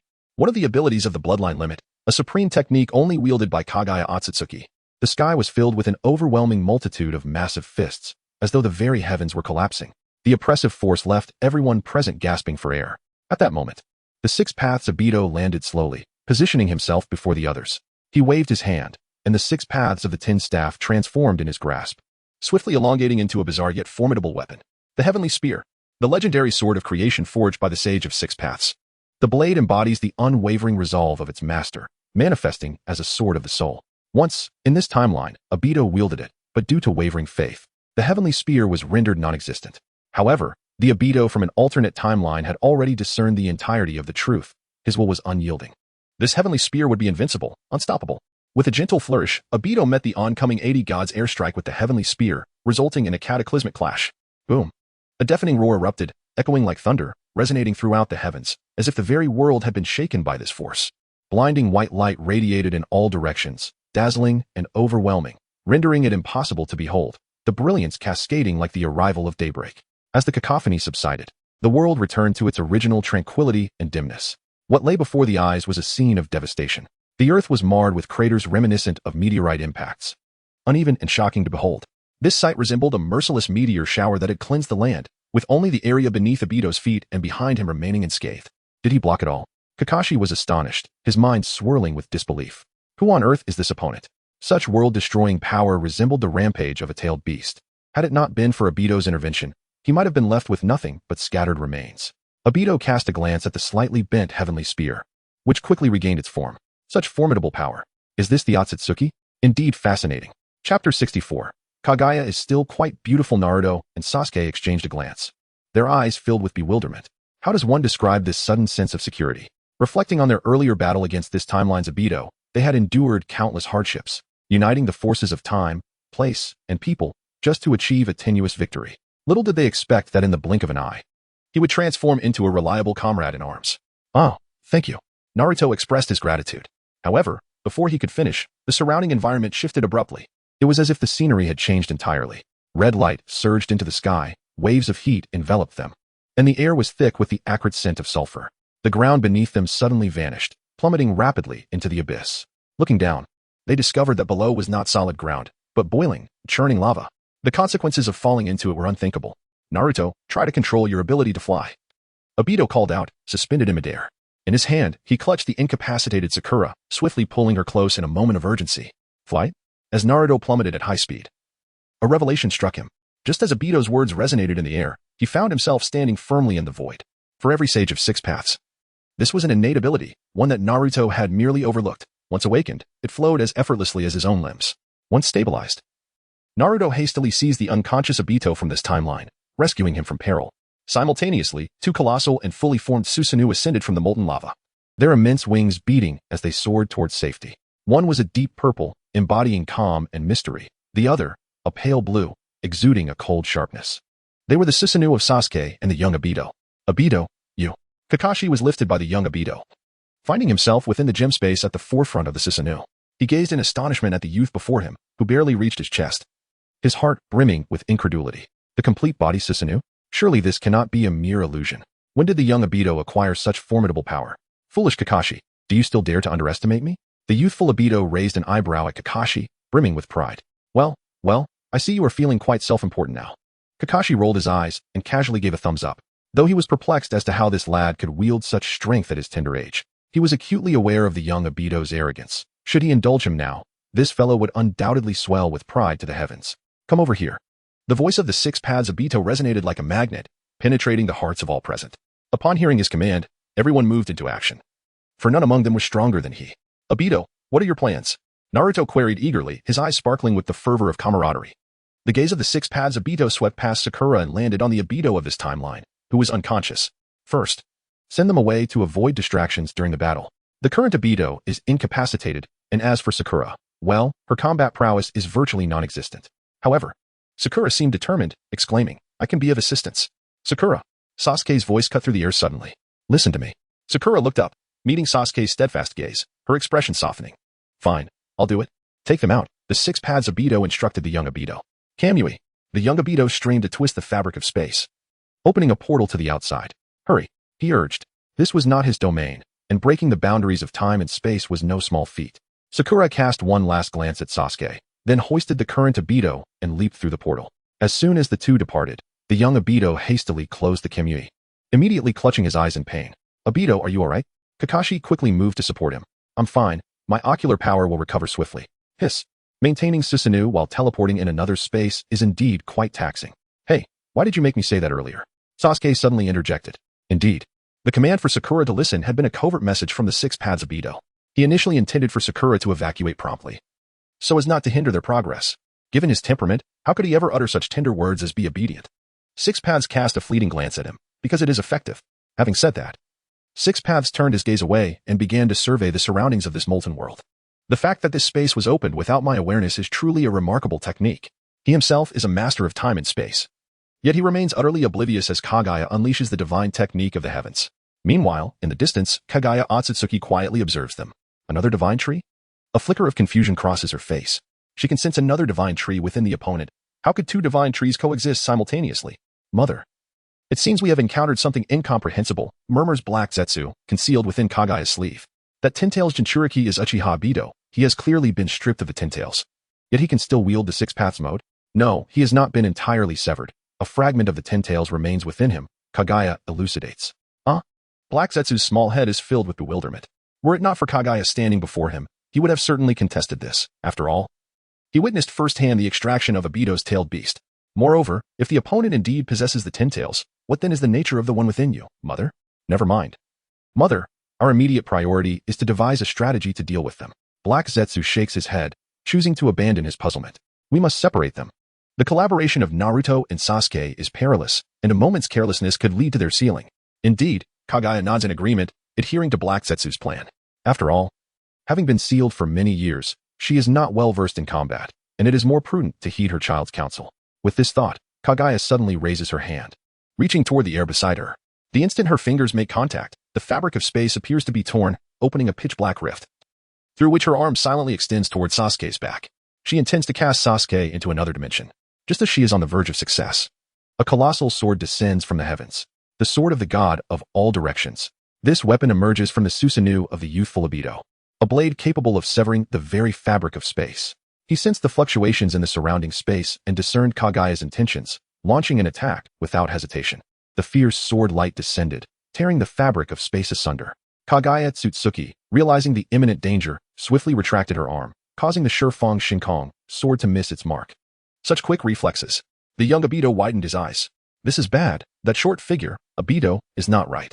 Black Zetsu's pupils contracted. Mother, we are in trouble. It's all right. Mother will defeat them. Kagaya Otsutsuki smiled faintly. Meanwhile, Naruto and Sasuke exchanged a knowing glance, simultaneously launching their assault. Go. Amaterasu, fire release, thousand birds. Sage art, tailed beast Rasengan shuriken.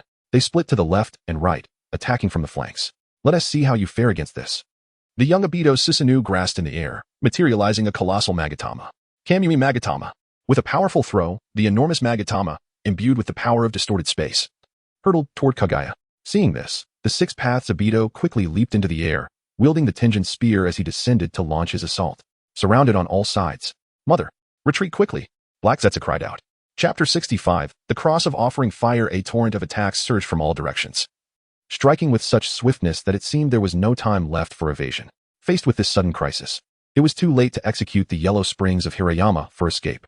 Kagaya Otsutsuki had no time to hesitate and unleashed the heavenly sovereignty once more. In an instant, it felt as though the entire universe was inverted under her will, and the scene before everyone shifted dramatically. The infernal realm, previously ablaze with fiery red light and rampant magma, was instantaneously replaced by an entirely different vista. In its stead emerged a vast expanse of ice and snow.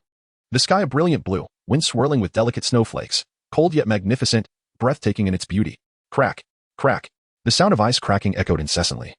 And with this abrupt transformation, a bone-chilling cold surged like an invisible tidal wave, engulfing everyone in an instant, regardless of strength or weakness.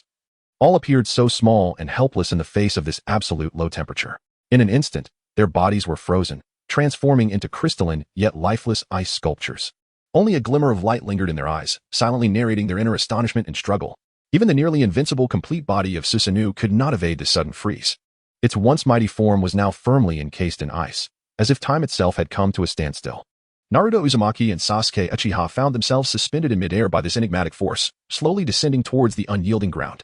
Above them, the assault initiated by Obito Uchiha was abruptly interrupted due to this unforeseen turn of events. Even more astonishingly, the Sharingan unleashed by the young Obito, employing Kamui, was completely ensnared in the chilling air, transforming into a massive ice orb that plummeted to the earth, shattering into fragments. In that fleeting moment, all formidable attacks were rendered null by this mysterious power of ice and snow.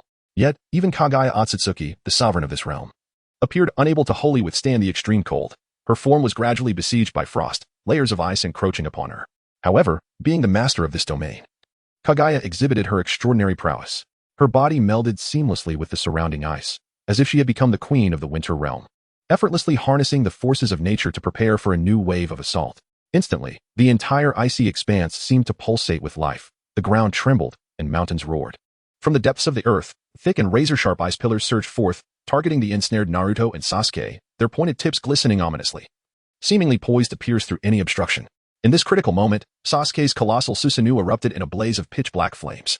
Fire release, great fireball technique. The terrifying heat instantly disintegrated the encircling ice, and the two emerged from their frozen prison like phoenixes reborn. Chidori. Sasuke's voice resonated through the air as blue lightning coalesced into a remarkably sharp blade of light, slicing through the heavens. Senjutsu, spiraling shuriken.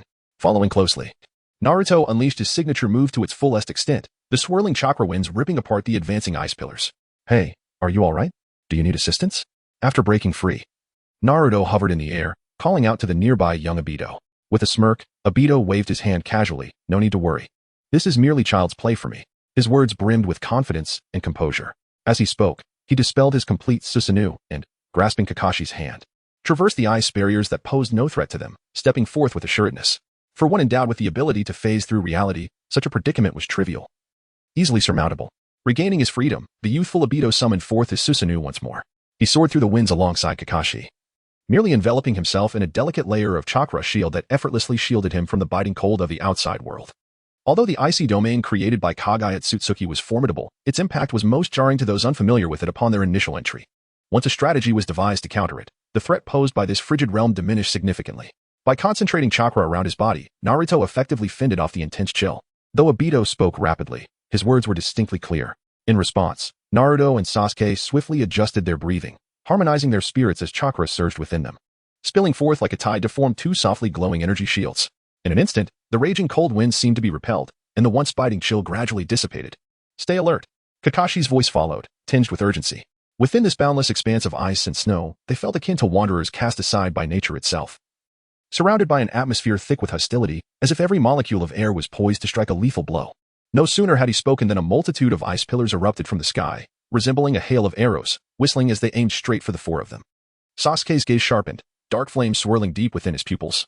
Amaterasu, he cried, as Susanoo manifested like a deity of war, its massive arms sweeping to unleash a colossal blade engulfed in surging black flames. The intense heat from the flames shattered the ice pillars upon contact, transforming them into vapor that vanished into the air. Naruto, refusing to be outdone, bellowed, Senjutsu, Super Rasen Shuriken. Accompanied by his roar, several enormous shuriken, swirling with azure chakra, flew forth with precision. As they sliced through the air, the collision with the ice pillars sent shards scattering, causing the ground to tremble momentarily. Yet, this was merely a temporary reprieve. Kagaya Otsutsuki's profound connection with the icy realm allowed her to manipulate the forces of nature with ease. Her relentless assaults crashing down like waves, leaving the group increasingly weary. What should we do now? Naruto's brow furrowed, his inner turmoil evident. The young Obito gazed skyward, reassuringly stating, "Don't worry, he will surely have a plan." Following Obito's gaze, Naruto beheld the resolute figure of the Six Paths Obito standing firm in the heavens, serene and unyielding. At that moment, a gentle drop of liquid brushed against Naruto's forehead, startling him. Water? How could it be in liquid form in such frigid conditions? He murmured to himself, his heart filled with a myriad of doubts. Was that the crossfire? The young Obito squinted, recognizing this technique. Behind the Six Paths Obito, 5 delicate flames quietly blossomed, unassuming yet remarkably conspicuous amidst the icy wilderness. The presence of these flames seemed to possess some extraordinary power, causing the surrounding ice to melt at an accelerated pace. Even the incessantly falling snowflakes, upon nearing him, were dissolved by this warm aura, vanishing in an instant and cascading down like fine rain. Subsequently, the Six Paths Obito raised the heavenly spear, with one strand of cross-fire entwined around it, instantly imbuing the divine weapon with remarkable strength. With a gentle sweep of his hand, a seemingly casual motion belied the cataclysmic force it concealed. Chapter 66, The Annihilation of the Ashen Bones. In an instant, the heavens and the earth appeared to be torn asunder. A terrifying wave of searing heat erupted from the tip of the heavenly halberd, scorching like the blazing sun. The icy realm succumbed helplessly to this force, instantly transforming into a vast expanse of boiling waters, tumultuous and grand. This sudden shift deftly spared Naruto and his companions below, ensuring their safety. Stripped of the protective embrace of ice and snow, Kagaya Otsutsuki was forcibly wrenched from nature's grasp. Astonishment was vividly etched upon her face. Before Kagaya could fully gather her thoughts, the chakra surging within her was already primed to activate the yellow springs of Biryusa. Controller. The voice of Obito, the sage of Six Paths, suddenly rang out. Upon hearing this, the young Obito sprang into action, his eyes widening as his deep Sharingan flared with unprecedented brilliance. Space-time annihilation. With a commanding shout, an unimaginable force surged forth like a torrent, crashing into Kagaya Otsutsuki. In that fleeting moment, her form froze in the void, as though time itself had been abruptly halted. Seize the moment. My power can only last an instant, the young Obito urged urgently. No sooner had he spoken than 2 crimson streaks of blood trailed down from the corners of his eyes, revealing the toll of excessive jutsu. To bind Kagaya was no trivial feat without needing further words. Obito flashed forward like a specter, appearing above Kagaya, the heavenly halberd in hand emanating a chilling glow, piercing sharply toward her. That legendary artifact seemed capable of effortlessly rending the very fabric of space. Hidden within Kagaya's sleeve, Black Zetsu, witnessing this, cried out in terror, "Mother! Quickly evade!" Yet, Its cry seemed to be muffled by an unseen force as Kagaya remained eerily still, suspended in the air. Mother! Black Zetsu's mournful wail resonated once more, filled with despair and defiance. In that very instant, the heavenly halberd penetrated Kagaya's form without resistance, leaving behind an ominous shadow. Naruto, seize the opportunity. Obito urged. Sasuke. Naruto almost simultaneously called out. Sasuke understood immediately, and the two of them surged toward the immobilized Kagaya like arrows released from a bow. Meanwhile, the overexerted young Obito could no longer sustain himself and staggered, collapsing to the ground. Kakashi, seeing this, swiftly stepped forward to catch him. Fortunately, Obito's control over Kagaya had not yet waned, and there remained a slim hope for sealing her. Mother, counterattack. They are coming. Black Zetsu shouted in desperation. Its expression twisted in panic as Naruto and Sasuke closed in. Time was of the essence. Failure to act promptly would result in eternal confinement. I cannot move. Kagaya's voice was faint and powerless, betraying an inescapable sense of bondage. Black Zetsu's gaze fell upon the heavenly halberd that had pierced Kagaya, and as it looked toward the tip of the spear, it recognized the figure of Obito confronting Kagaya as the key to her restraint. Although formidable, the effort required to maintain such control was evidently taxing, beads of sweat forming on Obito's brow as his expression twisted in anguish. Yet, they did not require long. Just a fleeting moment, and victory would be theirs.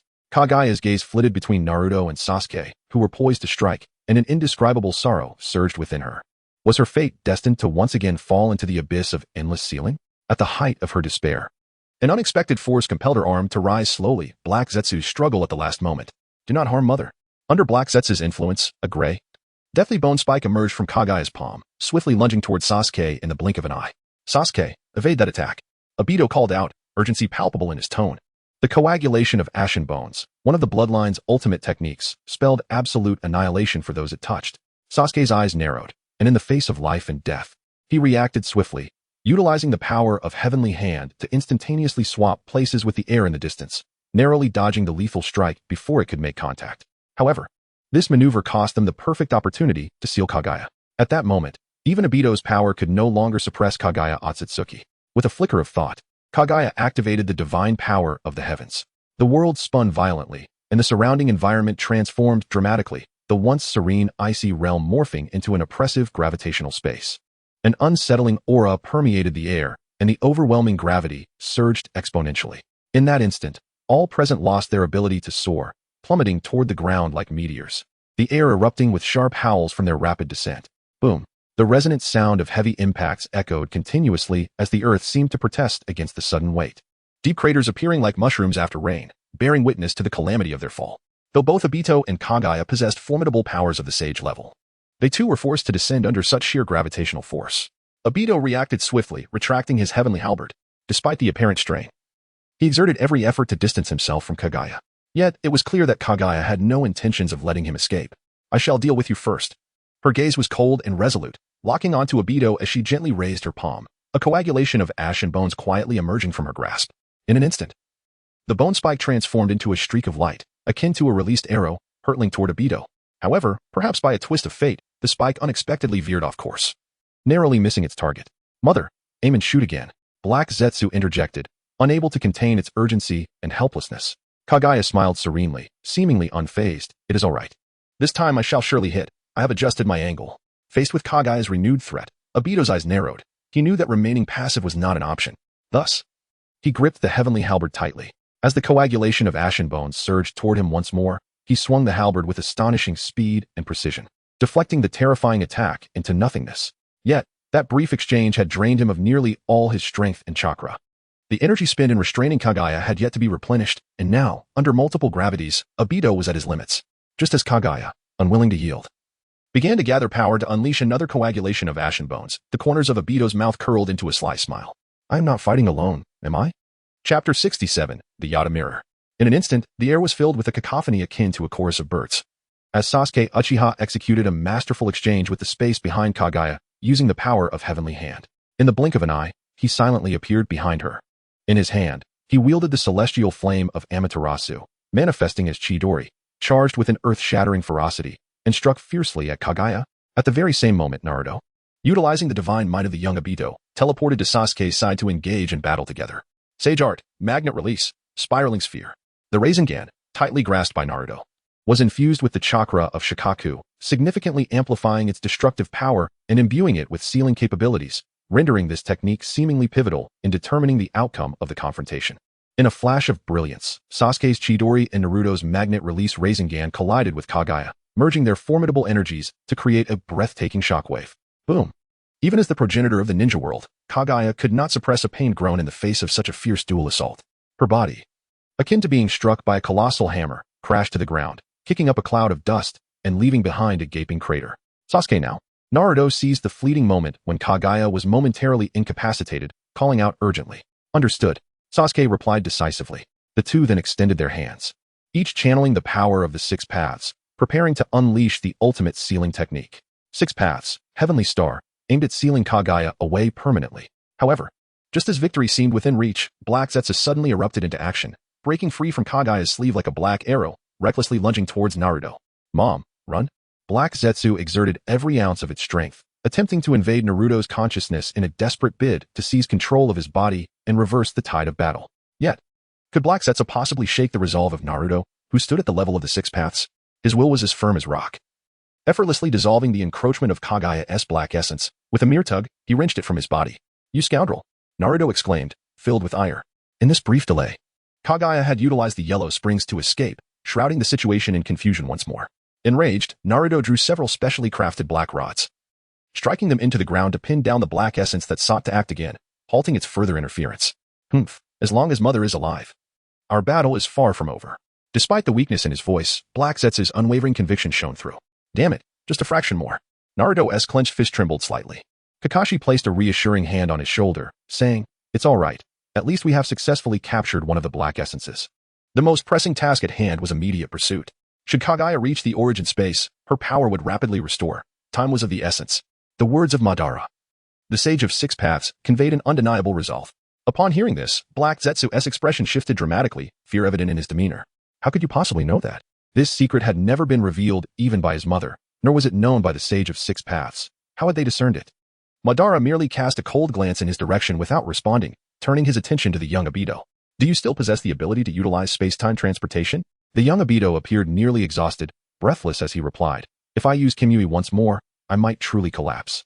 Naruto, hearing this, smiled broadly and optimistically remarked. It can't be that exaggerated, can it? Absolutely it is. Then allow me to share some chakra with you. Cheerfully, Naruto approached and placed his warm palm on the young Obito's shoulder, a gentle, yet potent energy circulating quietly. Upon receiving Naruto's chakra, the young Obito seemed suddenly invigorated. As if electrified, his entire being revitalized. I feel like I could explode, he exclaimed with renewed enthusiasm, the previous weakness seemingly dispelled. No more delays, since you've recovered. Let us act immediately, Madara urged, the urgency palpable. Every moment was crucial. Kimui. With a fervent shout, the young Obito's eyes radiated an extraordinary light. The barriers of space began to warp, akin to ripples on water, as an unknown portal quietly unfurled. This is it. Through the flickering space passage, Kagaya's astonished gaze was distinctly visible, as if it bridged two realms. Charge. Naruto boldly led the charge, leaping into the rift, racing towards Kagaya. The others followed closely, transcending the confines of gravity, stepping into Kagaya's enigmatic origin space. Have we arrived so swiftly? Kagaya furrowed her brow, seemingly taken aback by their speed. However, in this brief interval, her wounds had healed, and much of her chakra was restored, showcasing her astonishing recuperative abilities. Before the group could steady themselves, Kagaya raised her hand, unleashing 3 consecutive 80 god air strikes, thunderous and laden with destruction, sweeping towards them. Boom, boom, boom. In the void, countless colossal fists roared towards them, a terrifying spectacle. Aha, watch me. The young Obito stepped forward, excitement radiating from him. In an instant, a towering, fully armed Susanoo stood before them, indomitable like a guardian deity. Then, a shield, crimson as blood, materialized in the hands of his pale blue Susanoo, strikingly conspicuous. This was the sacred artifact, Yata Mirror, lent to him by Itachi before his departure. I will take the hit, the young Obito declared with confidence, the Yata Mirror transforming into a massive barrier, enveloping all his comrades tightly. However, the moment the immense force of the 80 god airstrike met the Yata Mirror, the smile upon the young Obito's face froze. An unmistakable shock and pressure crept across his features. Wow, this is an enormous drain. He widened his eyes, straining with all his might to maintain the stability of the shield. The shockwaves from the colossal fists surged like a tempest, deafening and earth-shaking. The chakra of the young Obito was visibly plummeting, and the power recently granted by Naruto was rapidly depleting. Ultimately, as the last vestiges of the 80 god airstrike dissipated, the fading Susanoo vanished, and the young Obito plummeted from the sky like a severed kite. Obito, In a moment of dire urgency, Kakashi swiftly caught him. I truly cannot continue. The rest is up to you, Obito gasped, utterly exhausted. Fool. The Sage of Six Paths Obito glanced at him with an air of nonchalance, though a subtle concern laced his tone as he walked past. Hey, I saved you. And you dare to insult me. The young Obito glared, clearly displeased with the sage's attitude. One must know their limits. The Sage of Six Paths Obito remarked, unfazed. Continuing on his path. Chapter 68, The Sage of Six Paths. Heavenly Star activation. I have a plan, the Sage of Six Paths Obito said. Glancing at Naruto and Sasuke. Naruto and Sasuke exchanged a knowing look, understanding one another without the need for words, and they drew closer together. The three formed a tight circle, engaging in hushed discussion. Moments later, I believe this is feasible, excitement flickered in Naruto's eyes. Although Sasuke remained taciturn, his slight nod was more persuasive than any words. Then let us proceed according to plan. Without Black Zetsu's assistance, she lacks significant combat experience. The Sage of Six Paths Obito's gaze drifted past the group, resting on the solitary figure of Kagaya Otsutsuki in the distance. A serene smile graced his lips, exuding an air of confident composure. Despite possessing astonishing power, Kagaya's lack of experience rendered her unable to fully harness her true potential, placing her in a precarious position. Multiple shadow clone technique. As Naruto swiftly formed hand seals, a powerful surge of chakra erupted forth. The ground trembled, and tendrils of white smoke sprang to life, erupting from all directions. In an instant, thousands of Naruto's clones stood tall on the battlefield, creating a formidable and awe-inspiring formation. Charge! Naruto bellowed. Akin to the resounding beat of war drums, as all clones, including the hidden original, surged forward like a relentless tide towards Kagaya Otsutsuki, creating a breathtaking spectacle. Faced with such a multitude of foes, Kagaya furrowed her brow, her Byakugan scanning the myriad of individuals in search of the true body, only to find herself at a loss. I cannot discern the genuine from the false. In exasperation, she raised her delicate hand once more, unleashing the cataclysmic 80 God air strike. If I cannot differentiate the real ones, I shall obliterate them all. Boom, boom, boom. The air resonated with a cacophony of explosions, as each clone shattered like fragile bubbles. Yet, more clones surged forth, an unending tide, overwhelming Kagaya and thrusting her into an unprecedented struggle. At that moment, the Sage of Six Paths Obito soared into the sky.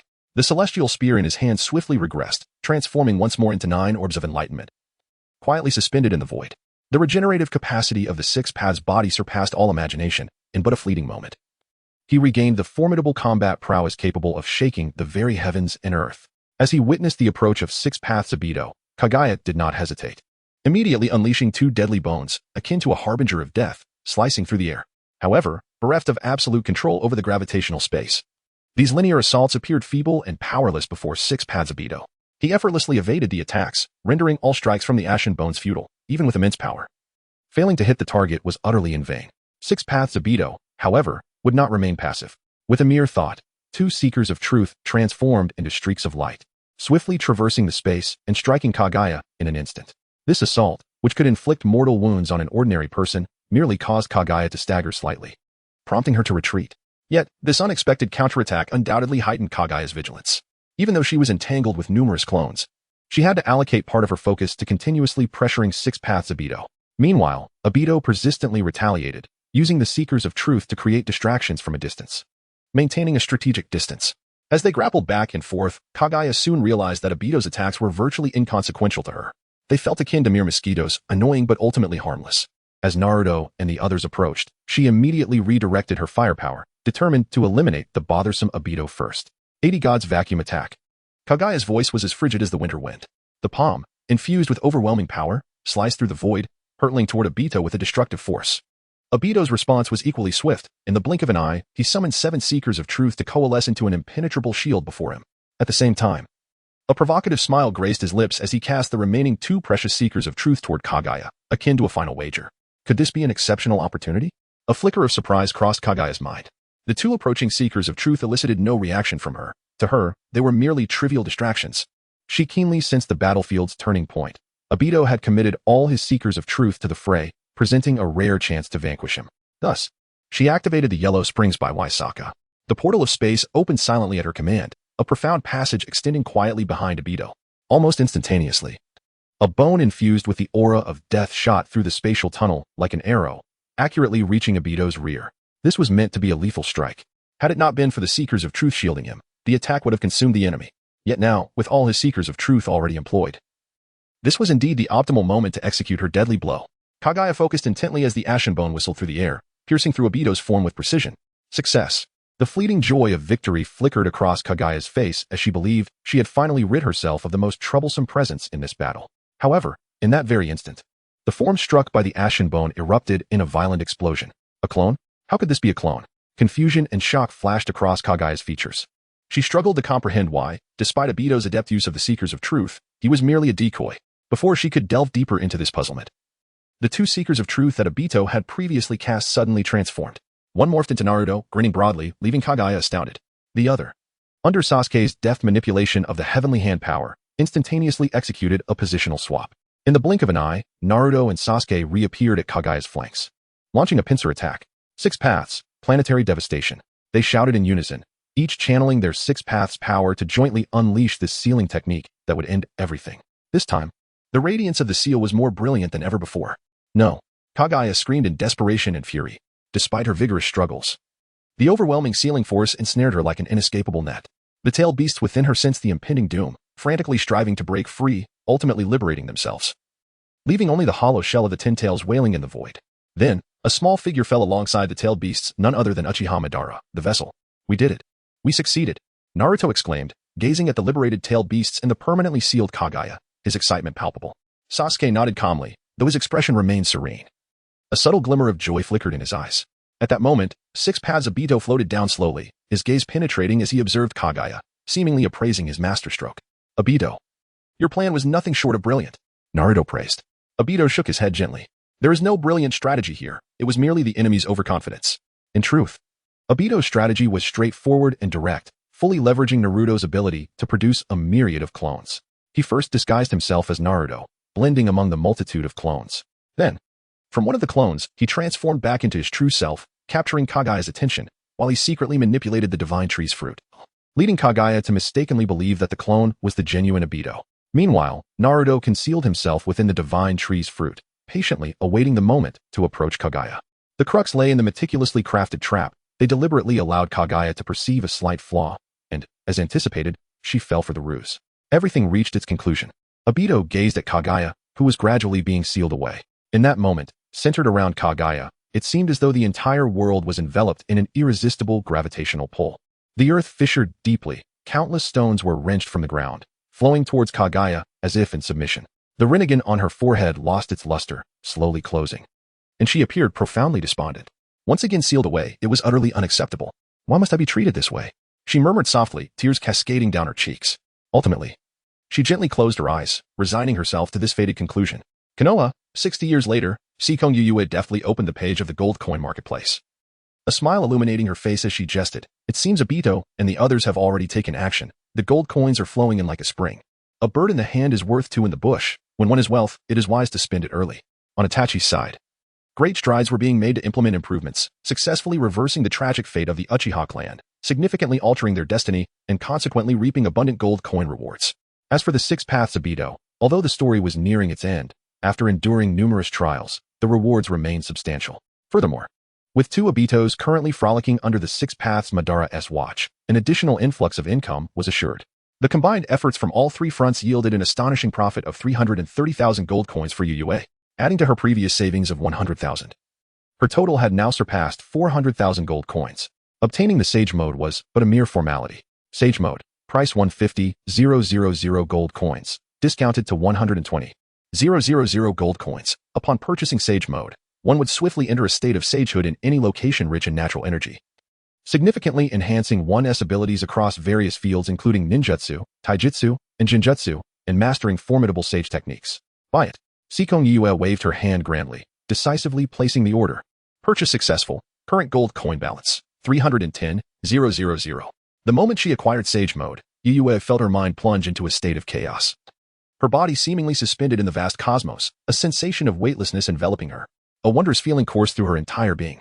After a while, Seikong Yuyue slowly opened her eyes, her gaze deepening, akin to a tranquil ancient pond, her aura undergoing a transformative metamorphosis.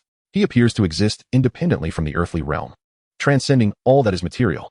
The omnipresent natural energies around him spontaneously converge towards him, and this unconscious transformation signifies Yuyue's astonishing affinity with nature.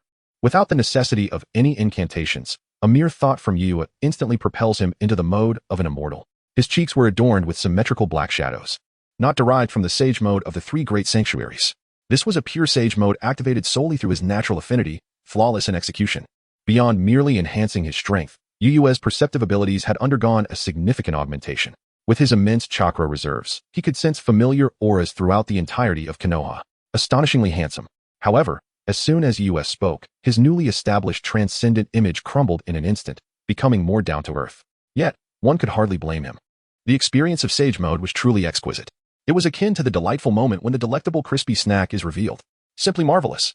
Yuue was also able to infuse his ninjutsu with Sage Chakra, unleashing even more formidable Sage techniques. With this, he mused, I am nearly at the level of Hashirama. Am I not? Yuue clenched his fist, nodding in satisfaction. Now, with his Sage body, would release, in Sage Mode. He was but a fragment of Ashura Chakra away from Hashirama's complete form. However, that power was not exclusive to Hashirama and was not essential for him. Investing in it might yield little benefit, and it would be wiser to allocate resources elsewhere. For instance, Dust Release. In the ninja world, this bloodline limit with unparalleled offensive capability. This ability was outrageously potent upon contact with any object or living being. It could reduce them to the smallest atoms in the blink of an eye. Truthfully, encountering it meant either injury or death, with no means of evasion. Let me see what price it bears. Yuue, hardly able to contain his excitement, fervently scrolled through the marketplace page, and the words Dust Release caught his eye. Bloodline limit. Dust Release price. 300,000 gold coins. Discounted. 240,000. What? 300,000?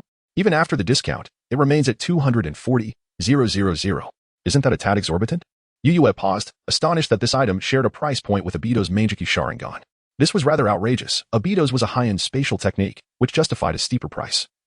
Yet Dust Release. While its offensive power was formidable, it seemed to lack any other merits. Hey, old ma. Did you mistakenly add an extra zero to this price tag? I find Dust Release unworthy of such a sky-high valuation. Yuue tapped the table, frowning, shaking his head at the virtual marketplace. Ding. Group leader feedback bug. Chat group self-check initiated. Self-check completed. All systems normal. Regarding the feedback on the exorbitant price of Dust Release, the chat group deemed it accurate. Dust Release possesses immense potential and significant developmental value. Thus, this pricing is reasonable. After reading the system's response, Yuue stroked his chin, deep in thought. Ah, I see. Very well, I shall acquire it. Trusting old Ma won't lead me astray. Resolute in his decision, especially since his wallet was quite full. Ding. Purchase successful. Current gold balance. 70,000. Having acquired Dust Release, Yuue's outward appearance revealed no significant change. Yet an enigmatic aura subtly emanated from him. Dust Release, the ultimate fusion of wind, fire, and earth chakra types, was among the best of the bloodline limits. Upon mastering it, Yuue's comprehension of the three elemental attributes soared to its zenith, providing him with an invisible boon, allowing him to wield various ninjutsu with ease. As per tradition, he first needed to maximize his proficiency. Spending 10,000 gold coins, his proficiency in Dust Release surged to transcendence. A wealth of techniques for utilizing Dust Release flooded into Yuue's mind. I believe I can employ the Dust Release limitation separation technique now. Yuue blinked in astonishment. This technique was an evolved version of the Dust Release original world separation technique. Back then, the venerable Inoki had only comprehended it after a life-and-death struggle with Edo Tensei Obito, combining the strength of the 5 Kage to obliterate Obito's 25 Susanoo with a single strike. Utterly explosive in power. Yet here stood Yuue, able to wield it directly. However, Yuue's Dust Release seemed to possess a unique quality. Chapter 70, The Transformation of Dust Release. What is happening? Yuue opened his palm, and a transparent white light materialized, gradually coalescing into the form of a sword made of light. It can be played this way? Yuue's face lit up with joy as he swung the Dust Release light sword a few times, finding it as steady as a rock, indistinguishable from a true sword. Let's test its efficacy. With a decisive gesture, the Dust Release light sword sliced towards the tabletop. The surface split cleanly in two, the edges smooth as a mirror. This was not a mere severing. It subtly diminished the mass on both sides of the cut. Even if one were to exhaust every effort to reassemble the table, it could never return to its former flawless state. Yet, for Yuue, this posed no issue. With a casual flick of his hand, trees sprouted rapidly from the ground, as if imbued with consciousness, gently picking up the scattered fragments of the table and seamlessly reassembling them, leaving no trace of the prior destruction. Subsequently, Yuue enthusiastically experimented with various transformations, shifting from a radiant halo of light to a solemn bell, and then to towering spires, as well as traditional weapons such as swords and axes, effortlessly transitioning between forms. He further infused his creations with the mystical chakra of the sage arts, causing the power of Dust Release to surge to a formidable new level when combined with the sage techniques. Yuue gazed at the Dust Release in his hands with satisfaction, a smile curling at the corners of his mouth. How intriguing. Old Ma truly possesses a discerning eye. The potential of dust release is indeed remarkable. This expenditure was worthwhile. With a wave of his hand, the dust release dissipated in response. Just as Yue prepared to step outside for a leisurely stroll, his heightened perception in sage mode detected an unusual life force deep underground, moving with astonishing speed. Could it be the masked man again? Yue was momentarily taken aback. However, he quickly shook his head. The opponent's hiding place was far too profound, and without sage mode, it would be nearly impossible to perceive. Moreover, the masked man possessed the ability to become intangible, rendering such concealment unnecessary. It had to be him, Yue concluded. Kurizetsu, the only entity capable of traversing the depths so freely, aside from that individual's ephemeral technique, was none other than him. TSK. The protective barrier of Konoha is merely a facade to intimidate ordinary ninjas. Those with even slightly exceptional abilities can easily circumvent this layer of defense. Yet, Kurizetsu's frequent incursions into Konoha cannot continue. After all, this is my territory, and I cannot allow others to come and go as they please. This is utterly unacceptable. Do not think that his earlier claim to protect Konoha was mere rhetoric. Yue pondered for a moment, contemplating how to capture the elusive Kurizetsu. Conventional methods were evidently ineffective. Sealing techniques might be feasible, yet capturing him remained fraught with difficulties, and no viable plan seemed apparent. Just as he was lost in thought, inspiration struck him like a bolt of lightning. A cunning smile blossomed on the face of Yue.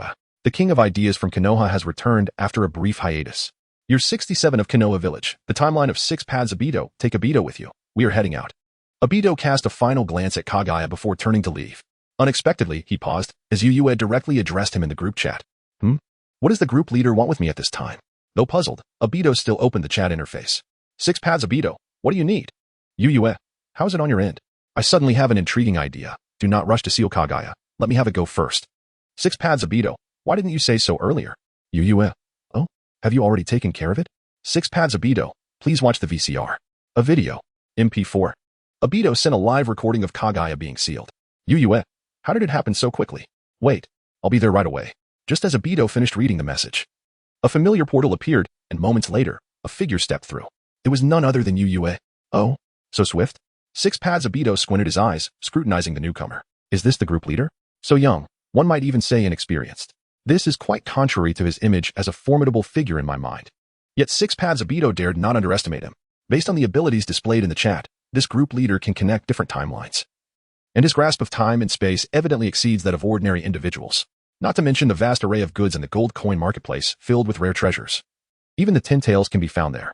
The leader's strength is conservatively estimated to be at least several times that of the 10 tails. Otherwise, how could he have gathered so many 10 tails for sale? Where is everyone?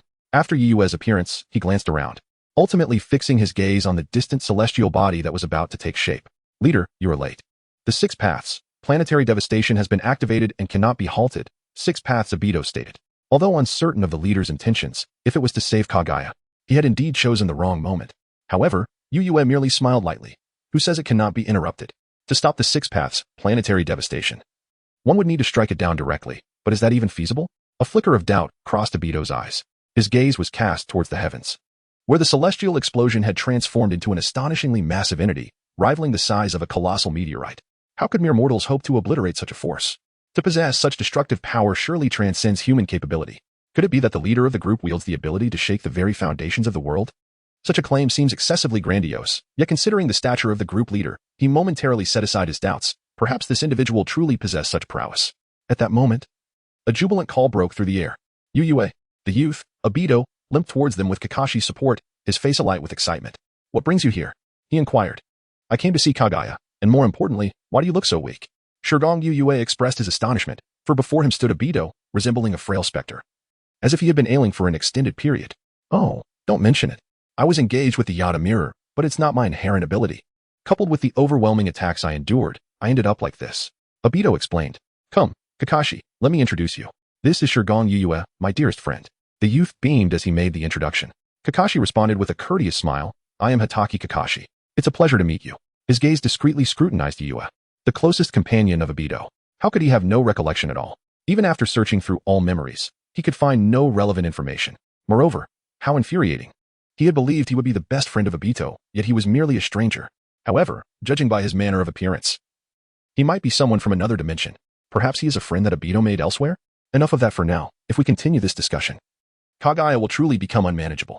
Yuzuki Shurgong cast a glance at the gradually forming god tree, a smile gracing his lips.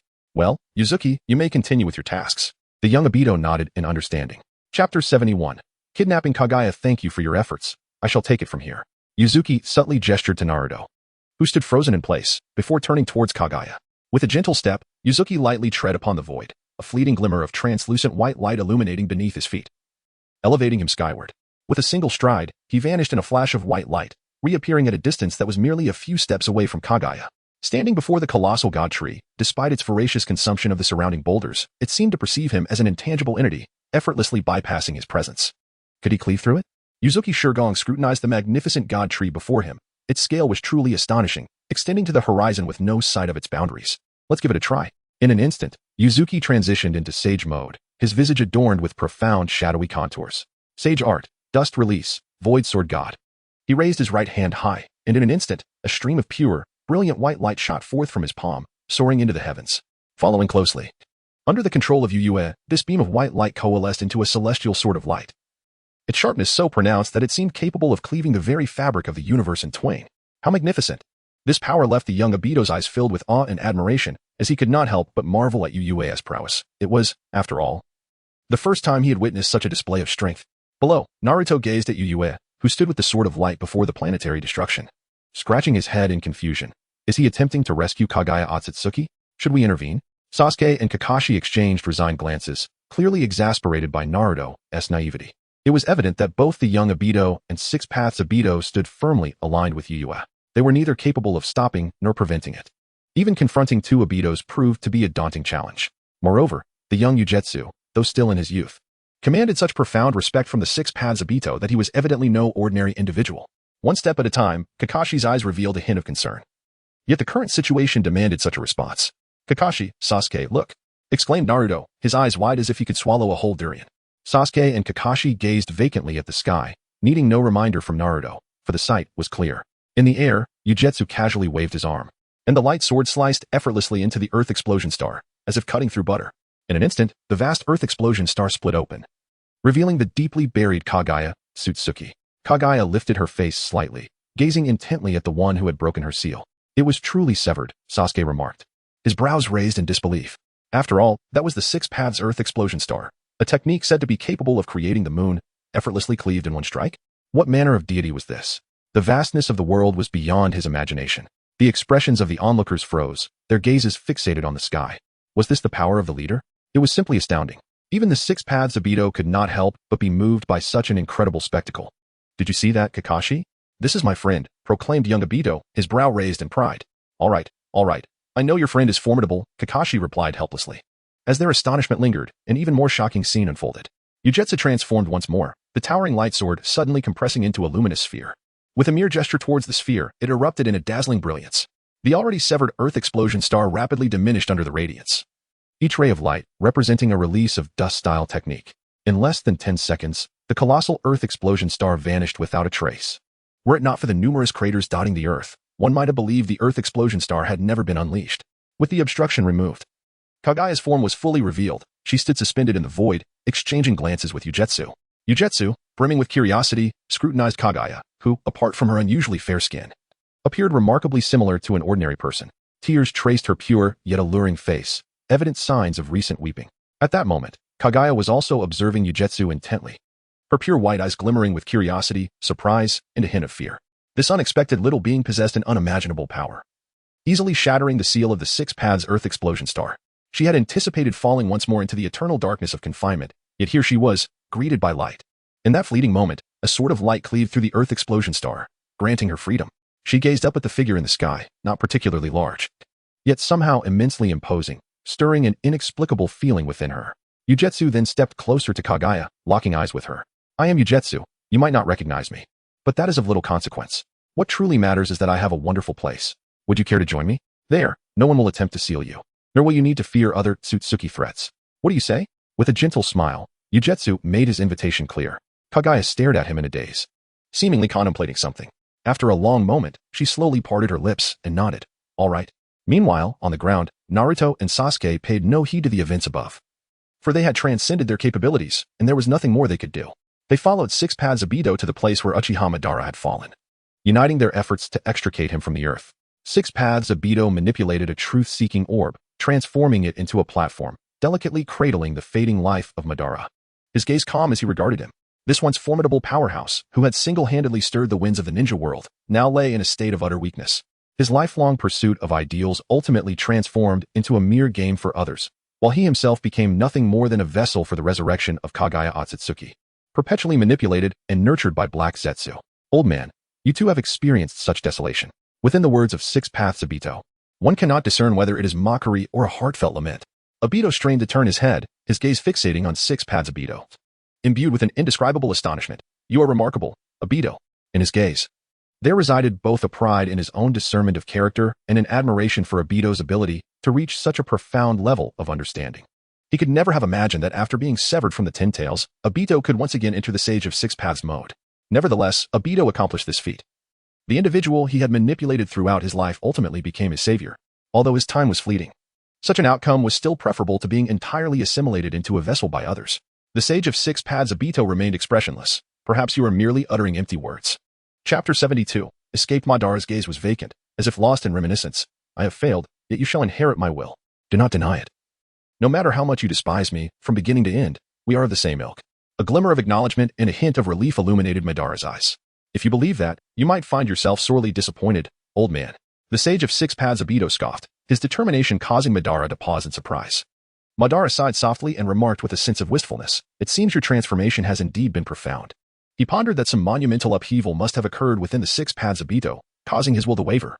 It is worth noting that Obito had once been a steadfast executor of the Eye of the Moon plan. Madara ceased his persuasion. As a man on the verge of death, he could not dictate Obito's choices. Do as you wish, but remember, the Uchiha blood flows within you, bearing the weight of reviving the Uchiha clan. The glory of the Uchiha shall continue to shine through your hands. As his words fell, Madara's breath suddenly weakened. Nearly as delicate as a whisper, he slowly closed his eyes, as if preparing for the journey to the afterlife. Is this fellow unable to hold on any longer?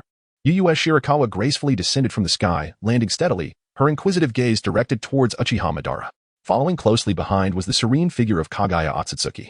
She remained silent, her steps unwavering beside Yuyue, even as they passed the rival duo of Naruto and Sasuke, neither pausing nor glancing in their direction, simply traversing onward. This left Naruto and Sasuke in astonishment. Exchanging glances, they mused that this should be a good sign. At least they would not have to engage in battle any longer. Shall we adhere to the original plan to rescue him? Obito inquired, his tone calm. Upon hearing this, Yuyue abruptly turned, her gaze sweeping over the scattered tailed beasts.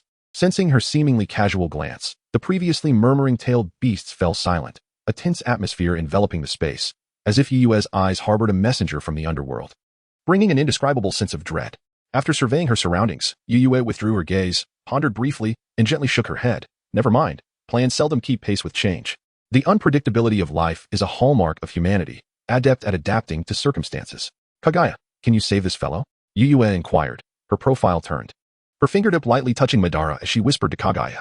Kaguya followed Yuyue's gesture, remaining silent, merely nodding slightly in response. Yuyue grinned. Then it shall be your task. With that, he stepped aside, creating space for Madara. Kaguya Otsutsuki gazed intently at Madara, her delicate hand gesturing gently, a surge of pure white energy flooding into Madara's being. The power of the Six Paths of Yang inherently possessed formidable healing capabilities, and this was but a fraction of the strength inherited by the Sage of Six Paths from Kaguya herself. The level of her power far surpassed that of those who had merely received a smattering of blessings. She wielded the most unadulterated form of Yang energy. In the blink of an eye, Uchiha Madara's complexion visibly regained its color, the life force he had lost rapidly surging back. With a sudden gasp, Madara opened his eyes wide. Oh, you're awake. The operation was a success. You are now an armed helicopter. Yuyue approached, a playful smile on his face. A hint of helplessness flickered across Madara's visage. I am not entirely dead yet. I can hear and feel everything. Sensing the awakening power within him, Madara contemplated for a moment before pushing himself up to a seated position. Naruto and Sasuke, witnessing this, instinctively assumed a combat stance, warily focusing on the Uchiha before them. Madara, however, appeared unfazed, even chuckling lightly. Is this how you choose to welcome me? Does my very existence cause you such anxiety? Well, I must remind you. Your true enemy should be her, shouldn't it? Madara's gaze shifted towards the poised Kaguya Otsutsuki standing beside Yuyue. At this, Naruto pursed his lips, filled with disdain. Was this not an obvious truth? They may not be able to overcome Kaguya, yet they can certainly bully Uchiha Madara. For one must always choose the softest fruit to squeeze. Under Madara's gaze, Kaguya merely cast a fleeting glance at him, her eyes as undisturbed as a tranquil well, devoid of any ripples. It seemed as though, in this moment, the entirety of the world, save for the boy before her, had ceased to exist in her perception. A flicker of astonishment passed through Madara's eyes. Even without any supporting intelligence, he could instantly discern that the great Otsutsuki Kagaya was evidently subdued by the youth before him. Moreover, the boy had just commanded Kagaya to rescue him. The truth was crystal clear. This was the progenitor of the ninja world, the goddess of the moon, after all. Who, then, was this boy, possessing such extraordinary abilities? Curious about my identity? UUS smiled, easily perceiving the hint of inquiry in Madara's gaze. Perhaps you should reflect deeply upon the recent events. It may offer you some enlightenment, UUS suggested. Madara's brow furrowed slightly, prompted by UUS. He indeed recalled the fleeting image of a mysterious screen that had appeared just before he activated the infinite Tsukuyami. However, at that time, he had been preoccupied with more pressing matters and could not afford to dwell on it. Soon after, he was ambushed by Black Zetsu. And the dramatic twist of Kagaya's resurrection through a vessel had rendered those minor details forgotten, until UUS's mention triggered a tide of memories to surge back. Simultaneously, that sudden piece of information resurfaced in his mind, an introduction to a chat group. A chat group? Members traversing different timelines? Madara's eyes brightened suddenly as realization dawned upon him. His gaze swept over the youth beside him, Obito, and it dawned on him why there were two Obitos present. He had initially thought it was some bizarre phenomenon. In this light, the Obito before him might not belong to this era at all. This world seemed to transcend the boundaries of understanding increasingly.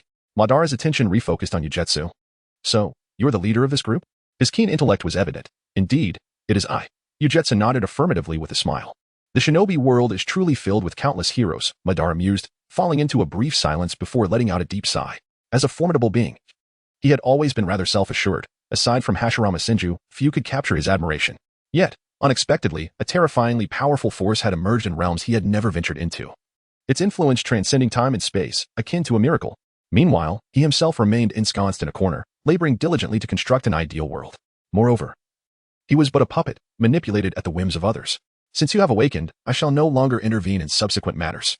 I bid you farewell, everyone. We shall meet again in the group.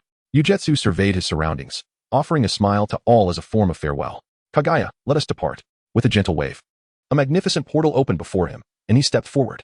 Kagaya Otsutsuki followed closely behind, but just as she was about to enter the portal, she halted abruptly. As if recollecting something, with a flick of her hand, the entrance to the Yellow Springs opened, revealing a profound spatial gateway before her. She reached into the portal and pulled out a mass of pure darkness. It was Kagaya's Black Zetsu. Gripped in Kagaya's hand, Black Zetsu could hardly contain its excitement. Mother, I knew you would succeed. His gamble does not seem to have been in vain. Kagaya is evidently the ultimate victor. For how else could she have thought to rescue him? Mother, have those rebels been dealt with? Black Zetsu spoke with exuberance, yet his words abruptly ceased. For he realized that Naruto Uzumaki, Sasuke Uchiha, Obito Uchiha, and Madara Uchiha had encircled him, each casting a menacing glare in his direction. Particularly, Madara's gaze was one that seemed capable of devouring him whole. In terror, Black Zetsu trembled and hastily sought refuge within Kagaya's sleeves, quaking uncontrollably. What is happening? Did not Mother emerge victorious? Why then is she besieged by her foes? He sought to look up at Kagaya for answers, only to discover that Otsutsuki Kagaya had already stepped directly into the portal, utterly indifferent to the outside world. Chapter 73, The Transformation of Obito. After the figures of Yuzuki and Otsutsuki Kagaya vanished, Naruto and Sasuke, understanding each other without a word, instinctively took a few steps forward. They quietly formed a surrounding circle, encircling Uchiha Madara at the center. In an instant, the air crackled with tension. The two launched their assault. Sasuke's palm crackled with electric energy while Naruto firmly grasped a massive Rasengan, both charging towards Madara with fervor. A smile lingered at the corner of Madara's mouth as his gaze swept over Naruto and Sasuke, as if he had anticipated this very moment. His crimson Sharingan spun rapidly, and in the blink of an eye, a faint lavender hue began to materialize amid the chaos. Ultimately, the Supreme Rinnegan reclaimed its place in Madara's eye sockets. Limbo Border Jail. As the words escaped his lips, Naruto and Sasuke's movements abruptly halted, as if bound by invisible shackles, rendering them immobile. Sasuke, it's the invisible clones. Naruto swiftly discerned the technique employed by Madara. No, I see them. The Rinnegan on Sasuke's left flickered with brilliance, accurately capturing 4 hidden figures that obstructed their assault. In an instant, Naruto entered the perfect Jinchuriki form, utilizing his malicious perception to detect these Rinnegan clones concealed within the void. Just as they were about to unleash their full power, Madara spoke suddenly. There is no need for this battle to continue. Are you truly intent on igniting yet another feudal conflict? He regarded Naruto and Sasuke with an indifferent gaze, seemingly unconcerned by the threat they might pose. The power granted to Naruto and Sasuke by the Sage of Six Paths was a one-time gift. After employing the Six Paths, Chibaku Tensei, it had dissipated. Presently, Naruto and Sasuke stood as one a perfect Jinchuriki enhanced by Sage Mode, the other wielding a Rinnegan with 6 Tomo and an eternal Manjiki Sharingan. The outcome remained uncertain. You, the one who has thrown the ninja world into chaos, do not feign innocence here. Naruto exclaimed, his voice laced with fury. Do you have any idea how many lives have been lost because of you in this ninja world war? The relics of the past should return to where they belong. Sasuke interjected coldly, simultaneously manifesting his Susanoo, effortlessly dispelling the Rinnegan clones. He then drew the radiant Kusanagi sword, its tip aimed directly at Madara's head. Madara crossed his arms and pondered for a moment before suddenly saying, "This responsibility is not mine alone, is it?" He cast a sidelong glance at Six Paths Obito, pondering why he was the sole target of blame. Six Paths Obito appeared momentarily taken aback, bewildered as to how the topic had shifted to himself. Upon scrutinizing Madara closely, a sense of intrigue arose within him. Madara's demeanor seemed to have undergone a subtle transformation. It was as if, after enduring countless trials, he had adopted a more open-minded perspective. In the past, Madara would never have spoken in such a tone. He would have drawn his weapon at any sign of dissent, unless it were from Hashirama Senju. Hey, don't try to divert the topic. He is not from our era. What does this have to do with him? Naruto retorted angrily. Yet, Madara suddenly smiled, as if to soothe the child, saying, all right, how about I use the rebirth of the Samsara technique to revive those who perished in this battle? What? Naruto was momentarily stunned, his anger dissipating instantly. The verbal assaults that had previously proven so effective now landed with the softness of a feather, eliciting no reaction. When did Madara become so accommodating? Nevertheless, if he truly meant it, it would undoubtedly be the most favorable outcome. Are you serious? Don't deceive me, Naruto replied, his eyes laced with skepticism. Uchiha Madara, never lie, he replied nonchalantly, the distinctive pride of the Uchiha clan rendering him above deceit. However, an irate voice suddenly erupted nearby. Enough with that nonsense. How dare you say such things? It was Six Paths Obito. Madara instantly appeared somewhat embarrassed. I've only deceived you once, I assure you. Obito scoffed and turned away with an impassive expression. All right, don't be angry. You're used to it, and it's not like it's a big deal. The rejuvenated youth Obito approached to placate Six Paths Obito, but unexpectedly. These words only darkened his expression further. Kakashi sighed in exasperation. You're quite the comforter. Fortunately, at that moment, a message from Yue broke the awkward silence. Yue, are you two planning to head back now, or do you wish to linger a bit longer? Six Paths Obito replied, immediately, I can hardly wait. Yue responded. You seem a bit off. I'll open a portal for you right away. By the way, will you be returning? Obito replied, I shall depart as well. I intended to stay a few more days, but I suddenly remembered that Rin is still worried about me. After sending the message, a portal to home materialized before the youth Obito. Kakashi, I'm leaving. Don't miss me too much. The young Obito waved cheerfully as he stepped toward the portal, ready to depart. However, in the next instant, he was abruptly seized by the collar by Six Paths Obito. What about my photo? Six Paths Obito asked coldly. What photo? The young Obito stammered. A dangerous glint flickered in Six Paths Obito's eyes as he fell silent. Meanwhile, a black chakra orb began to drift toward the young Obito's rear, its target unmistakable. Ah, I remember now, the young Obito gulped, forcing a smile. With a swift motion of his right hand, he extracted several photographs from the realm of divine might and presented them to Obito of the Six Paths behind him. Here you go. As Obito accepted the photographs, a smile filled with anticipation adorned his face, but upon closer inspection, that smile froze. Why are they all group photos? I only wanted a solo picture of Rin. Chapter 74, The Arrival of Hashirama. He irritably captured a photograph atop the head of the young Obito. Each image depicted the tender moments shared between the young Obito and Rin Noera. Some were by a mountain stream, others on lush green grass. And there were scenes of the two radiantly smiling atop the Hokage rock. It was truly incomprehensible to appreciate such beauty. The young Obito pouted, stowing away these meticulously selected photographs that chronicled their journey through Konoha. Once again, he reached into the realm of Shunhui and extracted several new photographs. Here, take them.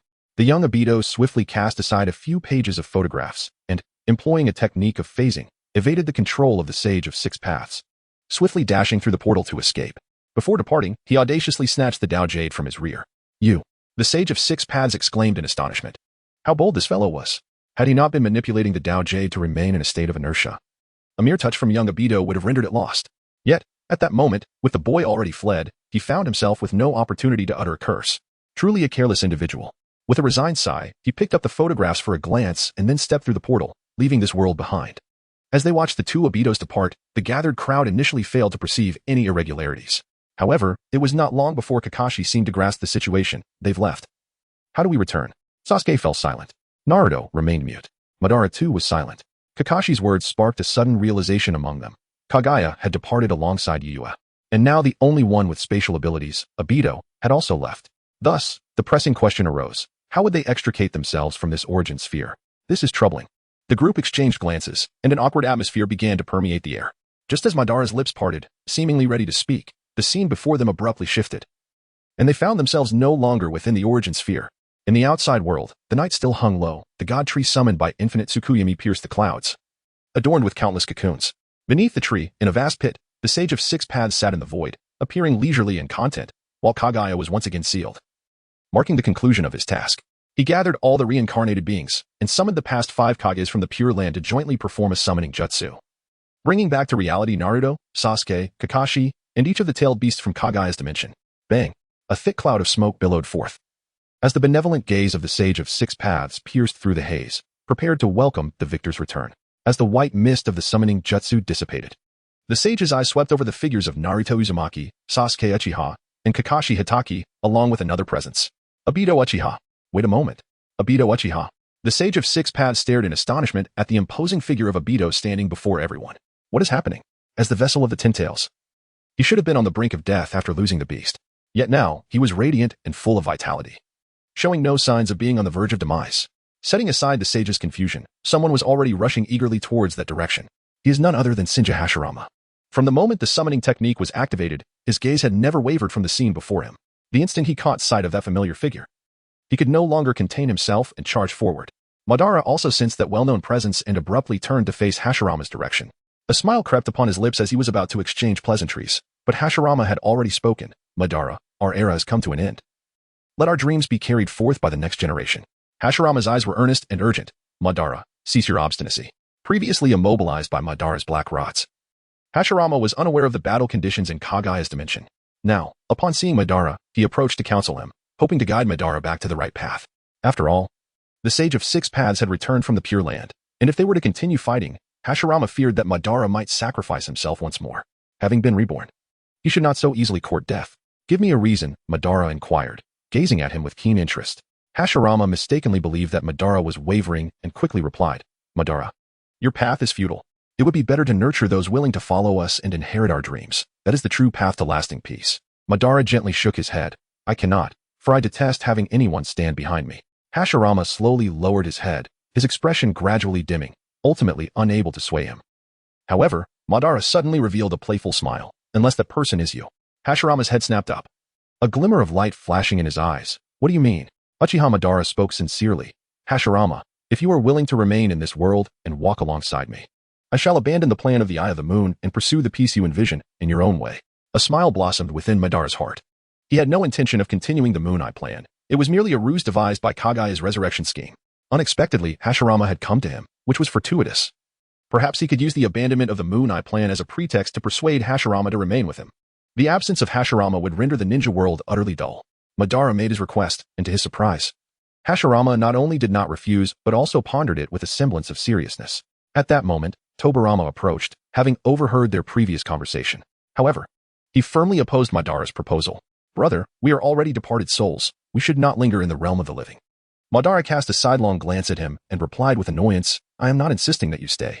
If you do not wish to remain, you can always return using your Edo Tensei technique. I need not instruct you, do I?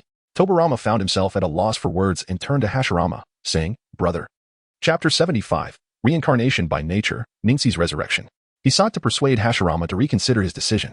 Yet, Hashirama's countenance revealed a resolute determination coupled with an apology towards Tobirama. I am sorry, Tobirama. I must remain. I cannot allow Madara to continue his misguided path. By staying, I can save more innocent lives. With a chuckle, he added, Do not worry, I shall not endure for too long. I will join you in due time. Hashirama patted Tobirama's shoulder with a jovial demeanor. Madara gazed at him with a sly smile. Not endure for long? With me here, you won't find death so easily. You are destined to live until the end of time. Tobirama sighed softly, knowing once his elder brother made a decision, it would be unwavering. Thus, he ceased his objections and quietly stepped aside. Hashirama, Madara extended his hand towards him. Hashirama paused momentarily, then comprehended, extending his hand to clasp Madara's firmly. Tobirama observed this scene, his thoughts drifting back several decades, as if witnessing the moment the Senju and Uchiha clans met with sincerity and pledged brotherhood over shared cups. Alas, the alliance forged then did not usher in the peace they had envisioned. He could only hope that this time, their aspirations would bear fruit. Outer path, samsara of heavenly life. Madara's Rinnegan suddenly glimmered, a wondrous vitality surged through his arm into Hashirama's body. Crackle. Hashirama felt as though he were being boiled. steam rising around him as the cracks left by the impure world reincarnation swiftly mended. Soon, he emerged entirely from the state of impure world reincarnation. Now, he possessed warmth. Life, and his heart pulsated once more. Hashirama clenched his fist, relishing this long-lost sensation of vitality. Wait for me here. I have promised Naruto a few things. With these words, Madara leaped suddenly, ascending to the pinnacle of the colossal divine tree. He gazed down upon the battlefield, commencing the intricate hand seals, the outer path rebirth technique. With the full activation of the Rinnegan, a torrent of ocular power instantaneously connected with the netherworld, summoning an indescribable force. It was the king of hell from the pure land of Yomi. Yet this time, the soul-reaping monarch transformed into the harbinger of life on earth. The unseen king of hell opened his mouth wide, and in that fleeting moment, countless souls escaped from his lips, returning to the realm of the living. These souls soared towards their respective bodies like swallows returning home, and soon, the first sounds of awakening echoed forth. Following this, akin to a domino effect, the second, third, and 10th souls revived in succession. Ultimately, all the ninjas who had perished in that fierce battle were resurrected. In one corner of the battlefield, a hedgehog no. A prodigy from the Hyuga branch, slowly opened his eyes. What has happened to me? Ah, it hurts. Niji began to remove the thorns from his back. Meanwhile, with a resounding crash, Uchiha Madara leaped from the towering god tree, smashing into the ground and creating a colossal crater. With a gentle wave of his hand, the surrounding dust seemed to scatter in obedient response. His gaze was fixed upon Naruto. Naruto, I have fulfilled my promise to you. I have seen it. The shadow clone dispatched by Naruto had already witnessed the scene of Niji's resurrection. He completely cast aside his wariness towards Ban. His face alight with a radiant smile and overflowing enthusiasm. Ban, you are not as bad as you seem. Ban merely huffed through his nose. Indifferent to the praise from this junior, he turned to look at Hashirama, just about to speak, when unexpectedly his legs weakened, nearly causing him to fall. This scene unfolded so suddenly that both Hashirama and Naruto rushed to his side simultaneously, offering their support. Madara, are you alright? Uncle Madara, what happened? Madara's complexion appeared somewhat frail, devoid of color. I'm fine, just a bit drained of chakra. The technique of samsara, as a bridge connecting life and death, exacts a steep toll. The more individuals revived, the greater the cost. Although Madara possessed the Rinnegan and did not need to sacrifice his life, reviving so many people at once still greatly depleted his chakra. Upon hearing this, Naruto immediately turned to the tailed beasts, urging, everyone, lend a hand and share some chakra with Madara. The Nine Tails frowned. Naruto, are you joking? You want us to help him? The other tailed beasts were similar unwilling expressions. Given how Uchiha Madara had once treated them, they felt it was already generous not to seek revenge, let alone assist him now. Naruto clasped his hands together, earnestly beseeching the Nine Tails, come on, Kurama, Uncle Madara has truly changed for the better. Please, won't you help? With a resigned sigh, Kurama rubbed his forehead, unable to resist Naruto's persistent pleas. All right, but this is only because of you, the Nine Tails stated seriously. Haha, thank you so much, Kurama. With the Nine Tails leading the way, the other tailed beasts, though reluctant, begrudgingly shared some chakra with Madara. As the chakra from the nine-tailed beast surged into him, Madara's chakra swiftly replenished, and his complexion visibly regained its color. With a relieved exhale, Madara steadied himself, no longer needing Hashirama's support. He cast a satisfied glance at the nine-tailed beasts, deeming them to be somewhat useful, not entirely worthless. Initially, he intended to gather them later for the benefit of Konoha, but now, he thought otherwise. Their powers, in truth, would not contribute significantly. It would be best for them to return to their respective homes. Upon hearing the first part of his statement, the tailed beasts were filled with rage, feeling betrayed right after aiding him. Yet, upon hearing the latter part, they couldn't help but breathe a sigh of relief, even feeling a hint of gratitude. Thankfully, they had assisted him, otherwise, life would become arduous. Uchiha Madara was already a figure of terror, and now endowed with the Rinnegan, once he set his sights on them. Their fates would be sealed. With Madara's assurance, although they could not claim a future devoid of worries, at least they could enjoy a lengthy period of tranquility. Particularly for the likes of One Tail and Three Tails, who yearned for freedom, they began to envision a leisurely existence ahead. Chapter 76. Uchiha Wish Machine Madara. Just as everything appeared harmonious, an abrupt voice shattered the tranquility like a stone cast into a still lake. Ahem. Naruto turned toward the sound, his face blossoming into a radiant smile. Grandpa Sage of the Six Paths, we have completed the task you entrusted to us. The Sage of the Six Paths wore a warm smile. Indeed, you have done exceptionally well. The ninja world has been saved, thanks to your efforts. However, his gaze shifted to Uchiha Madara, pondering the latter's condition. Why did Madara, who was supposed to have perished, now seem so vibrant with life? Awkwardly scratching his head, Naruto felt at a loss for words. Should he mention that two individuals from another timeline had lent a hand? Or that Kagaya Otsutsuki had been taken away by a mysterious powerful being? Moreover, had Kagaya healed Madara before departing? Would such revelations seem too fantastical to the sage? Fortunately, Madara stepped forward to extricate Naruto from his predicament. Naruto knows nothing of this. It would be futile to inquire. Oh, Then might you enlighten me? The sage's eyes sparkled with curiosity. I merely kept a card up my sleeve, that is all. Madara fabricated an explanation, naturally omitting the secrets of their group chat. The sage nodded subtly, his expression inscrutable, whether he believed it or remained skeptical. As for Kaguya Otsutsuki, you needn't worry, she will not return, Madara affirmed. The sage of the six paths smiled in confirmation and remarked, now that matters here are settled, I must return to the Pure Land. In the sage's eyes, Madara's small incident was of secondary importance. Kaguya's ceiling was paramount, and he was indifferent to Madara's true intentions. The sage surveyed the surroundings and addressed the gathered past Kaguya. Summoned through the reanimation jutsu, it is time for you all to depart. With a mere thought, the bindings of the reanimation jutsu were released. Though he was not the caster, such techniques posed no challenge for him. The other souls of the Pure Land felt the call and began to slowly detach from the earthly bonds. Father, Naruto rushed toward Minato Namikaze, who welcomed him with a gentle smile. The bond between father and son flowed in that moment, and Naruto shed tears of excitement. Watching Minato's figure gradually fade away due to the release from the reanimation jutsu, Naruto's heart yearned for just a bit more time with his father. At that moment, a voice echoed from behind. Naruto, do you wish for him to remain with you?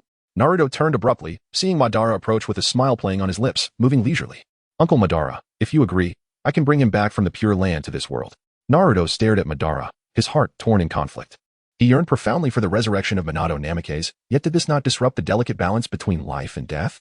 Previously, when faced with the opportunity to revive the ninjas who perished in the war, Naruto had acted without a moment's hesitation. However, when confronted with a similar choice regarding his own fate, he found himself paralyzed by indecision. Naruto, you need not be so torn. You are a strong child. It seemed Minato sensed Naruto's hesitation and sought to dispel his confusion with gentle words. Moreover, your mother is still waiting for me. I cannot abandon her in solitude. Upon hearing Minato's words, Naruto felt a wave of relief wash over him and was poised to shake his head in refusal when suddenly Obito spoke up. I can bring your mother back as well. This statement struck like a thunderbolt, leaving Naruto momentarily speechless, while even Minato fell into a contemplative silence. Minato gazed silently at Naruto, wishing fervently to remain by his side and protect him alongside Kushina as he grew. Yet, such a desire seemed too extravagant. In this moment, however, the seemingly impossible dream appeared to be within reach. Naruto looked at Obito, his eyes brimming with emotion, and without hesitation, he followed the call of his heart. Uncle Obito, please grant me this favor. Obito smiled broadly and replied, that's the spirit, Naruto. The essence of power lies in its application. I possess the ability and am willing to assist you. Hesitation is not your style. I apologize, Uncle Obito. I shall refrain from such indecision in the future. Realm of humanity. In an instant, Obito reached out and drew forth Minato's soul. His eyes shimmered with a violet glow. And the hands of Minato, which had vanished due to the quest for the sage's relic, visibly reformed before the naked eye. While Nagato's human path could only extract souls, Madara, as the master, possessed the ability to restore damaged souls. Once the soul was revitalized, Madara gently placed Minato's essence back into his corporeal form, subsequently activating the rebirth technique. Before long, Minato Namikaze, the illustrious Golden Flash who had met an untimely demise, once again stood at the pinnacle of existence in the mortal realm. After savoring the long-lost sensation of life, Minato turned his gaze toward Naruto. With his face aglow with joy, Minato opened his arms wide to embrace Naruto. Dad! Naruto exclaimed with glee as he rushed forward, enveloping his father in a tight embrace. After bidding farewell to Minato, Naruto excitedly hugged Madara, exclaiming, Thank you, Uncle Madara. Uchiha Madara merely smiled, saying nothing. He secretly felt that being with Ming was quite comfortable. Much like being with Hashirama. Lord Uchiha Madara, could you also lend us your assistance? At that moment, several unfamiliar voices intruded, shattering this rare moment of warmth. Madara's smile immediately faded. He turned away with a chill, directing his gaze towards the individuals engaged in conversation. They turned out to be the ancestral shadows from other villages. They seemed to believe that even the Watergate could be resurrected and wished to tempt fate themselves. Have I granted you permission to approach? Madara inquired softly. Chapter 77. Sasuke, now compliant, the previous Hokages sensed Madara's displeasure and hurried to elucidate their intentions. Yet, as Madara's gaze darkened, the overwhelming pressure of his Rinnegan enveloped them. These figures, existing in a spectral form, were utterly incapable of withstanding even a mere glance from him. They were suddenly overwhelmed, falling to their knees. Humph. Were it not for the Sage of Six Paths allowing your emergence, I would not even grant you the opportunity to enter the Pure Land. A rabble, seeking my favor? Obito chose to disregard them, leading Naruto and Minato to rendezvous with Hashirama. Beside Hashirama, the figures of Tobirama and Hiruzen Sarutobi began to blur. After bidding each other farewell, they prepared to depart without regrets. Upon seeing Naruto and Minato approaching, Hiruzen Sarutobi cast an apologetic glance at Minato, which was soon replaced by a fleeting sense of relief. Only Tobirama, with a displeased expression, glared at Madara. My elder brother has a soft heart. Do not take advantage of him. Madara scoffed. You worry too much. Do you require my assistance in resurrecting you? A simple nod will suffice. Tobirama disdainfully rejected, no need. He then vanished completely, returning to the Pure Land. Now that they had departed, it was time for us to address this chaotic situation. Madara turned his gaze toward Sasuke and Naruto. Let us dispel the infinite Tsukuyami. The one possessing the Rinnegan and the one with the chakra of all tailed beasts must form the child seal to unravel the infinite Tsukuyami in the descent of the divine tree. Sasuke, with a smile, extended his hand toward Naruto. However, Sasuke appeared to have other intentions and swatted Naruto's hand away. He then slowly articulated his thoughts. After all they had endured, Sasuke still proposed the notion of eliminating the 5 Kage, overturning the world, and establishing a new order. Furthermore, he desired to kill Naruto, severing all ties to the world, and become Hokage to reconstruct it through merciless means. While other matters could be discussed, the idea of killing Naruto was simply unacceptable. The outcome was inevitable. Wheel of the Grave, Boundary Prison, Wood Release, Wood Clone Technique, Spiraling Flash Super Wheel Dance, 3 forms, Sage Art, Tailed Beast Shuriken. Before long, a battered Sasuke, with bruises adorning his face, was forcibly compelled to form the child seal with Naruto, his eyes devoid of focus.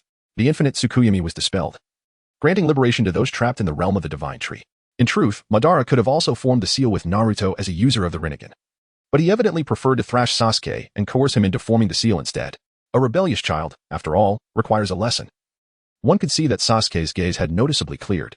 Konoha, year 60, the timeline of UUA, within UUA's home, a resplendent portal suddenly opened, revealing a profound passage that appeared to connect to an infinite otherworld.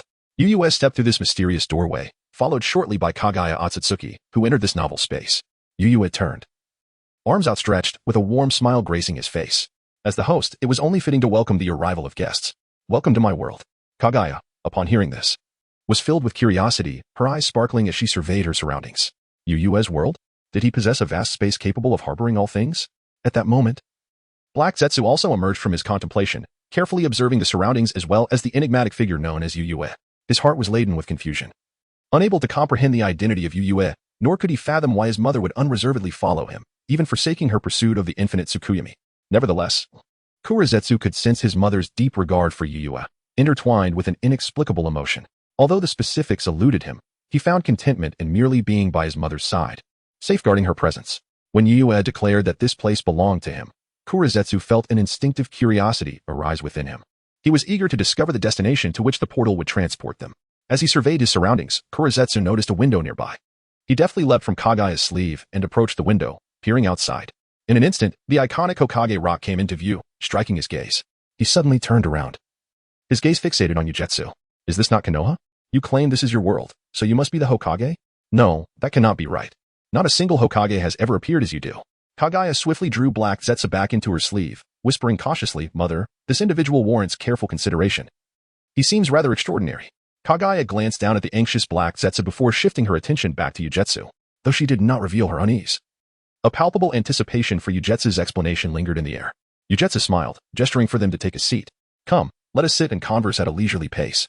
He waved invitingly with a friendly demeanor, and without much thought, Kagaya obediently walked towards the sofa and sat beside UUA. However, Kurizetsu appeared unusually astonished. Pondering internally, how could Mother be so compliant to him? This seemed to transcend mere respect. It was as if she was deeply captivated by UUA. What if he ends up with multiple fathers? Ignoring Kurizetsu's tumultuous thoughts, UUA began to narrate his story at a leisurely pace, succinctly explaining how he traversed time and space. The existence of someone capable of such feats astounded Kurizetsu. He glanced at Kagaya, and surprisingly, her expression only showed mild ripples, as if she possessed some prior knowledge on the matter. Midway through, UUA paused to allow them to digest this monumental revelation. With a gentle flick of his hand, the refrigerator door swung open, and 2 bottles of drinks floated gracefully towards them. Would you care to try? UUA offered Kagaya a bottle. Serving guests with cola had become a delightful habit of his. Kagaya, slightly taken aback, reached out and accepted it, filled with curiosity about the contents of the bottle. For one who had been sealed for millennia, everything in this world appeared so fresh and intriguing. In Chapter 78, Tianwen Mirror, present, UUA demonstrated how to open the drink, inserting a straw and sipping with finesse. Kagaya mimicked UUA's actions, attempting to partake in the beverage. At that moment, Kurizetsu could not restrain himself from asking, what about mine? Am I not a guest as well? UUA cast him a sidelong glance, serve yourself. It was a clear distinction in treatment.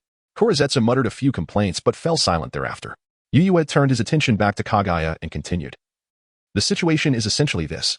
I have brought you from your original world to this place, which is Konoha Village 60 years into the future, a relatively peaceful era. Upon hearing this, Kagaya slightly raised her chin, reflecting with a multitude of emotions. It seemed her fate was not as tragic as she had thought. rescued from her seal, and brought to a time devoid of the Otsutsuki threat. Yu smiled. Do not overthink it. Enjoy life first. You have spent so long in the shinobi world without truly savoring the good days.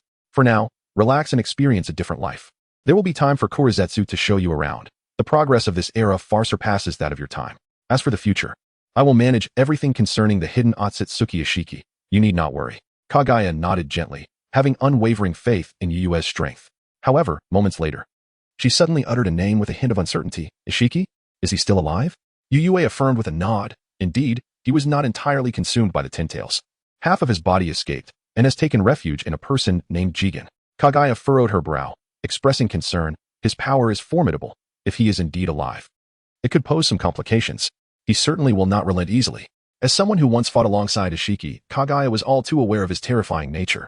Rest assured, he poses no threat to me, Yue chuckled. Observing Yu's confident demeanor, Kagaya felt a weight lift from her heart. Yu's strength was not to be underestimated. Perhaps he truly had the capability to defeat Isshiki. With this thought, she resolved to follow Yue wholeheartedly from now on. The Otsutsuki clan often operated in pairs throughout the cosmos, so acquiring a new partner was not a difficult adjustment. By the time Isshiki appears in my timeline, I estimate I will have transcended, Yue contemplated inwardly. His confidence was not unfounded. Since acquiring this extraordinary time-traveling chat group, it had only been about a week. In just a week, he had gained such formidable power. The emergence of Isshiki and other Otsutsuki would still take decades. By that time, who could predict how powerful Yue would become? Furthermore, he was not fighting alone. The members of the group, hailing from various timelines, were all invaluable allies. They are continuously evolving, enhancing themselves through the coin marketplace, their combat prowess advancing at an astonishing pace. In due course, it is quite possible that the Sharingan and Sage Body may become the standard configuration within the group. Perhaps even that rascal Abido could single-handedly confront the Otsutsuki clan. However, one must remain cautious of the divine arts. The Otsutsuki clan possesses significant expertise, and certain potent divine techniques indeed carry an air of malevolence. Wait a moment. If each dimension exists independently, does that mean there is another mother in this world, alongside me? Kagaya suddenly realized. This is exceedingly peculiar. Two mothers? In such a scenario, if both were to issue commands simultaneously, to whom would he heed? Kagaya Otsutsuki nodded slowly. I can sense that another child is not far from us. Yuyuki Shikami wore an intrigued smile upon his face. He brought Kagaya back with the initial intention of dealing with the elusive and chaotic Black Zetsu that roams through this space-time. The other Kagaya remained sealed in the heavens. But would you not be intrigued to meet another Black Zetsu? What a splendid idea. Summon him forth. Black Zetsu exclaimed with excitement. His curiosity piqued about how his counterpart from another dimension would react upon encountering their mother. Throughout his life, he has tirelessly strived to rescue Kagaya. At this moment, his greatest wish is on the verge of realization. One can only wonder what expression will grace his face. Kagaya offers a faint smile. He is, after all, akin to my child. Let him come forth. Yuzuki nods in agreement, then turns to Kurizetsu. No problem, but before that, I must bestow upon you a name to distinguish between the two of you. Kurizetsu expresses his discontent. Why must it be me? Why not give that fellow a new name? I rather like my current one. You shall heed her, Kagaya interjects. Kurizetsu, momentarily taken aback, realizes that with his mother having spoken, he has little recourse. Yuzuki, radiating confidence, reassures him. Fear not, the name I choose will undoubtedly be melodious. However, Kurizetsu's eyes widen with skepticism. You aren't going to name me something like Little Black, are you? If so, I would prefer to forego it. Yuzuki, startled, thinks, wait. Has he guessed it? The dark nature of Kurizetsu makes her ponder the very name Little Black. How could that be? Allow me a moment to reconsider. Yuzuki chuckles awkwardly. Suddenly, inspiration strikes her. What about the name Tainwenjing? How does that sound? She exclaims excitedly. It does sound quite pleasant, certainly superior to Little Black or the like. It also possesses a rare charm within the ninja world. You've put some thought into it. Yet, why does your expression appear so peculiar? Kurizetsu inquires, puzzled. Is it? I don't believe so. This is merely my normal expression. Before Kurizetsu can argue further, Yuzuki decisively declares, all right, it is settled. Henceforth, you shall be known as Tainwenjing. Kurizetsu responds. Chapter 79. This mother is not. That mother. Kurizetsu employs the technique of the mayfly, silently infiltrating the depths of Konoha, seeking to extract crucial intelligence. He is nearing his objective. He could not shake off the unease in his heart. What had transpired that day with the masked man in Konoha had left him profoundly shaken, as if vitality itself had ebbed away from him. This was no trivial matter. For that man's plans were intricately tied to his own. Fortunately, after some comforting words, the masked man had regained a modicum of fighting spirit. Yet, to achieve complete tranquility, Kurizetsu felt compelled to witness the situation in Konoha with his own eyes. Given the masked man's prowess, it was perplexing that he had faced adversity in Konoha. Surely, something new must have arisen in the village. Recently, Other white Zetsu had conveyed rumors regarding the return of Minato Namikaze to the ninja world, and the veracity of such claims was difficult to discern. This presented a perfect opportunity to uncover the truth.